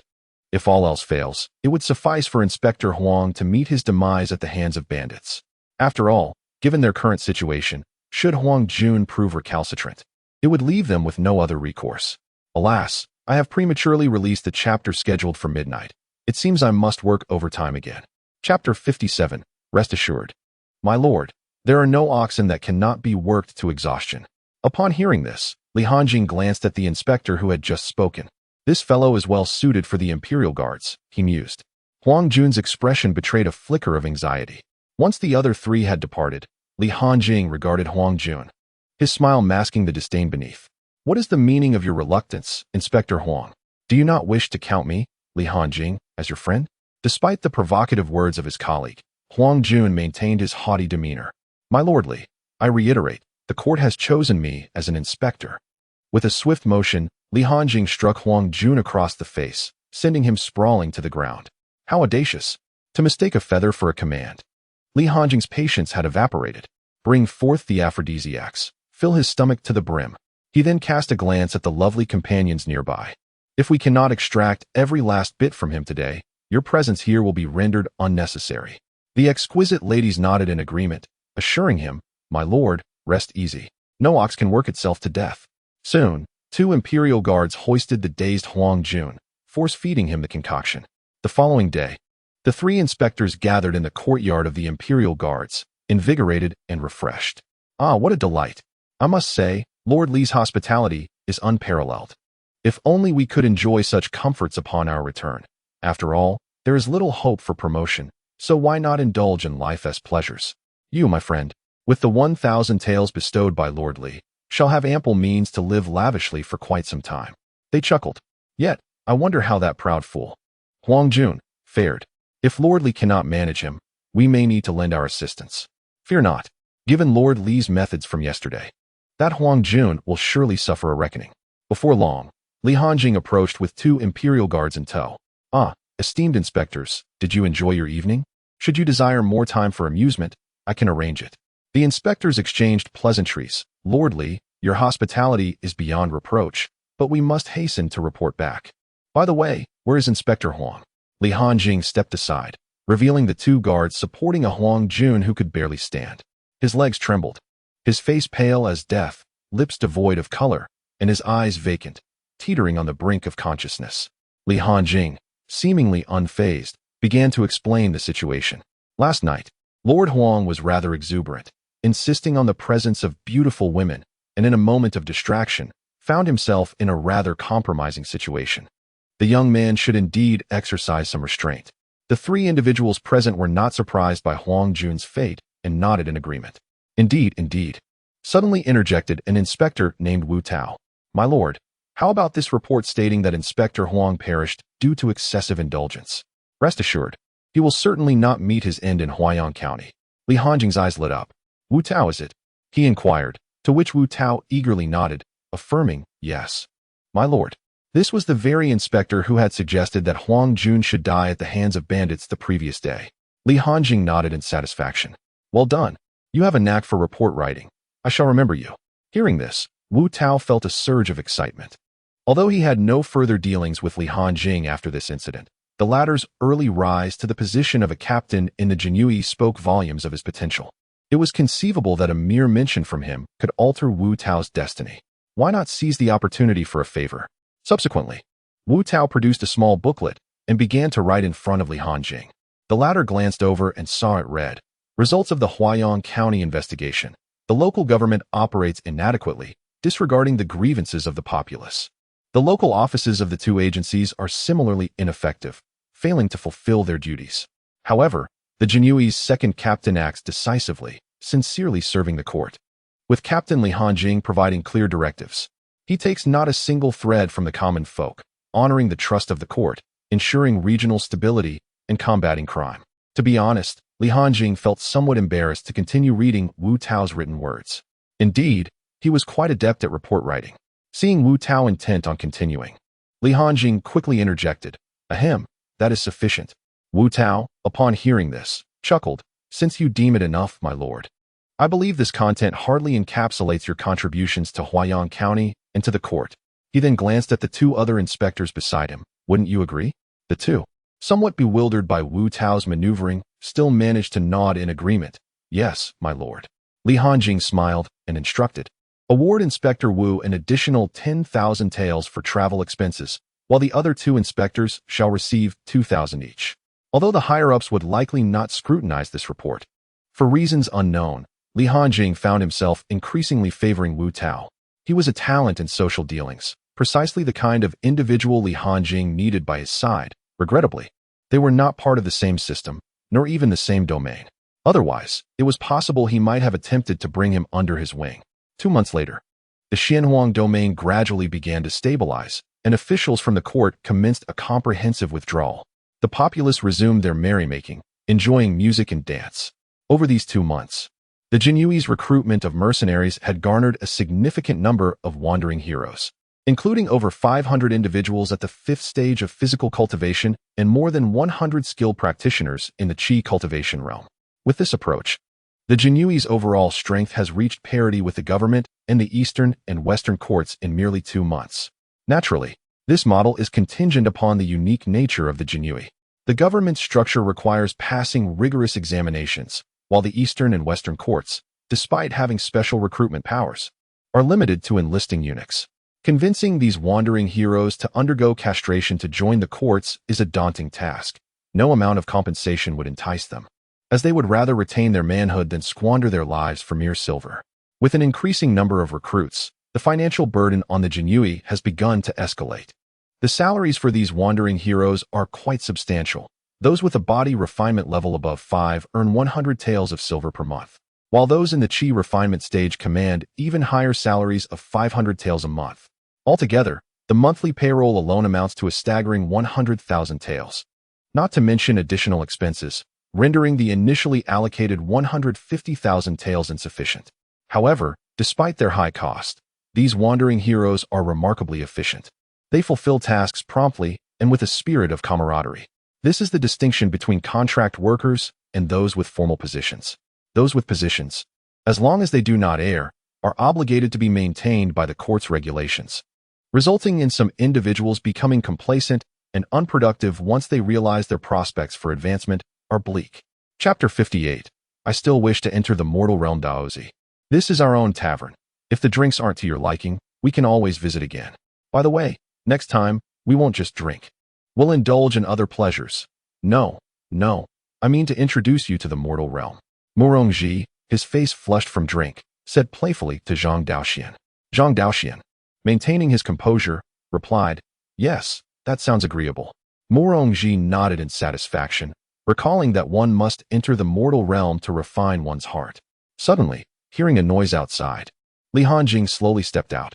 Observing Murongji, who was thoroughly intoxicated, Li Hanjing inquired coolly, where did you take him? At that moment, Murongji was genuinely drunk. He approached Li Hanjing and patted his shoulder, saying, Hanjing, I took Daozi to experience the mortal realm. Don't worry, it's our own tavern. We won't use the Jinyui's public funds. Ha!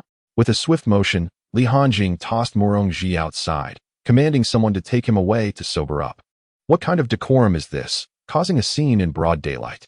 Afterward, he turned to the composed Zhang Daoxian and asked, did you also indulge in drinks with him? Yes, I had a bit. It was quite delightful, though I don't understand why I can't seem to drink as much as Murongji. Observing Zhang Daoxian, who reeked of alcohol, Li Hanjing recalled his promise to Daoist Lingming to refrain from associating with Murongji, as he was not a man of good character. Zhang Daoxian, puzzled, remarked, why is that? You haven't taken me out in the last 2 months. It's always been Murongji who has brought me out, as he puts it. We are iron brothers.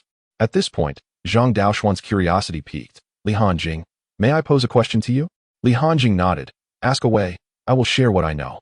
Murongji mentioned that to temper one's heart in the mortal realm, one must first enter it. Is that statement accurate? Although he and Murongji were close friends, he still placed greater trust in Li Hanjing. This was because Li Hanjing had the ability to best him in combat. Upon hearing this, Li Hanjing was somewhat astonished. Oh, I never imagined that the usually carefree Murongji could articulate such profound thoughts. It seemed that allowing Zhang Daoxian to associate with Murongji might not be entirely detrimental after all. After some contemplation, Li Hanjing remarked, indeed, if one does not immerse themselves in the mundane world and endure its tribulations, they cannot truly refine their heart amidst the chaos.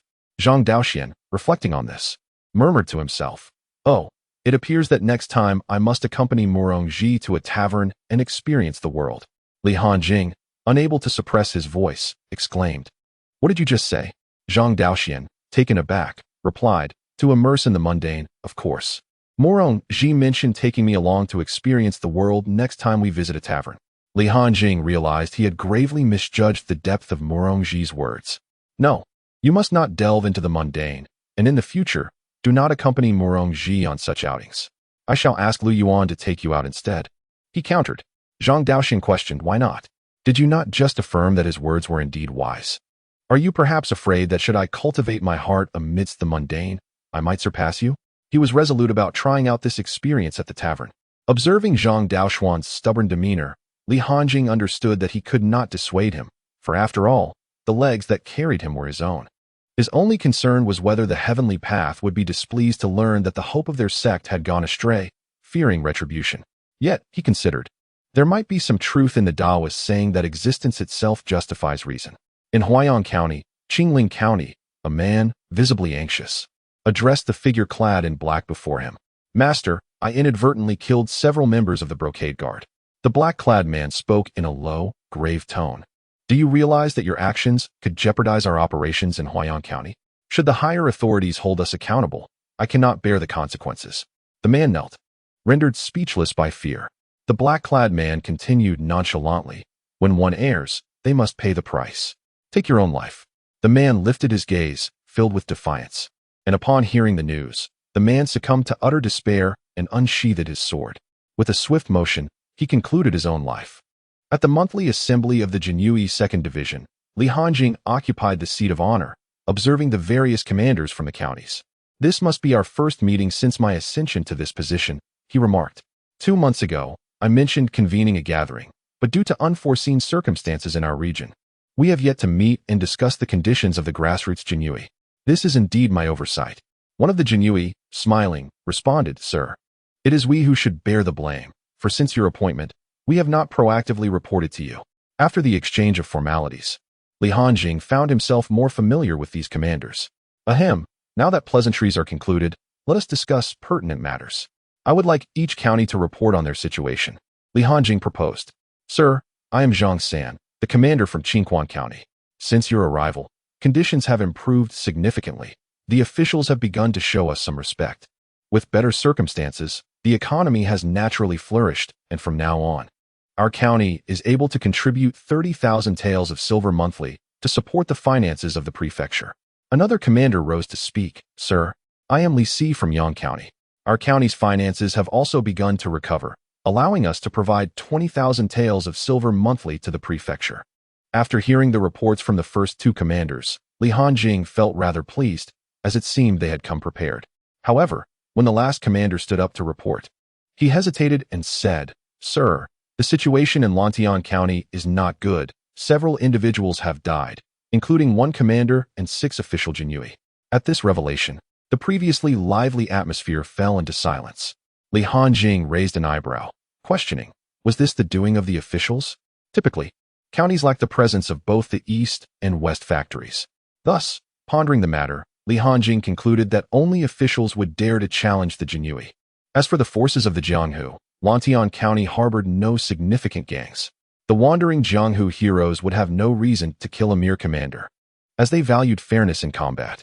The commander from Lantian County shook his head and said, "Sir, preliminary investigations suggest that it was not the officials. The corpses of the Jinyui bore signs of extreme brutality, each having been decapitated. I believe I could not dispatch a commander in a single strike," indicating that the assailant possesses strength superior to mine. "The county magistrate does not wield such power." Thump, thump, thump. Li Hanjing's fingers rhythmically drummed upon the chair. The strength of the assailant and the savagery of the attack bore resemblance to the methods of the Western factory. However, since the deaths after much contemplation, Li Hanjing ultimately decided to send Lu Yuan on a personal mission, primarily for prudence's sake. Within the entirety of Huaiyang County, he harbored no belief that anyone aside from himself could rival Lu Yuan. With a mastery of the 3rd level of martial arts and the formidable Qing Yin, who was a remarkable asset, even he would find it strenuous to overcome Lu Yuan in a mere exchange of blows. The treasures wielded by masters of weaponry were no trifles. Lu Yuan nodded in acknowledgement. "Understood. Shall we depart now?" "Indeed, let us set forth at once. The Flying Eagle sect will accompany you. Today's assembly shall conclude here. Those who dare to harm my Jinyui shall learn that even a passing dog must face the consequences of imprisonment and punishment," Li Hanjing replied sharply. All present were thoroughly impressed by Li Hanjing's decisiveness. It was well known that the former 1,000 households often hesitated, shirking responsibility whenever possible. They appreciated such a commanding superior.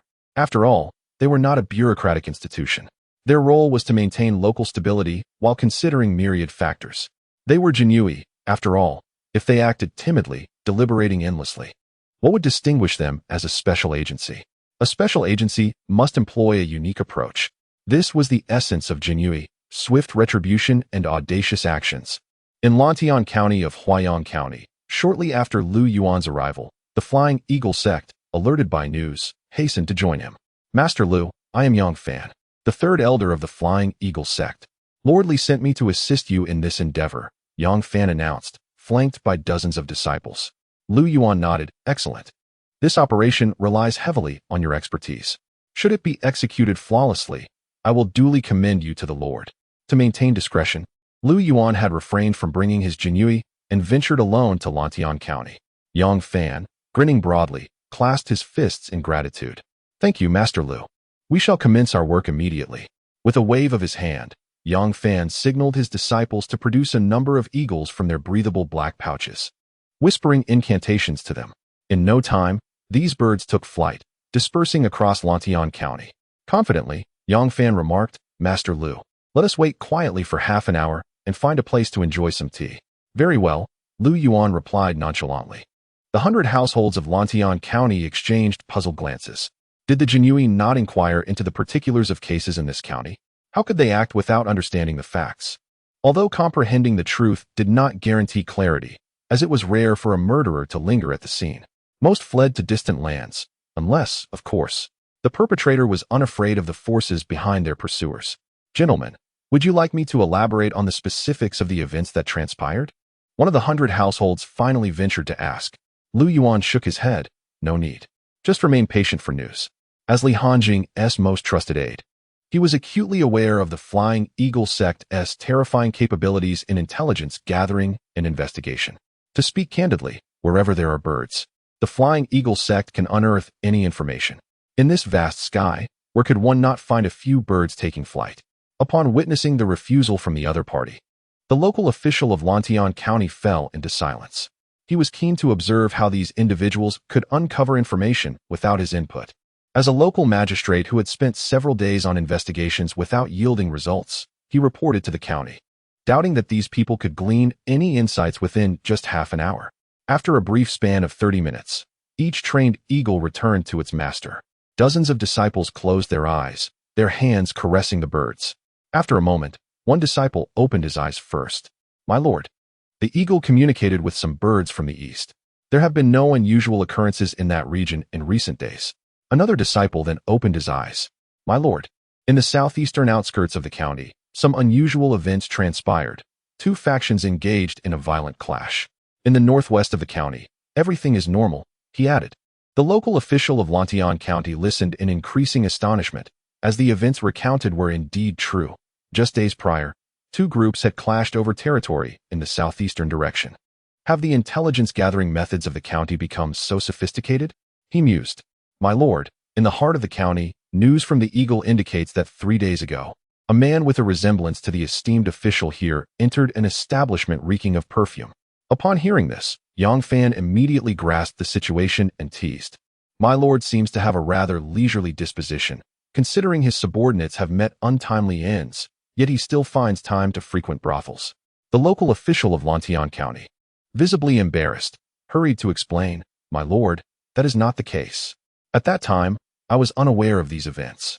Once I learned of them, I was consumed with worry, investigating day and night. His fear of the county's Jinui deepened, realizing they could ascertain such intricate details in a remarkably short time. My lord, the intelligence gathered is extensive, encompassing nearly all recent occurrences in Lantian County. Suddenly, another disciple spoke up. My lord, 3 days ago, 7 deaths were reported in the western outskirts, with the assailant heading towards the county. At this revelation, the local official quickly concurred. Indeed, my lords. The corpses of our 7 Jinui were found in the western outskirts. My lord, I have also received news from the west, but it dates back a few days. There are often individuals moving into the western forest, only to exit in groups, all bearing a strong scent of blood, another disciple reported. Upon hearing this, Lu Yuan inquired. Were those individuals Jinui or officials from the government? The local official of Lantian County shook his head. No, that area has recently been secured by the county government, claiming there are ores to be mined. Typically, no one from the county ventures there, as it is the territory of the county administration. A plan began to form in Lu Yuan's mind. Let us proceed westward and investigate. Just as he was about to leave, he paused, glancing at Yang Fan. Never mind. I shall go alone. You all remain in the county. The disciples of the Flying Eagle faction are treasured gems of Li Hanjun, and there must be no mishaps. Moreover, they are not adept in combat. Should any danger arise, I would have to divert my energy to protect them. It would be far better not to bring them at all. Yang Fan seemed to possess a keen self-awareness. My lord Lu, please take care. I shall await your good news here. While Yang Fan was unaware of Lu Yuan's capabilities, he had witnessed Li Hanjuan's strength. As Li Hanjuan's foremost enforcer, Lu Yuan's prowess would undoubtedly be formidable. Thus, Yang Fan felt a sense of reassurance regarding Lu Yuan's undertaking. Indeed, Lu Yuan replied. In the suburban forest to the west of Lantian County, rather than a mere forest, it resembled a small peak. Upon arrival, Lu Yuan felt an inexplicable restlessness within him. His vital energy surged, and his pupils flashed with a tinge of crimson. the Qing Yin who within him suddenly released 2 additional auras, and before long, Lu Yuan's internal energy reached a state of equilibrium. He couldn't help but furrow his brow. The stench of blood here was overwhelming, even with his internal energy balanced. He felt an inexplicable thrill. Yuan, why did that fellow with the surname Li send you on such a perilous mission? The Qing Yin who complained. Lu Yuan glanced at the mark on his right wrist, puzzled. What do you mean? Aside from the scent of blood, there's nothing particularly noteworthy here. The Qing Yin who responded, this is merely the outskirts. The stench of blood within is at least 10 times more potent. Yuan, you ought not to proceed. Lu Yuan shook his head. No, the task assigned by my lord must be fulfilled.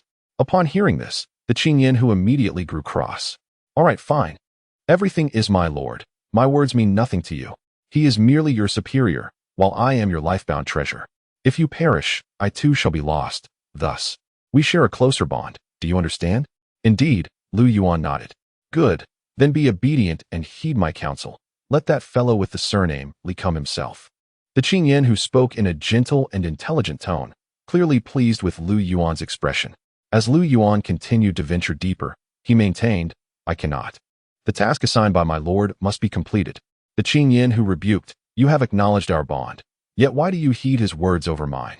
Lu Yuan replied calmly, without my lord, I might still be in Qingfeng County, perhaps forever evading reality, and I may never have met you. Therefore, I must fulfill the tasks entrusted to me, even at the cost of my life. Listening to Lu Yuan's declaration, the Qing Yin who fell silent. Suddenly, a man clad in black launched a surprise attack from behind Lu Yuan. Unfazed, Lu Yuan turned and seized the assailant's weapon with his palm. With a resounding crack, his internal energy crushed the black-clad man's blade. Bang! A subsequent strike shattered the black-clad man's meridians. This powerful blow caused quite a commotion, and soon, shadowy figures began to encircle Lu Yuan. At that moment, the masked leader looked at Lu Yuan with a complicated expression. You members of the Jinyue truly have a penchant for meddling. Lu Yuan slowly drew the double-edged blade from his waist. As a military officer, he was not one for idle chatter and had no intention of engaging in conversation with the masked men. 3 distinct auras emanated from him simultaneously. This was his first confrontation since breaking through to the mastery of palm power. A fleeting shadow appeared before the onlookers, while Lu Yuan began to weave through the encirclement with remarkable agility. With swift, decisive movements, blood soon stained the blades in his hands, the crimson droplets splattering around him. In mere moments, the once numerous masked men were reduced to only one, the leader clad in black. He appeared to comprehend Lu Yuan's formidable strength and took several steps back. Lu Yuan, how could your power be merely palm strength? Yet, as if a realization struck him, he immediately fell silent. Intrigued, Lu Yuan inquired, do you know me? It seems we are acquainted. In a flash, he seized the masked man, yanking off his mask. Sun Wei. Lu Yuan then lifted Sun Wei, intending to delve deeper into the source of the overwhelming stench of blood. Shortly thereafter, he arrived at a pond. Though this one was not filled with water, but with blood. Even Lu Yuan, who had trained in the arts of slaughter, was taken aback by the gruesome sight before him. So much blood. How many lives had been extinguished?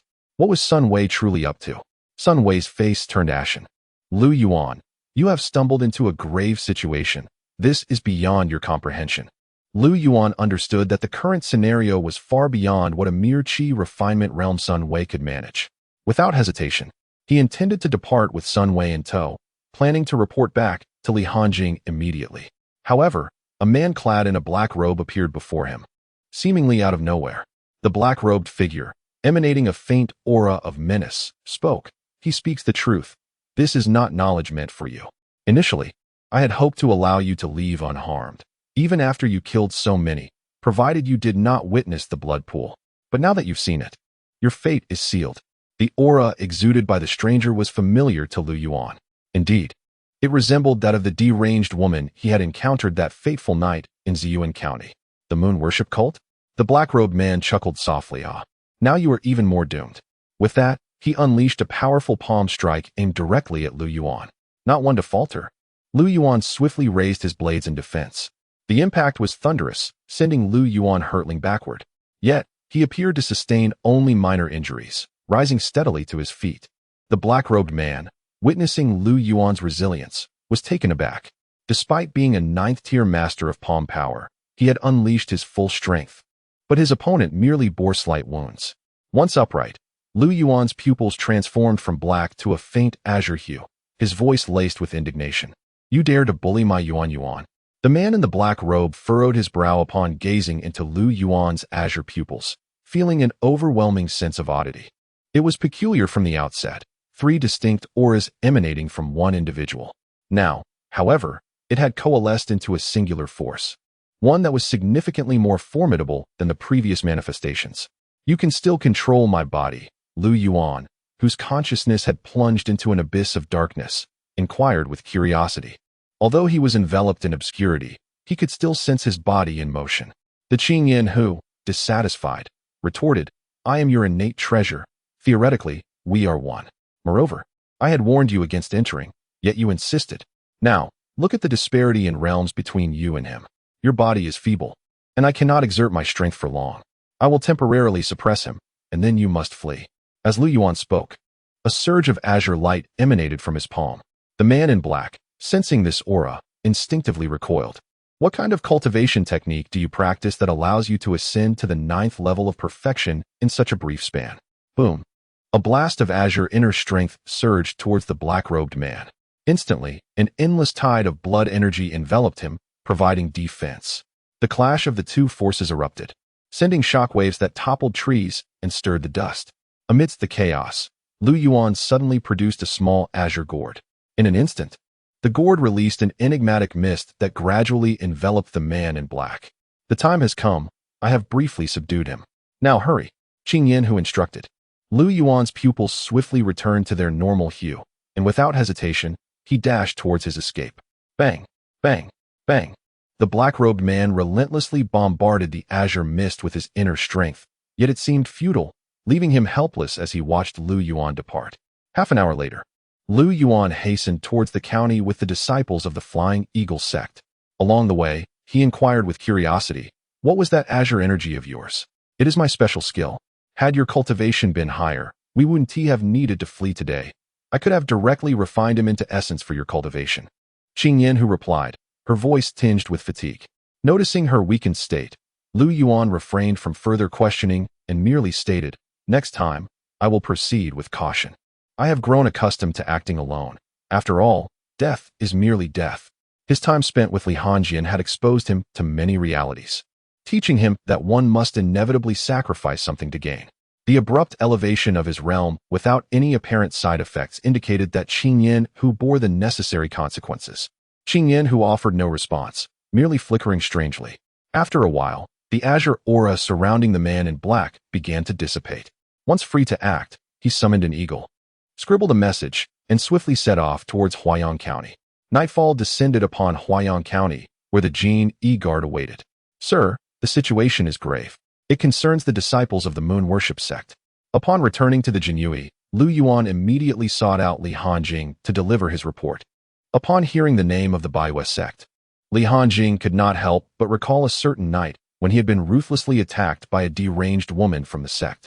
It was arguably the closest he had ever been to death. After listening to Lu Yuan's account, Li Hanjing rose to ponder the implications. Since the emergence of the Baiwa sect, any matters concerning it have always been of significant consequence. Li Hanjing believed that even under the current oppressive measures imposed by the court, the strength of the Baiwa sect should not be underestimated. After all, the leader of the Baiwa sect had once fought against 4 formidable masters of the weapon realm and had only sustained severe injuries, not death. Moreover, this situation involved personnel from the government. Should the collusion between the court and the Baiwa sect be revealed, he surmised that the high-ranking official would personally intervene.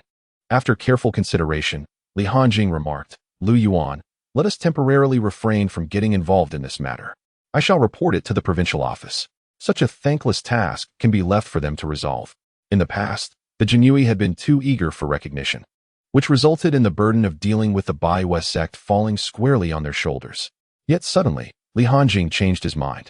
Realizing that evading this issue was no longer an option, he noticed that shadows had begun to emerge within the Jinyue's second division. A figure cloaked in black materialized before Li Hanjing and the others. Li Hanjing gradually grasped his iron fan, pondering whether this was an attempt at silencing them. Indeed, you Jinyue have learned matters that you ought not to know, the black-clad man coldly stated. Li Hanjing smiled and replied, "Let us consider the court's reaction should you attempt to silence an entire division of the Jinui. I merely wish to inquire, do you possess the strength required for such an endeavor?" With that, Li Hanjing unleashed his internal energy, showcasing his full might. The black-clad man paused, momentarily taken aback. Ninth stage of palm force. To be candid, upon witnessing Li Hanjing's display of power, the black-clad man began to regret confronting the Jinui. He had originally thought that even if Lu Yuan was present, it was of little concern, as he was merely a low-level practitioner of palm force. He had doubted Lu Yuan's ability to consistently wield his peculiar techniques. However, the sudden emergence of a 20-year-old adept in the ninth stage of palm force bewildered him. Realizing the situation was unfavorable, the black-clad man swiftly made his way toward the exit, intending to flee.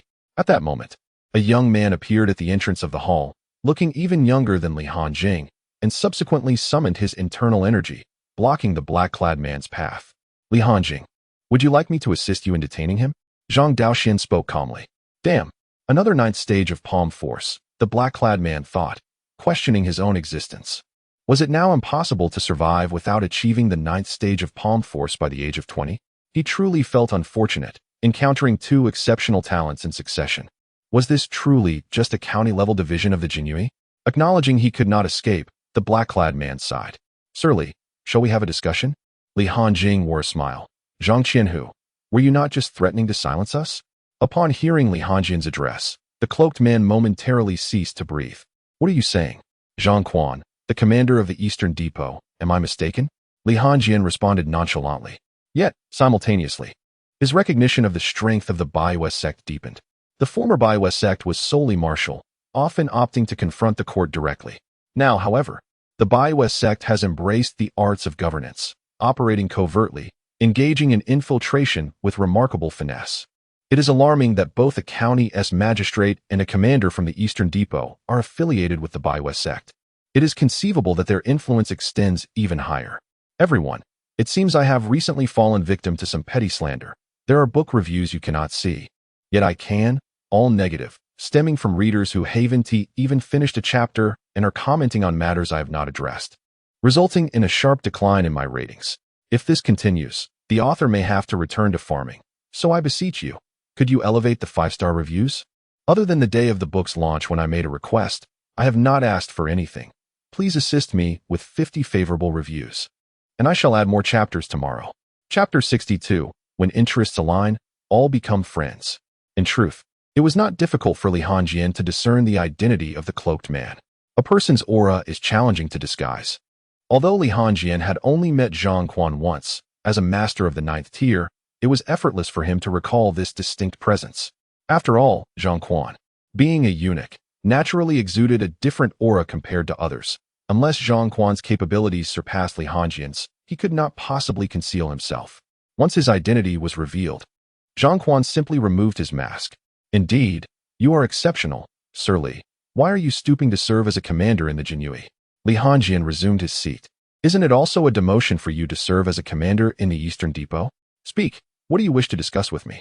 Li Hanjing gazed intently at Zhang Quan. Sensing Li Hanjing's intent to negotiate, Zhang Quan relaxed his posture. "Sir Li, I am aware of your fondness for wealth. How about this? I will offer you 500,000 taels of silver, and you can consider this matter as if it had never occurred. What do you think?" Li Hanjing toyed with his fan, shaking his leg. "Do you take me for a fool, Sir Zhang? Let us not even mention the substantial earnings your Western Depot receives monthly. Surely the Baiwes sect has its operational funds as well? You expect me to risk my life for 500,000, as if nothing transpired?" Zhang Quan was not surprised by Li Hanjing's reaction. He had anticipated such a scenario. Negotiation is a delicate dance, requiring one to tread carefully on the other's boundaries, for any excess would be a loss. After pondering for a moment, Zhang Quan extended a finger. 1,000,000 taels. This represents nearly an entire year's revenue for the Eastern Depot. Li Hanjing continued to play with his fan and shake his leg, disregarding Zhang Quan's offer. Seeing this, Zhang Quan could only helplessly say, "Then, my lord, please present your terms. Whatever you propose that I can fulfill, I shall certainly agree to." It seemed Li Hanjing had been awaiting this moment, as he raised a finger and promptly declared, "First, 150,000 taels of silver." Extending his second finger, "Secondly, All investments from the Eastern Depot shall henceforth belong to our Jinyui. Extending his third finger. As for the third point, I too desire a share of the glory. The government must yield some of its authority, allowing me to apprehend a few members of the moon worshippers to report to higher authorities. Should you agree to these three conditions, I could possibly consider this matter as if it had never transpired. Zhang Quan gazed at Li Hanjing in disbelief. How audacious Li Hanjing was to voice such demands. The only difference between these conditions and the act of self-destruction was the absence of a death threat. Zhang Quan found himself in a predicament. My lord Li, I could manage to gather 150,000 taels of silver. But relinquishing all investments from the Eastern Depot is untenable. If the monthly contributions to the higher-ups diminish due to fewer resources from below, it will certainly raise suspicions. Furthermore, if the government were to seal off operations under the guise of the moon worshippers, it would lead to significant complications for us. Li Hanjing chuckled lightly. Without investments, would I expect you, the moon worshippers, to finance your own endeavors? As for complications, I will grant you time to relocate that blood pool. This is non-negotiable. Otherwise, I could simply take you into custody and present you to the court, thereby securing a great achievement for myself. Li Hanjing delivered his ultimatum to Zhang Quan. After much contemplation, Zhang clenched his teeth and agreed. Very well, I accept all your conditions. In truth, the other demands were secondary. His primary motivation for acquiescing to Li Hanjing was the promise of time to transfer the blood pool, for that artifact was of paramount importance. Seeing Zhang's compliance, Li Hanjing nodded in satisfaction. It appeared that the esteemed Zhang was sincere. As he spoke, Li Hanjing produced a token from his waist, which accidentally slipped from his grasp and fell onto the table. The character Fu on the token was prominently displayed before Zhang Quan. Ah, look at this, Lord Zhang. I'm so excited that I can't even hold on to my belongings. Zhang Quan glanced at the token on the table, stunned for quite some time, and simultaneously grasped the implications of Li Hanjing's gesture. Now that the terms had been settled, they were to adhere to them without resorting to tricks or attempting to send stronger members of the moon worshippers to eliminate him when the time seemed ripe. He had powerful backing, and not just any ordinary support. Zhang Quan recognized immediately the significance of the figure represented by that token. Truth be told, had Li Hanjing not revealed this token, Zhang Quan had been contemplating dispatching skilled members from within the sect to eliminate Li Hanjing after the fact. Although he was aware that a high-ranking official had previously assisted Li Hanjing, the moon worshippers could still contend with such a figure. However, upon seeing the token, Zhang Quan dismissed such thoughts, realizing that Li Hanjing was under the protection of a truly formidable individual. Moreover, the possession of this token indicated that Li Hanjing was a person of considerable significance within a core circle, especially when considering Li Hanjing's innate talent. It was conceivable that he was a protege of that high-ranking official. Engaging in hostilities would equate to pitting the entire moon worshippers against the court in plain sight. Zhang Quan couldn't help but feel relieved that Li Hanjing was someone amenable to negotiation. Otherwise, the situation would have been utterly insurmountable. Zhang Quan then retrieved 50,000 taels in banknotes from his bosom. Lord Li, this is the deposit I present to you. The remainder shall be gathered within 3 days. The blood pool must be relocated within this time frame, and after 3 days, Lord Li shall take action against the government. Sun Wei, an adherent of the moon worship sect, is in the government. However, he will maintain his silence. Moreover, Lord Li can also eliminate Zheng Hui, who has recently exploited the power in Zheng Hui's hands to engage in numerous human trafficking activities. After this, Huayang County will be entirely under Lord Li's dominion. With such a significant lever held by the opponent, coupled with their immense backing, it is only natural that he cannot remain in Huayang County any longer. Upon witnessing the sincerity of the opponent, Li Hanjing waved his hand. Dao Xian instructed Lord Zhang to leave. Zhang Dao Xian, somewhat perplexed, wondered how they could transition from mortal enemies to cordial allies in an instant. Though confused, he obeyed Li Hanjing's command and stepped aside. Zhang Quan emitted a sharp voice. In that case, Lord Li, I shall take my leave. Since the opponent is already aware of my identity, there is no need for pretense. It is quite uncomfortable. Li Hanjing nodded. Lord Zhang, travel safely. Once Zhang Quan departed, Li Hanjing turned to the bewildered Zhang Daoxian and said, The esteemed Taoist Ling Ming has instructed you to accompany me down the mountain to temper your worldly heart, and today I shall impart to you your first lesson. Unless there is nothing left to negotiate, one must perish. Otherwise, when interests align, we are all friends. As the disciple of the heavenly Tao, you are destined to manage the existence of a sect, and these lessons are essential for you. Chapter 63. Elevating the Art of Movement. Zhang Daoxian, somewhat grasping the concept, nodded and returned to his quarters. Li Hanjing glanced at the banknotes on the table, a light smile gracing his lips. The outcome of this negotiation aligned with Li Hanjing's inner thoughts. Since the matter involves the moon worship sect, it is certain that higher authorities will dispatch someone to address it. In such a case, the accolades will be appropriated by those above, leaving him with a mere fraction of the credit. As for the ill-gotten gains from the Western Bureau, they too will be claimed by the higher-ups, leaving no connection to Li Hanjing. Thus, the choice was clear to him without further contemplation. Regarding the moon worship sect's blood pool and its implications for the court, Li Hanjing held no concern. After all, the individual occupying the highest position does not bear the surname Li. Dog, convert all 50,000 taels of silver for me. Notification, exchange conditions met, processing exchange. Exchange successful. Current balance of malevolent value, 530,000. Balance of slaughter value, 70,000. Consuming 500,000 malevolent value to enhance the skill. Consuming 50,000 slaughter value to elevate the realm. Notification, deducted 500,000 malevolent value.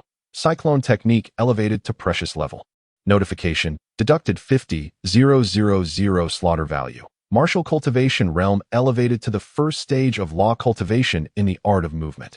At this moment, Li Hanjing felt the internal energy within him begin to merge continuously, while a faintly discernible special substance from the surrounding air surged into his body. After a full hour, the commotion finally subsided. Li Hanjing gazed inwardly at the swirling, ethereal gas within him.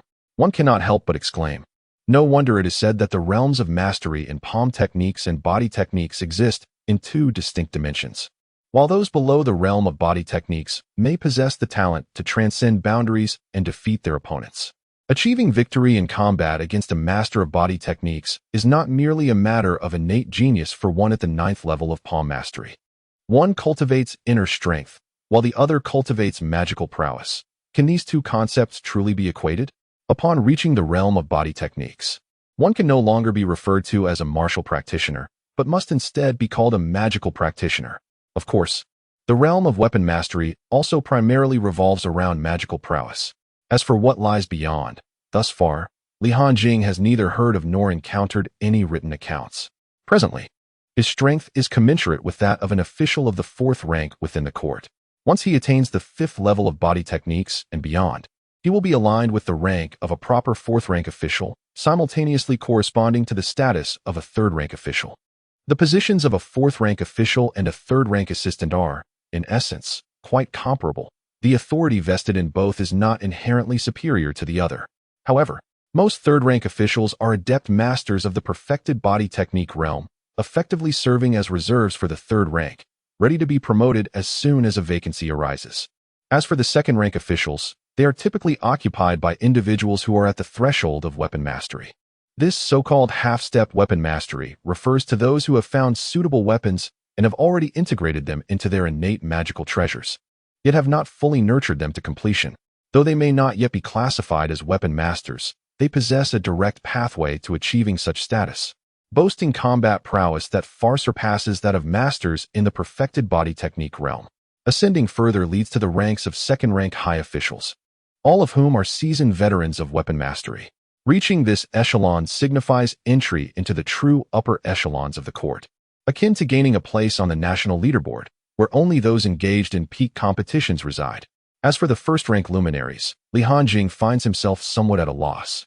For once one attains weapon mastery, the classification of official ranks and corresponding powers becomes less distinct. Some individuals, despite being at merely the 1st level of weapon mastery, may wield 2 magical treasures, thereby amplifying their combat strength beyond the limitations of their current rank. The intricacies of these dynamics are numerous. However, they are not matters that Li Hanjing should concern himself with at present. The realm of weapon mastery still feels a tad distant for him. Dog, open the system properties template. Opening for you now. Name, Li Hanjing. Gender, male. Identity, father and grand tutor Li Qian. Captain of the 2nd Division of the Huayang County Jinyue. Cultivation technique, cyclone technique, rare, 0500000. Cultivation level. First level of body techniques. 0500000. Martial skills. Tiger S roar wave. Perfected. Flying swallow piercing clouds. Perfected. Comprehensive combat assessment. Great perfection in the first level of body techniques. Special weapon gift package. 020000000. When points are fully allocated, the system will automatically dispense the weapon gift package, which can directly become a magical treasure, bypassing the nurturing phase. Notes: this gift package can be repeatedly allocated, no limit on the number of times. Evil value, 0. Kill value, 20,000. Li Hanjing's eyes sparkled at the sight of the newly appeared special weapon gift package. How delightful it is to have the nurturing phase bypassed entirely. This system truly offers a comprehensive, all-in-one solution, although currently lacking a significant martial advantage in the same realm. Once I reach the weapon realm and acquire this special weapon package, the situation will be markedly different. While others may spend a lifetime nurturing a second magical artifact, I shall, upon entering the weapon realm, fervently claim countless treasures from the package. Viewed in this light, challenging the 9th stage of the weapon realm does not seem unattainable. 3 days later, Li Hanjing rose early, seated in the courtyard, observing the already assembled Imperial Guards, numbering around 700. This contingent comprised 600 mercenaries alongside 100 of Li Hanjing's personal guards, each boasting formidable strength, thus forming a formidable and elite force capable of confronting the officials with ease. Most of you are participating in your inaugural mission as Imperial Guards. Today, our task is to eradicate the officials, leaving not a single soul alive. Let me see if you are truly worth the considerable sums expended on you. Li Hanjing stated calmly. Though he understood the audacity of attempting to eliminate the entire governmental body in one fell swoop, he recognized the necessity of ensuring that no potential leaks concerning the Eastern Factory's affiliations with the Moon Worship sect remained. Otherwise, the risk of exposure loomed over this transaction. Moreover, should the Moon Worship sect's name become associated with this operation, it was likely that higher authorities would turn a blind eye to the details. Understood. The Imperial Guards responded in unison. For these hired mercenaries, the identity of their targets held little significance. They were merely engaged in a transaction for monetary gain. Even if the court sought to hold them accountable later, they could simply disperse and disappear, being wanderers without ties in Huayang County, free to flee as they pleased. The streets were devoid of life at this hour, with the early dawn only just beginning to illuminate the surroundings, leaving most still in slumber. As for why they chose not to act under the cover of night, Li Hanjing feared that poor visibility might allow a few to escape, rendering their efforts futile. In broad daylight, confrontation was inevitable. Although their overall strength surpassed that of the officials, direct combat would inevitably incur some casualties. Thus, dawn presented the optimal time for action. As the officials would still be in a deep sleep, their combat effectiveness significantly diminished. As they progressed, the 700 Imperial Guards gradually divided into 3 groups. One group advanced towards the collective residence of the officials, where many low-ranking bureaucrats resided. Another, led by Lu Yuan, proceeded to Sun Wei's estate. The final group, under Li Hanjing's command, headed for Zheng Hui's residence. Chapter 64. You show some disrespect towards me, Imperial Guards. At the Zheng residence, a loud crash echoed as the foremost Imperial Guard forcefully kicked open the door. This commotion swiftly captured the attention of the household servants. Upon awakening, they were met with the sight of a fierce array of Imperial Guards, clad in their distinctive attire, scanning every nook with menacing intent. Somewhat irked, a servant approached. Have you Imperial Guards lost your minds? This is the Zheng residence. What is the meaning of bringing such a multitude at this early hour? A member of the Jinhui, with an impassive expression, drew his embroidered spring knife and assessed the servant before him. Subsequently, Li Hanjing waved his hand, signaling to proceed. The sound of footsteps echoed, accompanied by a cacophony of chaos. What do you intend to do? A voice cried out. I am not even dressed. You Jinhui, what do you want from me? I am Zheng Hui's woman. The commotion created by the Jinhui grew increasingly tumultuous. Zheng Hui, roused from his stupor, quickly donned his clothes and rushed outside. As he opened the door with a creak, he was struck dumb by the sight before him. His servants and concubines lay lifeless on the ground. A cold sweat trickled down his forehead. Li Hanjing regarded Zheng Hui with a knowing smirk. Lord Zheng, you are suspected of colluding with members of the Baiwa sect. The Jinhui are here to escort you for questioning. I kindly ask for your cooperation. Zheng Hui's face turned pale, and he shouted loudly, Li Hanjing, I am aware of your capabilities, but your reckless accusations and the indiscriminate slaughter of innocents are blatant violations of the court's laws. I shall report you to the censorate. It was evident that Zheng Hui dared not confront Li Hanjing, fully aware of his own inferiority in strength. Li Hanjing shook his head. I have committed no such indiscriminate killing. I merely intended to take your servants for questioning, yet it appears they chose to end their own lives out of fear. What can I do about that? Zheng Hui, incensed by Li Hanjing's audacious lies, retorted, Have I wronged you in any way? Why do you seek to annihilate my entire household? I had made myself quite clear. You are suspected of colluding with members of the Baiwa sect.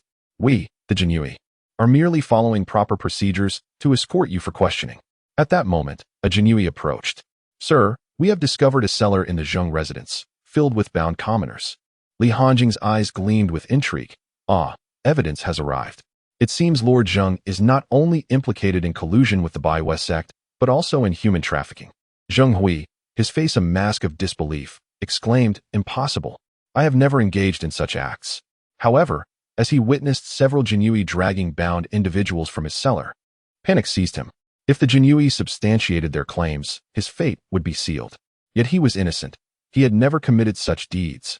Observing the continuous stream of captives from the cellar, Zheng Hui steeled his resolve and sprinted towards them, striking two Jinui aside with a swift blow. Drawing upon his inner strength, he prepared to unleash a devastating attack on those below. Turning to face Li Hanjing, he declared, Do not push me, Li Hanjing. I truly have not committed these acts. You must all leave, or I shall slay these individuals. Zheng Hui understood the dire necessity of evading capture by the Jinui. Otherwise, he would be unable to clear his name. The immediate priority was to escape and seek counsel from his superiors in the province to devise a solution. Thus, he resolved to leverage the captives as hostages to coerce Li Hanjing. Li Hanjing offered a faint smile. Lord Zheng, your demeanor suggests a lack of respect towards our esteemed Jinui. The governor, Zheng Hui, was implicated in collusion with members of the moon worship cult and was accused of human trafficking. When discovered, he fiercely resisted the Jinui with his guards.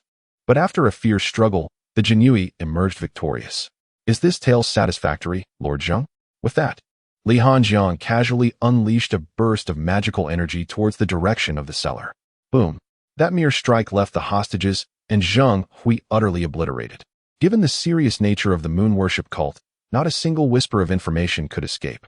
Zheng Hui, until his last breath, could not fathom why so many captives were confined within his estate, nor could he comprehend when he had ever been in league with the cult. Alas, such is the lament of a mere pawn. Fate is often at the mercy of others' whims. Sun Wei found himself in a similar predicament. Zhang Quan showed no hesitation when he sold him off. It was a swift transaction.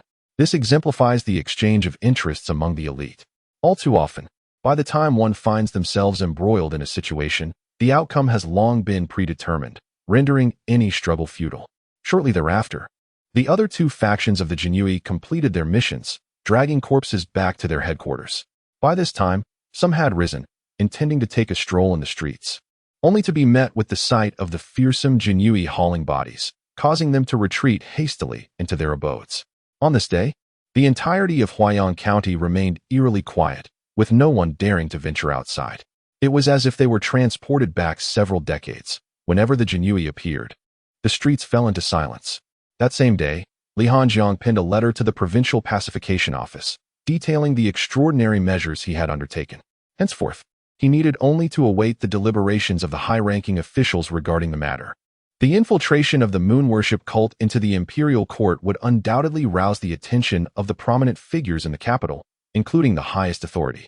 When Jiang Qingyun received Li Hanjing's letter, cold sweat broke out upon him, and he dared not delay, swiftly forwarding it to the higher-ups. This was indeed a matter of great significance. In the resplendent halls of the Crimson Flame Emperor's palace, filled with ministers of civil and military affairs, the emperor, glancing at the memorial in his hand, spoke in a weary voice, Esteemed officials, it appears our intelligence operations have deteriorated significantly in recent years. The resurgence of the moon worship cult and its infiltration into the court has been conveyed by a mere county-level Jinui. He glanced around. Are the western and eastern factories merely idle? Or is it that there are members of the moon worship cult within the higher echelons of the local government? Or amongst your ranks? Although the emperor's aged voice was slow and devoid of anger, it bore an undeniable weight of pressure upon all present. He continued, with intelligence oversight in such disarray, perhaps it would be best to dissolve the two factories altogether. Wang Qing, Wei Qing. At that moment, a middle-aged eunuch standing beside the emperor hurriedly knelt before the court. Your Majesty, the infiltration of Huaiyang County by the moon worship cult cannot be attributed to the Western factory. I have already inquired below. Currently, the Western factory lacks even a chief 100-man, and as for the Eastern factory, I am unaware of their situation. Yesterday's promise has been upheld until this evening. The additional chapter will be released alongside the main text tomorrow. Chapter 65. The turmoil in the imperial capital. Standing beside the emperor, Wei Silin cast a sidelong glance at the figure kneeling on the ground. Wang Silin. This fellow, from the very onset, sought to dissociate himself from the Western Depot, shifting the blame onto the Eastern Depot instead. However, he could only watch as Wang put on his performance. If he were to interject that the Eastern Depot bore no responsibility, it would only serve to embarrass the emperor. Observing the kneeling Wang Silin, the emperor's expression softened somewhat. After all, he was a trusted minister, and it would not do to press too harshly. Wang Qing, the emperor began, explain why both supervisory positions of the Western Depot in a single prefecture are vacant. Is it that there are no capable individuals in your ranks? The emperor too required a way to save face. After the decline of the Jinyue, the previous emperor had, in defiance of his minister's protests, established both the Eastern and Western depots to monitor the realm. Now, with such a significant incident having occurred, it was unacceptable that neither depot had detected even a hint of trouble, only to be outdone by the fallen Jinyue. Wang Silin appeared to have anticipated this inquiry. He lifted his head and glanced slowly at Li Qian, the foremost of the civil officials. Your Majesty, the two supervisory positions in the Western Depot were vacated because they were slain by the son of the esteemed Li Taifu. As Li Qian sensed the implication in Wang's tone, he gradually stepped forward and offered a slight bow. Your Majesty, the two supervisory officials of the Western Depot and Huaiyang Prefecture were indeed slain by my son. However, this was not without cause. The two officials were suspected of harboring criminals and had openly attacked the Jinyue. Thus, my son had no choice but to execute them. Wang Silin was poised to retort, but was met with Li Qian's cold, expressionless gaze, as if he were gazing upon a corpse. After a moment of contemplation, he ultimately chose to refrain from arguing further. The emperor observed all of this, but remained silent. Just when one might think the matter had reached its conclusion, a middle-aged man dressed in gold, adorned with a five-clawed golden dragon, stepped forward. With a jovial demeanor, he addressed the emperor. Father, I have heard that the recent discovery of the moon worshippers and the subsequent slaying of their members was the work of none other than the esteemed son of Li Taifu. I've also heard that he has previously slain a master of the mastery realm in Huaiyang Prefecture. Considering that Li Taifu's son is barely 20 years old, it is indeed a case of a tiger begetting a son of equal prowess. His remarkable contributions to the court should not go unnoticed. It would be a pity to confine such talent to Huaiyang Prefecture. Perhaps we should consider promoting him to a higher position, allowing him to serve in a broader martial domain, thereby nurturing his abilities for the benefit of the court. What say you, Li Taifu? This man was none other than Xiao Ran, the second prince of the Qian Empire. The assembled officials were momentarily taken aback by his detailed assertions. The emperor nodded in agreement, recognizing some merit in Ran's words. After all, it would be unjust to neglect a loyal servant's contributions. He then turned to Li Qian, inquiring, I Qing, what are your thoughts on this matter? Before Li Qian could utter a word, another middle-aged man clad in a dragon robe stepped forward. This individual, adorned with a seven-clawed golden dragon, was none other than the crown prince, Xiao Yuang. Father, my eastern palace is currently in need of personnel. Might I suggest transferring Li Taifu's son to my court?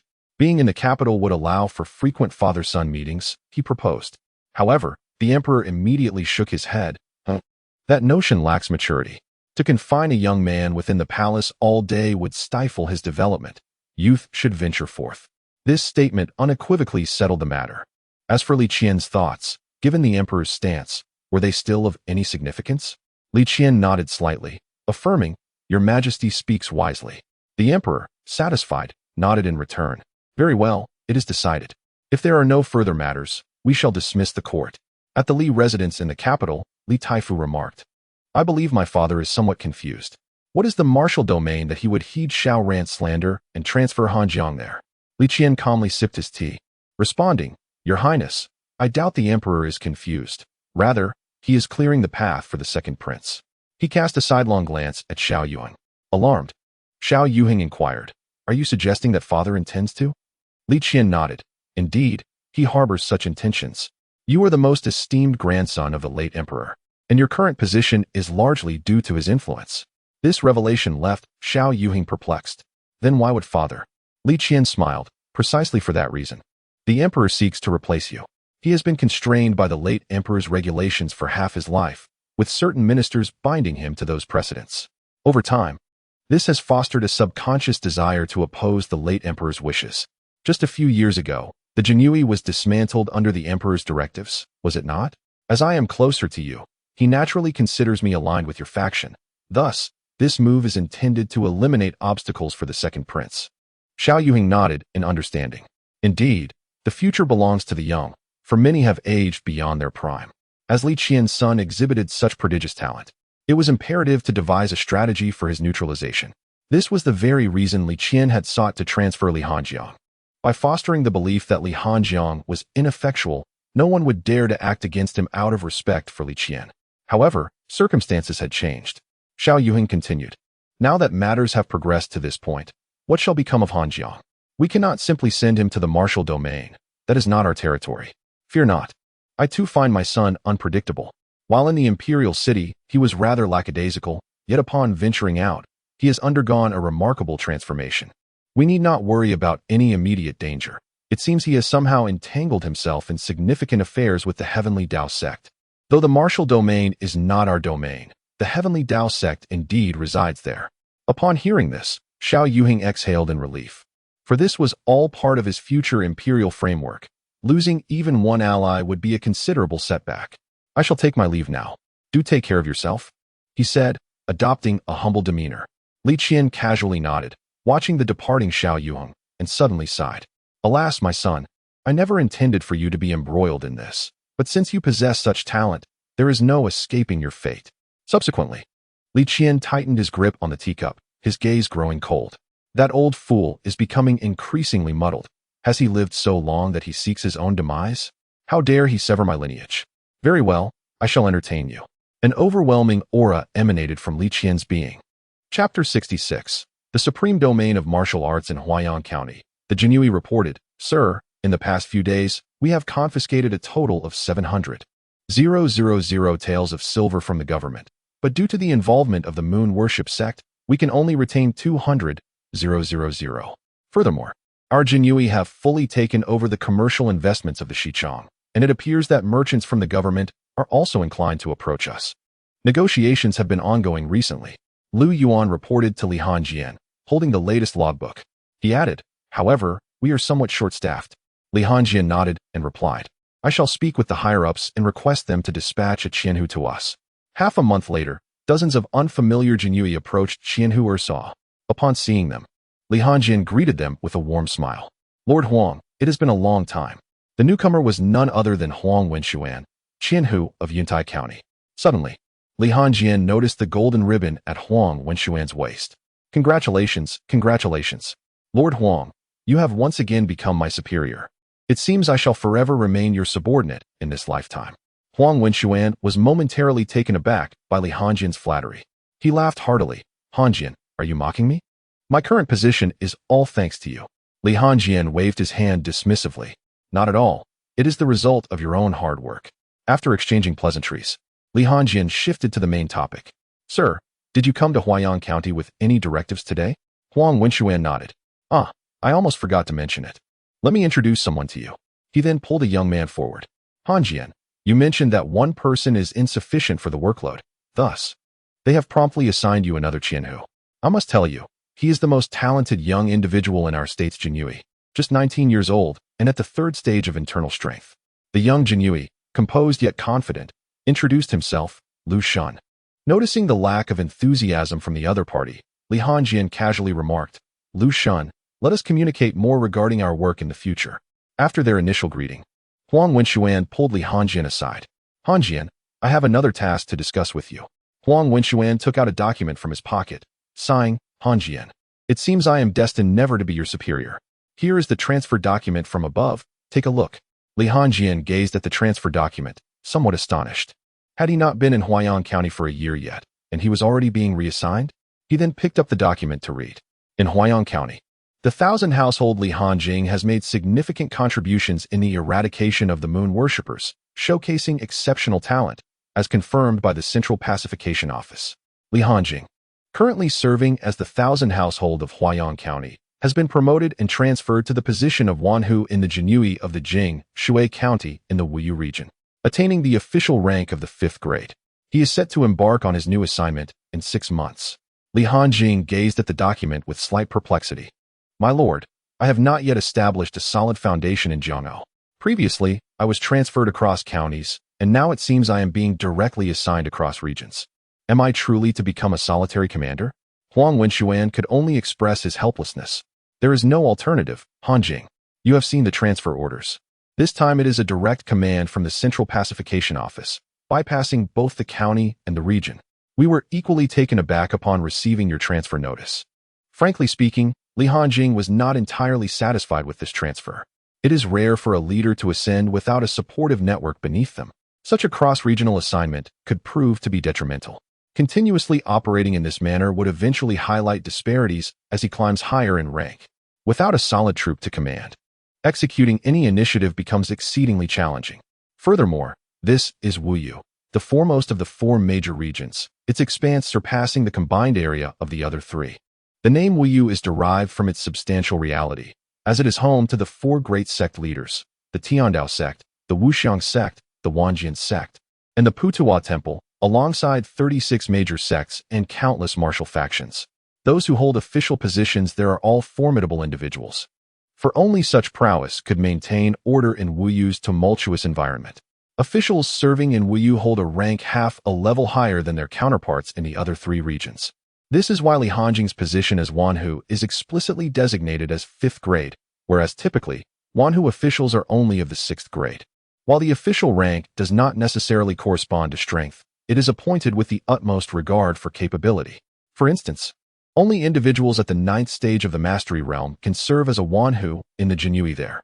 One could surmise that this latest transfer bears an undertone of both elevation and peril. The only occasion he has publicly demonstrated his strength was during the incident with the Flying Eagle sect, yet he eliminated all adversaries. Even if investigations ensued, it would only affirm his status as one of the mastery realm.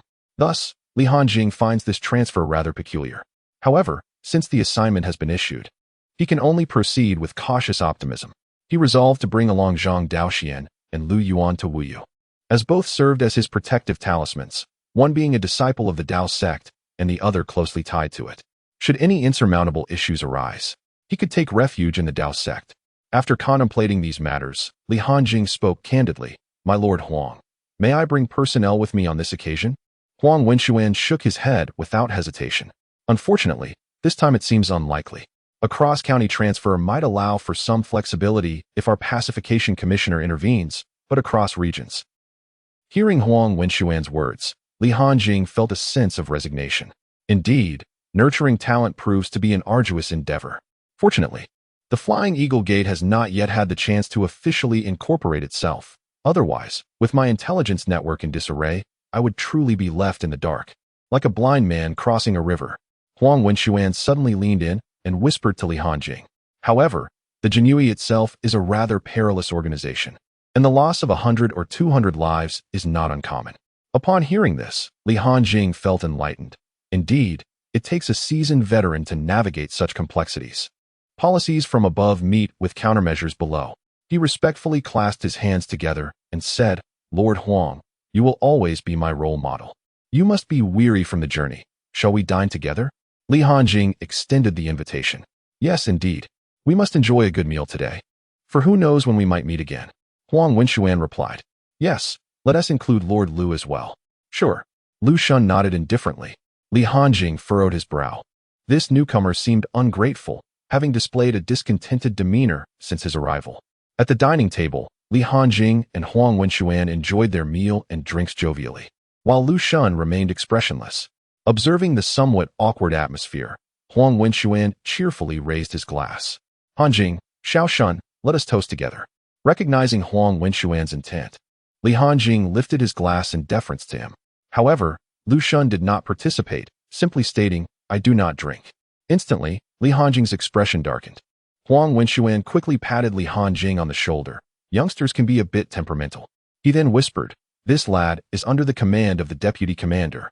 Thus, the gathering was rendered unpleasant by Lu Shun's demeanor. After Huang Wenxuan departed, Lu Shun left without a word. Li Hanjing reclined in his chair and summoned Lu Yuan. I find Lu Shun rather disagreeable. Let us cease all additional income from the first division. I doubt he can command without funds. Lu Yuan nodded in agreement. Once Huang Wenxuan revealed that Lu Shun was affiliated with the deputy commander, Li Hanjing understood Lu Shun's intentions. He was aware that his departure was imminent, and yet, the fruit of Huaiyang County had ripened, ripe for the picking. But such opportunities rarely come to fruition. 3 days later, Lu Shun arrived at the second division accompanied by a group of Jinyui. He calmly approached Li Hanjing's workspace. Lordly, I previously had no concern for your affairs. But now that I am here, the regulations of the Jinyui must be revised. You cannot monopolize everything. The brothers of the first division deserve their share. Li Hanjing smiled. The regulations of the Jinyui? Let me enlighten you. In Huaiyang County, what I, Li Hanjing, say is law. If I choose to provide for you, you shall eat. If I choose not to, you shall go hungry. Do you understand? A flash of anger crossed Lu Shun's face, filled with defiance. Lordly, you became 1,000 household commander at 20, while I ascended to the same rank at 18. In other words, I am superior to you. Since you refuse to engage in civil discourse, I will ensure you comprehend what it means to be utterly destitute. With this declaration, Lu Shun stormed off with the Jinyui. Li Hanjing scoffed disdainfully, youthful and impetuous, lacking the wisdom to be flexible. In truth, Li Hanjing had not intended to linger in Huaiyang County for long.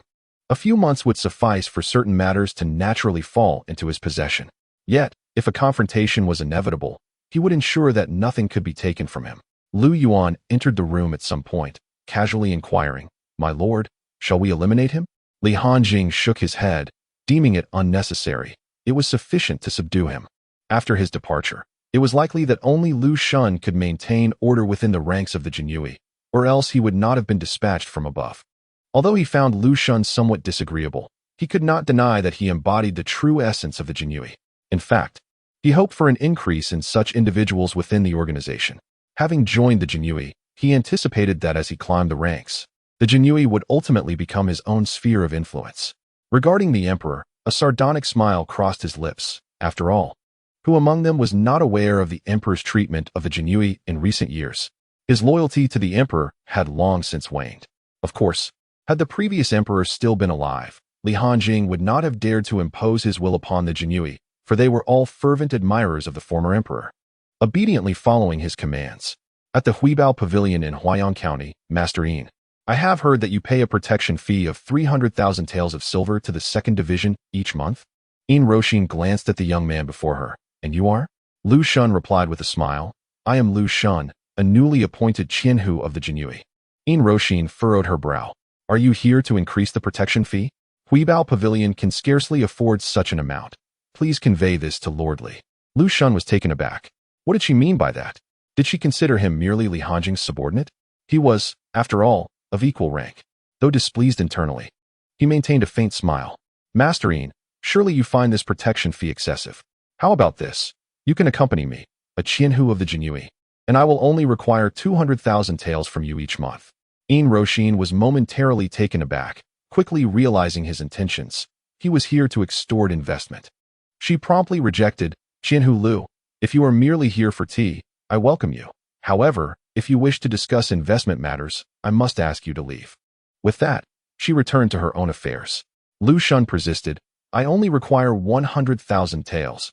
I can guarantee your safety in Huaiyang County.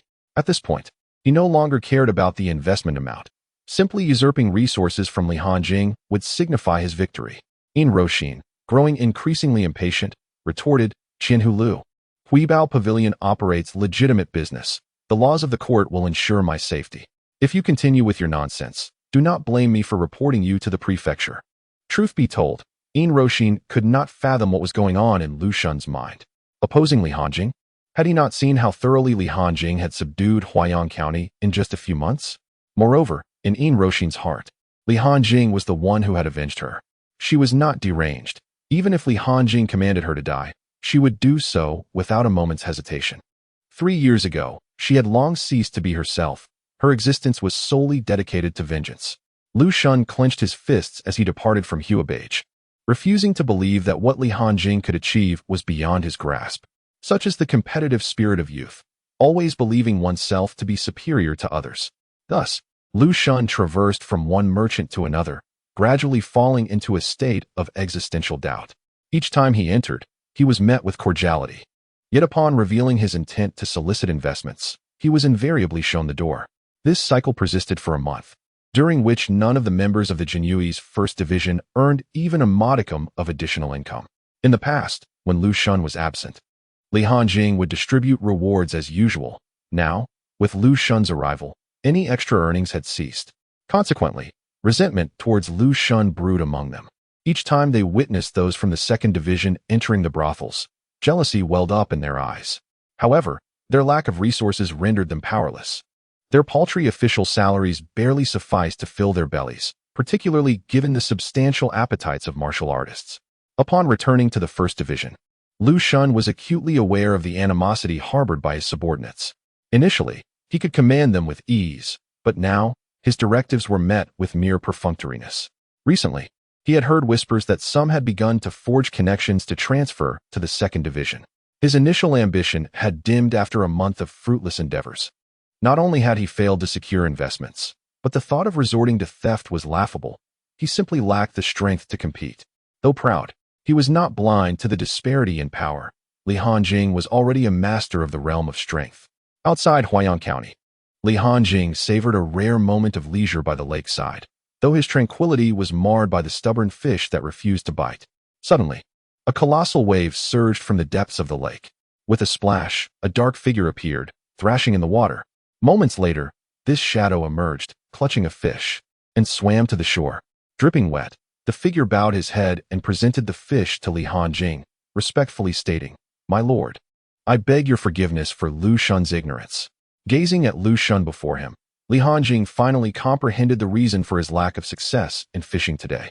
Lu Yuan had been waiting for him.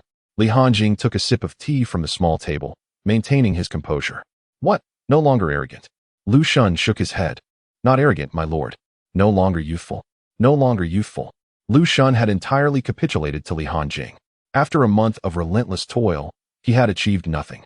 Even after confiding in his backers, he had received nothing but the warning that Li Hanjing was not someone he could provoke. Although Lu Shun had humbled himself, Li Hanjing did not accept the fish offered by Lu Shun. If everything were to simply bow their heads, then how could there be so many homicides in this world? Lu Shun, hunched over for quite a while, noticed that Li Hanjing remained unresponsive and thus implored, "My lord, I beg your forgiveness. Please grant me a task, a means of survival." His demeanor was exceedingly humble. Li Hanjing waved his hand. "Lu Darren, we are of equal rank. There is no need for such subservience." Lu Shun's gaze shifted as he continued, "My lord, I am aware that you will soon be reassigned. If you can forgive me, I assure you that the customs of Huayang County will remain unchanged during your tenure here." It must be noted that Lu Shun possessed considerable emotional intelligence. Understanding that Li Hanjing would be transferred, he recognized that the forces in Huayang County reliant on Li Hanjing's protection would inevitably lose that shield. However, having reaped numerous benefits, it was implausible for Li Hanjing to simply walk away without a second thought. Thus, he willingly took on the task. As for the veracity of Lu Shun's words, Li Hanjing harbored no concerns. Huang Wenxuan had already assumed office in the prefecture, and there was still Jiang Qingyun above him. Moreover, since Li Hanjing was being reassigned rather than retiring, the notion of once gone, forever cold was unlikely to come to pass. "Lu Darren, as colleagues, I shall not make things difficult for you. Henceforth, the East Street and the 2 adjacent thoroughfares will be managed by your department." With that, Li Hanjing accepted the fish from Lu Shun's hands. Lu Shun's countenance brightened. "Thank you, my lord." 6 months later, Guzi opened the System Attributes panel. Protagonist Template Real-Time Update. Attribute Template. Name, Li Hanjing. Gender, male. Identity, Father, Grand Tutor Li Qian, Commander of the 2nd Division of the Huayang County Jinyui. Cultivation Technique. Cyclone Technique, Precious, 5,000,000. Cultivation Level, First Stage of Body Method, 500,000. Martial Techniques, Tiger Roar Wave, Perfect. Flying Swallow Piercing Clouds, Perfect. Comprehensive Combat Assessment, First Stage of Body Method. Evil Value, 3,000,000.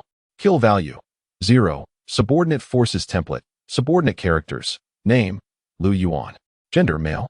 Cultivation Technique, 3 Paths Formula, No Grade System, cannot be upgraded. Martial Cultivation, 9th Stage of Palm Power. Subordinate Force Group, Huayang County, Jinyue Jiyue. Number of members, 100. Collective Cultivation Technique, Killing Chi Formula, Excellent, 2,000. Comprehensive Combat Power, Perfect at 3rd Stage of Chi Refinement. Upon reviewing Lu Yuan's attribute template, Li Hanjian couldn't help but marvel.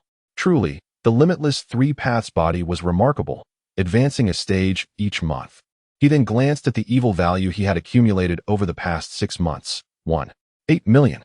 Since he assumed control of the investments from the Eastern Factory and the government, he had been earning 500,000 taels of silver monthly. Given this calculation, Li Hanjian found himself increasingly reluctant to venture into the martial domain. After all, remaining in Huayang County for a few more years would allow him to break through to the weapon realm. Only upon reaching the weapon realm could he claim a firm foothold in the Red Flame Empire.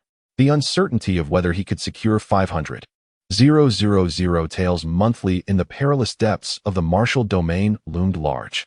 System, consume 3,000,000 evil value to enhance my martial cultivation. Beep, 500,000 points of malevolence deducted. Hosts martial arts upgraded to the 2nd stage of the body law realm. Beep, 500,000 points of malevolence deducted. Hosts martial arts upgraded to the 3rd stage of the body law realm. Beep, 500,000 points of malevolence deducted. Hosts martial arts upgraded to the 4th stage of the body law realm. Beep, 500,000 points of malevolence deducted. Hosts martial arts upgraded to the 5th stage of the body law realm. Beep, 500,000 points of malevolence deducted. Hosts martial arts upgraded to the 6th stage of the body law realm. Beep, 500,000 points of malevolence deducted. Hosts martial arts upgraded to the 7th stage of the body law realm. Comprehensive Combat Power Assessment, 7th stage of body law realm. Possessing the strength of a 4th-rank official from a 3rd-rank background, one could be deemed capable of self-defense in the martial domain. Yet, even then, Li Hanjian felt a twinge of anxiety, all stemming from a lack of firepower. Tomorrow, his departure loomed. Li Hanjian cast a final glance at the 2nd Division of the Jinyue. It had been a year since he took office in Huayang County. At this moment, the 2nd Division of the Jinyue appeared somewhat desolate. His personal guard had perished in battle 3 months prior. Indeed, this was sorrowful news. As for the Flying Eagle sect, they had already disguised themselves as common folk, preparing to venture into the martial domain. The following day, Li Hanjian, accompanied by Lu Yuan and Zhang Daoxian, rode to the gates of Huayang County. The newly appointed governor, along with the captains from the West and East factories, greeted him with jovial smiles. Master Li, it seems you have been promoted in the blink of an eye. Should you ascend to a higher office, do remember to return to Huayang County, the new governor said, his face beaming with delight. Indeed, Master Li's journey to the martial domain will surely lead to great heights, the others chimed in. Observing this group, Li Hanjian understood their true intentions. They eagerly anticipated his departure, as his presence had limited their opportunities for advancement. Now that he was leaving, they would surely relish the chance to partake in the spoils. Li Hanjian held no illusions regarding Lu Shun's ability to contend with the 3 major factions. He would be fortunate to safeguard the interests of the Jinyue. However, there was little that could be done. It would be unreasonable to summon him back from the martial domain should trouble arise. Li Hanjian nonchalantly nodded. Gentlemen, this is where I bid you farewell. With that, the 3 hastily rode away from Huayang County. In a distant corner, a figure watched Li Hanjian recede into the distance, filled with reluctance. Yet, what could be done? Life is inherently like this. Some individuals and matters are simply not meant to intertwine, destined to remain impossible, no matter how one may wish otherwise. I am not suppressing levels, and today a friend experienced heartbreak, which reminded me of my own feelings, prompting me to pen these words. I hope you do not mind. Chapter 69. Yuling Academy 3 months later, Li Hanjian and his companions finally entered the territory of the martial domain. Each city here was magnificently grand. Li Hanjian gauged that each county could rival a state in other domains. Furthermore, the atmosphere here was notably fierce. He often encountered wandering martial artists engaging in duels along the roads, though these skirmishes typically occurred in the outskirts. Life and death are dictated by fate. As long as there is no fighting within the city, the officers of the 6 doors are indifferent. Upon arriving in the martial domain, Li Hanjing no longer hurried along the path but strolled leisurely, taking in the sights of this realm dedicated to martial pursuits. The trio rode their horses at a gentle pace. Suddenly, a panicked voice pierced the air. "Help! Help, my lord!" Instinctively, Li Hanjing turned to look. A young scholar, with a fair complexion, was approaching, exuding a profound Confucian aura that, if not for his youth, could easily be mistaken for a learned sage. However, at that moment, he appeared somewhat disheveled as he rode towards Li Hanjing, pursued by several burly men wielding large blades. "My lord, please save me," cried the young scholar, now by Li Hanjing's side, while the brutish men followed closely behind, hesitating upon seeing Li Hanjing. "Brother, should we proceed against him, given that he is with the genie Wei?" one of the men inquired. Li Hanjing, observing the men, replied nonchalantly, "You may do as you wish. I have no business with him." The young scholar, now visibly anxious, pleaded, "My lord, you are a man of the court. You cannot stand idly by while a commoner faces death." Li Hanjing paid no heed to the scholar and resumed his journey alongside Lu Yuan and Zhang Daoxian. The burly men, seeing that Li Hanjing was indeed uninterested, cast aside their reservations. "How dare you entice our elder sister-in-law? You pretty boy shall perish." Bang, bang, bang. The cries of agony echoed as the young scholar hastened to catch up with Li Hanjing, exclaiming in dissatisfaction, "My lord, you truly do not care for my life." His scholarly aura still lingered in the air, unrestrained. Li Hanjing regarded the young scholar before him. He recognized him as a Wenxiao, a term he had encountered in a book. The stages of Wenxiao are aspiration, cautious thought, diligent practice, extensive learning, self-cultivation, and ultimately, the status of a literary sage. Given the scholar's current display of Confucian essence, it was evident he had reached the stage of extensive learning. To possess such knowledge at such a young age suggested great promise for ascending to the literary sage status. The path to becoming a literary sage was far more arduous than that of a martial artist. Yet, once attained, one could wield words as weapons, striking from afar. Presently, only 2 literary sages were known, a bookworm from the Yuqing Academy and a grand scholar from the Imperial Hamlin Academy. The challenges of achieving such a status were thus abundantly clear. Li Hanjing could not help but regard the young scholar with newfound respect. "Speak. What matter brings you to seek me?" It was evident that the previous commotion had merely served as a pretext for the scholar to engage him in conversation. Moreover, the chance encounter in such a vast martial domain seemed too fortuitous to be mere coincidence. The young scholar, noting Li Hanjing's directness, shifted the topic with a beaming smile. Li Hanjing, son of the Grand Tutor Li Qian, departed the capital approximately 2 years ago. Upon arriving at his destination, he transformed from a mere waste into a figure of prominence, and a year ago, he was transferred from Ziyuan County to Huayang Prefecture, possessing a mastery level exceeding the 5th stage. As the young scholar recounted his information in detail, Li Hanjing's expression gradually darkened. The other party seemed to have uncovered every detail, even the color of their underwear. Such thorough investigation implies that they possess significant connections. Lu Yuan was taken aback, aware that Li Hanjian had some background in the capital, but he had not anticipated its magnitude. Zhang Daoxian, however, remained remarkably composed, showing little emotional disturbance. "Do you require me to report my daily activities to you?" Li Hanjian spoke with an air of menace. The young scholar appeared oblivious to the threat, chuckling. "If you don't mind, feel free to share." Suddenly, Li Hanjian unleashed his power, enveloping the young scholar. "Your intelligence is somewhat flawed." The young scholar was initially taken aback, then burst into laughter. "Ha! Indeed, you are the man favored by Yuqing Academy, strong and formidable.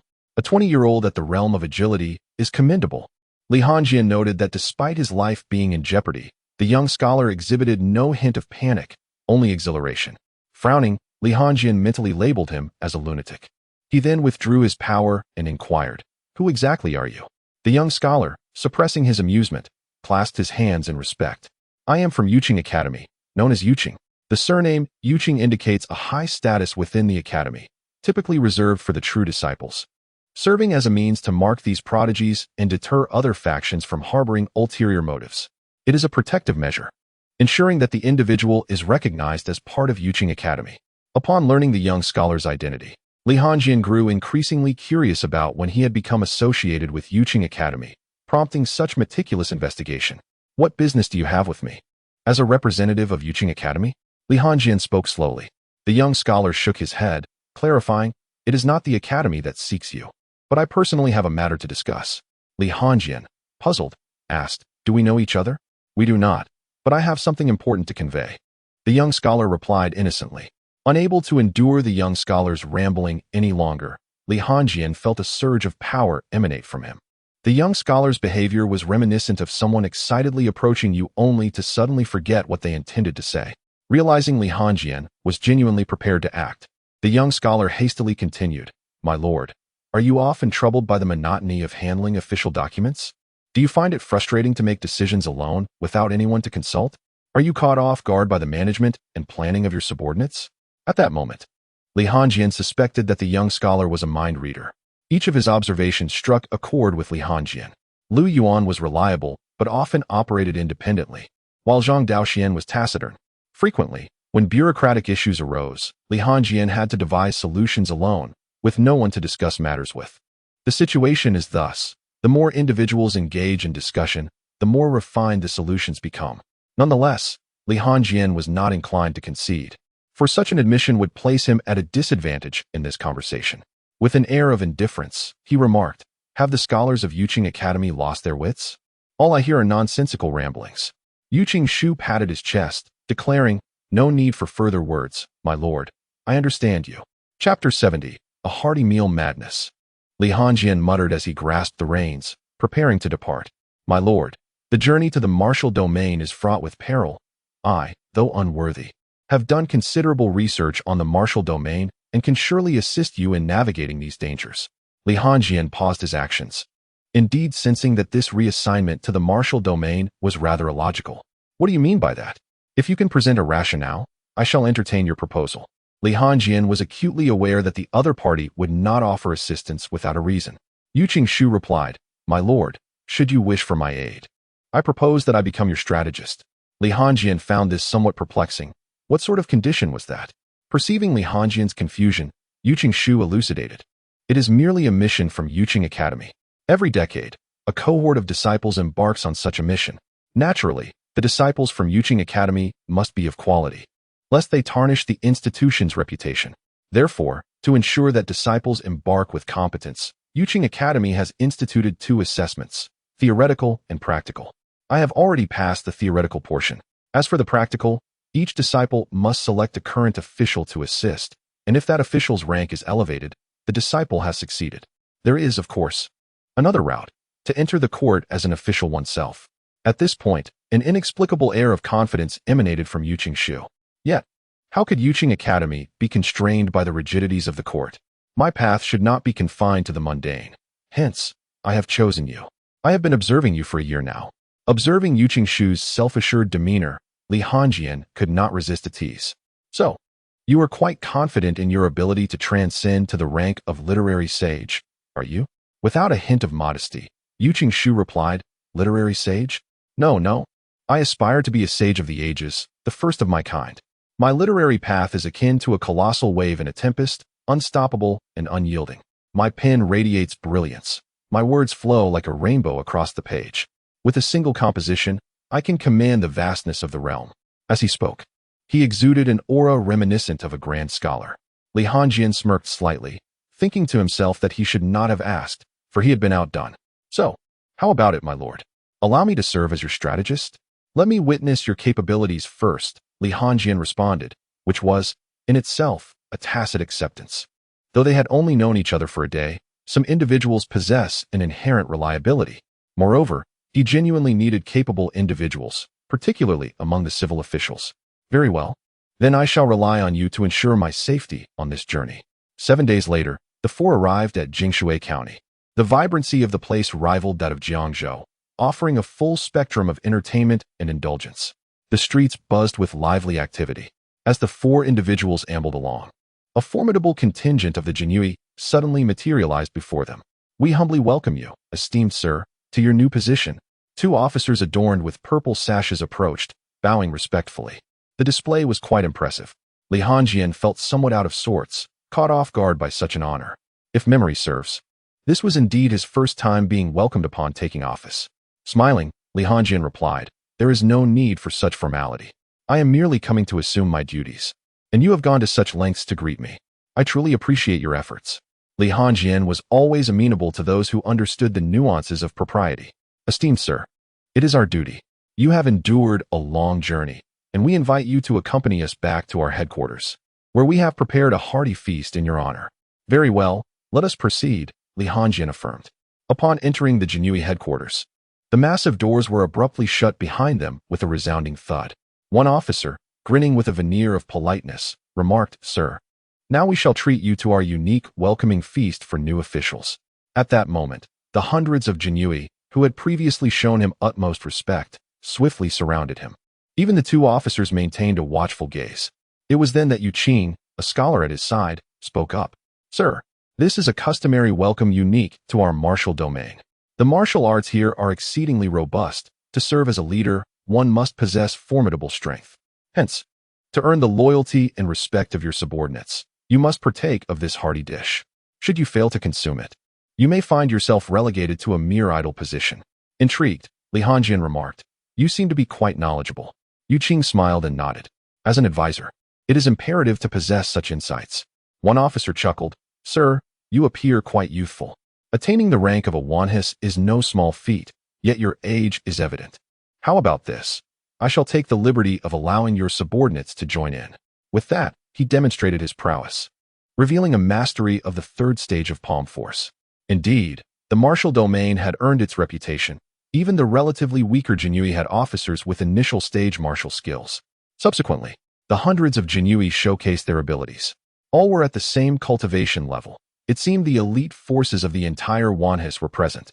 Upon realizing he could also participate, Lu Yuan immediately unleashed his aura, revealing a ninth-stage mastery of palm force. The expressions of the two officers shifted dramatically. The one who had previously offered to relent cleared his throat awkwardly. Sir, your bodyguard cannot join." Li Hongjian chuckled. "Lu Yuan, you shall refrain from participating." Zhang Daoxian also erupted with the aura of a ninth-stage mastery. Esteemed sir, your companion." Li Hongjian waved his hand dismissively, understanding the implication. He also cannot join. Resolutely, Li Hongjian addressed Yu Qing. "As a scholar, you should refrain from such conflicts. Allow me to handle this alone." Witnessing Li Hongjian's stance, the earlier officer felt somewhat embarrassed. It was he who had suggested the allowance, yet now it seemed no one could join. After a moment's contemplation, he ventured. "How about this, sir? Let us make a concession. We shall all engage together, and if you can remain standing for the duration of an incense stick, we shall deem it your victory." Li Hongjian abruptly tore off his cloak and tossed it to Lu Yuan, signaling for everyone to move without wasting time. "If you still have the strength to stand after an incense stick burns, I shall personally submit my resignation," he declared.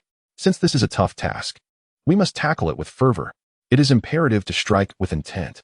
Am I, Li Hongjian, someone you can simply invite at your leisure?" Chapter 71. The layout of the upper echelons. The 2,000 households, witnessing Li Hongjian's unwavering confidence, immediately ceased their hesitation and charged towards him. In an instant, two striking figures darted past the crowd. Li Hongjian swiftly delivered a punch to each of them. The remaining Jin Yi were left in a state of confusion, pondering whether to engage or not. Yet, Li Hongjian was not particularly satisfied with this challenging endeavor and plunged headlong into the fray. Bang! Bang! Bang! Ouch, that hurts. Within less than half an incense stick, the Jin Yi lay strewn across the ground, bruised and clutching their bodies, crying out in pain. Li Hongjian refrained from using any magical powers. He merely relied on sheer strength to confront these Jin Yi. Dear 2,000 households, this challenge is indeed formidable. However, since it is a tough task, we must all partake. I, Li Hongjian, am not one to be stingy. The 2,000 households, enduring their pain, managed to lift their heads. "Sir, this task is indeed challenging. I am Song Lin, and from now on, wherever you direct us in Jingshui County, we shall follow." "Sir, I am Luo Xing, and I stand with him. They had come to understand the lesson of not judging by appearances, as neither could withstand a single blow from the other. Later that night, at the Jin Yiwei's banquet, Song Lin and Luo Xing, their faces bruised, raised their cups. Sir, as today marks your first day here, we have offended you. Let this drink serve as our apology. Li Hanjiang, seeing this, chose not to hold a grudge and picked up his cup. No harm done. Clank. The two, being astute, deliberately lowered their cups and downed their drinks in one go. Since the subordinates were sensible, Li Hanjiang found no need to reprimand anyone. Observing their character, it seemed that those from the martial domain were relatively straightforward. Most relied on strength to speak volumes. As long as one surpassed them in power, conversations flowed easily. Emboldened by the effects of the wine, Li Hanjiang inquired, "How is our Jin Yiwei faring in Jingshui County?" Luo Xing waved his hand dismissively. "To be frank, it is rather mediocre. We are merely getting by. The forces in Jingshui County are numerous and intricate, primarily divided into 4 major alliances and 1 significant martial faction. The government and the censorate have formed an alliance. The eastern and western factories have united, being composed of eunuchs. The salt transport and the Dali Temple have allied as well. Our Jin Yiwei has joined forces with the Six Doors. Additionally, the Qingshan sect stands as an independent martial force." After this exchange, Li Hanjiang had a comprehensive understanding of the situation in Jingshui County. Most of the factions here banded together for mutual support. The regulators and enforcers collaborated closely, with both overt and covert dealings among their own kind. This scenario was rather unique in the Crimson Flame Empire. Suddenly, Luo Xing remarked, "My lord, in the Mirror Water Prefecture, one can negotiate with anyone, but we must not provoke the Qingshan sect." Li Hanjian chuckled, "Luo Qianhu, when has our court ever feared such trifling forces from the rivers and lakes?" At that moment, Song Lin interjected, "My lord, you may not be aware that the sect leader of Qingshan has a sister married to the governor of the province, a figure of considerable rank, possessing a 5th-tier cultivation. To offend the Qingshan sect is tantamount to offending the governor, and to offend the governor is to provoke the authorities and the censorate. We, the embroidered uniform guard, cannot bear such overwhelming pressure." Li Hanjian sipped his wine and inquired, "By the way, what is the current state of our finances in the embroidered uniform guard?" Song Lin grinned. "Indeed, my lord, you are a straightforward man. You might be displeased to learn that our share from the 2 main streets amounts to a staggering 100,000 taels each month." Song Lin's tone suggested he was discussing an enormous sum. Upon hearing this, Li Hanjian furrowed his brow. "Are there no major merchants in Mirror Water Prefecture? If we are to divide 100,000 taels among several thousand personnel, what will remain for us? How long will it take for me to reach the realm of weapon mastery? The entire Mirror Water Prefecture is as vast as Jiangzhou. Such meager income is evidently abnormal." Li Hanjian's reaction left Song Lin somewhat bewildered. Was 100,000 taels not sufficient? "My lord, there are indeed many prominent merchants, but we seldom interact with them. Merchants are considered the lowest of the low. Associating with them brings ridicule. Our exchanges are limited to collecting stall fees on a monthly basis." Upon hearing this, Li Hanjian couldn't help but marvel at the imperial elite's tactics, managing to control rampant corruption within the martial realm without shedding blood. They have made these individuals willingly engage in petty theft. The notion that merchants are contemptible is clearly an ideology propagated by the upper echelons, aimed at the martial realm without their awareness. The martial realm is vast, its overall strength formidable, and its population large. If everyone were to manage affairs as in Huayang Prefecture, the empire would suffer tremendous losses annually. Moreover, with such a large pie, if everyone were to indulge in greed, the empire would hesitate to investigate anyone for fear of causing a collapse. This grand strategy, I wonder which governance genius devised it. It is an insidious influence, indeed masterful. However, while you dismiss the major merchants, I, Li Hanjian, shall be the first to take the plunge. As the banquet concluded, Yu Qingshu followed Li Hanjian into his chamber. Li Hanjian, somewhat puzzled, asked, "Is there something you need?" Yu Qingshu closed the door, "My lord, when Song Lin mentioned the issue of merchants, did you have a different thought? The methods applied in Huayang Prefecture must not be used in the martial realm." Li Hanjian was taken aback by Yu Qingshu's perceptiveness. "Oh, why not? Please enlighten me." Yu Qingshu, unusually serious, began to explain. "Esteemed sir, this is the chessboard of those in the capital, with the principal player being the esteemed scholar Mo Wensheng from the Hanlin Academy. It is largely due to his direct involvement that the martial domain has remained stable over the years. Li Hanjing waved his hand dismissively. What does the stability of the martial domain have to do with me? It may not concern you directly, but once you set this precedent, countless others will see the benefits and begin to emulate you. Should this trend be initiated by you, based on my understanding of that scholar, you may find yourself in dire straits. Of course, your life would be safe, as your father's political acumen is certainly on par with his.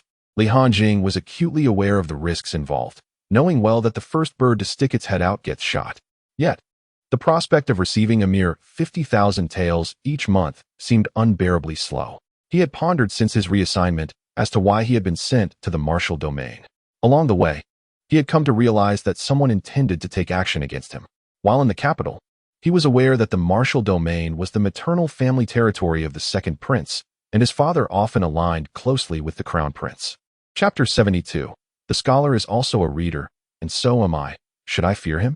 Clearly, the struggle among the elite was on the verge of becoming overt.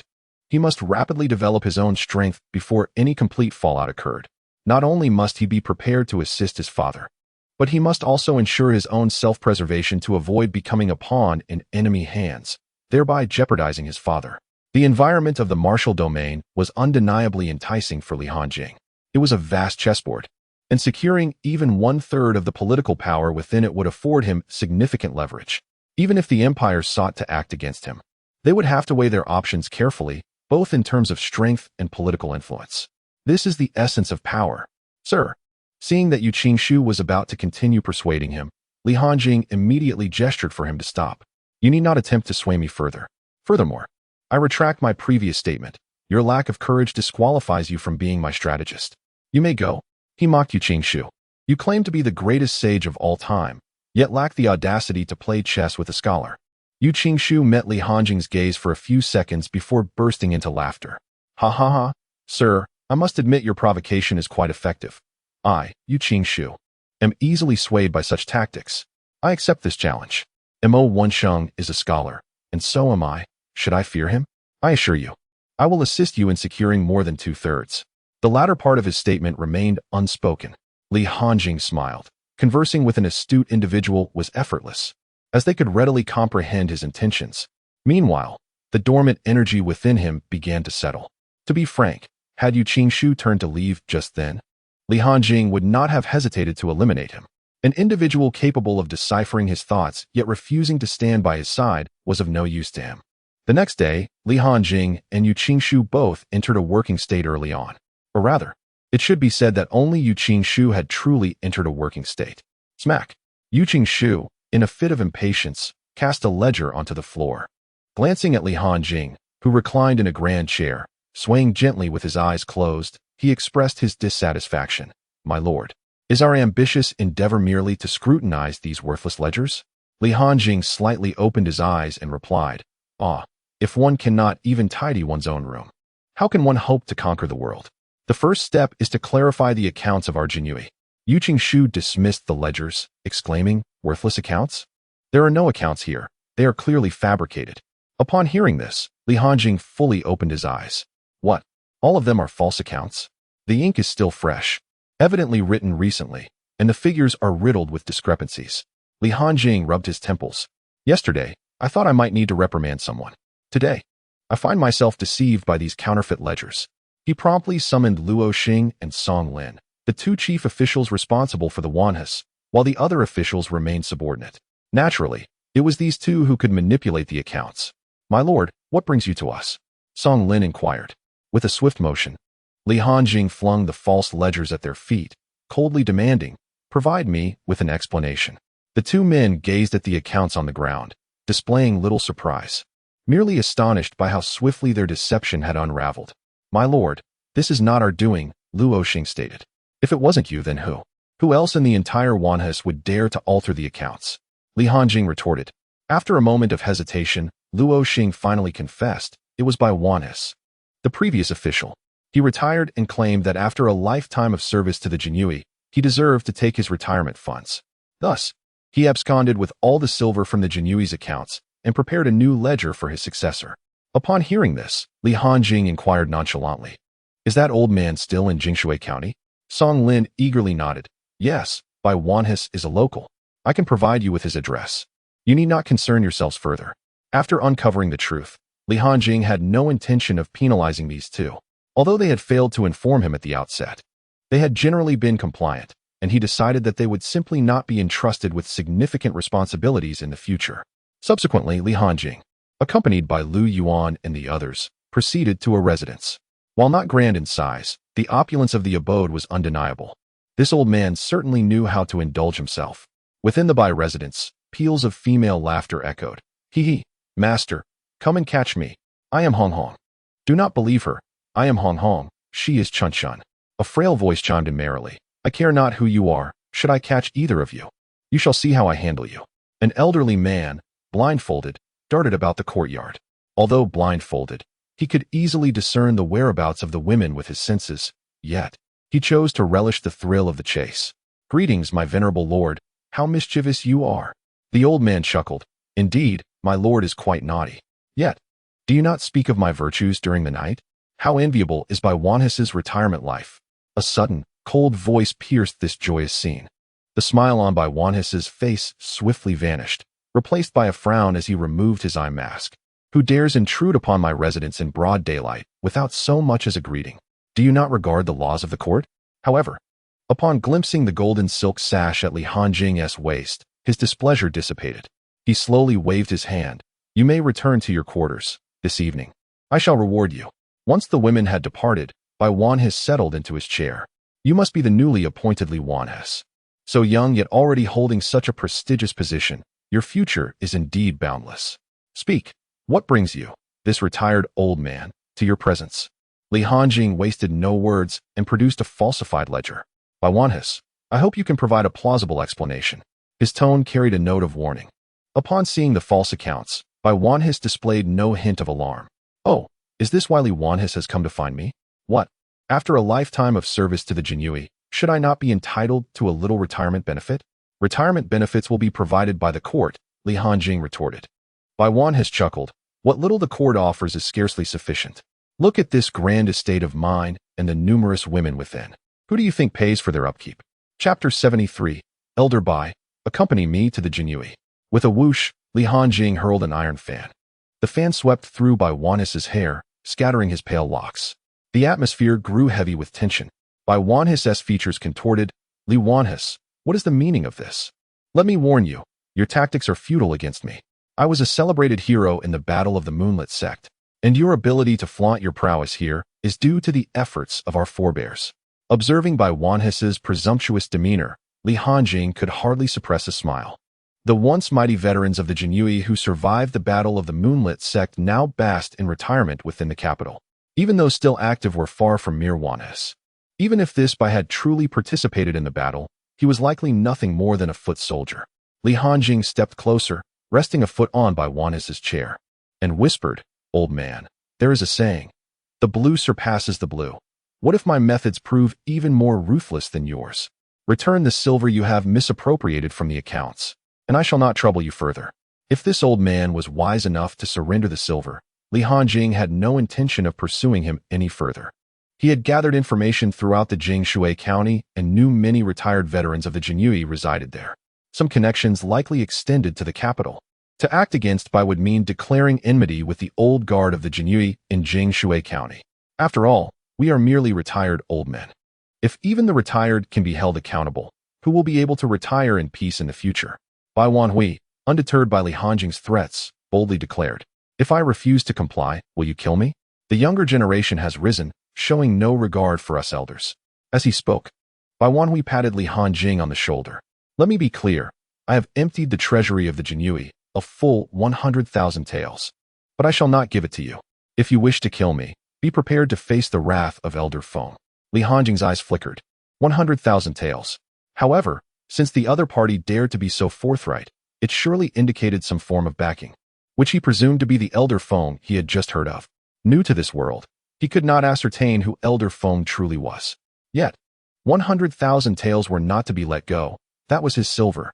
Suddenly, Li Hanjing smiled, gently pressing on Bai Wanhui's shoulder. Old Bai, I am aware of your lifelong dedication to the Jinyui and the court. As a junior, there is much I still need to learn from you. How about this? Accompany me to the Jinyui, and I shall seek your counsel on some matters." With that, Li Hanjing forcefully pulled Bai Wanhui up. Bai Wanhui, observing the grinning Li Hanjing, felt a chill, more terrifying than before when Li Hanjing had appeared grim. He knew he absolutely could not follow Li Hanjing, should he comply. Any subsequent troubles at the Jinyui could leave him without even a messenger to convey news. Do not question how he knew. He had employed similar tactics during his own time with the Jinyui. When it was inconvenient to kill outside, one would invite them into the Jinyui.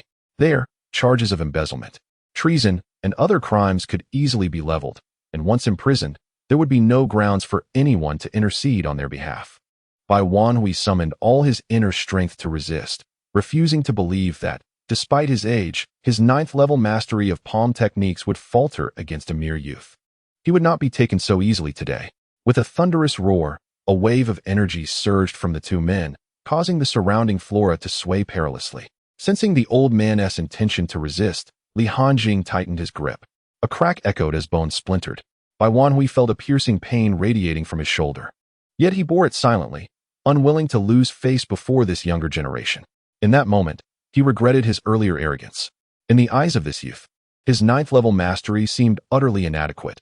This could only indicate that Li Hanjing was a master of the body technique realm. He had only read about such 20-year-olds in fictional tales, crafted by those with little talent in martial arts. Doubts crept in. Would Elder Feng truly oppose such a prodigy for his sake? Once the retreat was sounded, the courage to advance would be lost. Li Wanhui, upon reflection, I must concede that I have indeed been remiss in my considerations regarding this matter. Therefore, I propose to withdraw 70, and let this issue rest. What say you? Li Hanjing observed Bai Wanhui with amusement. This old man, much like his very essence, shatters at the slightest touch. Yet, there remains a flaw, even at this juncture. He still harbors the desire to secure personal gain. With a smile gracing his face, Li Hanjing remarked, "What words are these from esteemed Elder Bai? What silver are we speaking of? Is it not all merely your retirement funds? My purpose in visiting is to seek your guidance in the Jingyi Guard." Regardless of Bai Wanhui's struggles, Li Hanjing resolutely held on to him, dragging him toward the Jingyi Guard. As a seasoned veteran, he was well aware of the challenges that awaited him within. He cast aside all notions of dignity, calling out in the streets, "Esteemed elders and fellow villagers, I beseech you, assist me.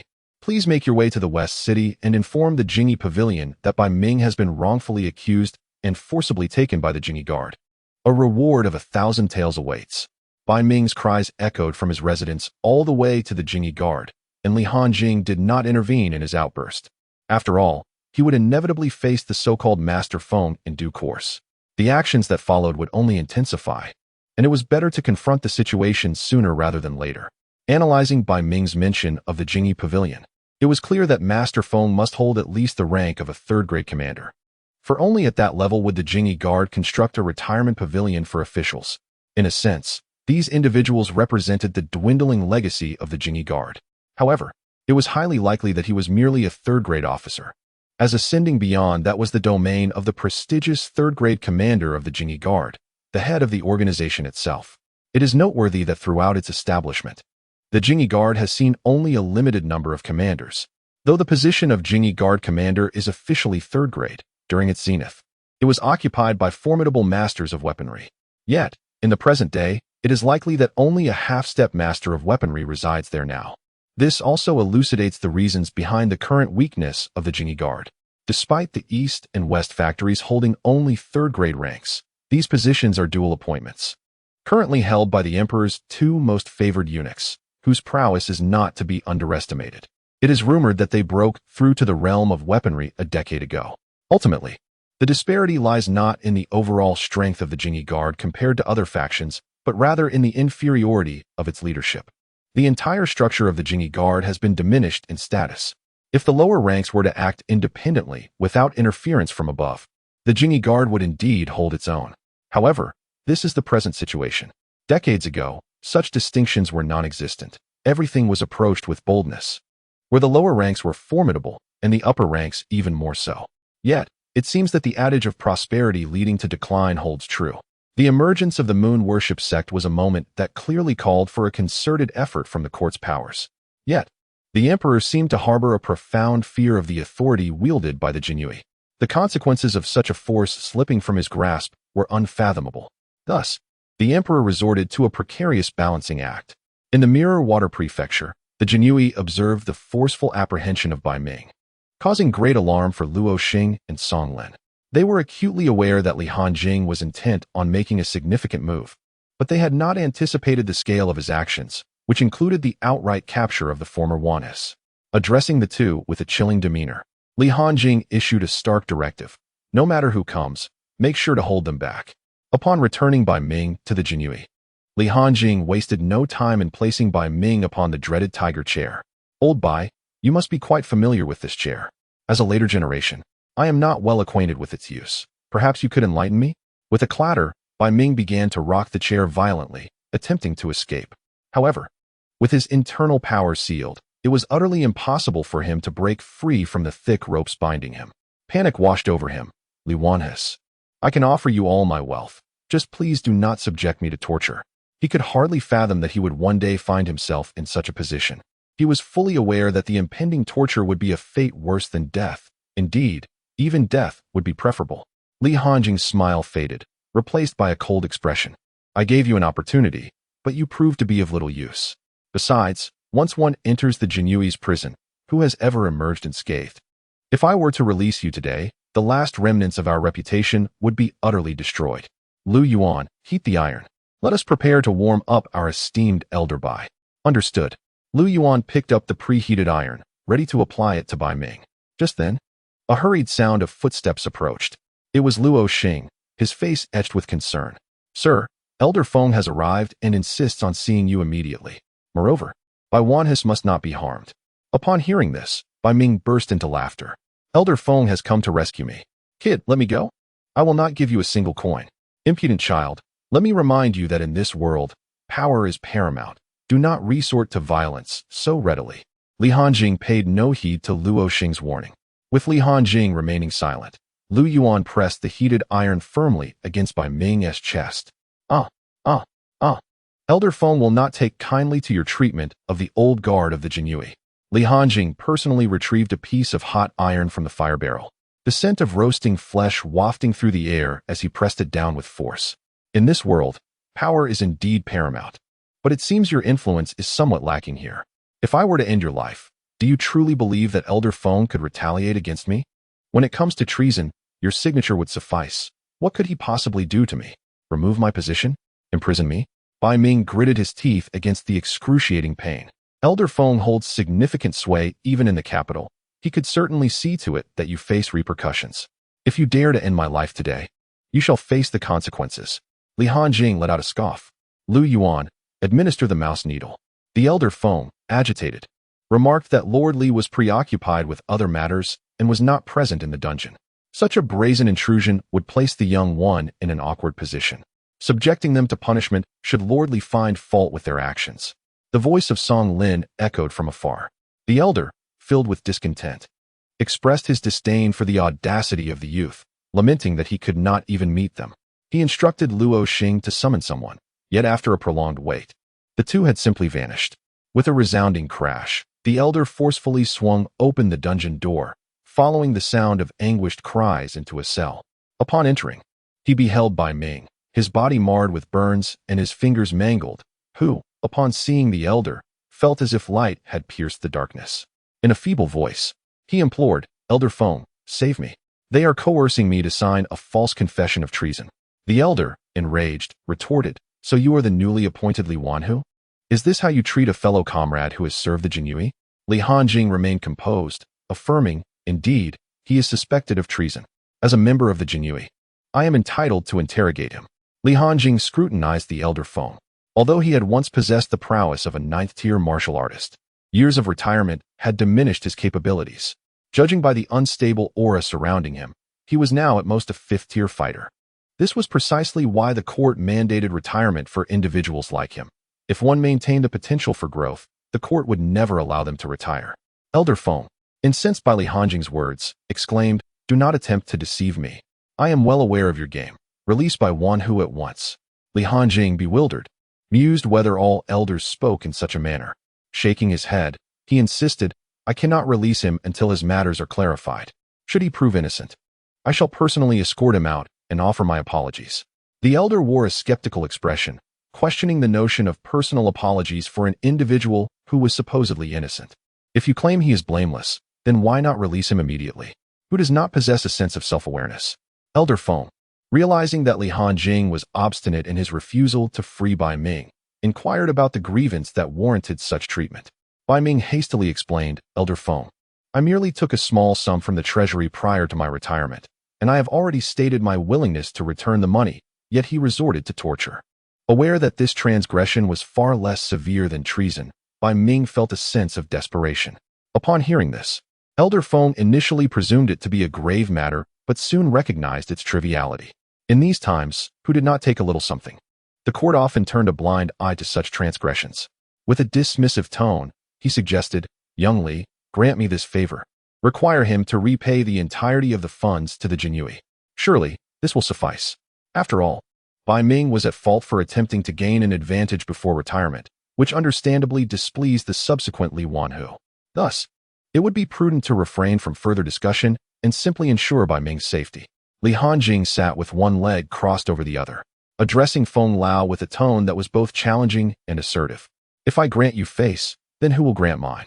The members of the Jinyui, both high and low, witnessed my bringing him in. If he departs unscathed, will everyone not take their share? Will the Jinyui even continue to function? This bold declaration caused Feng Lao's expression to darken immediately. When had Feng Zhe's words ever been disregarded in Jingshui County? Though retired, he was still a figure deserving of respect. His words carried weight, and he spoke with an authority that demanded recognition. Young man, arriving here without paying homage to the established power shows a lack of respect. You cannot grasp the tempests of Jingshui County just yet. As he spoke, Feng Zhe's aura began to subtly emanate, pressing towards Li Hanjing. Yet, Li Hanjing remained unfazed, stepping forward to confront Feng Zhe. Established power? I am the power myself. Whom should I pay homage to? And as for you, old man, what kind of tempest are you? At most, you are but a gentle breeze. Li Hanjing's own presence surged forth, and the two forces clashed silently, though outsiders remained oblivious to the tension. Suddenly, a gentle breeze swept through the enclosed dungeon, causing Feng Zhe to take a couple of steps back, his face flushing slightly. However, his expression remained unchanged, though a hint of calculation flickered in his eyes. Oh, the Jinyui is about to flourish. Feng Zhe exclaimed with a newfound warmth towards Li Hanjing. Then, abruptly, he added, the corruption by Bai Ming is reprehensible. Li Wanhu, handle it as you see fit. This unexpected turn left Li Hanjing bewildered. Upon learning that Bai Ming, even in retirement, sought to embezzle funds, Feng Zhe had initially wished to distance himself from the matter, merely motivated by old ties to the former Jinyui faction. His earlier desire to protect Bai Ming stemmed from indignation at being disregarded by a mere youth. However, their subtle contest had revealed to him that this young man indeed warranted such disregard. Moreover, there were more pressing matters at hand. With a dispassionate glance at Bai Ming, Feng Zhe turned to depart, leaving behind a final remark. Li Wanhu, deal with this swiftly. I shall await you above. Feng Lao, you cannot abandon me. I have devoted my life to the Jinyui. Bai Ming cried out, his voice filled with desperation. Yet, regardless of his pleas, Feng Zhe did not acknowledge him. The ensuing scene was too gruesome to recount, thus it is omitted. In the Jinyui study, Li Hanjing and Feng Zhe sat across from one another. Before Li Hanjing could speak, Feng Zhe preemptively declared, I have a significant proposition for you, little Li. Would you care to assume the position of the Jinyui commander? What an audacious proposition. The discussion had barely commenced, and yet he was already painting grand visions. Feng Zhe himself was merely a retired third-rank official, yet he dared to envision such a lofty role for Li Hanjing, the esteemed commander of the Jinyui. The position of the Grand Commander of the Jinyui is typically appointed directly by the Emperor, bypassing discussions with the cabinet and various ministers. How could the Emperor heed your commands? Regarding Feng Zhe's words, Li Hanjing merely smiled faintly. Ah, Feng, who wouldn't he aspire to be the Grand Commander of the Jinyui? Did you not have such ambitions during your tenure? Li Hanjing's statement was artfully crafted, neither explicitly revealing his thoughts nor concealing them. And even if such words were to circulate, they would leave no incriminating evidence. Upon hearing this, Feng Zhe paused for a moment, then smiled in satisfaction. Indeed, possessing strength and a steady demeanor, the role of Jinyui commander would indeed suit you well. As he spoke, Feng Zhe slowly produced a token. Shaoli, do you recognize this token? Li Hanjing took the token and examined it. It was his first experience of someone handing him a token. The Elder Council. In the Crimson Flame Empire, the only group entitled to be called the Elder Council is the enigmatic Royal Elder Council, the true backbone of the royal family. Comprising superlative masters supported by vast reserves of wealth and resources from the monarchy. However, merely being a master is insufficient to gain entry into the Elder Council.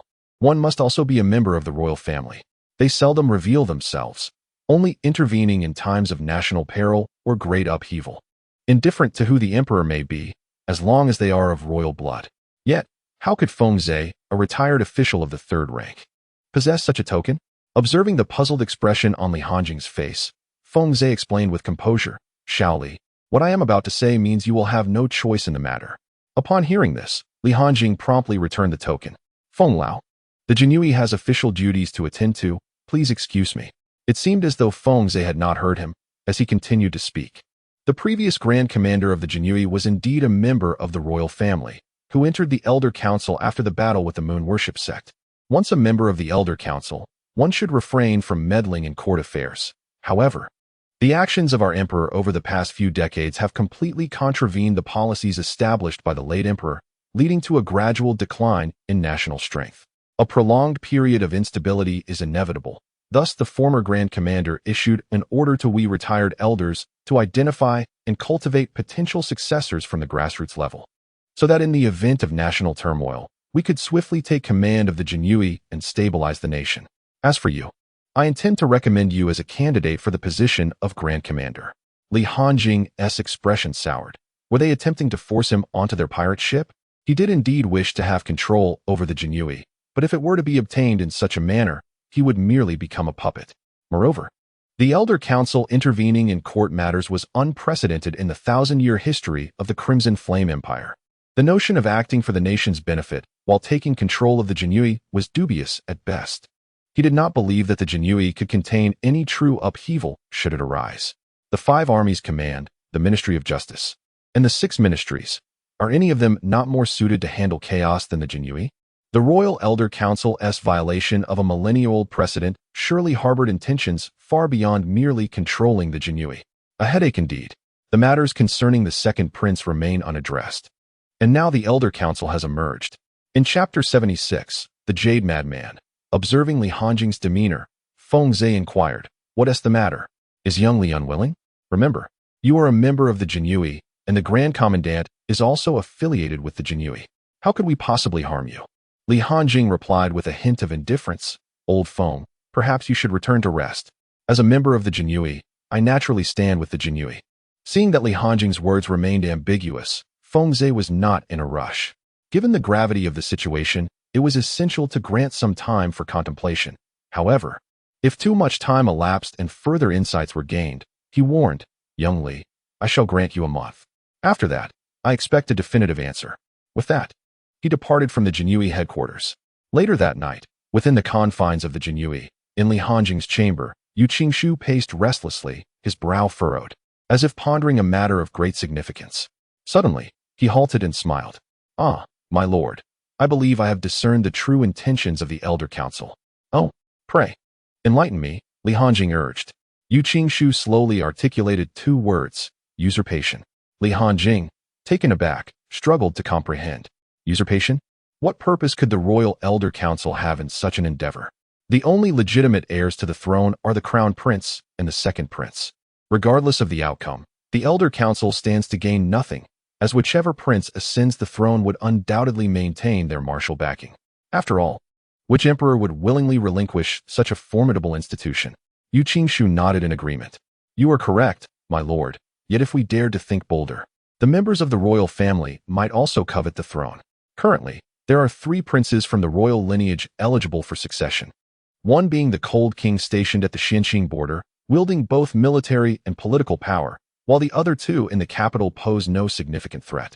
Of course, it is possible that the Elder Council has aligned with one of the 2 princes. Alternatively, there may be individuals within the Elder Council harboring aspirations for that position. It is also conceivable that a schism has arisen within the council, leading to 3 divergent opinions. Nevertheless, I believe the first scenario carries the greatest weight. The Elder Council has refrained from meddling in court affairs for a millennium, and their involvement now suggests that a younger generation has developed ambitions. Hence, they would naturally refrain from offering assistance. Li Hanjing felt a sudden clarity wash over him. It must be said that expertise lies in specialization. Yu Qingshu's profound insights into the political landscape were remarkable. He possessed an almost legendary sagacity, perhaps destined to craft a narrative that would command the vast expanse of the realm. Given this, what course of action should I pursue? Li Hanjing inquired. Why squander the counsel of a strategist? Yu Qingshu chuckled. My lord, this bodes well for us. Li Hanjing raised an eyebrow, intrigued. And how is that? My lord, did not old Feng mention granting you a month? I believe there is no need to wait. You could respond to him tomorrow, and he will undoubtedly relay the news to the capital. At that time, we merely need to intercept the message and hold it for a month before releasing it. The journey from the capital back and forth takes 2 months. Even if we delay by a month, he will not suspect anything. This means we can accomplish a significant undertaking within these 3 months. Li Hanjing inquired. 3 months? What grand endeavor? Upon hearing the question, Yu Qingshu suddenly radiated an air of madness. Ha, my lord, are you not contemplating schemes against those merchants to ensnare the officialdom of the martial domain? I have a far more audacious idea for you. Should you wish to hear it? Intrigued, Li Hanjing urged, go on. We could locate those merchants in the counties and propose a stable imperial investment with regular returns, encouraging them to invest. Subsequently, we can find individuals to disseminate news among the populace about the immense profits the merchants are making. Thus, whenever the common folk possess any spare funds, they will yearn to partake in this fortune. We can then redistribute a portion of the funds from this group to provide returns for the previous investors.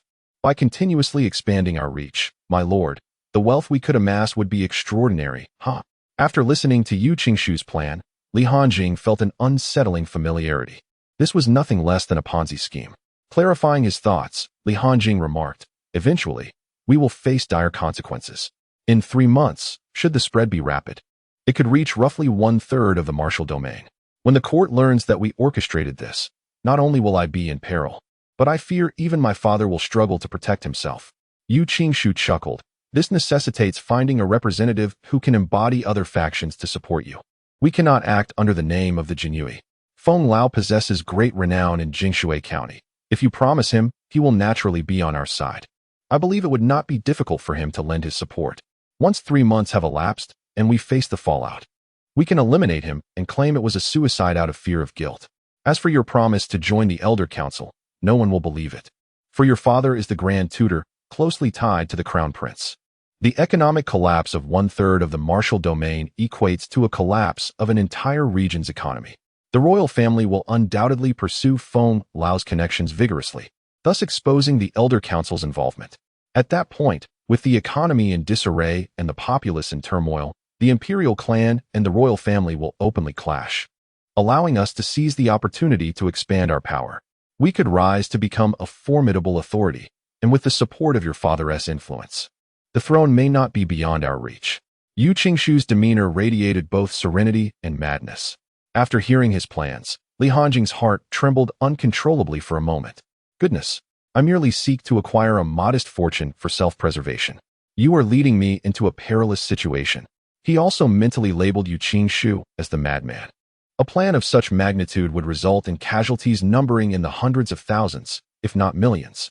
Despite the enormity of the plan, with each step akin to walking a tightrope, Li Hanjing was struck by the audacity of Yu Qingshu, yet he did not express his reluctance to proceed. He now sensed the impending crisis. He must tread this precarious path. Furthermore, he understood that this plan must remain undisclosed to his father until it reached maturity. Otherwise, given his level of indulgence towards himself, the old man would certainly not permit this plan to unfold. After all, a single misstep could lead to irreparable consequences.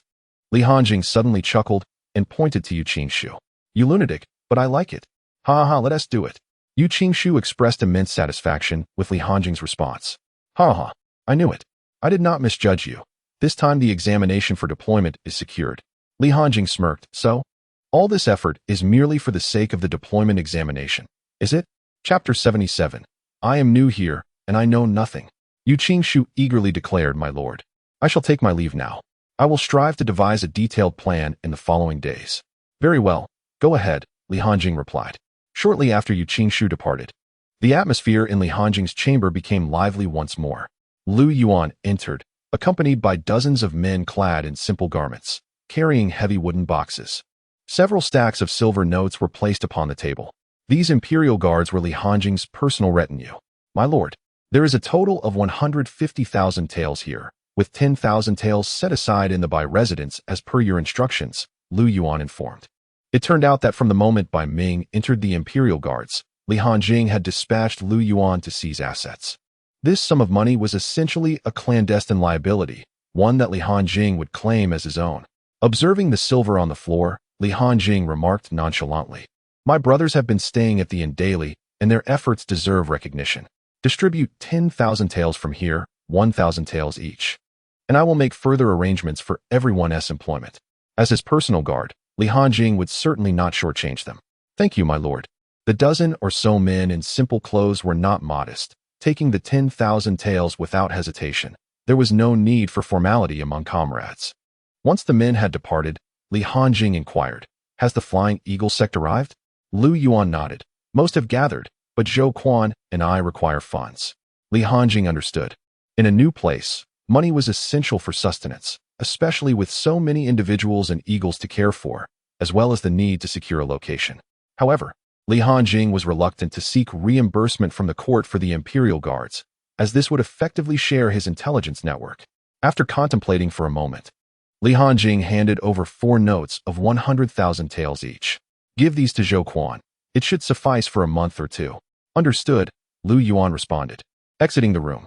In a new environment, expenses were inevitable, and it was evident that the plan must be executed promptly. "Dog, help me exchange this 1 million. Beep. Exchange successful. Li Hanjing, gazing at the remaining 1 million taels, did not hesitate to proceed with the exchange. Let us all cultivate. The immediate priority was to enhance strength. Beep. 500,000 evil points deducted. Host cultivation level advanced to the 8th stage of body technique. Beep. 500,000 evil points deducted. Host cultivation level advanced to the 9th stage of body technique. Attribute template. Name, Li Hanjing. Gender, male. Identity, Li Qian. The esteemed father and grand tutor, a high-ranking officer of the Jinyue in Jingshui County. Technique, Cyclone skill, rare, 50,000. Cultivation level, 9th stage of body technique. No points can be allocated, no weapon nourishment, martial skills, tiger roar wave, complete. Flying swallow through clouds, complete. Comprehensive combat assessment, 9th stage of body technique. Special weapon package, 20,000. 000 evil value, 0 kill value, 0. After examining the system's attribute template, Li Hanjing let out a long sigh. It seems that the times when money is most needed are precisely when one is the most financially strained. The development of his subordinates' forces demands funds, and the total required for breaking into the weapon realm amounts to a staggering 750,000 taels of silver. Moreover, this figure will only escalate in the future. Nevertheless, the value of the weapon realm is substantial. The completion of the body technique realm and the weapon realm are entirely distinct concepts. One is a minor adept in a provincial setting, while the other is a formidable figure in the national arena. The two cannot be compared. Once he breaks into the weapon realm, his sense of crisis will significantly diminish, as he will possess the strength to contend with the upper echelons. No, to be precise, he will indeed be among the upper echelons of the court. Therefore, the urgent task at hand is to amass wealth. The game of martial domains must be played beautifully. To speak bluntly, if one's strength reaches a certain level, what would it matter if he openly declared that this grand scheme of wealth accumulation was orchestrated by him? The next day, Luo Xing, with a troubled countenance, arrived with several Jinyue, carrying a few small boxes to Li Hanjing. "My lord, we have returned from the White Residence search." "Ah, good. If there are no issues, you may leave," Li Hanjing replied casually without lifting his gaze. Luo Xing did not depart and, with a frown, remarked, "My lord, I have discovered something quite peculiar." Li Hanjing raised his head. "What is it? Speak." Luo Xing opened the boxes on the ground. "My lord, our previous accounts in the Jinyue should have amounted to at least 700,000 or 800,000. Adding to this the income from Bai Ming over the years, there should be at least 100,000. However, after raiding the estate and searching thoroughly, we found merely 10,000 taels of silver. This amount, when distributed among the brothers, will leave them hardly anything to sustain themselves. Li Hanjiang listened, his expression filled with confusion. How could this be? Luo Xing shook his head. My lord, I too am perplexed. Li Hanjiang flipped through the book in his hand and sighed. As I am newly appointed, I am unaware of how you previously divided the funds, nor do I know how much Bai Ming took before. I am powerless in this matter. Let us do this. I shall forego this 10,000 taels. You distribute it entirely among the brothers. After all, silver can be earned gradually. However, the morale of the brothers must not be dampened. Luo Xing was left speechless for a long while. The newly appointed Li Wanhu was vastly different from Bai Ming. That old fellow would always seek to pocket a share before leaving the Jinyui, indifferent to the fates of the subordinates. It is likely that the 100,000 taels had long been squandered by Bai Ming. After all, during the raid, the opulent decorations were conspicuous, and it was rumored that Bai Ming had taken numerous concubines. Perhaps, when Bai Ming was apprehended, those concubines fled with valuable possessions. The newly arrived Li Wanhu, regardless of whether his intentions were to swiftly garner the trust of others, has undeniably set a commendable example. Since the higher-ups have already established a standard, those beneath them should naturally act with greater propriety. My lord, your profound understanding of righteousness compels us, your subordinates, to strive for excellence. All officials have chosen to forego their shares, distributing the entirety of the 100,000 taels to the brothers who serve below. Li Hanjing rose, expressing his admiration. Indeed, this is the spirit of the Jinyui I wish to see. Unity is essential for success. Rest assured, I will find a way to resolve our financial difficulties post-haste. Soon, Li Hanjing's decision to forego dividends, along with all officials, to allocate the funds entirely to the diligent Jinyui spread throughout the ranks. Initially, many questioned whether the young Wanhu could lead effectively, but such voices gradually diminished. Whenever the people saw Li Hanjing, they would warmly greet him. He graciously accepted their salutations, displaying no hint of remorse, as if all of this were rightfully his. 3 days later, at noon, Yu Qingshu came into Li Hanjing's view. Throughout these 3 days, Yu Qingshu had been consumed with thoughts of tea and food, sequestered in his chamber to refine his plans. It must be said, he had indeed put in considerable effort for the upcoming assessment. Observing the somewhat fatigued Yu Qingshu, Li Hanjing poured him a cup of tea. You have worked hard. Should the Yu Qingshu Academy refuse to send you forth in the future, I shall be the first to object. Yu Qingshu chuckled in response. My lord, the assessment is of little consequence. I am eager to discover the true prowess of the Wenshang in chess. This stratagem of undermining the foundation, let us see how he intends to stabilize the martial domain. If this plan succeeds, I wonder how the old man you can continue to leverage the name of Wenshang in our discussions. In Chapter 78, I wish to request you as our judicial head. Yu Qingshu emphasized, my lord, a pivotal aspect of our plan lies with Old Feng. Once you have drawn him onto our side, we will have succeeded by a significant margin. Li Hanjing scrutinized the plan laid out by Yu Qingshu, momentarily doubting whether this individual truly hailed from the Yu Qingshu Academy. It is known that the academy prides itself on welcoming students from all walks of life, valuing only a pure heart for learning. Upon achieving knowledge, one must contribute to alleviating the suffering of the common people, ensuring they are no longer in ignorance. This represents the grand aspiration of the Yu Qingshu Academy. However, the entirety of Yu Qingshu's plan appeared excessively ruthless, seemingly entangling the common folk of the martial domain, even ensnaring the entire bureaucratic system. This was in stark contrast to the Academy's noble vision. You madman, there are times I truly question whether you are indeed a product of the Yu Qingshu Academy. Li Hanjing remarked with a chuckle. Yu Qingshu took no offense at Li Hanjing's words, replying, haha, I categorize books into 2 types, those that kill and those that save. The Yu Qingshu Academy teaches only the art of saving lives, but neglects the art of killing. Thus, the path of literature can never achieve completeness. I have conversed with the old man you several times, yet each occasion I broach the subject, I am met with a beating, accused of straying into heretical paths. Nevertheless, I am determined to prove my correctness. The order has taken root so deeply. How can one save lives without taking lives? Solely studying the texts on healing will forever render that noble aspiration merely a dream. At this moment, the Book of Yuqing exudes an enigmatic aura of literary and philosophical profundity, hinting at a potential breakthrough, yet it seems to shy away from such a notion, subtly retracting its ethereal essence. Li Hanjing, perplexed, inquires, "Why the restraint?" Yuqing shakes his head. "The killing book is not yet perfected. It is not the time for a breakthrough. It requires the sacrifice of millions, perhaps even tens of millions. Truly, the madman Yu is remarkable. Setting aside the correctness of his literary understanding, his innate talent likely surpasses that of the mere bookworms at the Yuqing Academy, referred to as the old man Yu. Yet, he aligns perfectly with my tastes." Li Hanjing chuckles wickedly. "Madman Yu, can we not expand our horizons a bit?" Yuqing, taken aback, shares a knowing glance with him, and they both burst into laughter. "My lord, let us first deal with old Feng. This is the most crucial part of our plan." Li Hanjing smiled. Rising to his feet, "Let us go." At the Jin Pavilion of Jingshui County, upon seeing Li Hanjing's arrival, Feng Zhe immediately broke into a broad grin. "Oh, young Li, have you come to a decision? Come, let us have some tea," he said, preparing a cup for Li Hanjing. Suddenly, he noticed the young man accompanying Li Hanjing. "Young Li, who is this?" "Oh, I forgot to introduce him to old Feng. This is Yuqing, my retainer, one of us." Li Hanjing replied with a jovial smile, pulling Yuqing closer. Feng Zhe, uncertain, queried, "From the Yuqing Academy?" Yuqing clasped his hands in salute. "Indeed, old Feng. I am a direct disciple of the esteemed old Yu from the Yuqing Academy, currently accompanying Lord Li to earn my keep." However, within his respectful demeanor, a glimmer of calculation flickered in his eyes. An unmistakable sense of surprise washed over Feng Zhe's face. What a delightful turn of events.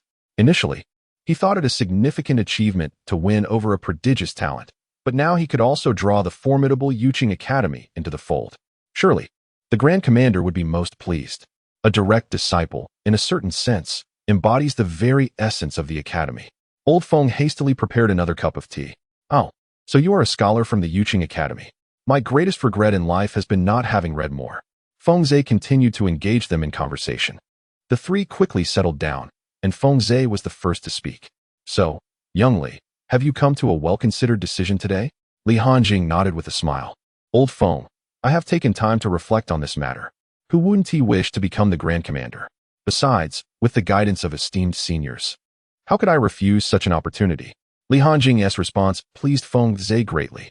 "Young Li, I must say, you have made a wise decision. You shall never regret the choice you made today. Now, young Li, as you are new to Jingshui County, should any individuals prove uncooperative or if you encounter difficulties, do not hesitate to inform me. In this territory, my words still carry some weight." Upon hearing this, Li Hanjing immediately seized the opportunity to speak. "Old Feng, since you mention it, I truly find myself in a bit of trouble and could use your assistance." Feng Zhe replied, "Well, little Li, do share. I will certainly help with what I can. If it is beyond my capabilities, I shall report your situation to the elders and let them assist you." Although Feng Zhe was somewhat reluctant to engage, he felt compelled to respond to his own words. To do otherwise would reflect poorly on his support. Li Hanjing instantaneously assumed a demeanor of feigned surprise. "This matter is one that you could resolve with a mere word. How could I trouble the esteemed elder for such a thing?" "Then, please, enlighten me," Feng Zhe said slowly. Li Hanjing had come prepared. Promptly presenting an account book he had taken from Yuqing Shu to Feng Zhe, lamenting, "My lord, you may not be aware, but the finances of the Jinyui have been thrown into disarray by Bai Ming. Our brothers can scarcely afford a single meal, let alone two. This is precisely why I insisted on dealing with him a few days ago. Just consider the situation. We need not even discuss the counties, for here in the prefecture, thousands of people cannot afford to eat." Feng Zhe glanced over the account book, furrowing his brow in acknowledgement. "That is indeed quite excessive. But what can an old man like me do to assist you? Shall I dismantle this genie pavilion and sell it off?" Li Hanjing shook his head, saying, "How could I dare?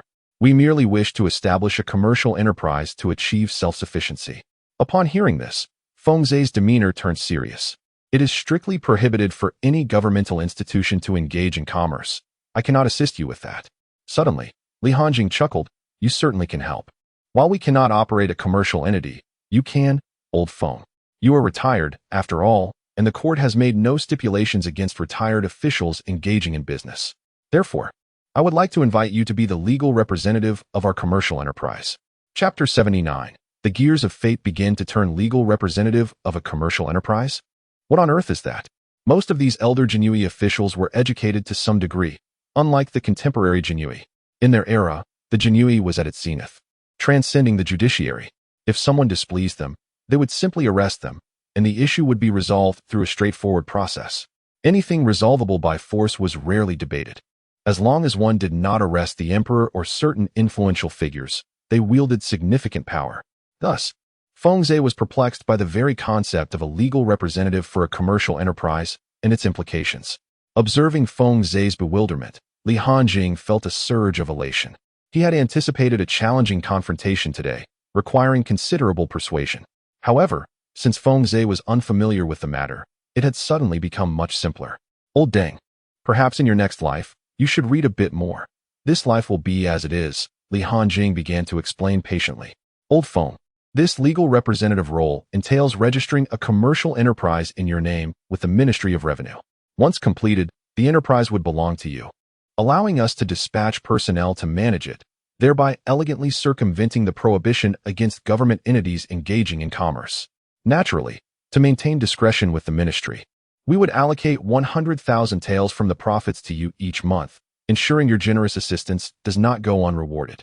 Had it not been for the necessity to conceal matters from the Ministry of Revenue, or to avert scrutiny in the event this affair were to unravel, revealing that there had been no financial transactions between the merchant house and Old Feng, Li Hanjing was resolute in his decision not to part with even a single tael of silver. After all, this old man possessed rather insidious tactics, daring to threaten him into joining their nefarious enterprise.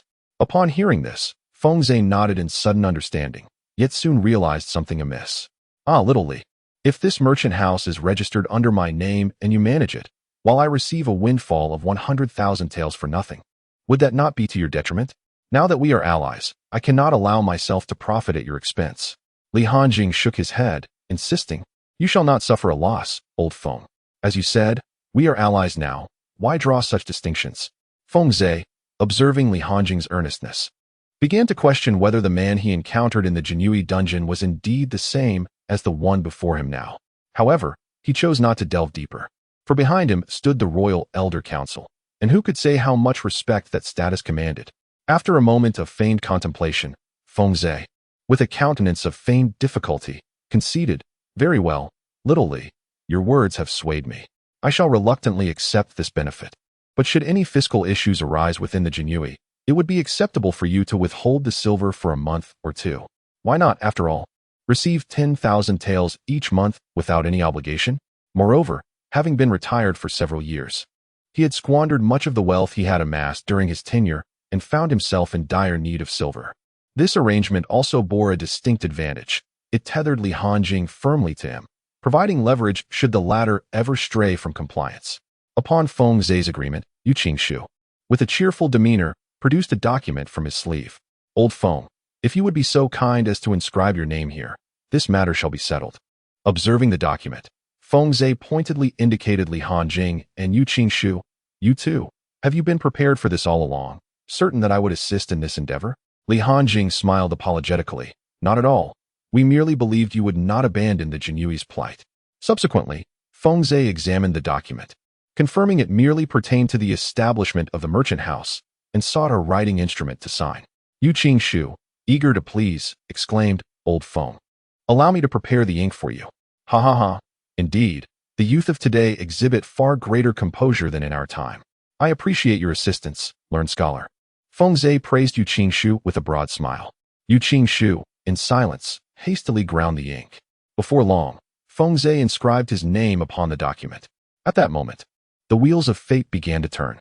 Some individuals are inherently suited to be pawns, utilized by the Elder Council, and now elevated to the esteemed position of judicial authority. After signing, Li Hanjing added, Old Feng, I require your assistance with one more small matter. You young rascal, do you intend to employ me like a beast of burden? Speak on, Fengze jested, deciding that since he had already agreed to assist, an additional favor would pose no great burden. I must trouble you, esteemed elder, to leverage your esteemed reputation in Jingshui County to convene a meeting with the various merchants, both large and small, as well as the court institutions, for our commercial enterprise to flourish. Upon hearing this, Fengze discerned Li Hanjing's intentions, merely seeking to utilize his influence as a platform for his own endeavors. This was a familiar practice during his tenure. It was commonplace for landlords and merchants to seek his endorsement on their opening days. offering him a sum of silver or shares in exchange for his support, signifying that he was their patron. This was a trivial matter for him.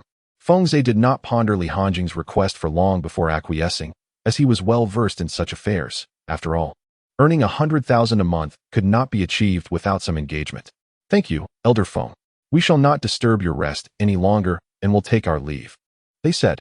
In the capital of the Qian Empire, within the Hanlin Academy, a man sat calmly beneath a pavilion, engrossed in a game of Go. He exuded an air of scholarly elegance, with an ancient charm that seemed to encapsulate the essence of a millennium. His eyes, clear as autumn waters yet profound as the firmament, reflected a serene detachment from worldly matters. Clad in simple yet refined garments, a blue robe complemented by a jade pendant, he embodied the essence of a learned scholar. This man was none other than Mo Yun, one of the contemporary literary sages, though one might presume him merely a middle-aged gentleman. His true age belied the century he had lived. The Go board before him was no ordinary board. Upon closer inspection, one would find each piece intricately inscribed with characters representing various realms: Xinhuang, Xianqing, Wuyo, and Huanyu. Suddenly, with a thud, a piece from the Wuyo realm fell to the ground. Mo Yun furrowed his brow, fixating on the fallen piece for an extended moment before finally retrieving it and placing it back on the board. An ethereal voice broke the silence. Poetry in Qinqin, master. I am here. A petite figure abruptly appeared, clad in loose scholarly robes that appeared somewhat comical upon her small frame. Mo Yun spoke with a measured tone. The Wuyo realm seems to be in disarray. You have spent ample time at the Hanlin Academy. It is time for you to venture into the world. Please, go and observe the Wuyo realm. The small figure leapt with excitement, her hairpin wobbling precariously atop her head. Really, master? You can rest assured, with me there. The Wuyo realm will surely not descend into chaos. Receiving confirmation, the petite figure departed the Hanlin Academy with great eagerness. Mo Yun returned his gaze to the Go board, murmuring to himself, the cosmic order is in turmoil, all shrouded in mist. The struggle for power unfolds amidst the uncertainty of celestial signs. Chapter 80. The conference on wealth accumulation commences in the Genie Pavilion of Jingshui County, Qingzhou. Fengze addressed the assembly. Ha! I am grateful to all of you for granting me this honor, taking time out of your busy schedules to listen to this old man's ramblings. As he surveyed the gathering of notable figures from Jingshui County, he noted that nearly all the prominent individuals had assembled. Representatives from the government, the Six Doors, the inspectorate, and the Jingfu merchants were present, although the officials were predominantly representatives dispatched from various court institutions. Otherwise, it would be quite unsavory if a retired official could effortlessly command the attention of the prominent leaders of a county. The court is particularly wary of the notion of retirement without relinquishing power. However, one must also consider the face of Fengze, as this is indeed an invitation from an official of the third rank. Although retired, his connections remain intact. The highest rank in Jingshui County is merely the fifth rank. Naturally, such representation is limited to those under the influence of the court. All the merchants from various trading houses are present in full force. In the realm of martial commerce, merchants hold a lowly status. Not only would they comply if Fengze summoned them, but even the governor's mere request would compel their attendance. The seating arrangement is also quite telling. The court officials sit at the front, while the merchants occupy the rear. Li Hanjiang had somehow blended into the crowd and taken a seat. Fengze was momentarily taken aback. Today, he had merely organized a gathering, yet the protagonist, Li Hanjiang, was seated among the audience. What could this imply? Just as he was about to speak, Yu Qingshu suddenly appeared before Fengze, greeting the assembly with a cheerful demeanor. Esteemed officials and distinguished merchants, I am Zhao Qing from Fenghua Trading Company. Upon hearing this, the crowd began to ponder. Fenghua Trading Company? Why have we not heard of it? Does such a trading house exist in Jingshui County? Yu Qingshu continued. I presume that many of you are unfamiliar with Fenghua Trading Company, which is understandable. Recently, Feng Lao discovered some business opportunities, and thus Fenghua Trading Company was established. At this point, Yu Qingshu paused and glanced at Fengze. Only then did Fengze realize why Li Hanjiang remained off stage. The gathering was indeed a subtle maneuver to align with the court, necessitating that the meeting be conducted under Yu Qingshu's auspices. Fengze then took over Yu Qingshu's narrative. Ladies and gentlemen, since there is profit to be made, why not collaborate for mutual benefit? I am somewhat older than you, and over the years, you have all shown me kindness, so it is only natural that I should consider your interests. To be honest, he felt a bit dazed after uttering this statement. Li Hanjiang and Yu Qingshu had not discussed the specifics of what this trading house would entail with him beforehand. He was now thrust into a position where he had to temporarily follow Yu Qingshu's lead, for all the attendees had indeed been invited by him. In truth, this was a deliberate strategy by Li Hanjiang and Yu Qingshu. They intended for Feng Zhe to remain in a state of bewilderment had they informed him in advance. He might have had an epiphany and reacted unexpectedly. Upon learning that Feng Zhe was the proprietor of this trading house, the officials could not help but regard Fenghua Trading Company with newfound seriousness. Yu Qingshu, brimming with enthusiasm, elaborated, Fenghua Trading Company primarily engages in capital management, akin to the profit model of money houses. However, in a money house, should you wish to earn annual interest, you must deposit funds for no less than 3 years and cannot withdraw within that period, yielding only 2 on the principal. In contrast, at Fenghua Trading Company, if you deposit funds, the profit model requires only a 3-month commitment, allowing for monthly withdrawals of 30 on the principal profit. At these words, the entire city erupted in astonishment, followed by a sudden swell of chatter. Merchant A, one only needs to deposit for 3 months, and each month one can earn a profit of 30. If distributed monthly, that amounts to nearly 100% return after 3 months. Merchant B, goodness. Is this Fenghua Trading House simply giving away money? What kind of investments could yield such substantial returns in a month? Could it be a scam? An attempt to deceive us out of our funds? Merchant C, I doubt it's a scam. Have you not seen? The owner of the trading house, Elder Feng, holds a significant status, previously serving as an official in the capital. His skills are formidable. As for engaging in such ventures for our meager sums, the crowd, upon hearing this, found it reasonable, given Elder Feng's capabilities. Earning a profit of 30 in a month likely wasn't a daunting task. Meanwhile, the officials from the court remained somewhat subdued. Firstly, they were not the heads of any department and held no authoritative voice, attending merely to show respect to Elder Feng. Secondly, even if tempted, they could not openly withdraw funds from their departments for investment. Wang Yong, the proprietor of the largest trading house in the county, was the first to stand.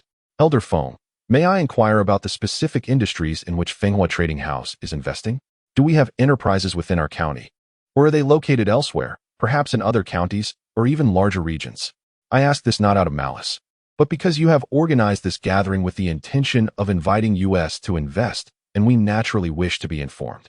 Wang Yong pondered deeply, unable to fathom which industry could generate such profits within a month. Were it not for Elder Feng's involvement in the trading house, he would have turned away, deeming it an obvious scam. Feng Zhe, realizing the discussion had shifted towards him, was momentarily at a loss for words. He was utterly uninformed about the matter and felt a twinge of regret for engaging in this dialogue. In the past, his role had been to merely cut ribbons and deliver formal speeches. This time, however, it felt entirely different. The idea of a monthly profit of 30 seemed implausible, even to a man of his limited commercial understanding. Yet, given the circumstances, he could not publicly undermine Li Hanjing's position. He resolved to seek clarity later. Noticing Feng Zhe's hesitation, Li Hanjing discreetly signaled to the merchants in attendance. Suddenly, a robustly built merchant adorned in fine garments stood up. Elder Feng, your reputation and credibility are well known in our Jingshui County. Since you dare to make such a claim, we shall certainly believe you. I shall start with a modest investment of 100,000 taels. Upon receiving next month's profits, I will consider further investment. Another merchant rose, declaring, Elder Feng, based on your character, I too shall invest 100,000 taels. I have faith in you. I will invest 150,000.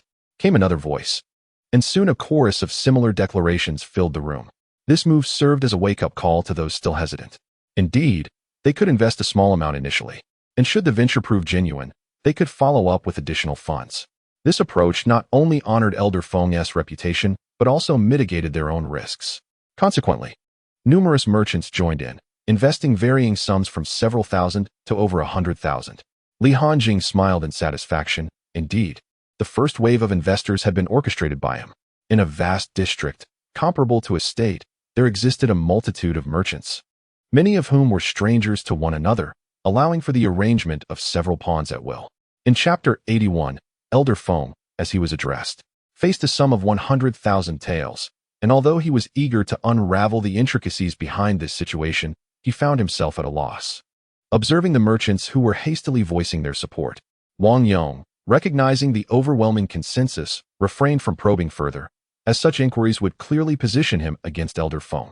Resigned, he declared, "Our Feijing commercial house also trusts in Elder Feng's integrity, contributing 200,000 taels." Internally, he sighed, accepting this amount as a mere protection fee, with no intention of reclaiming it.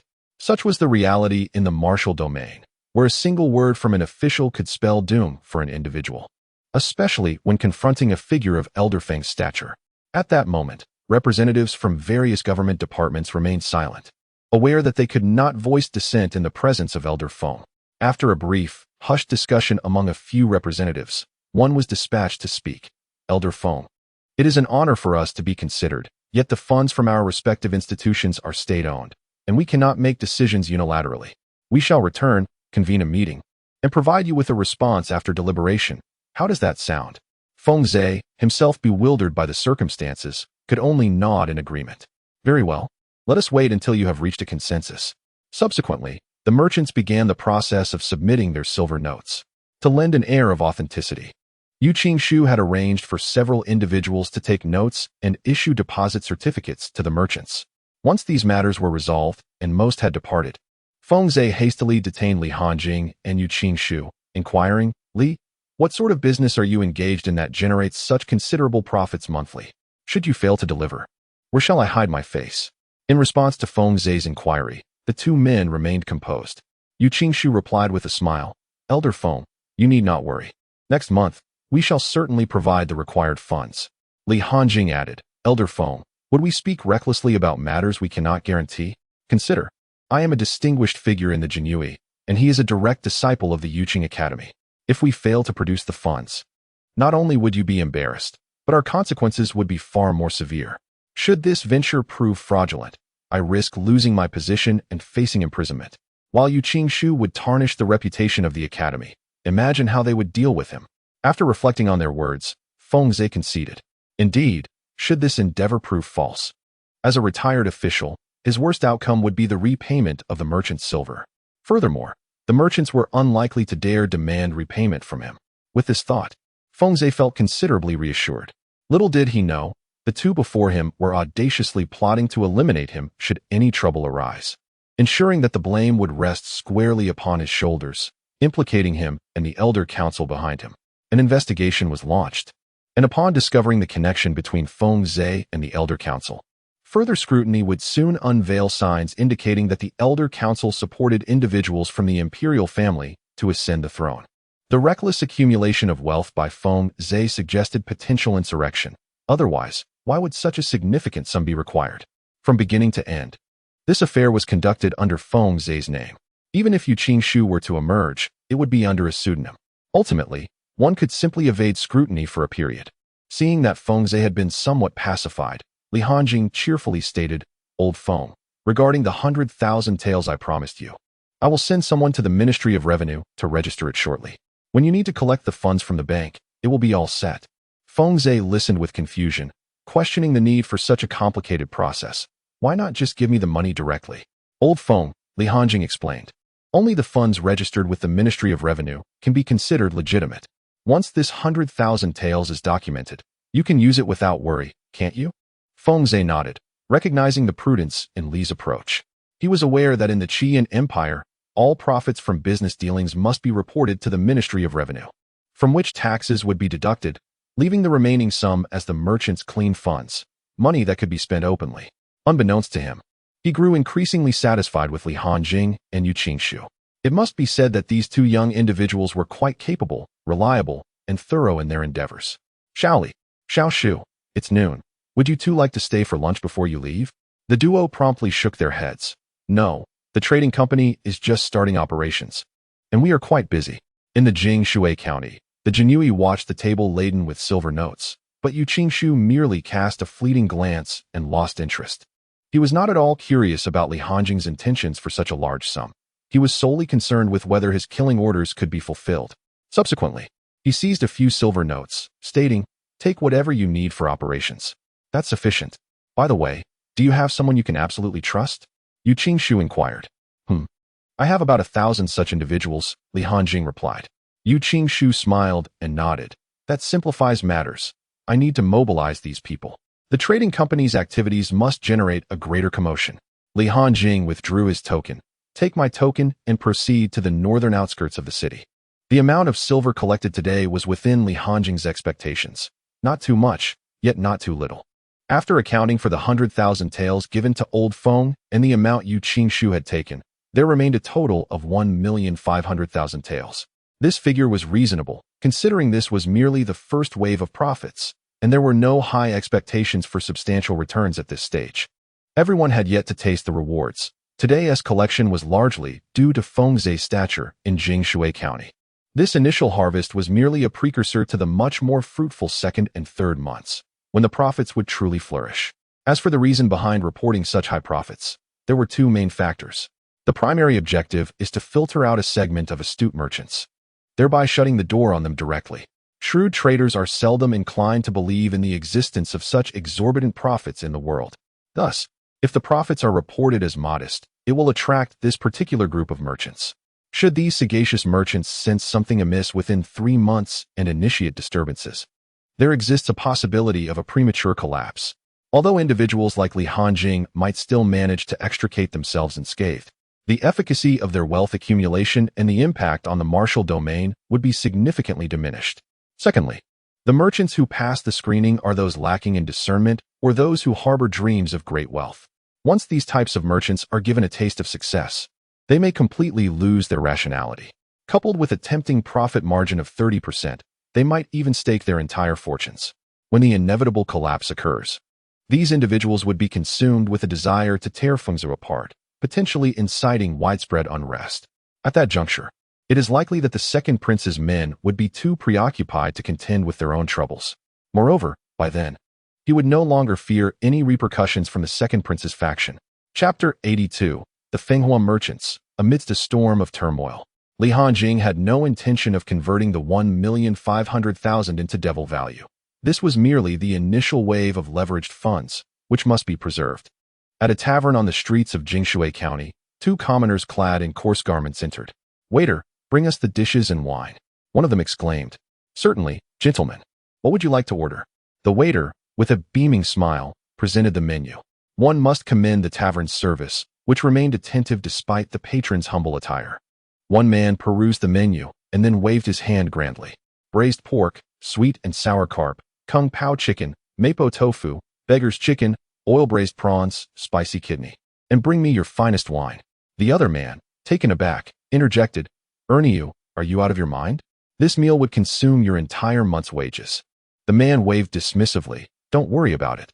This meal is on me, and I won't ask you to pay." At this moment, even the waiter, despite his diligent service, wore a troubled expression. After all, judging by their attire, they hardly seemed capable of affording such an extravagant meal. Noticing the waiter's silence, the man raised an eyebrow. "What's the matter? Didn't you hear me?" The waiter quickly smiled apologetically. "Sir, it's not that. It's just that."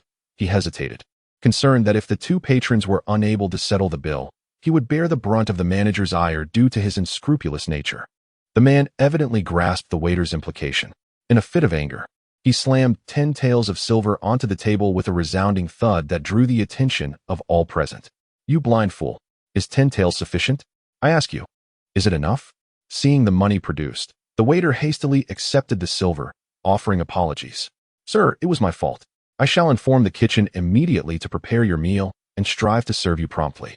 In no time, all the dishes were served. The humble innkeeper respectfully said, "Gentlemen, please enjoy your meal." At that moment, another man curiously inquired about the food on the table. "Ernyo, are you not saving any money? Did you not say you were saving to marry a wife?" The man named Ernyo wore a proud expression. "Saving money to marry a wife? Nonsense. Not only do I intend to marry a wife, but I also plan to take a concubine." Upon hearing this, the other man's eyes brightened.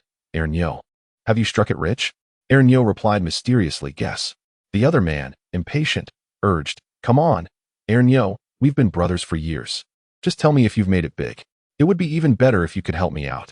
Ernyo responded, "I have, but I won't help you." The other man was left speechless. "Are you going to eat that? If not, I shall eat it all myself." Ernyo began to devour his meal. Seeing this, the other man resignedly joined in. thinking it better to have a meal than leave empty-handed.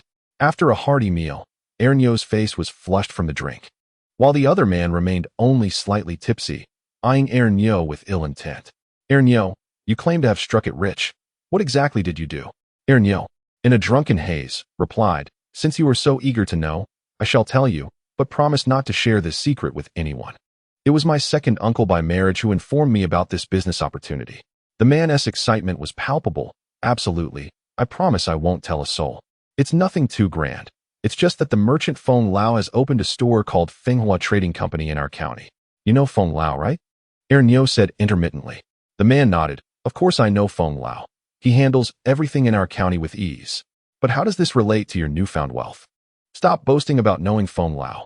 Ernyo shook his head. No, my little uncle told me that if you deposit money at Fenghua Trading Company for 3 months, you receive a 30% profit each month. So, last month, I deposited over 60 taels that I had saved for more than 20 years. Today, I received 18 taels of silver. With our friendship over the years and all your help, I thought I'd treat you to a meal. The man looked incredulous. Is that for real? Believe it or not, it's true. I've received it, and my little uncle has been investing there for over 6 months. He has already recouped his principal and made a fortune. Besides, Feng Lao is behind the trading company. What do you think he cares for a mere trifling amount? Ernyo stood up, preparing to leave. The other man immediately followed suit. Is that so? I'll give it a try too. The two staggered out of the tavern. Unbeknownst to them, their conversation had been overheard by patrons nearby. Outside the tavern, Ernyo and the other man leaned on each other for support as they walked a considerable distance until they reached a secluded area where they suddenly straightened up. Ha ha. Ernyo, you have quite a talent for acting. Perhaps I should inform the authorities. You ought to abandon the role of a constable and become an actor to earn money for them. Ha ha. You're not too shabby yourself. I reckon you could be a rabbit for them. Rabbit refers to a duck. In the ensuing days, the 4 characters of Fenghua Trading Company spread like wildfire throughout the city. Even the elderly and children are aware of this matter.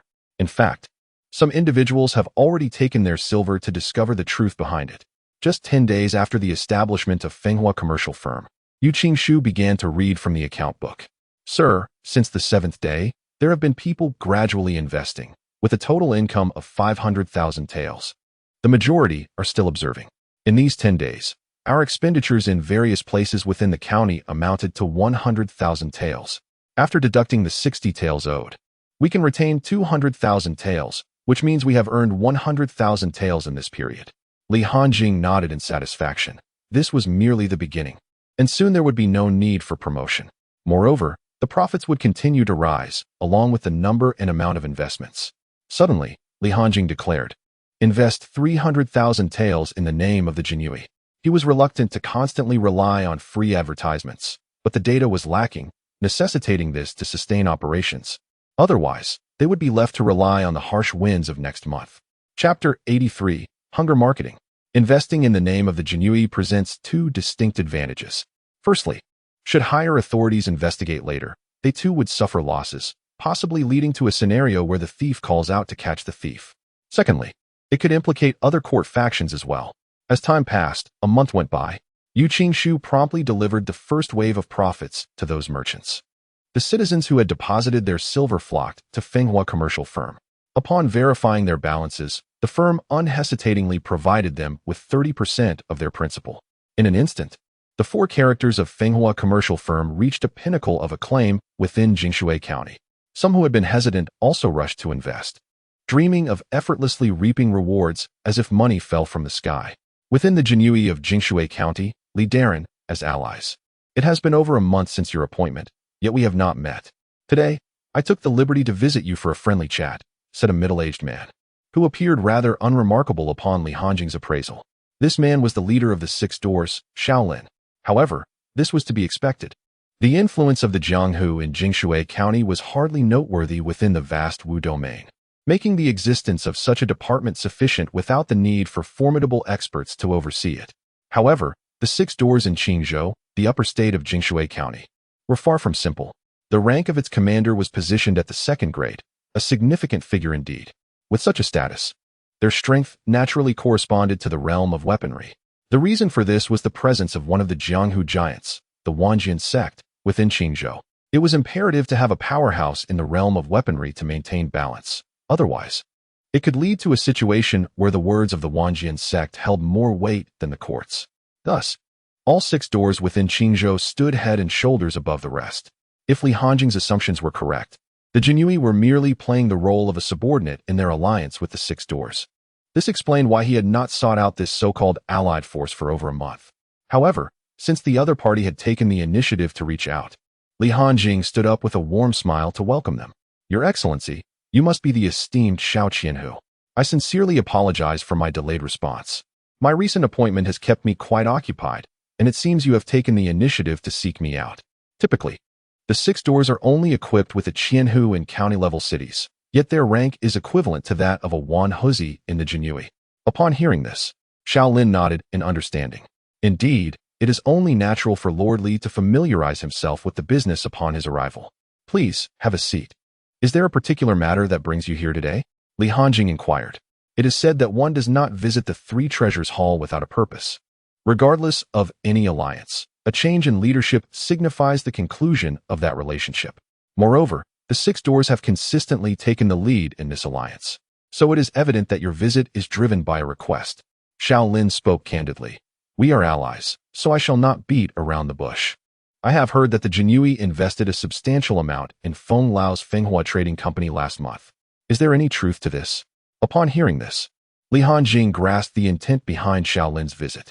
It was merely a matter of him coveting the profits that the merchants had reaped, yet he felt uncertain and indecisive. After all, interactions with merchants are generally frowned upon in the martial domain, but Feng Lao is not merely a merchant, he is a retired executive. It is only natural for those in positions of power to be intrigued by potential profits. Given the circumstances, it is only fitting to extend a warm reception to someone looking after their own business interests. If I do not deceive you, it would be a disservice to my hospitality. As for your inquiry, indeed, the Jinyui has invested a considerable sum. As for the returns, we received them just yesterday. To be frank, had it not been for the financial turmoil instigated by my predecessor, I would have been reluctant to take such risks. I must admit, it is no wonder that the people of our county hold Feng Lao in high regard. He genuinely possesses formidable capabilities, Li Hanjing remarked, sipping his tea nonchalantly. Shaolin's eyes brightened upon hearing this. Lord Li, such fortuitous opportunities truly exist in this world? At this moment, Shaolin had nearly convinced himself of the truth, merely seeking that final affirmation to quell his doubts. Li Hanjing, playing his part impeccably, produced a banknote of 100,000 taels. Truly, why would I deceive you?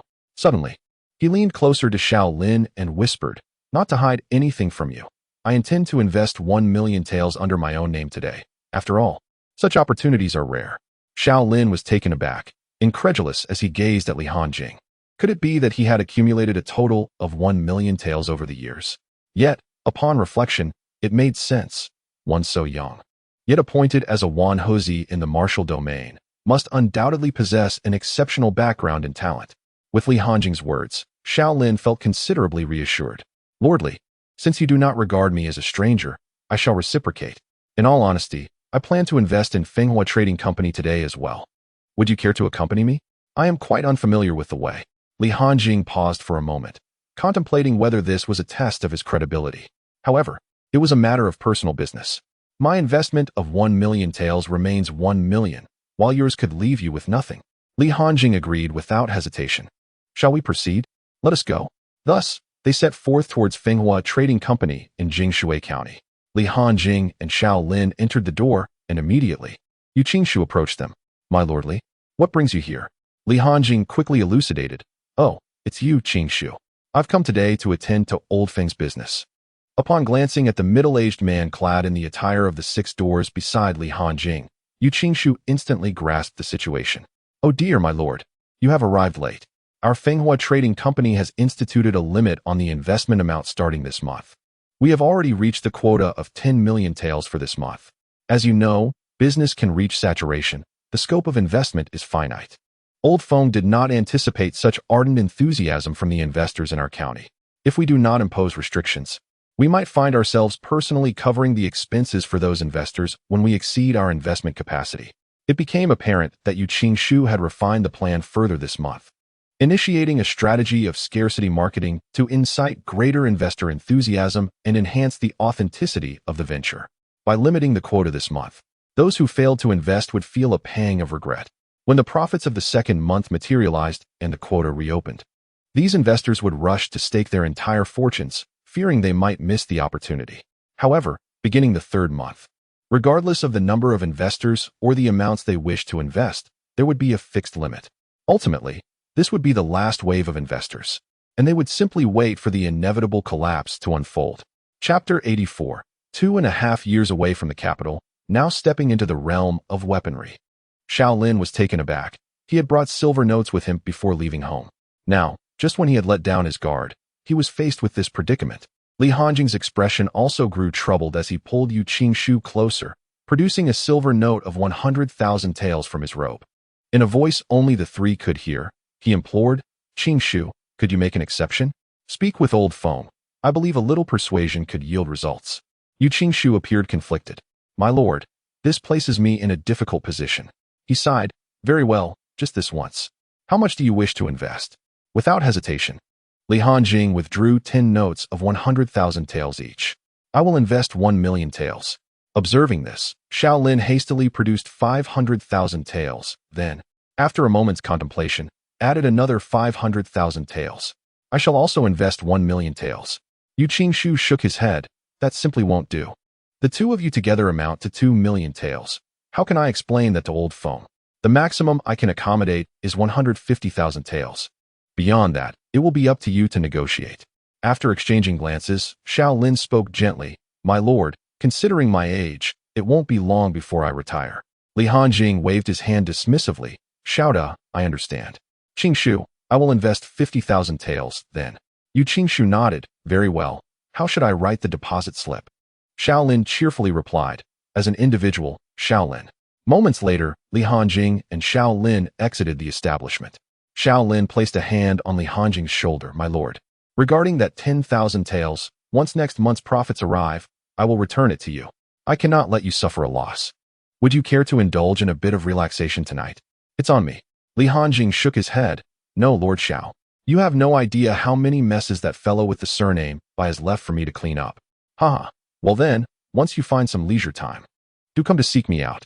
I shall take you to experience the local specialties of Jingshui County," Shaolin remarked with a hint of nostalgia in his eyes. "All right, I shall certainly make time." As night fell, the Jinui was awash with silver notes scattered across the ground. The total for the first half of the month combined with the beginning of the second month amounted to a staggering 15 million taels of silver. After deducting the 30 for the next month, there remained a sum of 10 million taels. This, too, marked the limit for Jingshui County. Beyond this, it was time to venture into other counties. Recently, he had noticed numerous merchants from other counties bustling about, inquiring about various matters. Dog. Exchange for 10 million points of exchange value. Upon uttering this phrase, Li Hanjing felt a surge of exhilaration within. For possessing these 10 million taels signified that he was on the cusp of transcending the weapon realm, breaking through the ceiling of the Qian Empire.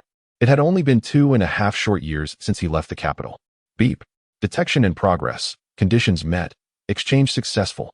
Upgrade the cultivation technique. Beep.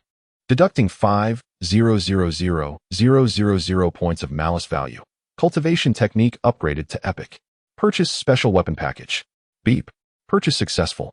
Special weapon being randomly distributed. Zhunshin Tower, exceptional. Would you like to fuse? Fuse. In that moment, Li Hanjing felt a small tower suddenly manifest within him. The tower appeared plain and unremarkable, seemingly lackluster. System, did you give me a fake tower? I can't feel its effects at all. Beep. Host has not yet broken through the weapon realm. Hence, it remains unresponsive and cannot be summoned. Li Hanjing nodded, further comprehending the rarity of the Qingyan gourd. He deducted 500,000 malice value for cultivation. Beep. Deduction of 500,000 malice value successful. Host law cultivation elevated to the first segment of the weapon realm. System attribute template automatically unlocked. Name, Li Hanjing. Gender, male. Identity, Father Taifu Li Qian, Jinui 1 of Jingshui County. Cultivation technique, Qishuan Gong. Epic, cannot break through. Requires the condensation of 10 magical treasures. Cultivation level, First segment of the weapon realm, 08000000. Magical treasures. Zhunshin Tower, exceptional, martial skills. Huxiao Bo, perfection. Fei Yin Chuan Yun, perfection, comprehensive combat assessment. First segment of the weapon realm. Special weapon package, 50000000. As Li Hanjing recovered from the warm flow of his breakthrough, he gazed at the system panel in silence. The sheer value required for elevation was staggering, and the special weapon package seemed to accumulate in growth. Yet, upon reflection, this was to be expected. Each segment of the weapon realm represented a watershed moment. He had heard of great masters who spent their entire lives only to barely break through to the second segment. The deeper one delved into cultivation. The more it demanded of innate talent. Some individuals could only muster enough talent to breach the weapon realm, and thereafter, they found themselves at a standstill. Turning his attention inward, he noted that the Zhunshin Tower within him was now emanating a faint golden light, slowly rotating. Simultaneously, the tower's imprint was etched upon his palm. Gazing at the imprint, a ludicrous idea suddenly struck him. Could there be imprints of masters within the weapon realm? That would certainly be beyond the ordinary. Subsequently, the purpose of the Divine Suppression Tower became apparent. The tower consists of 9 levels, each unlocked upon the advancement of a cultivator's skills, with each level possessing unique abilities. The first level, Suppression Lock Tower. The second level, Unknown. The third level, Unknown. Observing it, I realized that my tower currently served merely as a prison, which, nonetheless, aligned well with its name. However, I must admit that I was fortunate to have drawn a supreme magical artifact, as weapons nurtured by masters of the weapon realm are categorized into 4 grades: inferior, medium, superior, and supreme. Generally, the more profound and pure the cultivator's mana, the higher the grade of the artifact. A higher grade signifies a greater number of special skills. My artifact possesses 9 skills, marking it as one of the finest. Then Li Hanjing rose, feeling a sudden lightness in his body. He sensed a connection with the universe, allowing him to traverse the air at low altitudes, albeit at the expense of some mana. Suddenly, he recalled his elderly father, who often complained of back pain and would meander about, muttering that he could no longer manage such distances. Wasn't that just nonsensical? In the imperial capital of Qian, the chessboard of the world appeared to be fracturing. Emoyan furrowed his brow daily. The imperial throne was a battleground for all, but should chaos ensue, it would not be tolerated. Soon, a Confucian aura swept through the realm of martial arts. A miracle occurred, the seemingly shattering pieces restored to their former state. "Teacher, I am here," Wenemo replied. "Go assist your junior sister. This matter in the martial domain seems serious. Given her temperament, I fear she might be manipulated and unwittingly betray herself." Understood. Shortly after the youth departed, an elder approached, bowing respectfully. "Master Emo, I have been feeling an unsettling anxiety of late. Is there a matter troubling the Empire?" "Your Majesty, there is nothing of great concern." The Ziwei remained steadfastly bright. Upon hearing this, the Emperor's heart calmed considerably. He had struggled to sleep the previous night, his heart racing incessantly. Whether Mo Yun's words held truth was of little consequence. He sought solace. After all, Mo Yun, who viewed the world as a chessboard, cared for the stability of the realm as much as he did. The Emperor continued, "Master Mo, I wish to name Ranner as the Crown Prince. What are your thoughts on this matter?" Mo Yun gently shook his head. "Your Majesty, I previously stated upon entering the Hamlin Academy that I would not interfere in court affairs. The choice of a Crown Prince is your decision alone. Right or wrong, the heavens will determine the outcome. Should it be erroneous, I shall rectify it. If correct, I shall support the next emperor in maintaining stability." "Very well, Master Emo. Take your rest. I have matters to attend to. Your Majesty, travel safely." The emperor felt a twinge of disappointment at the ambiguous response. The old sage, Mo Yun, remained steadfast in his refusal to align with the court, constantly extolling the principles of the heavens. Were he to support the court, the matter of abolishing the crown prince would undoubtedly be resolved with ease, especially since many ministers hail from the Hamlin Academy, the Fenghua Trading Company of Jingshui County. Could this be the much-discussed establishment that has recently stirred up considerable chatter? A petite figure entered, and Yu Qingshu observed a young girl stepping inside, her expression one of confusion, whose child had wandered off. She appeared no older than 11 or 12. With a complexion as delicate as jade, the girl possessed large azure eyes that roamed curiously around the space, exuding an adorably dazed charm. Yu Shu, with a warm smile, rose and inquired, "Little sister, have you lost your family? Would you like me to help you find them?" As he spoke, he couldn't resist giving her a gentle pinch on the cheek. The girl's face flushed upon being pinched, and she quickly took a few steps back, freeing herself from Yu Shu's grasp. He was taken aback. This little girl had quite a bit of strength. Indignant, she retorted in a youthful, petulant voice, "You are truly a rogue." Approaching a girl and touching her face, such behavior reflects poorly on this Fenghua trading company. Yu Shu, bewildered, thought, "What a strange notion. Simply admiring her cuteness has made me a rogue." He sighed helplessly and replied, "Little sister, I meant no offense. I merely found you charming. If you prefer not to be touched, I shall refrain from doing so." His demeanor remained gentle. He was not inclined to quarrel with a child. However, his words only incited further ire in the girl. With hands on her hips, she declared, "Though you appear fair and clean, your eyes must be deceived. I am 18 this year." She despised being called little sister. What did it mean to be small? Was it merely a matter of slow growth? She was still young and had time to mature. Throughout her travels in the martial domain, she frequently encountered scruffy men leering and calling her little sister, asking if she was lost, or suggesting that an uncle could take her to buy sweets. Naturally, none of those men met a favorable end afterwards. Yu Shu, still incredulous, circled around her, saying, "I cannot believe it, little sister. You must be teasing me, right?" With gritted teeth, the girl retrieved a token from her waist and slammed it onto the counter. "Hanlon Academy inspection. You will cooperate with me." At the sight of the token, Yu Shu finally accepted that this seemingly innocent girl was indeed an adult. Yet, a heavy concern settled in his heart. Had this matter already drawn the attention of the Hanlon Academy? They had even dispatched someone for an inspection. The Hanlon Academy had two main responsibilities. One was to cultivate talent for the court, and the other, more crucial duty, was to oversee the populace.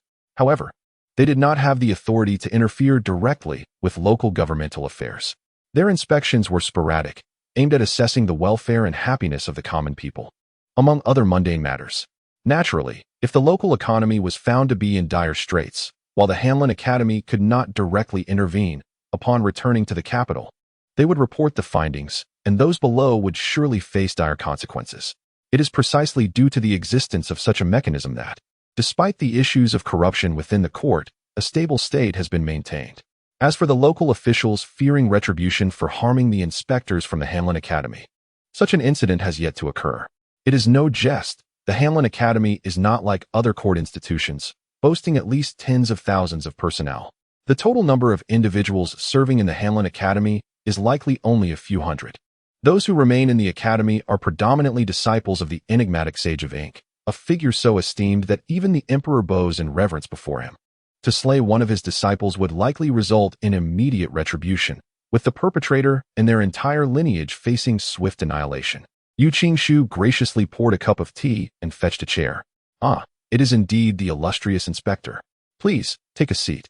What brings you to my humble establishment?" With this display, the girl hardly registered the transformation. Was this truly the same carefree individual from moments ago? Spare me the flattery. I now have reason to suspect you of illicit fundraising. I shall inform the Provincial Department of Revenue shortly. Yu Shu understood that the inspector's words were merely a reaction to his earlier offense, so he smiled amiably and replied, "My lord, you see how this matter has escalated. It was merely my oversight. Please do not make things difficult for our legitimate business." The girl tilted her head, gazing at Yu Shu's chin. "Are you expecting me to keep looking up at you?" Yu Shu quickly realized and bent at the waist, resting his hands on his knees, smiling apologetically. "My lord, would this be more acceptable?"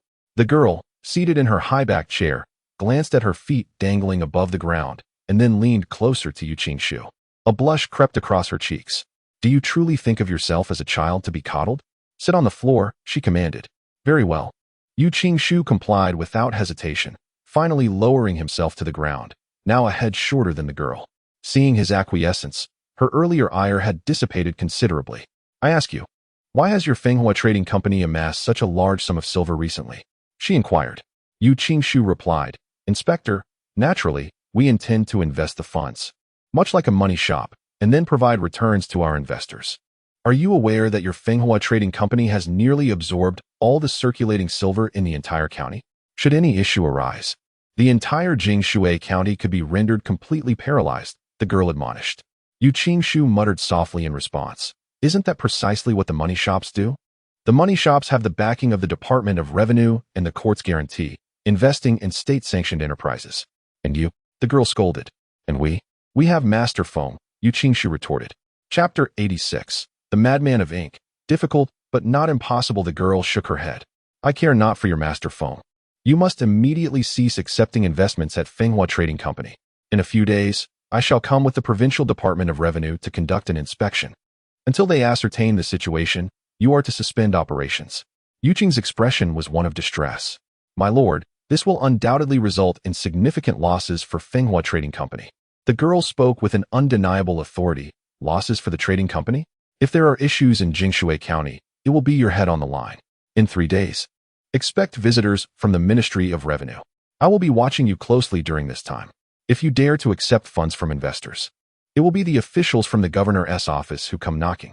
The girl invoked the governor's office with disdain, showing little regard for any authority, deeming them all to be in collusion.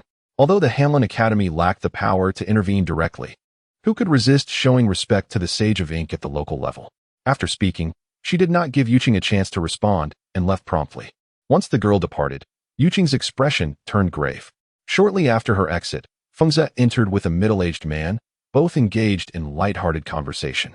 Yu Qing sighed. Today has indeed been eventful. Feng, what brings you here? Oh, I've come to introduce someone, Fengze replied. This is Lu Kun, the leader of the Qingshan sect. The middle-aged man greeted warmly. Xiaoqing, I'm here specifically to support Elder Feng's business endeavors. Initially, I intended to approach Elder Feng directly, but he mentioned that the affairs of Fenghua Trading Company were entrusted entirely to you. Thus, I am here to disturb you. Upon hearing this, Yu Qing grasped the intent behind the visit and waved dismissively. Investment, is it? Elder Feng, you need not trouble yourself to come here personally. A message would suffice. Lu Kun shook his head. Xiaoqing, I believe you may have misunderstood. Our Qingshan sect is not here to invest. Rather, we are in dire need of funds. I have come to borrow some from Elder Feng. Immediately, Yu Qing's smile faded. So, you intend to extort funds, she thought as Lu Kun maintained a jovial demeanor. He had conducted his research prior to this visit. Fenghua Trading Company was likely run by Elder Feng, a mere figurehead waiting for his share. The real power, he surmised, must reside with the young man before him. If a retired elder could claim a portion, surely the current governor, who happened to be his brother-in-law, could do the same. Yu Qing turned to Fengze, her expression one of apprehension. Yet, Fengze diverted his gaze, feeling powerless. As a retired official of the third rank, he found himself overshadowed by the active governor. Despite the governor being rated at the 4th rank, those in such positions often held the strength of a 9th-tier practitioner, signifying a top-tier governor. His influence was somewhat insufficient in this scenario. He could not wield the Elder Council's insignia to intimidate. That would surely lead to his downfall. Noticing Fengze's silence, Yu Qing finally spoke. How much does sect leader wish to borrow? Lu Kun replied. Not much, just 500,000 taels. If Fenghua Trading Company assists the Qingshan sect through this crisis, I assure you that if anyone dares to trouble you in Jingshui County in the future, I will be the first to oppose it. Yu Qing pondered for a moment. 500,000 taels. The aura of literary prowess enveloped the entire Fenghua Trading Company. Suddenly, a figure dashed out the door with a thunderous roar. Lu Kun spat out a mouthful of congealed blood, standing up with a disheveled appearance, ready to speak. Yu Qingshu emerged calmly, questioning whether Feng Lao was to be treated as a soft persimmon. Upon seeing Yu Qingshu approach, Lu Kun immediately fell silent. He genuinely feared that this young man, who seemed so easily provoked, might strike him again.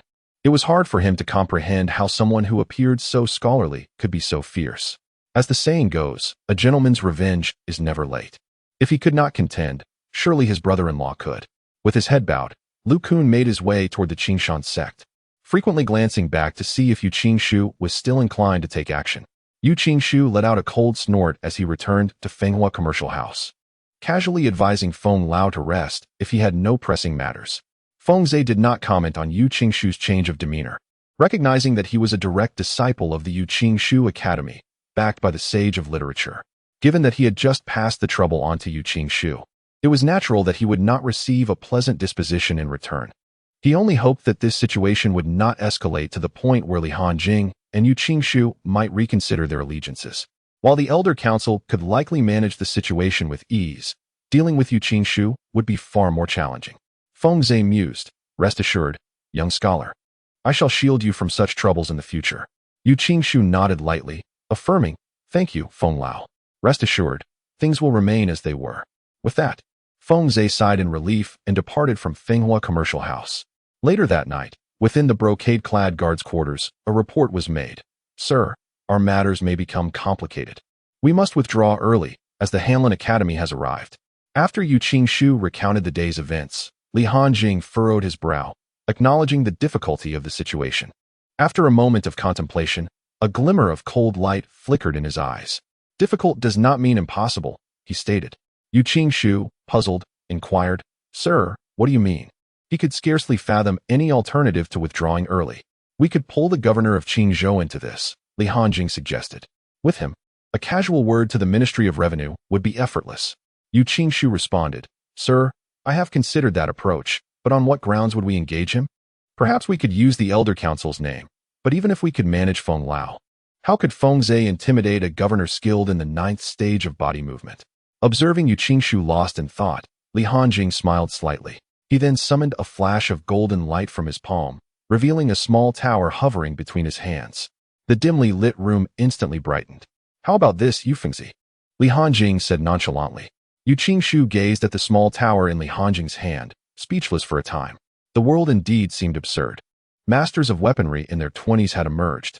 If he once considered himself a prodigy like Li Hanjing, it was clear that Li Hanjing now surpassed him by several streets.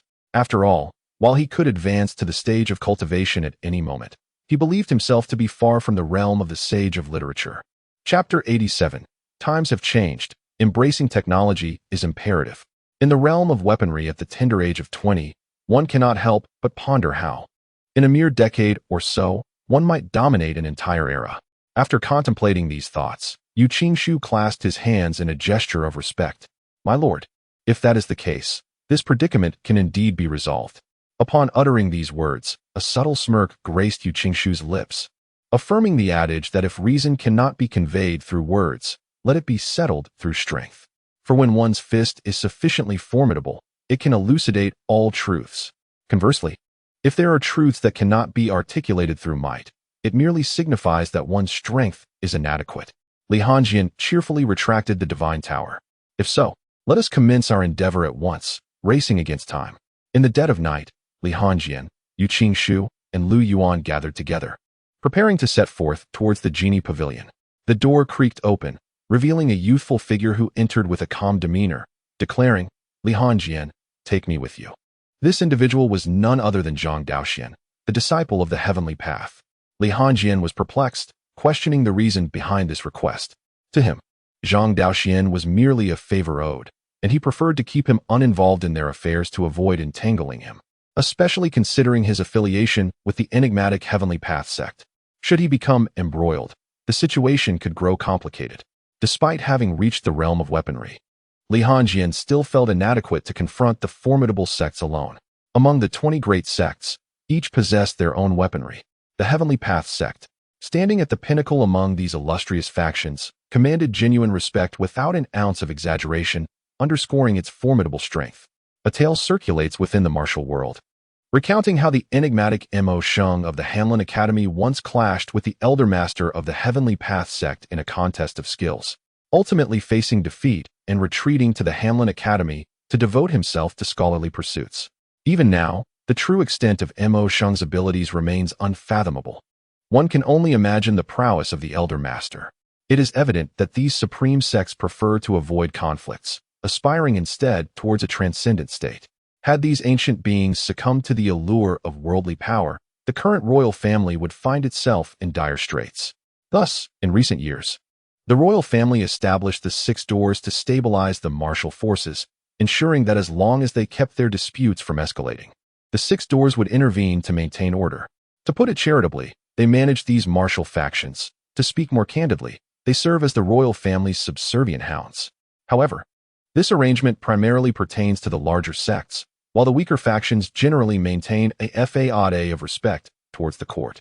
The imperial authority refrains from meddling in the conflicts among these sects, even encouraging them to engage in fierce rivalries. The sects operate independently of the court's laws, and this entire framework has sustained a delicate equilibrium between the martial world and the imperial court of the Qian Empire. Zhang Daoxian responded, Ling Ming instructed me to descend the mountain to cultivate my worldly heart, and naturally, you are worthy of emulation. I have observed you for some time, and I believe it is time for me to put my observations into practice. Upon hearing this, Li Hongjian's expression twitched. He could only hope that Zhang Daoxian had gleaned some beneficial insights. Zhang Daoxian had been quietly observing his surroundings, a situation he had never anticipated. Had he known earlier, he would have cultivated a more favorable image. Well then, join us in our endeavors, he said. Since the other party had already spoken, Li Hongjian naturally had no reason to decline. An additional ally in the realm of movement was certainly advantageous.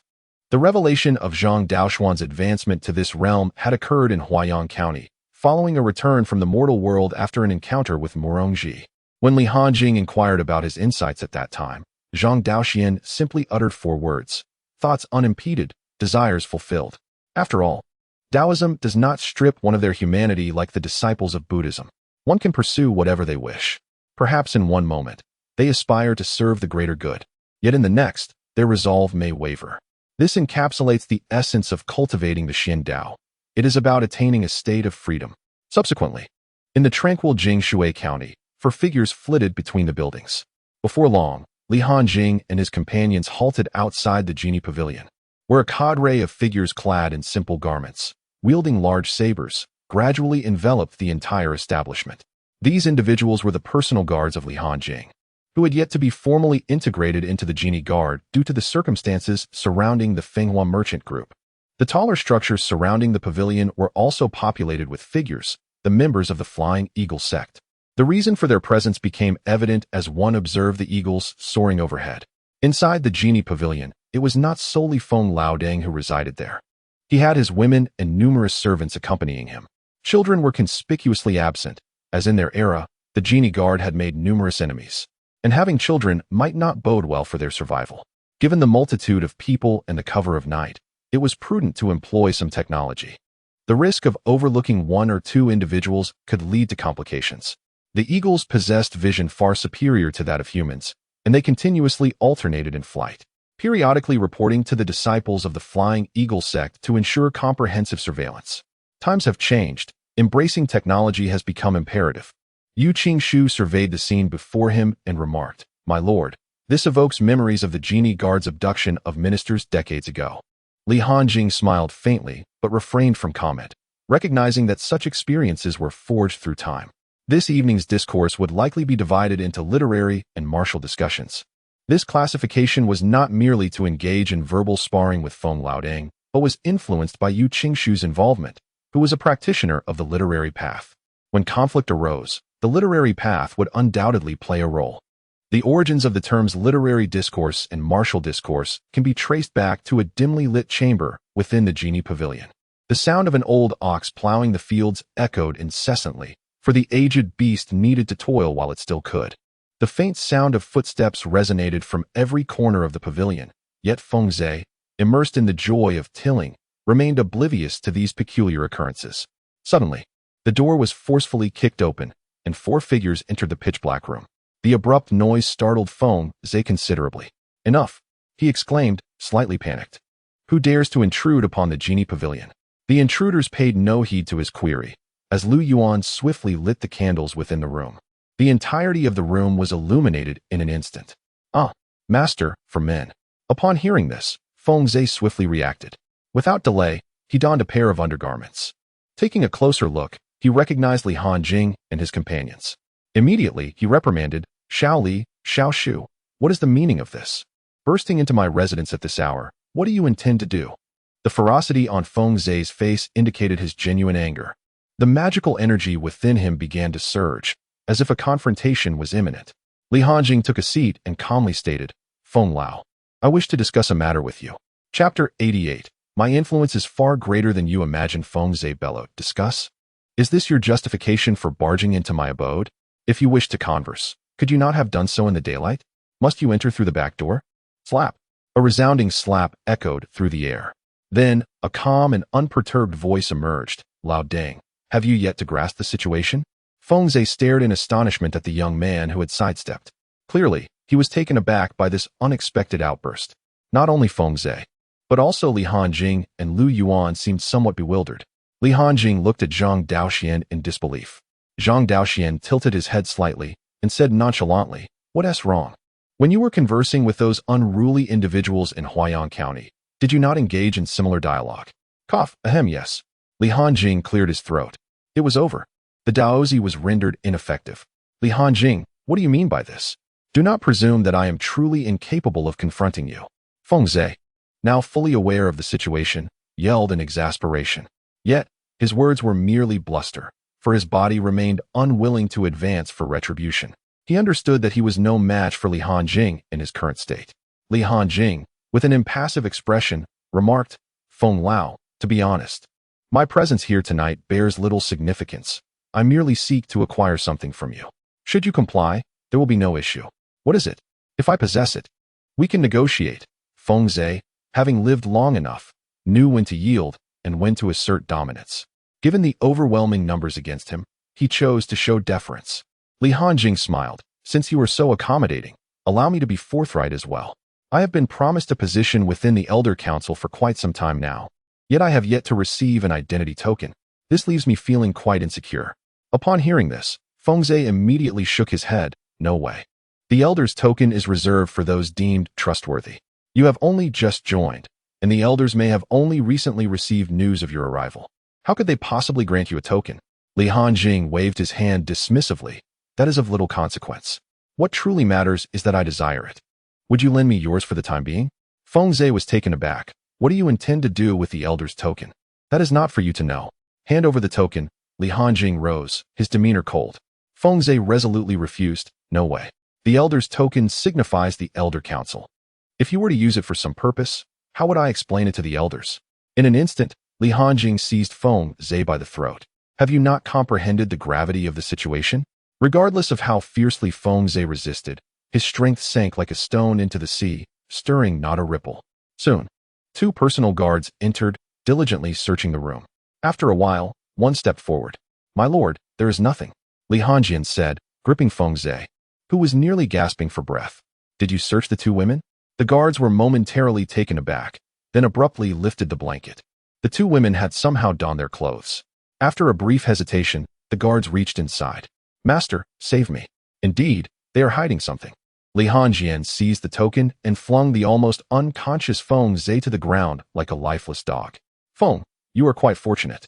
These 2 women are truly loyal to you." Feng Zhe displayed no signs of panic. What storms had he not weathered? With a warning tone, he said, "You may indulge in various matters, but if you employ the Elder's token for your endeavors, there will be no turning back. The influence of the Elder Council is far more formidable than you can imagine. Any Elder merely needs to utter a word, and you will find yourself without a grave. Yu Qingshu could at most retreat to the academy for a lifetime, but you are not afforded such luxury. Do you wish for your subordinates to accompany you in your demise?" Li Hanjing toyed with the Elder's token, retrieving another from his waist. He slapped it against Feng Zhe's face. "Feng, my power exceeds your imagination. You dare to brandish the token?" Feng Zhe's eyes widened as he clearly recognized the token in Li Hanjing's hand, the emblem of the treacherous Li Qian. "You." Li Hanjing ignored Feng Zhe's protest, swiftly rendering him unconscious and simultaneously dispelling his magical powers. "You. Treat him well. Provide for him until the time comes to dispose of him. A fresh corpse is required for those above." "Understood," Yu Qingshu replied. Li Hanjing uttered no further words. The Genie Pavilion was already a web of traps. Once someone entered, escape was unthinkable. He then activated the token, entering a frenzied pace. By day, while Yu Qingshu was occupied with accounting, he encountered the last person he wished to see. Her presence had brought the entire plan to a standstill. Without progress, who would fulfill the quota for his killings? However, since she had arrived, he had no choice but to offer a forced greeting. "Inspector, why are you here again?" The girl frowned. "What? Is this lord not welcome?" "What do you mean by again?" Yu Qingshu helplessly shook his head. "It's not that. Huh. Truth be told, I did not wish to come. Yet, there has been no unrest in the martial region as my teacher suggested. The only anomaly seems to be this Fenghua commerce. I must wait for the ministry personnel to arrive. I have grown quite bored in the inn, though I spent my time reading in the Hamlin Academy." I was surrounded by many senior brothers. After much contemplation, I found myself at Fenghua Commerce, intending to tease the seemingly respectable shopkeeper. Honestly, had it not been for my teacher's warning of turmoil in the Marshall region, I would not have sought this hassle. After all, the shopkeeper appears to be anything but malevolent, quite the contrast to those lecherous old men. A waft of ethereal scholarly charm enveloped the surroundings, instilling a sense of comfort upon closer acquaintance, reminiscent of Master One Ma. The girl plopped herself onto the grand armchair, swaying slightly. You rogue. How much silver does your flourishing commerce rake in each month? Yu Shu found a spot to settle down, a book in hand, declaring, my lord. Prior to the arrival of the Ministry of Revenue, I possess the right to remain silent. Your Hanlon Academy holds merely the authority to inspect. The girl waved her hand dismissively. How tedious. When the ministry arrives, should you have any issues, I shall have the officials from the governor's office sever your head. With a righteous demeanor and a heart untainted, she proclaimed, I fear not the shadows when my integrity stands firm. I shall certainly present my case to your Hanlon Academy in the capital. Yu Shu replied coldly. Subsequently, a silence enveloped them, though it was the girl who ultimately lost her patience. Shut up, you annoying pest. Yu Shu snapped, her tone a stark contrast to the previous day's sweet little sister and my lord. Meanwhile, returning to Li Hanjing, he had already arrived in Qingzhou. The weaponry realm permitted low-altitude flight, vastly accelerating his journey compared to the previous reliance on internal energy. What would have taken 3 to 4 days was accomplished in merely half a day, and this was not even at full speed, as that would entail considerable consumption. Chapter 89. The official's authority is not to be underestimated in the Qingzhou government office. Dusk descended, casting a dark veil over the surroundings. Tongzhen, theoretically, your Ministry of Revenue is directly accountable to the regional ministry, yet isn't there a stipulation in the court's framework that mandates collaboration with local offices and governance? A man clad in a black official robe chuckled. This individual was none other than Fan Shi, the governor of Qingzhou. Beside him, a middle-aged man in the attire of the Ministry of Revenue nodded in agreement. My lord, if you have any directives, please feel free to issue them. Although our ministry is theoretically only accountable to the higher ministry, there is an adage that states, one must bow their head beneath the eaves. Your work lies within another's jurisdiction. Disregarding their words can lead to 100 methods to impede your efforts. After all, our ministry is not a forceful institution and is comparatively weaker in overall strength. Moreover, the individual before him held a rank far superior, not merely a small degree above. While he oversaw the Ministry of Revenue for a province, his rank was merely 5th grade, while the other was a 3rd grade official. A higher rank crushes all beneath it, let alone 1.5 ranks higher. Seeing Tongzhen's understanding demeanor, Fan Shi could not help but smile. In truth, it is nothing significant. It is merely that my uncle has stirred up some trouble in Jingshui County, and he sent me a letter last night in haste. Tongzhen, puzzled, inquired, why call upon me for your uncle's mischief? We are merely accountants. Who could we possibly overpower in a brawl? My lord, what trouble has your uncle found himself in? Tongzhen asked. It is nothing major. He merely sought to borrow some money from a trading firm. But they not only refused but also gave him a severe beating. He seeks your assistance to investigate that firm and perhaps put a stop to their antics. Fan Shi replied nonchalantly. After all, this matter was exceedingly simple for an official of his rank. It merely required a few spoken words. He had heard of the Fenghua Trading Company, which had recently garnered considerable notoriety. It was said that they were amassing wealth at a remarkable pace. The reason he had refrained from taking action until now was due to the influence of a retired 3rd-rank official backing them. After contemplating the situation, he decided to let it be, as it was only courteous to allow them their dignity. However, since they had disrespected his uncle by disregarding his authority, he felt compelled to intervene. After all, the Fenghua Trading Company was tarnishing his reputation. Tongzhen immediately sensed that this was not a trivial matter. Fan Shi's uncle was notorious for his tyrannical behavior in Qingzhou. With the backing of a provincial governor brother-in-law, many had been bullied into silence. Yet, now there was a headstrong individual challenging them, and it seemed that the trading company was destined for misfortune. For Tongzhen, shutting down a trading company was hardly a daunting task. He directly inquired, my lord, this matter is straightforward. Simply tell me which trading company in Jingshui County, and I shall take care of it.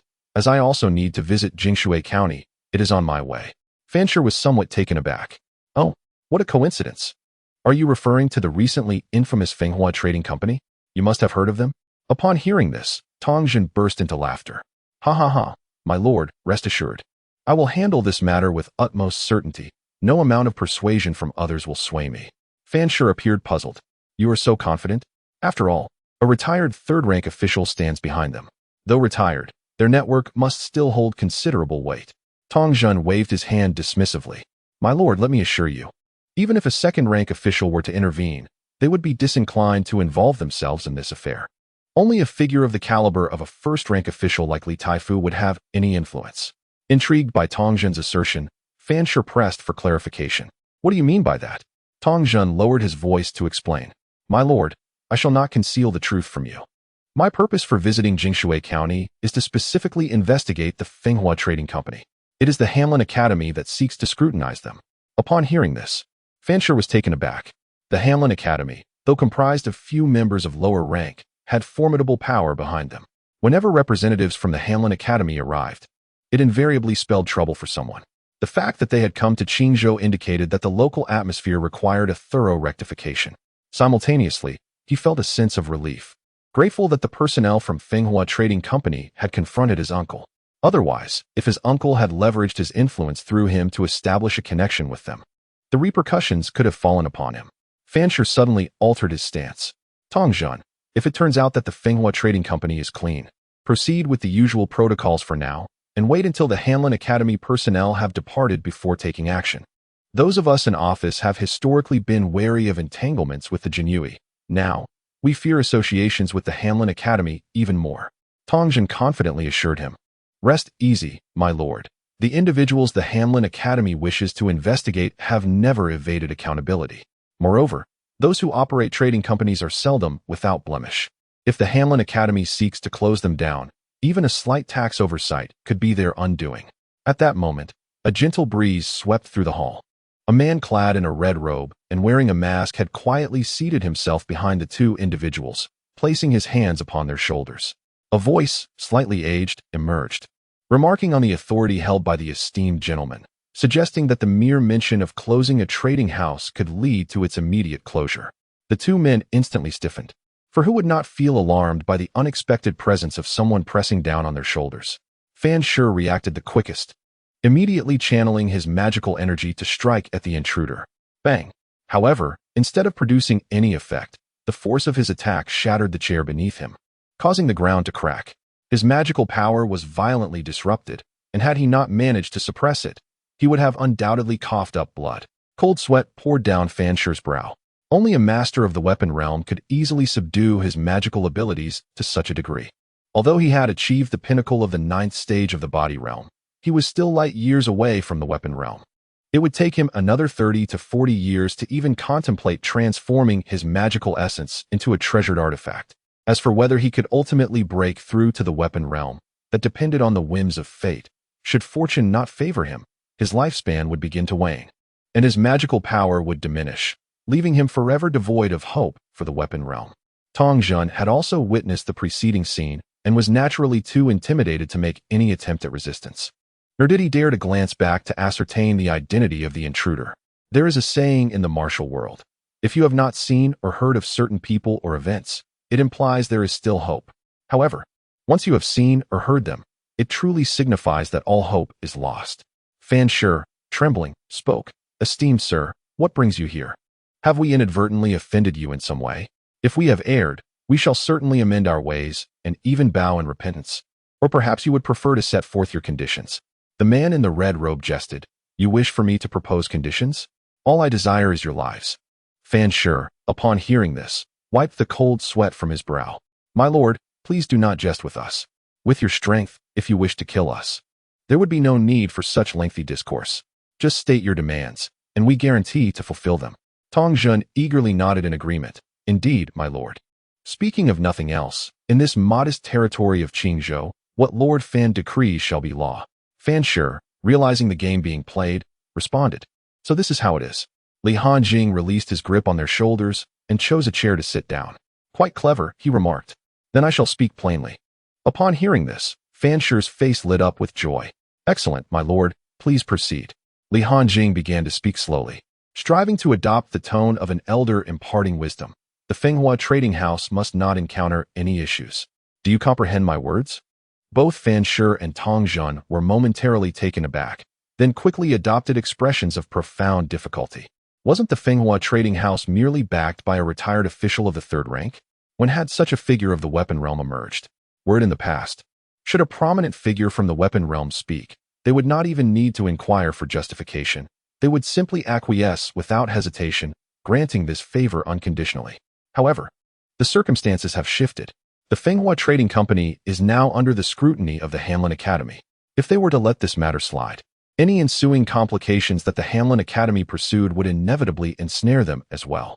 Moreover, the involvement of a distinguished figure from the weapon realm in addressing this issue indicates that the Fenghua Trading Company is embroiled in something far more significant and unsavory. Ultimately, it is they, the scapegoats, who would bear the brunt of the fallout, while their knowledge of this particular figure's identity remains woefully inadequate. Even if they wished to divulge information, they would not know to whom to direct it. Li Hanjing, observing the prolonged silence from the two, pressed them. What is it? Are my words ineffective? Fan Shi shook his head, hesitantly beginning to speak. My lord, it's not that we are unwilling to assist you. Rather, this matter has been directly mandated for investigation by the esteemed officials of the Hanlin Academy. Li Hanjing produced the token of the Elders' Council from his waist and tossed it to Fan Shi. So, it appears that you, Lord Fan, fear the Hanlin Academy more than you do the Elders' Council? Upon hearing this, Fan Shi glanced at the token in his hand, trembling uncontrollably. The Hanlin Academy, the stabilizing force of the realm, and the Elders' Council, the final bastion of the Empire. What calamity had he unwittingly invited upon himself? He was merely a minor governor, and he had no desire to be entangled in the clash between these two colossal entities. He silently cursed his foolish brother-in-law. Had it not been for that letter pinned by him, he would never have found himself involved in this predicament. Zhongjun, witnessing the unfolding drama, felt both anxious and relieved. The comfort derived from having someone of stature advocating on his behalf allowed him to follow directives without hesitation. Li Hanjing continued to press. Oh, it seems the Elders' Council lacks the influence of the Hanlin Academy. Thus, I shall not trouble you further. With that, Li Hanjing rose and coldly remarked, the night grows chilly. It would be wise for you to return home early. The two were taken aback by his words, prompting Fan Shi to hastily reply, my lord, this matter can indeed be resolved. Li Hanjing smiled at this, proclaiming, that is the spirit. If you assist the Elders' Council, they shall naturally extend their protection to you. He handed Fan Shi the token. Keep this. Should you encounter any difficulties, it shall prove beneficial. Fan Shi's eyes brightened. Had he just aligned himself with the Elders' Council? Perhaps this was not entirely a misfortune after all. While he had garnered the attention of the officials within his domain, who would ever disdain an advantageous background?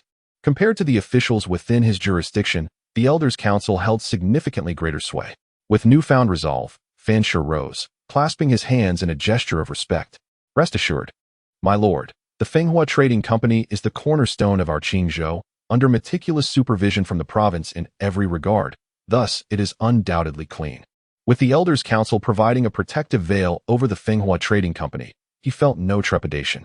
After all, in the grand scheme of influence within the empire, the Hanlin Academy could not rival the Elders' Council. To put it bluntly, the empire belonged to the latter's collective. In the Jingshui County, the Fenghua Trading Company, BAM, Yu Qingshu, in exasperation, slammed the book in his hands down. I ask you, my lord, do you find yourself devoid of purpose each day? Spending the entire day at our splendid trading house. The girl swung her short legs playfully. Hey, how do you know I have nothing to do all day? During her time at the Hanlin Academy, it was all about studying, and now that she had finally ventured out, she was still obliged to assist her teacher. Once she concluded her inquiries at your esteemed establishment, I must indulge in some leisure. By the way, what delights does the martial domain offer? Could you perhaps provide some recommendations? Upon hearing this, Yu Qingshu felt an overwhelming urge to pry open the head of this diminutive girl to see what thoughts resided within. You are currently investigating my trading house, yet here you are engaging in idle chatter. Annoyed, Yu Qingshu suddenly had a thought. Discomfort should not be a one-sided affair. With a cheerful demeanor, she remarked, my dear, you mentioned that you spend your days at the Hanlin Academy. Thus there must be many things you have yet to experience. Correct? The girl, perplexed by this sudden shift in the rogue's demeanor, found herself intrigued by the mention of play. Indeed, what is it? Do you have any suggestions? Having spent her life predominantly at the Hamlin Academy, she genuinely knew little of entertainment. There, everyone was solely focused on their studies. Yet she was hardly cut out for academia. After decades of education, she found herself forgetting whatever she read, time and again. Yet, her teacher insisted she possessed extraordinary talent, destined for a literary path. However, after over a decade of study, she had only managed to reach the elementary stage. Compared to her senior brothers, she was still quite far behind, especially her eldest brother. Observing the girl's innocent expression, Yu Qingshu produced several dice from seemingly nowhere and tossed them onto the table, then pressed her hand down upon them. "My dear, have you ever played this?" The girl shook her head. "No, but I have seen it before. Once my brothers played, and they were scolded severely by the eldest brother, who claimed it was not a respectable pastime." Yu Qingshu countered, "Consider this. Are your brothers truly wicked individuals?" The girl shook her head. "No." Yu Qingshu continued, "Since they are not bad people yet engage in this activity, doesn't that subtly imply that it is not inherently wrong?" The girl, somewhat bewildered, nodded slowly. "Now that you mention it, it does seem that way." Chapter 91. Heh. Dear, you wouldn't want this matter to leak out, would you? Then shall we play? Indeed. Yu Qingshu decisively declared. Very well. The more, the merrier. I shall gather a few more individuals to join us. She then whispered to a nearby person, "Go fetch a few skilled gamblers." Understood, the person nodded. After a night of vigorous play, enough. I'm done. This is utterly unenjoyable. Constantly losing. The girl lay back in her chair, utterly fatigued. Yu Qingshu waved her hand, signaling the others to depart. With a grin, she said, "Since we are no longer playing, dear, would you kindly settle the 70,000 taels you lost tonight?" The girl, with a troubled expression, rummaged through her pockets. "I only have 30,000 taels on me, which I lost long ago. It was a special gift from my teacher before he left." Yu Qing's expression shifted dramatically as he inquired, "My lord, one must honor the terms of a wager. As a dignitary of the Hamlin Academy, overseeing the realm, surely you cannot default on the debts owed by us common folk."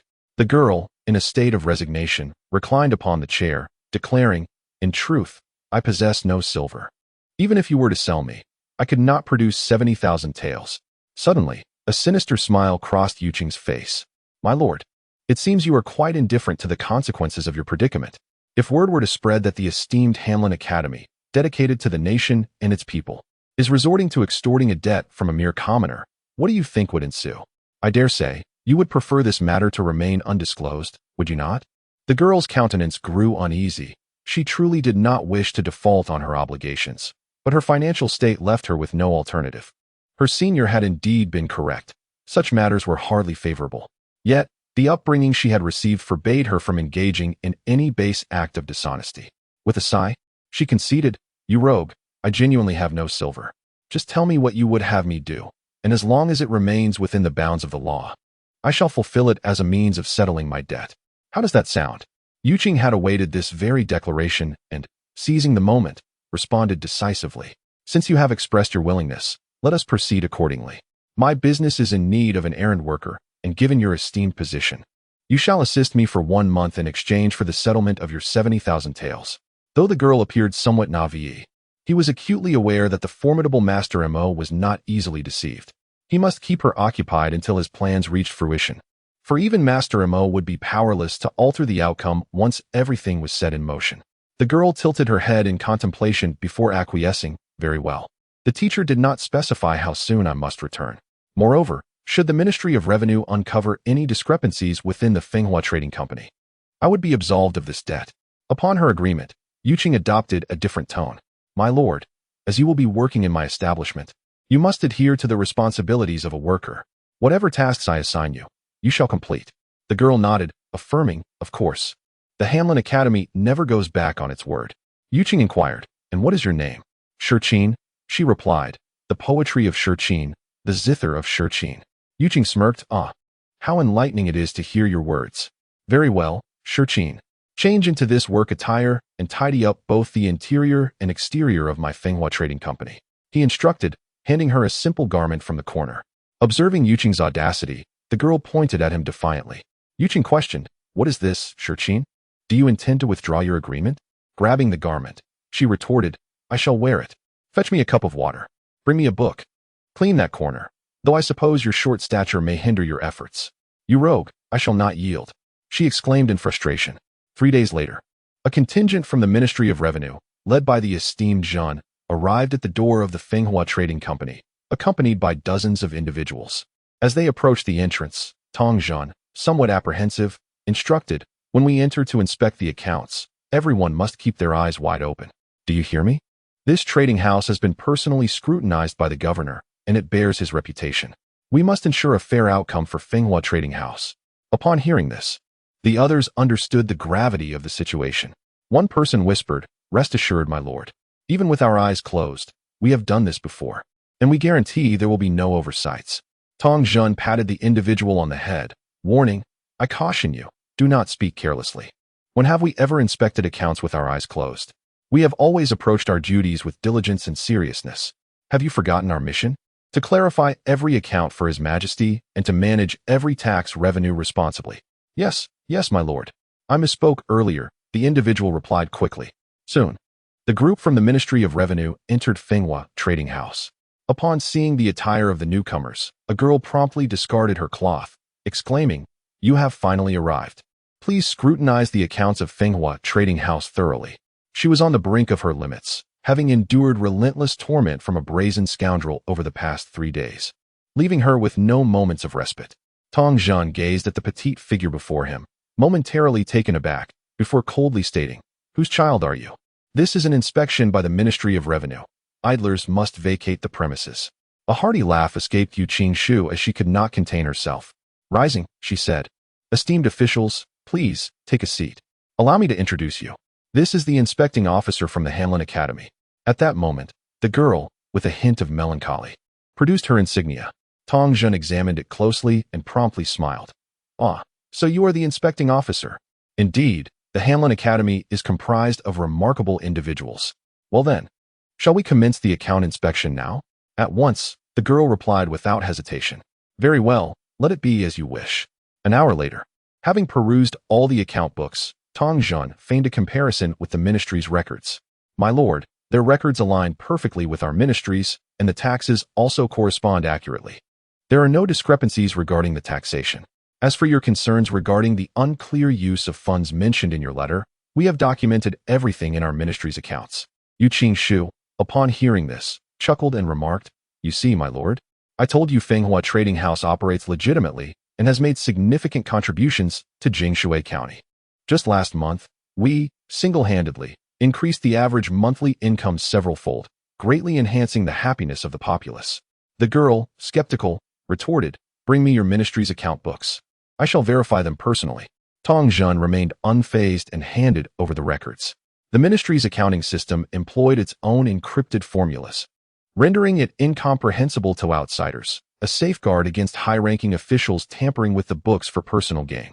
Even officials within the ministry would find it impossible to alter any entries unless they dismantled and entirely reconstructed the accounts or recorded them from the outset using their desired figures within the encryption formula. Otherwise, once any part is altered, it will become impossible to deduce the overall figures when employing the encryption formula for decryption.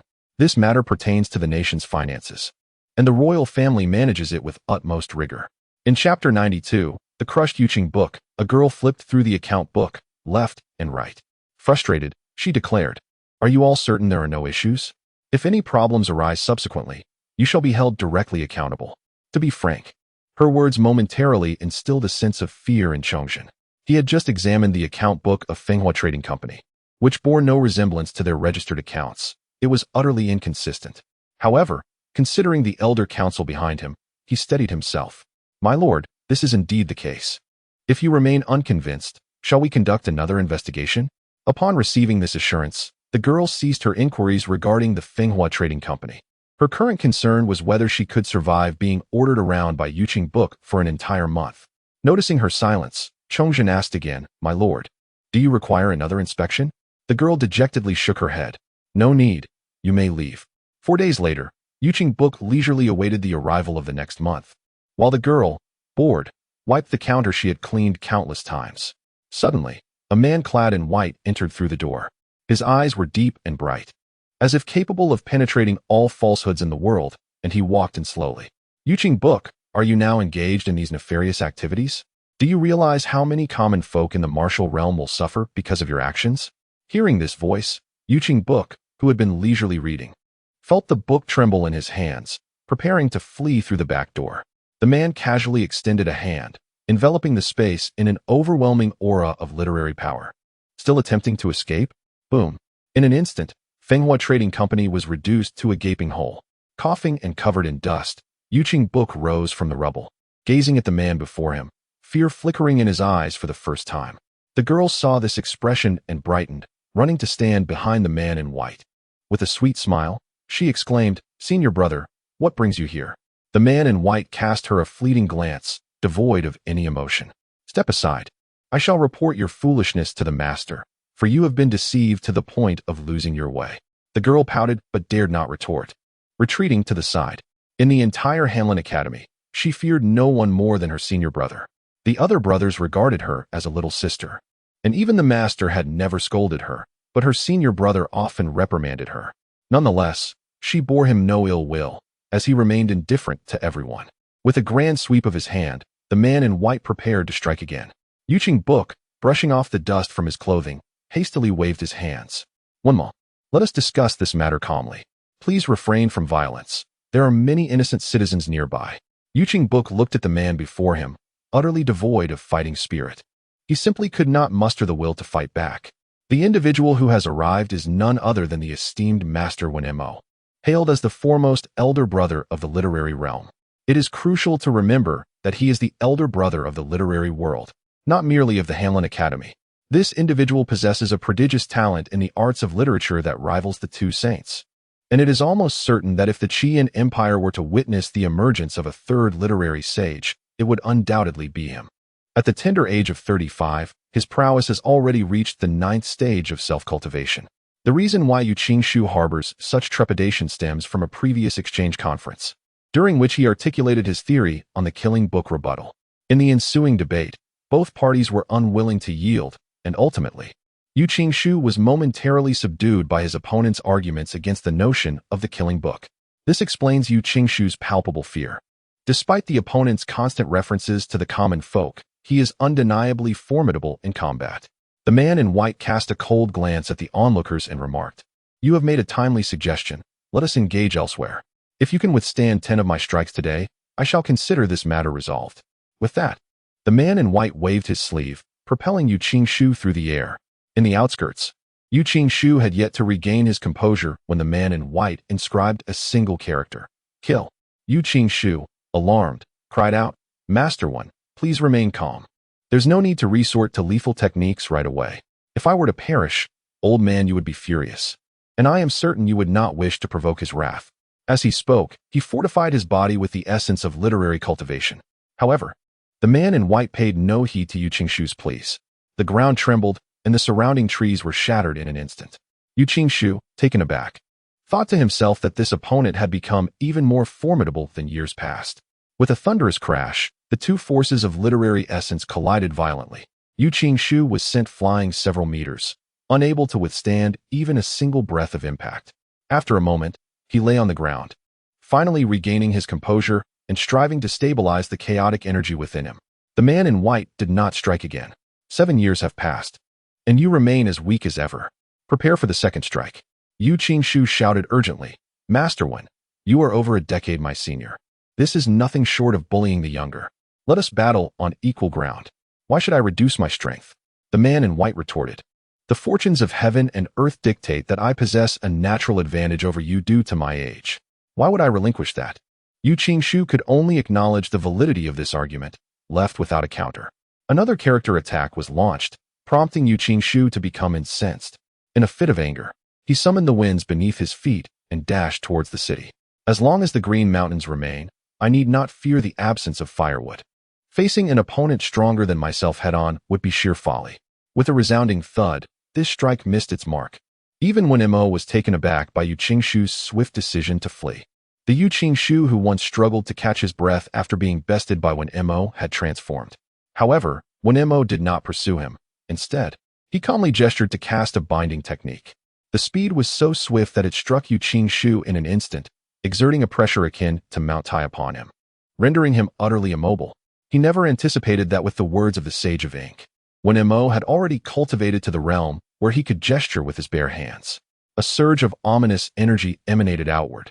Countless crimson characters repeatedly materialized around the jade, clear book. Upon witnessing this, when Mo finally displayed a flicker of expression, "Is this what you refer to as a killing book?" Quite intriguing. The eyes of the jade, clear book glowed red as he waved his hands. "Today, I shall weave a killing book with you." Instantly, numerous blood-colored characters flew toward Mo. However, Mo did not defend himself. Instead, he calmly observed the encircling crimson characters, as if studying something. The jade clear book felt a sense of indignation. "This is my ultimate move, and you dare to learn it from a distance?" Mo even attempted to grasp these blood-colored characters with his bare hands.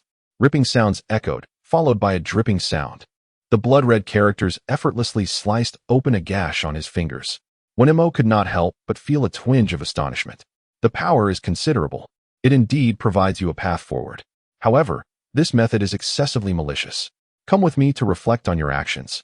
It was evident that when Mo had no intention of truly killing the Jade Clear Book, as he was, after all, a direct disciple of the Jade Clear Academy. If he were to kill him, it would undoubtedly lead to considerable trouble. Upon hearing that when Mo intended to bring him before Mo1, a murderous intent fully manifested in the eyes of the Jade Clear Book. Would the Sage of Ink, with his philosophy of maintaining stability in the world, allow such a path to exist? While he may not kill me, he would certainly incapacitate my killing book technique. Subsequently, the Jade Clear Book manipulated all the blood-colored characters to launch a fierce assault on Mo. Witnessing this, Mo no longer remained as indifferent as before. He swiftly inscribed a character for dispersing. Boom. Mo's previously neatly arranged long hair was blown apart, but that was all. He seemed to abandon any hesitation, opting for a quick resolution. After evading the onslaught of the blood-colored characters, he rapidly inscribed a character for suppression. Immediately, the area around the Jade Clear Book was enveloped in the aura of literary Tao, gradually pressing down upon him. The Jade Clear Book glanced around, realizing there was no path for retreat. His expression hardened. "This is truly troublesome. I initially aimed to cultivate a perfect foundation." As he spoke, countless blood-colored characters shimmered on his body, indicating signs of a breakthrough. "If I don't apply some pressure, you might genuinely think I've wasted these years." But suddenly, he halted his physical movements and shouted, "My lord, save me. You have finally arrived. Otherwise, I would have been beaten to death by him." The Jade Clear Book lamented, tears streaming down his face. It turned out that Li Hanjian had arrived out of nowhere, hovering in midair. Upon hearing this, Li Hanjian cast a sidelong glance at the Jade Clear Book. In the previous moment, he was prepared for a grand confrontation, and in the next, upon seeing Li Hanjian's arrival, his demeanor abruptly shifted. In truth, Li Hanjian had sensed something amiss the moment the Fenghua Trading Company was shattered. Coupled with the substantial fluctuations in the literary Tao energy in the outskirts, he had immediately risen into the air to investigate. Meanwhile, at the Hanlin Academy, a middle-aged man clad in a red robe entered with a cheerful smile. "It has been several years since we last met, esteemed Sage of Ink." With that, he unceremoniously took a seat opposite Mo Yun. Upon seeing the visitor, Mo Yun ceased his contemplation of the chessboard and replied nonchalantly, "Heh, being sought out by that smiling tiger, Li Qian, surely bodes no good." Li Qian shook his head vigorously. "Not at all. I come today with no ulterior motives. I merely sought the company of an old friend to play a game of chess. After all these years, you wouldn't truly refuse to play with me, would you?" Mo Yun, perplexed, inquired, "Are you genuinely here just for chess?" Li Qian affirmed, "Only chess, with no discussions of state affairs. Just a simple reunion of old friends." With a flick of his sleeve, Mo Yun made all the pieces on the board vanish, replacing them with ordinary chessmen. Li Qian, smiling, placed a black piece assertively on the board. The first move. Mo Yun frowned at this, questioning, "Are you truly playing, or is this a charade?" "Genuinely playing," Li Qian replied. "My skills have greatly improved of late. I offer you a move." Mo Yun smiled faintly and responded with his own piece. Outside the Mirror Water County, when Mo raised his head to regard the airborne Li Hanjian, his expression shifted noticeably. "Sir, this matter pertains to the internal affairs of my Wen Dao. I kindly request that you refrain from intervening." At that moment, when Mo no longer stood with the air of someone who believed himself above all, his hands were enveloped in the aura of Wen Dao, ready to engage with the individual before him. Seeing the two in confrontation, Yu Qingshu hastily added fuel to the fire. My lord, this person is aware of our plans. He must not be allowed to remain. Li Hongjian nodded slightly, understood.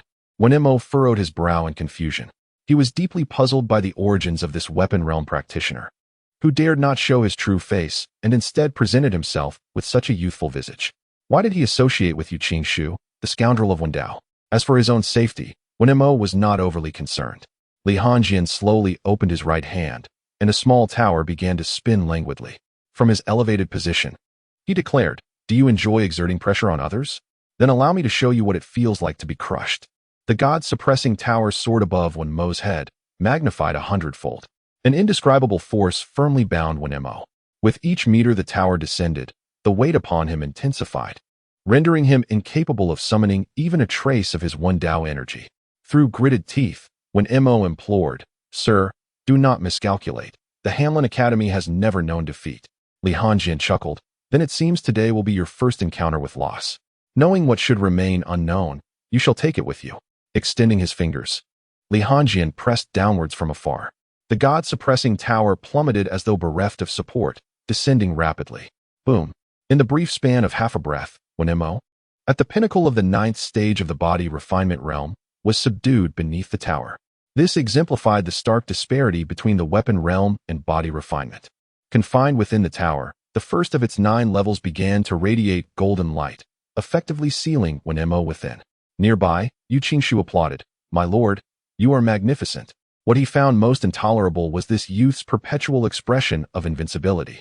Currently, the Tower of Divine Suppression possesses only a single layer of skills, lacking any lethal capabilities. Li Hongjian conjured a vast reservoir of magical energy with both hands, preparing to breach the tower and escort Mo away. In the Crimson Flame Empire's Hanlin Academy, Mo Yun was poised to place a chess piece when it suddenly slipped from his grasp. He then reached out, intending to remove the black piece positioned at the center of the board, known as Tianyuan. Li Qian hastily intervened, exclaiming, Hey, Mo Yun. What do you mean by this? Is it merely an attempt to cheat?" Unperturbed by Li Qian's words, Mo Yun resolutely aimed to remove the Tianyuan piece from the center of the board. Li Qian attempted to thwart him, and in an instant, 2 overwhelming forces erupted within the pavilion. Mo Yun's tone turned notably frigid. "Li Qian, you are fully aware that the Tsangyu chessboard is my life-est treasure. Yet you chose to obstruct the central Tianyuan piece, depriving me of my grasp on the situation. What are you concealing?" Li Qian chuckled. "It's nothing significant, nothing at all." "Humph." Mo Yun snorted coldly, swiftly channeling the ethereal energy of the literary path within him. The chessboard rapidly diminished in size, landing in Mo Yun's palm. Li Qian could only acquiesce, for it was indeed another's life treasure. There was little he could do to prevent its retrieval. After reclaiming the chessboard, Mo Yun's gaze sharpened. "Li Qian, your son possesses tremendous audacity, daring to gamble the stability of the entire martial domain. Do you comprehend the immense effort I expended for the peace of this realm in the past?" Li Qian promptly retorted, "My son is but a victim of circumstance. Who could have anticipated that our sovereign has grown old and muddled? Should I instruct my son to simply await his demise? Let me assure you, if my son perishes, I shall upend the table and cease this game entirely. We shall see if your Mo Yun can maintain the flow of the heavenly Tao." Chapter 94. The Li family's fortunes. Upon hearing this, Mo Yun sighed in resignation. Yet, one cannot wager the entire martial domain. Observing Mo Yun's willingness to relent, Li Qian spoke. "Mo the great sage, I cannot concern myself with such matters. This issue can be settled within the county, but my son must remain unharmed. Otherwise, I cannot guarantee that the guards at Qingyuan Cliff will maintain their composure. Furthermore, should this escalate and Eudaisy intervenes, I wonder how you shall resolve it." Mo Yun contemplated for a moment, conceding, such a significant matter cannot be shouldered by a mere county. Li Qian replied nonchalantly, "That is of no concern to you." Seeing this, Mo Yun refrained from further commentary and blandly cautioned, "You aided me in the past. With another word, you have already attracted calamity. It would be prudent for you to extricate yourself soon." Li Qian waved his hand dismissively. "The moment I chose to occupy this position, it was fated that I could not extricate myself. Some matters remain unresolved for a lifetime. It shall either be my demise or theirs." A palpable aura of menace enveloped the surroundings. Mo Yun regarded Li Qian's demeanor with a sense of regret. Subsequently, He directed his focus towards the chessboard. Li Qian quickly interjected. What are you doing? Did you not promise me? Mo Yin shot him a glance. Your son is your son. But my student is not exempt from my aid. Am I to forsake my student? Li Qian withdrew his hand. Do not act rashly, otherwise I shall have to strike your head. Outside the scenic waters of Jing Shui County, thunder rumbled ominously, and the heavens unleashed a tempestuous display of lightning, crashing down upon Li Hanjing. Li Hanjing reacted swiftly, retreating several steps. The howling wind surged, accompanied by flashes of lightning and booming thunder, reminiscent of an apocalyptic scene. The sky darkened ominously. Li Hanjing and Yu Qingshu gazed upward. Strands of white and black light began to swirl above them. After a while, a complete go-board materialized in the air. The ethereal figure of a man clad in a green robe cast its shadow over the board, surveying the unfolding scene. Even Li Hanjing, who had witnessed much in the capital, found himself swallowing hard at the extraordinary spectacle. This was indeed an outrageous display. At that moment, Yu Qingshu, too, was no longer boastful, beads of sweat dotting his forehead. Lord, if nothing unforeseen occurs today, we might be meeting our end here, he remarked. Li Hanjing was perplexed. Yu Qingshu elaborated. That elder up there, Mo Wensheng, the board is his supreme life treasure. Why does the Hanlin Academy always resort to such tactics of bullying the weak? They intimidate the lesser ones until they falter, then bring in the stronger ones. Upon hearing this, Li Hanjing felt a chill in his heart. Was the disparity in weaponry realms truly so vast? We all possess life treasures. Mine is also exceptional. Yet why does his display overshadow ours? A serene voice intoned, young friends. You seek to disrupt the stability of the martial domain after so many years and wish to harm my student. How should I deal with you? Faced with such a formidable presence, Li Hanjing hesitated to prolong the matter. Within mere moments, the Zhenshin Tower returned to his grasp. The ethereal figure chuckled, clever child. However, its demeanor shifted to seriousness. Yet, for many years, no one has threatened me. With that, it transformed a piece in its hand. Preparing to cast it down, Li Hanjing immediately positioned the Zhenshin Tower before his chest. Come, let us all perish together. The figure halted its hand. The board you have set can be overlooked, but you must cease immediately, here in the county. Li Hanjing stood in bewilderment. Was this grand display merely for that? Yu Qingshu whispered, Lord, we have already amassed considerable wealth. It would be wise to withdraw now. Li Hanjing nodded in agreement. Plans seldom survive contact with reality. It's a pity your assassination scroll couldn't be utilized. Now that the leaders of the Hanlin Academy were aware of the situation, the plan could not continue. Yet, it was not a total loss, having secured over 10 million. This ordeal also enlightened him to the disparities between weaponry realms. He pondered carefully. How could Mo Wensheng, the pinnacle of military strength in the Empire of Blazing Flames, so readily capitulate? Perhaps there were unseen forces at play. Either his second golden opportunity or the scholarly fools from the academy. Since the upper echelons had already reached an agreement, it was merely a matter of execution. Such is the nature of reality. Yu Qingshu murmured, There's no rush. I have waited many years already, and a little longer won't matter. Besides, with your talent, it won't take more than 30 or 40 years of cultivation before we stand atop this elder. Li Hanjing patted Yu Qingshu on the shoulder. This man is agreeable. After their exchange, Yu Qingshu suddenly began to lament his plight. Having committed such a grave error, can you still find it in your heart to forgive us? We are truly filled with shame and will certainly strive to improve ourselves with sincerity and repentance. The ethereal figure replied softly, I heard your words just now. And if you truly intend to seek sanctity through such means, how many lives must be sacrificed? Should that day ever come, even the likes of you will be unable to save you. Yu Qingshu paid no heed to this. He had grown accustomed to it. For nearly every scholar he encountered expressed similar sentiments. In the imperial capital's Hanlin Academy, Mo Yun's spirit momentarily detached from the chessboard, sighing lightly. Li Qian, the fortune of your family is indeed remarkable. Not only have you emerged, but so has your son, a weapons master at the age of 20, wielding an exceptional artifact. Li Qian shook his head. I do not believe in the notion of fortune. If what you say is true, then why did she perish? Mo Yun rose and explained calmly. The heavenly principles of fortune bestow upon one what they gain, only to take away something in return. This is the way of balance. Li Qian smiled faintly. According to your reasoning, is everything merely a gift from this so-called heavenly principle? Mo Yun nodded. Indeed, all things in this world are granted by the heavenly principle, which which also endows them with their corresponding rules of operation. Li Qian's curiosity piqued. Then what are you? A servant of the heavenly principle? Mo Yun shook his head. I have already grasped it to some extent. I am not its servant. But I sense I can command it. Li Qian was momentarily startled by Mo Yun's words. Preparing to depart, he remarked, I am already entangled in calamity. And you play with fire even more than I. He then left. Once Li Qian departed, Mo Yun fell into deep contemplation. How strange it was. Had not the Li family's fortune already been nearly exhausted, yielding merely a deceptive figure? Logically, his descendants should have met with early demise. Yet they now appeared poised to surpass him. Chapter 95. After a lifetime of toil, must one not enjoy the fruits of their labor? Mo Yun stared at the chessboard for an extended period, unable to comprehend its intricacies. He decided to abandon his scrutiny. In the Crimson Flame imperial capital, within the palace of the heart of the emperor, a report arrived from the Hamlin Academy.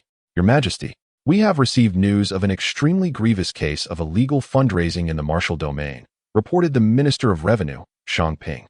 Generally, members of the Hamlin Academy do not attend court sessions. Upon discovering issues, they directly submit their findings to the relevant departments for formal presentation, as they do not partake in governance. The emperor was momentarily taken aback. News from the Hamlin Academy? He inquired hastily. Shang Aiqing, please, elaborate. It was known that the Hamlin Academy seldom presented reports, and when they did, it pertained to matters of national significance. Bowing respectfully, Shang Ping began to read the document. In the Qingzhou Jing Shui County of the martial domain, a case of illegal fundraising has emerged, wherein the common folk have been deceived out of their silver. Preliminary estimates suggest that over 10 million taels are involved, accounting for 90% of the county's total wealth. The individuals implicated include Feng Zhe, a former commander of the Jinyue, along with Fan Shi, the governor of Qingzhou, and Tang Jun, an official from the Qingzhou Ministry of Revenue. Upon hearing this, the emperor's expression shifted. He glanced subtly at the two eunuchs beside him. A major county in the martial domain has already fallen to such dire straits. Yet my own departments have received not a whisper of this. This puts me in a precarious position. At this moment, two eunuchs lowered their heads, unwilling to meet the emperor's gaze. The civil and military officials, upon hearing the commotion, turned their attention to the emperor. He was suddenly engulfed by a sense of being trapped, like a tiger unable to dismount. With a resounding clap, he struck the dragon throne. 90% of the funds involved. What have the local court officials been doing? What are they doing? Silence enveloped the room as all heads bowed, no one daring to speak. What more could be said?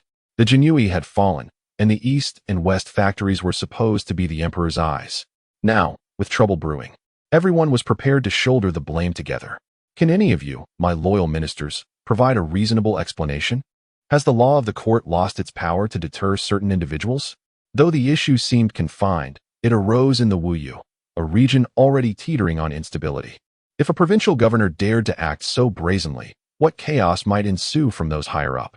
Thankfully, the Hamlin Academy had caught wind of the matter. Otherwise, as the ramifications expanded, it could have necessitated sending troops to rectify the situation in Wuyu. As the silence persisted, the emperor's voice rose with urgency. Why do you remain mute, my ministers? Has the court decayed to such an extent? Are we so consumed by greed that we disregard the plight of the common people? Still, no one dared to speak, each minister reluctant to be the first to provoke ill fortune. The emperor felt a twinge of desperation. Someone please speak. This silence is most uncomfortable. Your Majesty, I believe the priority should be to resolve the issue at hand before assigning blame, Li Qian stated, his expression impassive. Indeed, Your Majesty, addressing the problem is paramount, he affirmed.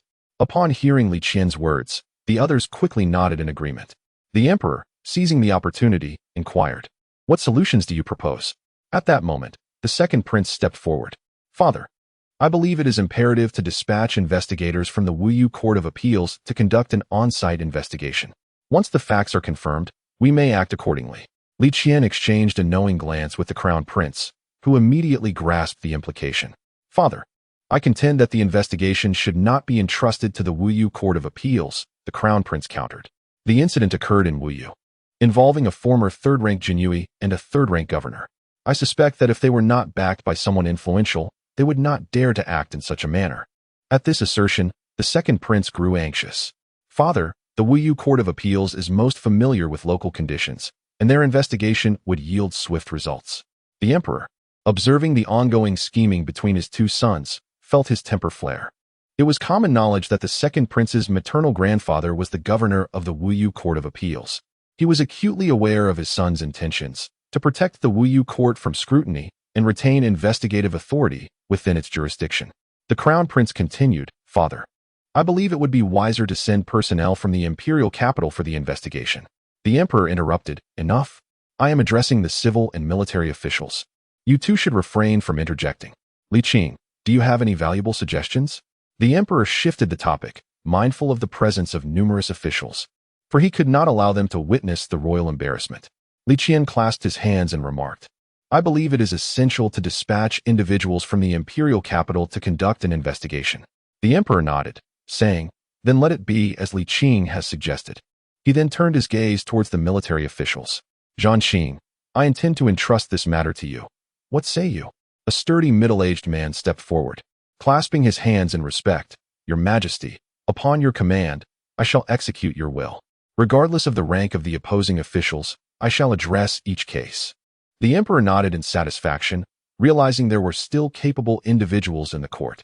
Currently, it seemed that both civil and military officials were aligning themselves. Those dispatched would undoubtedly have their own motives, and the emperor wished to keep this matter devoid of any extraneous influences. This issue pertained to the stability of the martial domain, requiring utmost diligence. He must appoint a neutral party for the task. Zhan Qing was one of the few remaining neutral figures, serving as the commander of the Central Command, with authority to mobilize local troops. He was a prominent official in a position of genuine power, making him well suited for the investigation of this incident. "Very well.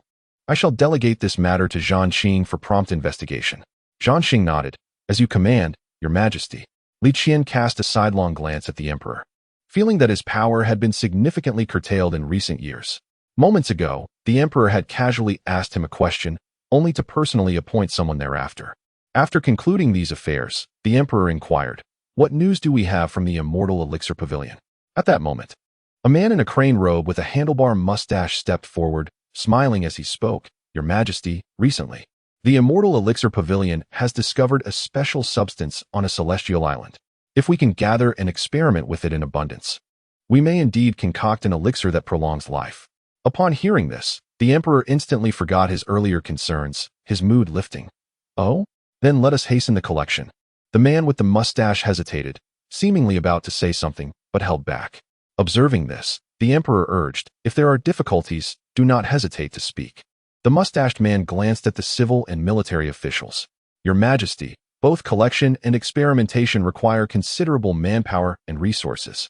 The preliminary collection and experimentation would necessitate approximately 60 million taels of silver." His words left the officials in shock. To demand 60 million outright was indeed daring for the Immortal Elixir Pavilion. Yes, 60 million was the total tax revenue of a domain for an entire year.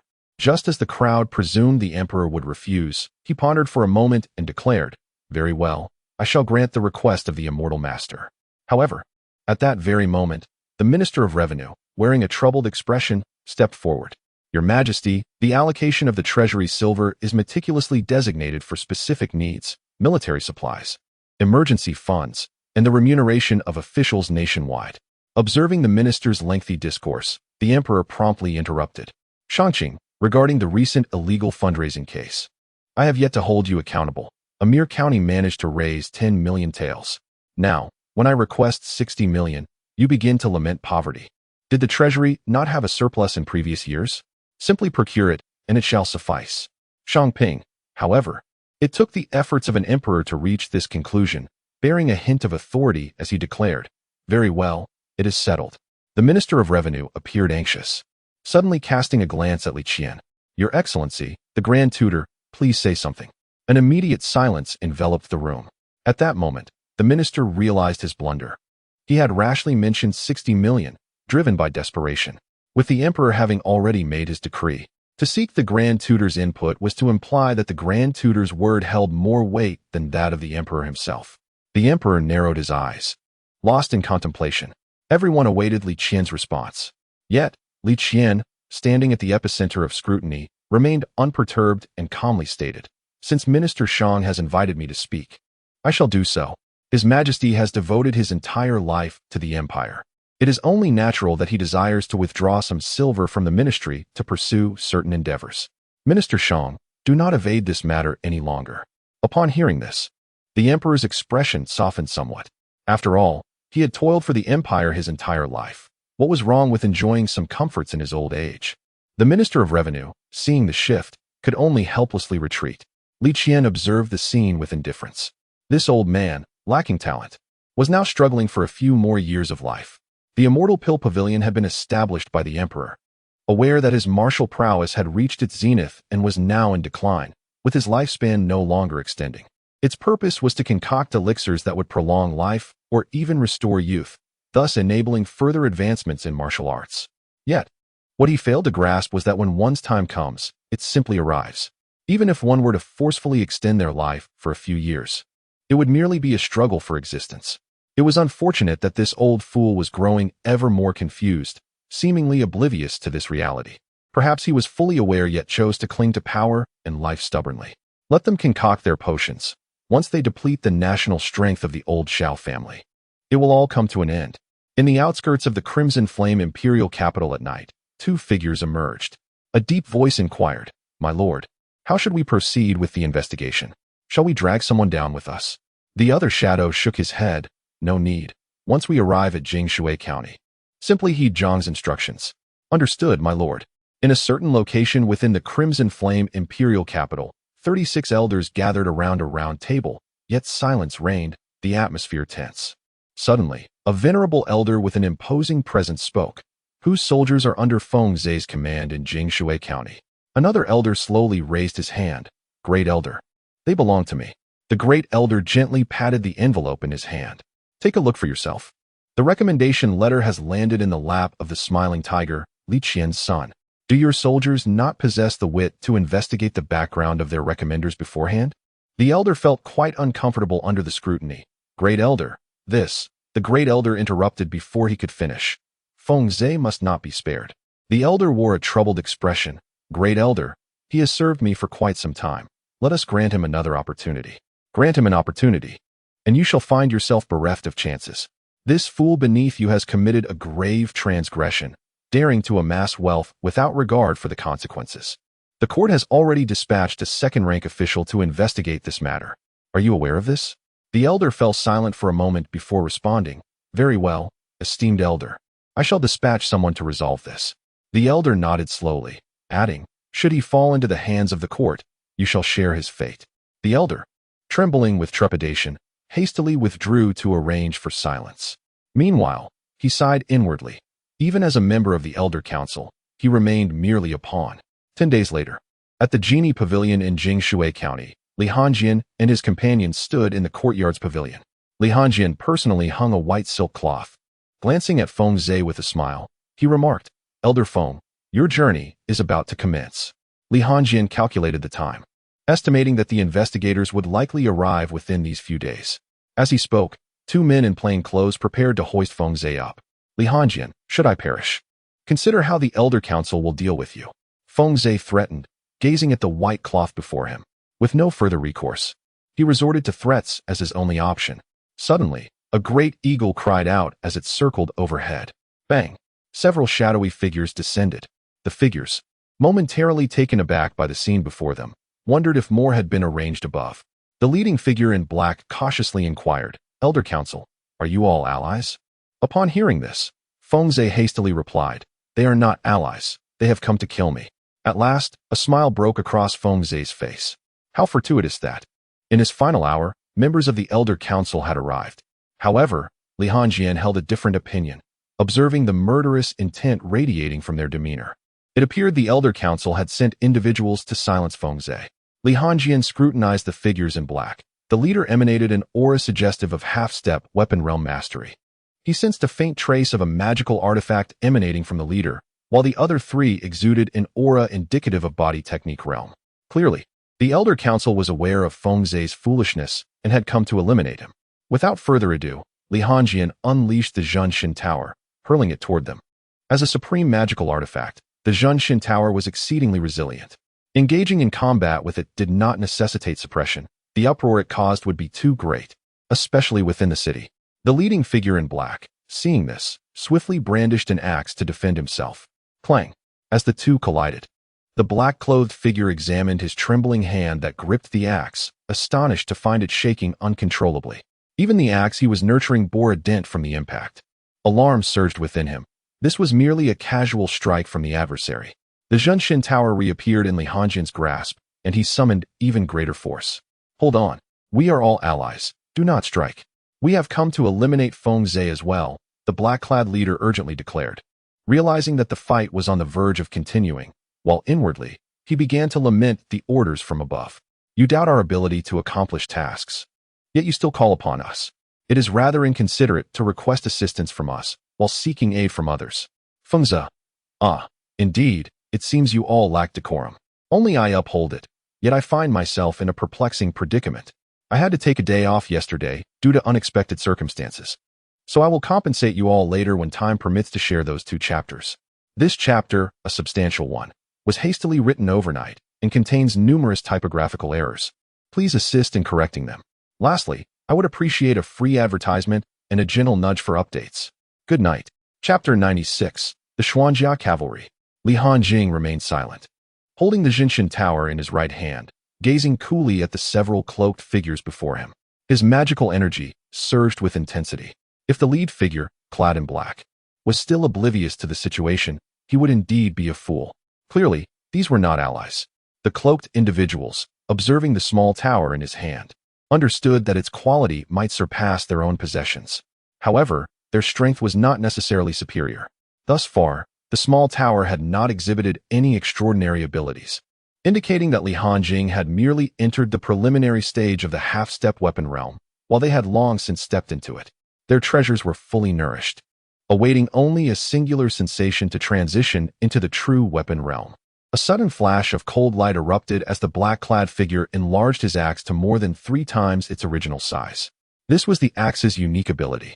As it expanded, its internal density increased, rendering its weight comparable to that of a small hill. Die! The black-clad man manipulated the colossal axe through the air, aiming it at Li Hanjing. The axe whistled through the air, creating afterimages that attested to its remarkable speed. A wave of force surged in the wake of the axe's trajectory. In the face of such an onslaught, Li Hanjing remained unmoved, silently bracing against the giant axe. Despite its rapidity, within Li Hanjing's perception, it appeared achingly slow. Clang! Buzz! Just as the axe was about to descend upon him, Li Hanjing's finger twitched slightly. The Zhenshin Tower materialized before him, intercepting the black-clad man's full-force strike. The man's expression shifted dramatically. He had anticipated that the opponent's treasure was formidable, yet he did not foresee its exceptional resilience. During their initial encounter, his axe had sustained a minor nick due to his failure to activate its special ability. Now, with the special ability engaged, the axe's hardness had increased exponentially, its quality nearing the upper echelon. Yet, it could not breach the small tower before him, which had not even activated its own special abilities. However, there was little time for contemplation. He immediately redirected his magical energy to strike at Li Hanjing's flank. Bang! Clang! Yet, as expected, nothing unforeseen transpired. The cloaked man gasped for breath, beads of sweat appearing on his forehead. Clearly, he was nearing exhaustion. He had swung his axe countless times, yet regardless of his speed or strength, each blow was deftly repelled by the young man before him. Li Hanjing regarded the fatigued figure with no intention of holding back. He had refrained from using his abilities solely to witness the quality of everyone's magical artifacts. After all, the profound impact from Old Mo's earlier demonstration was not insignificant. The ability to summon one's true form from an unimaginable distance and to wield such formidable power over the elements was indeed awe-inspiring. Thus, he desired to delve deeper into the intricacies of the weapon realm. Now that he had gathered sufficient understanding, it was time to conclude this farce. Not everyone possesses the prowess of Old Mo. As the first layer of the tower began to shimmer, his body instinctively levitated into the air. The man in black widened his eyes in alarm. This is bad. The weapon realm. The wind howled ominously. Flee quickly, the man in black shouted, not waiting to see if his subordinates would react, and bolted away. Bang! Li Hanjing did not afford him the luxury of escape. The divine tower instantly crushed the black-clad figures into a bloody pulp. Ding! Congratulations, host, you have acquired 800,000 points of killing value. Killing value acquisition details. Body technique realm 100,000. Half-step weapon realm 500,000. Weapon realm 1,500,000. Li Hanjing coldly approached the remnants of the corpses. Casting a glance at the disciples of the Flying Hawk sect above, he sighed, smacking his forehead in frustration. Damn, I should have preserved the corpses. A half-step weapon realm cultivator would have made excellent fodder for the eagles. I shall be more cautious next time. Suddenly, Li Hanjing noticed several tokens on the ground. He crouched down to collect them. There were 4 elder tokens in total.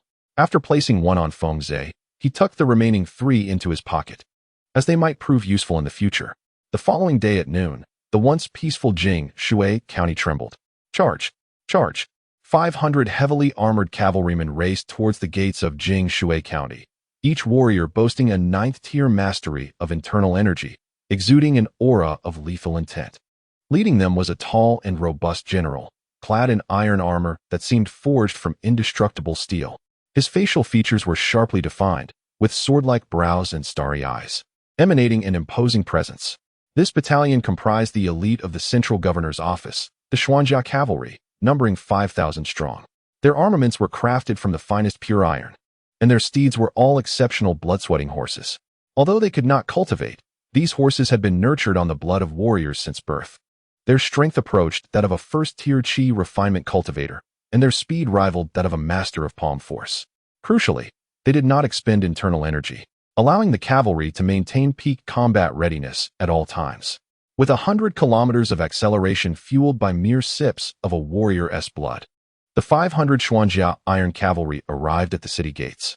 The leading general, atop his blood-sweating steed, slowly advanced and, with a calm yet menacing tone, declared, "Open the city gates."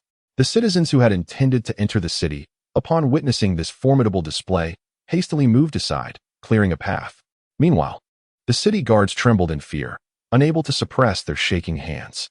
The palpable aura of slaughter surrounding these warriors was a testament to the countless lives extinguished to forge such a presence. Yet, according to protocol, they could not permit these cavalrymen to enter the city. In the hierarchical structure of the Crimson Flame Empire, the military is devoid of authority over the management of cities. They are even prohibited from residing within the city limits, being relegated to the outskirts instead. This measure is instituted to prevent the decay and corruption of the armed forces. Should military and political power become intertwined, governance would become exceedingly challenging. Moreover, the military serves as the empire's fundamental safeguard, possessing the capability to restore order amidst chaos. Should there be a betrayal or a coup, as long as the emperor maintains control over the military, he can reduce such upheavals to mere ruins. Even if substantial losses ensue, the emperor, when faced with such dire circumstances, is unlikely to concern himself with the intricacies of loss, provided that ultimate power remains firmly in his grasp. After all, while losses can be recuperated over time, the forfeiture of control is irrevocable. The city guards, witnessing the imposing presence of the general, trembled as they spoke. "General, according to the laws of the empire, you are not permitted to bring your troops into the city." The general, with a stoic expression, produced a command token. The central command of the governor's office was represented by the General Zhao Xing. Upon hearing this, the guard was taken aback. A second-rank official from the capital was a rarity he had never encountered in his lifetime, let alone a figure of such high rank. Nevertheless, he dared not grant entry, for should the matter escalate, it would be his head on the line. "General, do you have any orders? Or shall I report to the governor?" Zhao Xing drew his long sword from his waist and inscribed the character for order upon the ground. "Now we have that. Stand aside." The guard appeared troubled as Zhao Xing addressed him. "General, we must proceed." With a series of determined steps, the armored cavalry swiftly charged through the city gates. The guard, seeing this, hastily stepped aside, fearing he might be trampled underfoot without anyone to come to his aid. Upon entering the Jingshui County, the armored cavalry proceeded at a measured pace, the clattering of their heavy armor resonating through the air, exuding an intimidating aura that unsettled the surrounding populace. Spaced several hundred meters apart, a cavalryman stood ready, while Zhao Xing advanced unhurriedly. This was the spectacle befitting a prominent second-rank official on official business. The once bustling streets of Jing Shui County fell eerily silent, the thoroughfares deserted. Who would not feel apprehensive in such a scenario? The entry of the military signaled either a vindication or a significant political event. Surely, this was the elite armored cavalry of the empire? The situation suggested as much. Yet the specifics of the matter troubling the county remained unknown. Indeed, I heard from my uncle's brother-in-law's nephew's wife's brother, whose son serves in the military, that this elite cavalry is stationed in the capital, hence, they must be the powerful forces from the capital. Promptly, the governor of Jingshui County received word of the unfolding events and hastened towards the city gates.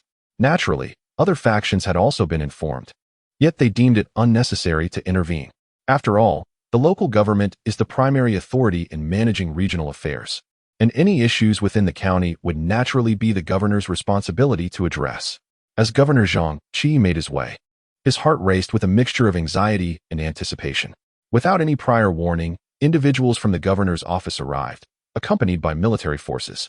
Soon, he encountered a troop of armored cavalry.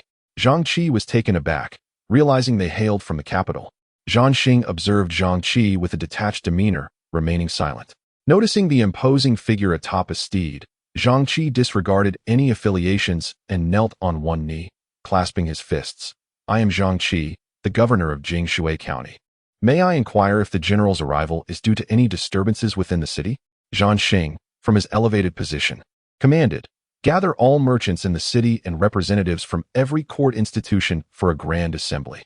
He then produced a token from his waist. Zhang Qi received the token, recognizing it as a royal decree. Without hesitation, he replied, understood, I shall attend to this immediately. At the Jingshui County office, merchants and heads of various institutions hurriedly entered, compelled by the royal decree, which signified the emperor's summons. Who would dare to neglect such a call? However, confusion reigned among them as they entered. Li Hanjing was well aware that an investigation into the Fenghua Trading Company was forthcoming. Upon entering, he paused momentarily upon seeing the individual seated at the head of the table, then offered a slight smile, silently acknowledging Uncle Zhang. Once all were seated, Zhang Qi reported to Zhang Xing, General, everyone has arrived. Zhang Xing fixed an intense gaze upon Zhang Qi's eyes. Are you certain? Zhang Qi, startled by Zhang Xing's scrutiny, mustered the courage to nod. Yes, General. Suddenly, Zhang Xing's voice rose sharply. Has the representative of the Fenghua Trading Company arrived? I demand to know who has concealed the truth. It was then that the assembly realized the prominent merchant, Feng Lao, had indeed not appeared. Cold sweat trickled down Zhang Qi's brow when he went to inform Feng Lao. He had not even been permitted entry. Being a figure of considerable stature, he had chosen to err on the side of caution and falsely reported that everyone was present, never anticipating that the investigation would extend to every trading house. With a disdainful snort,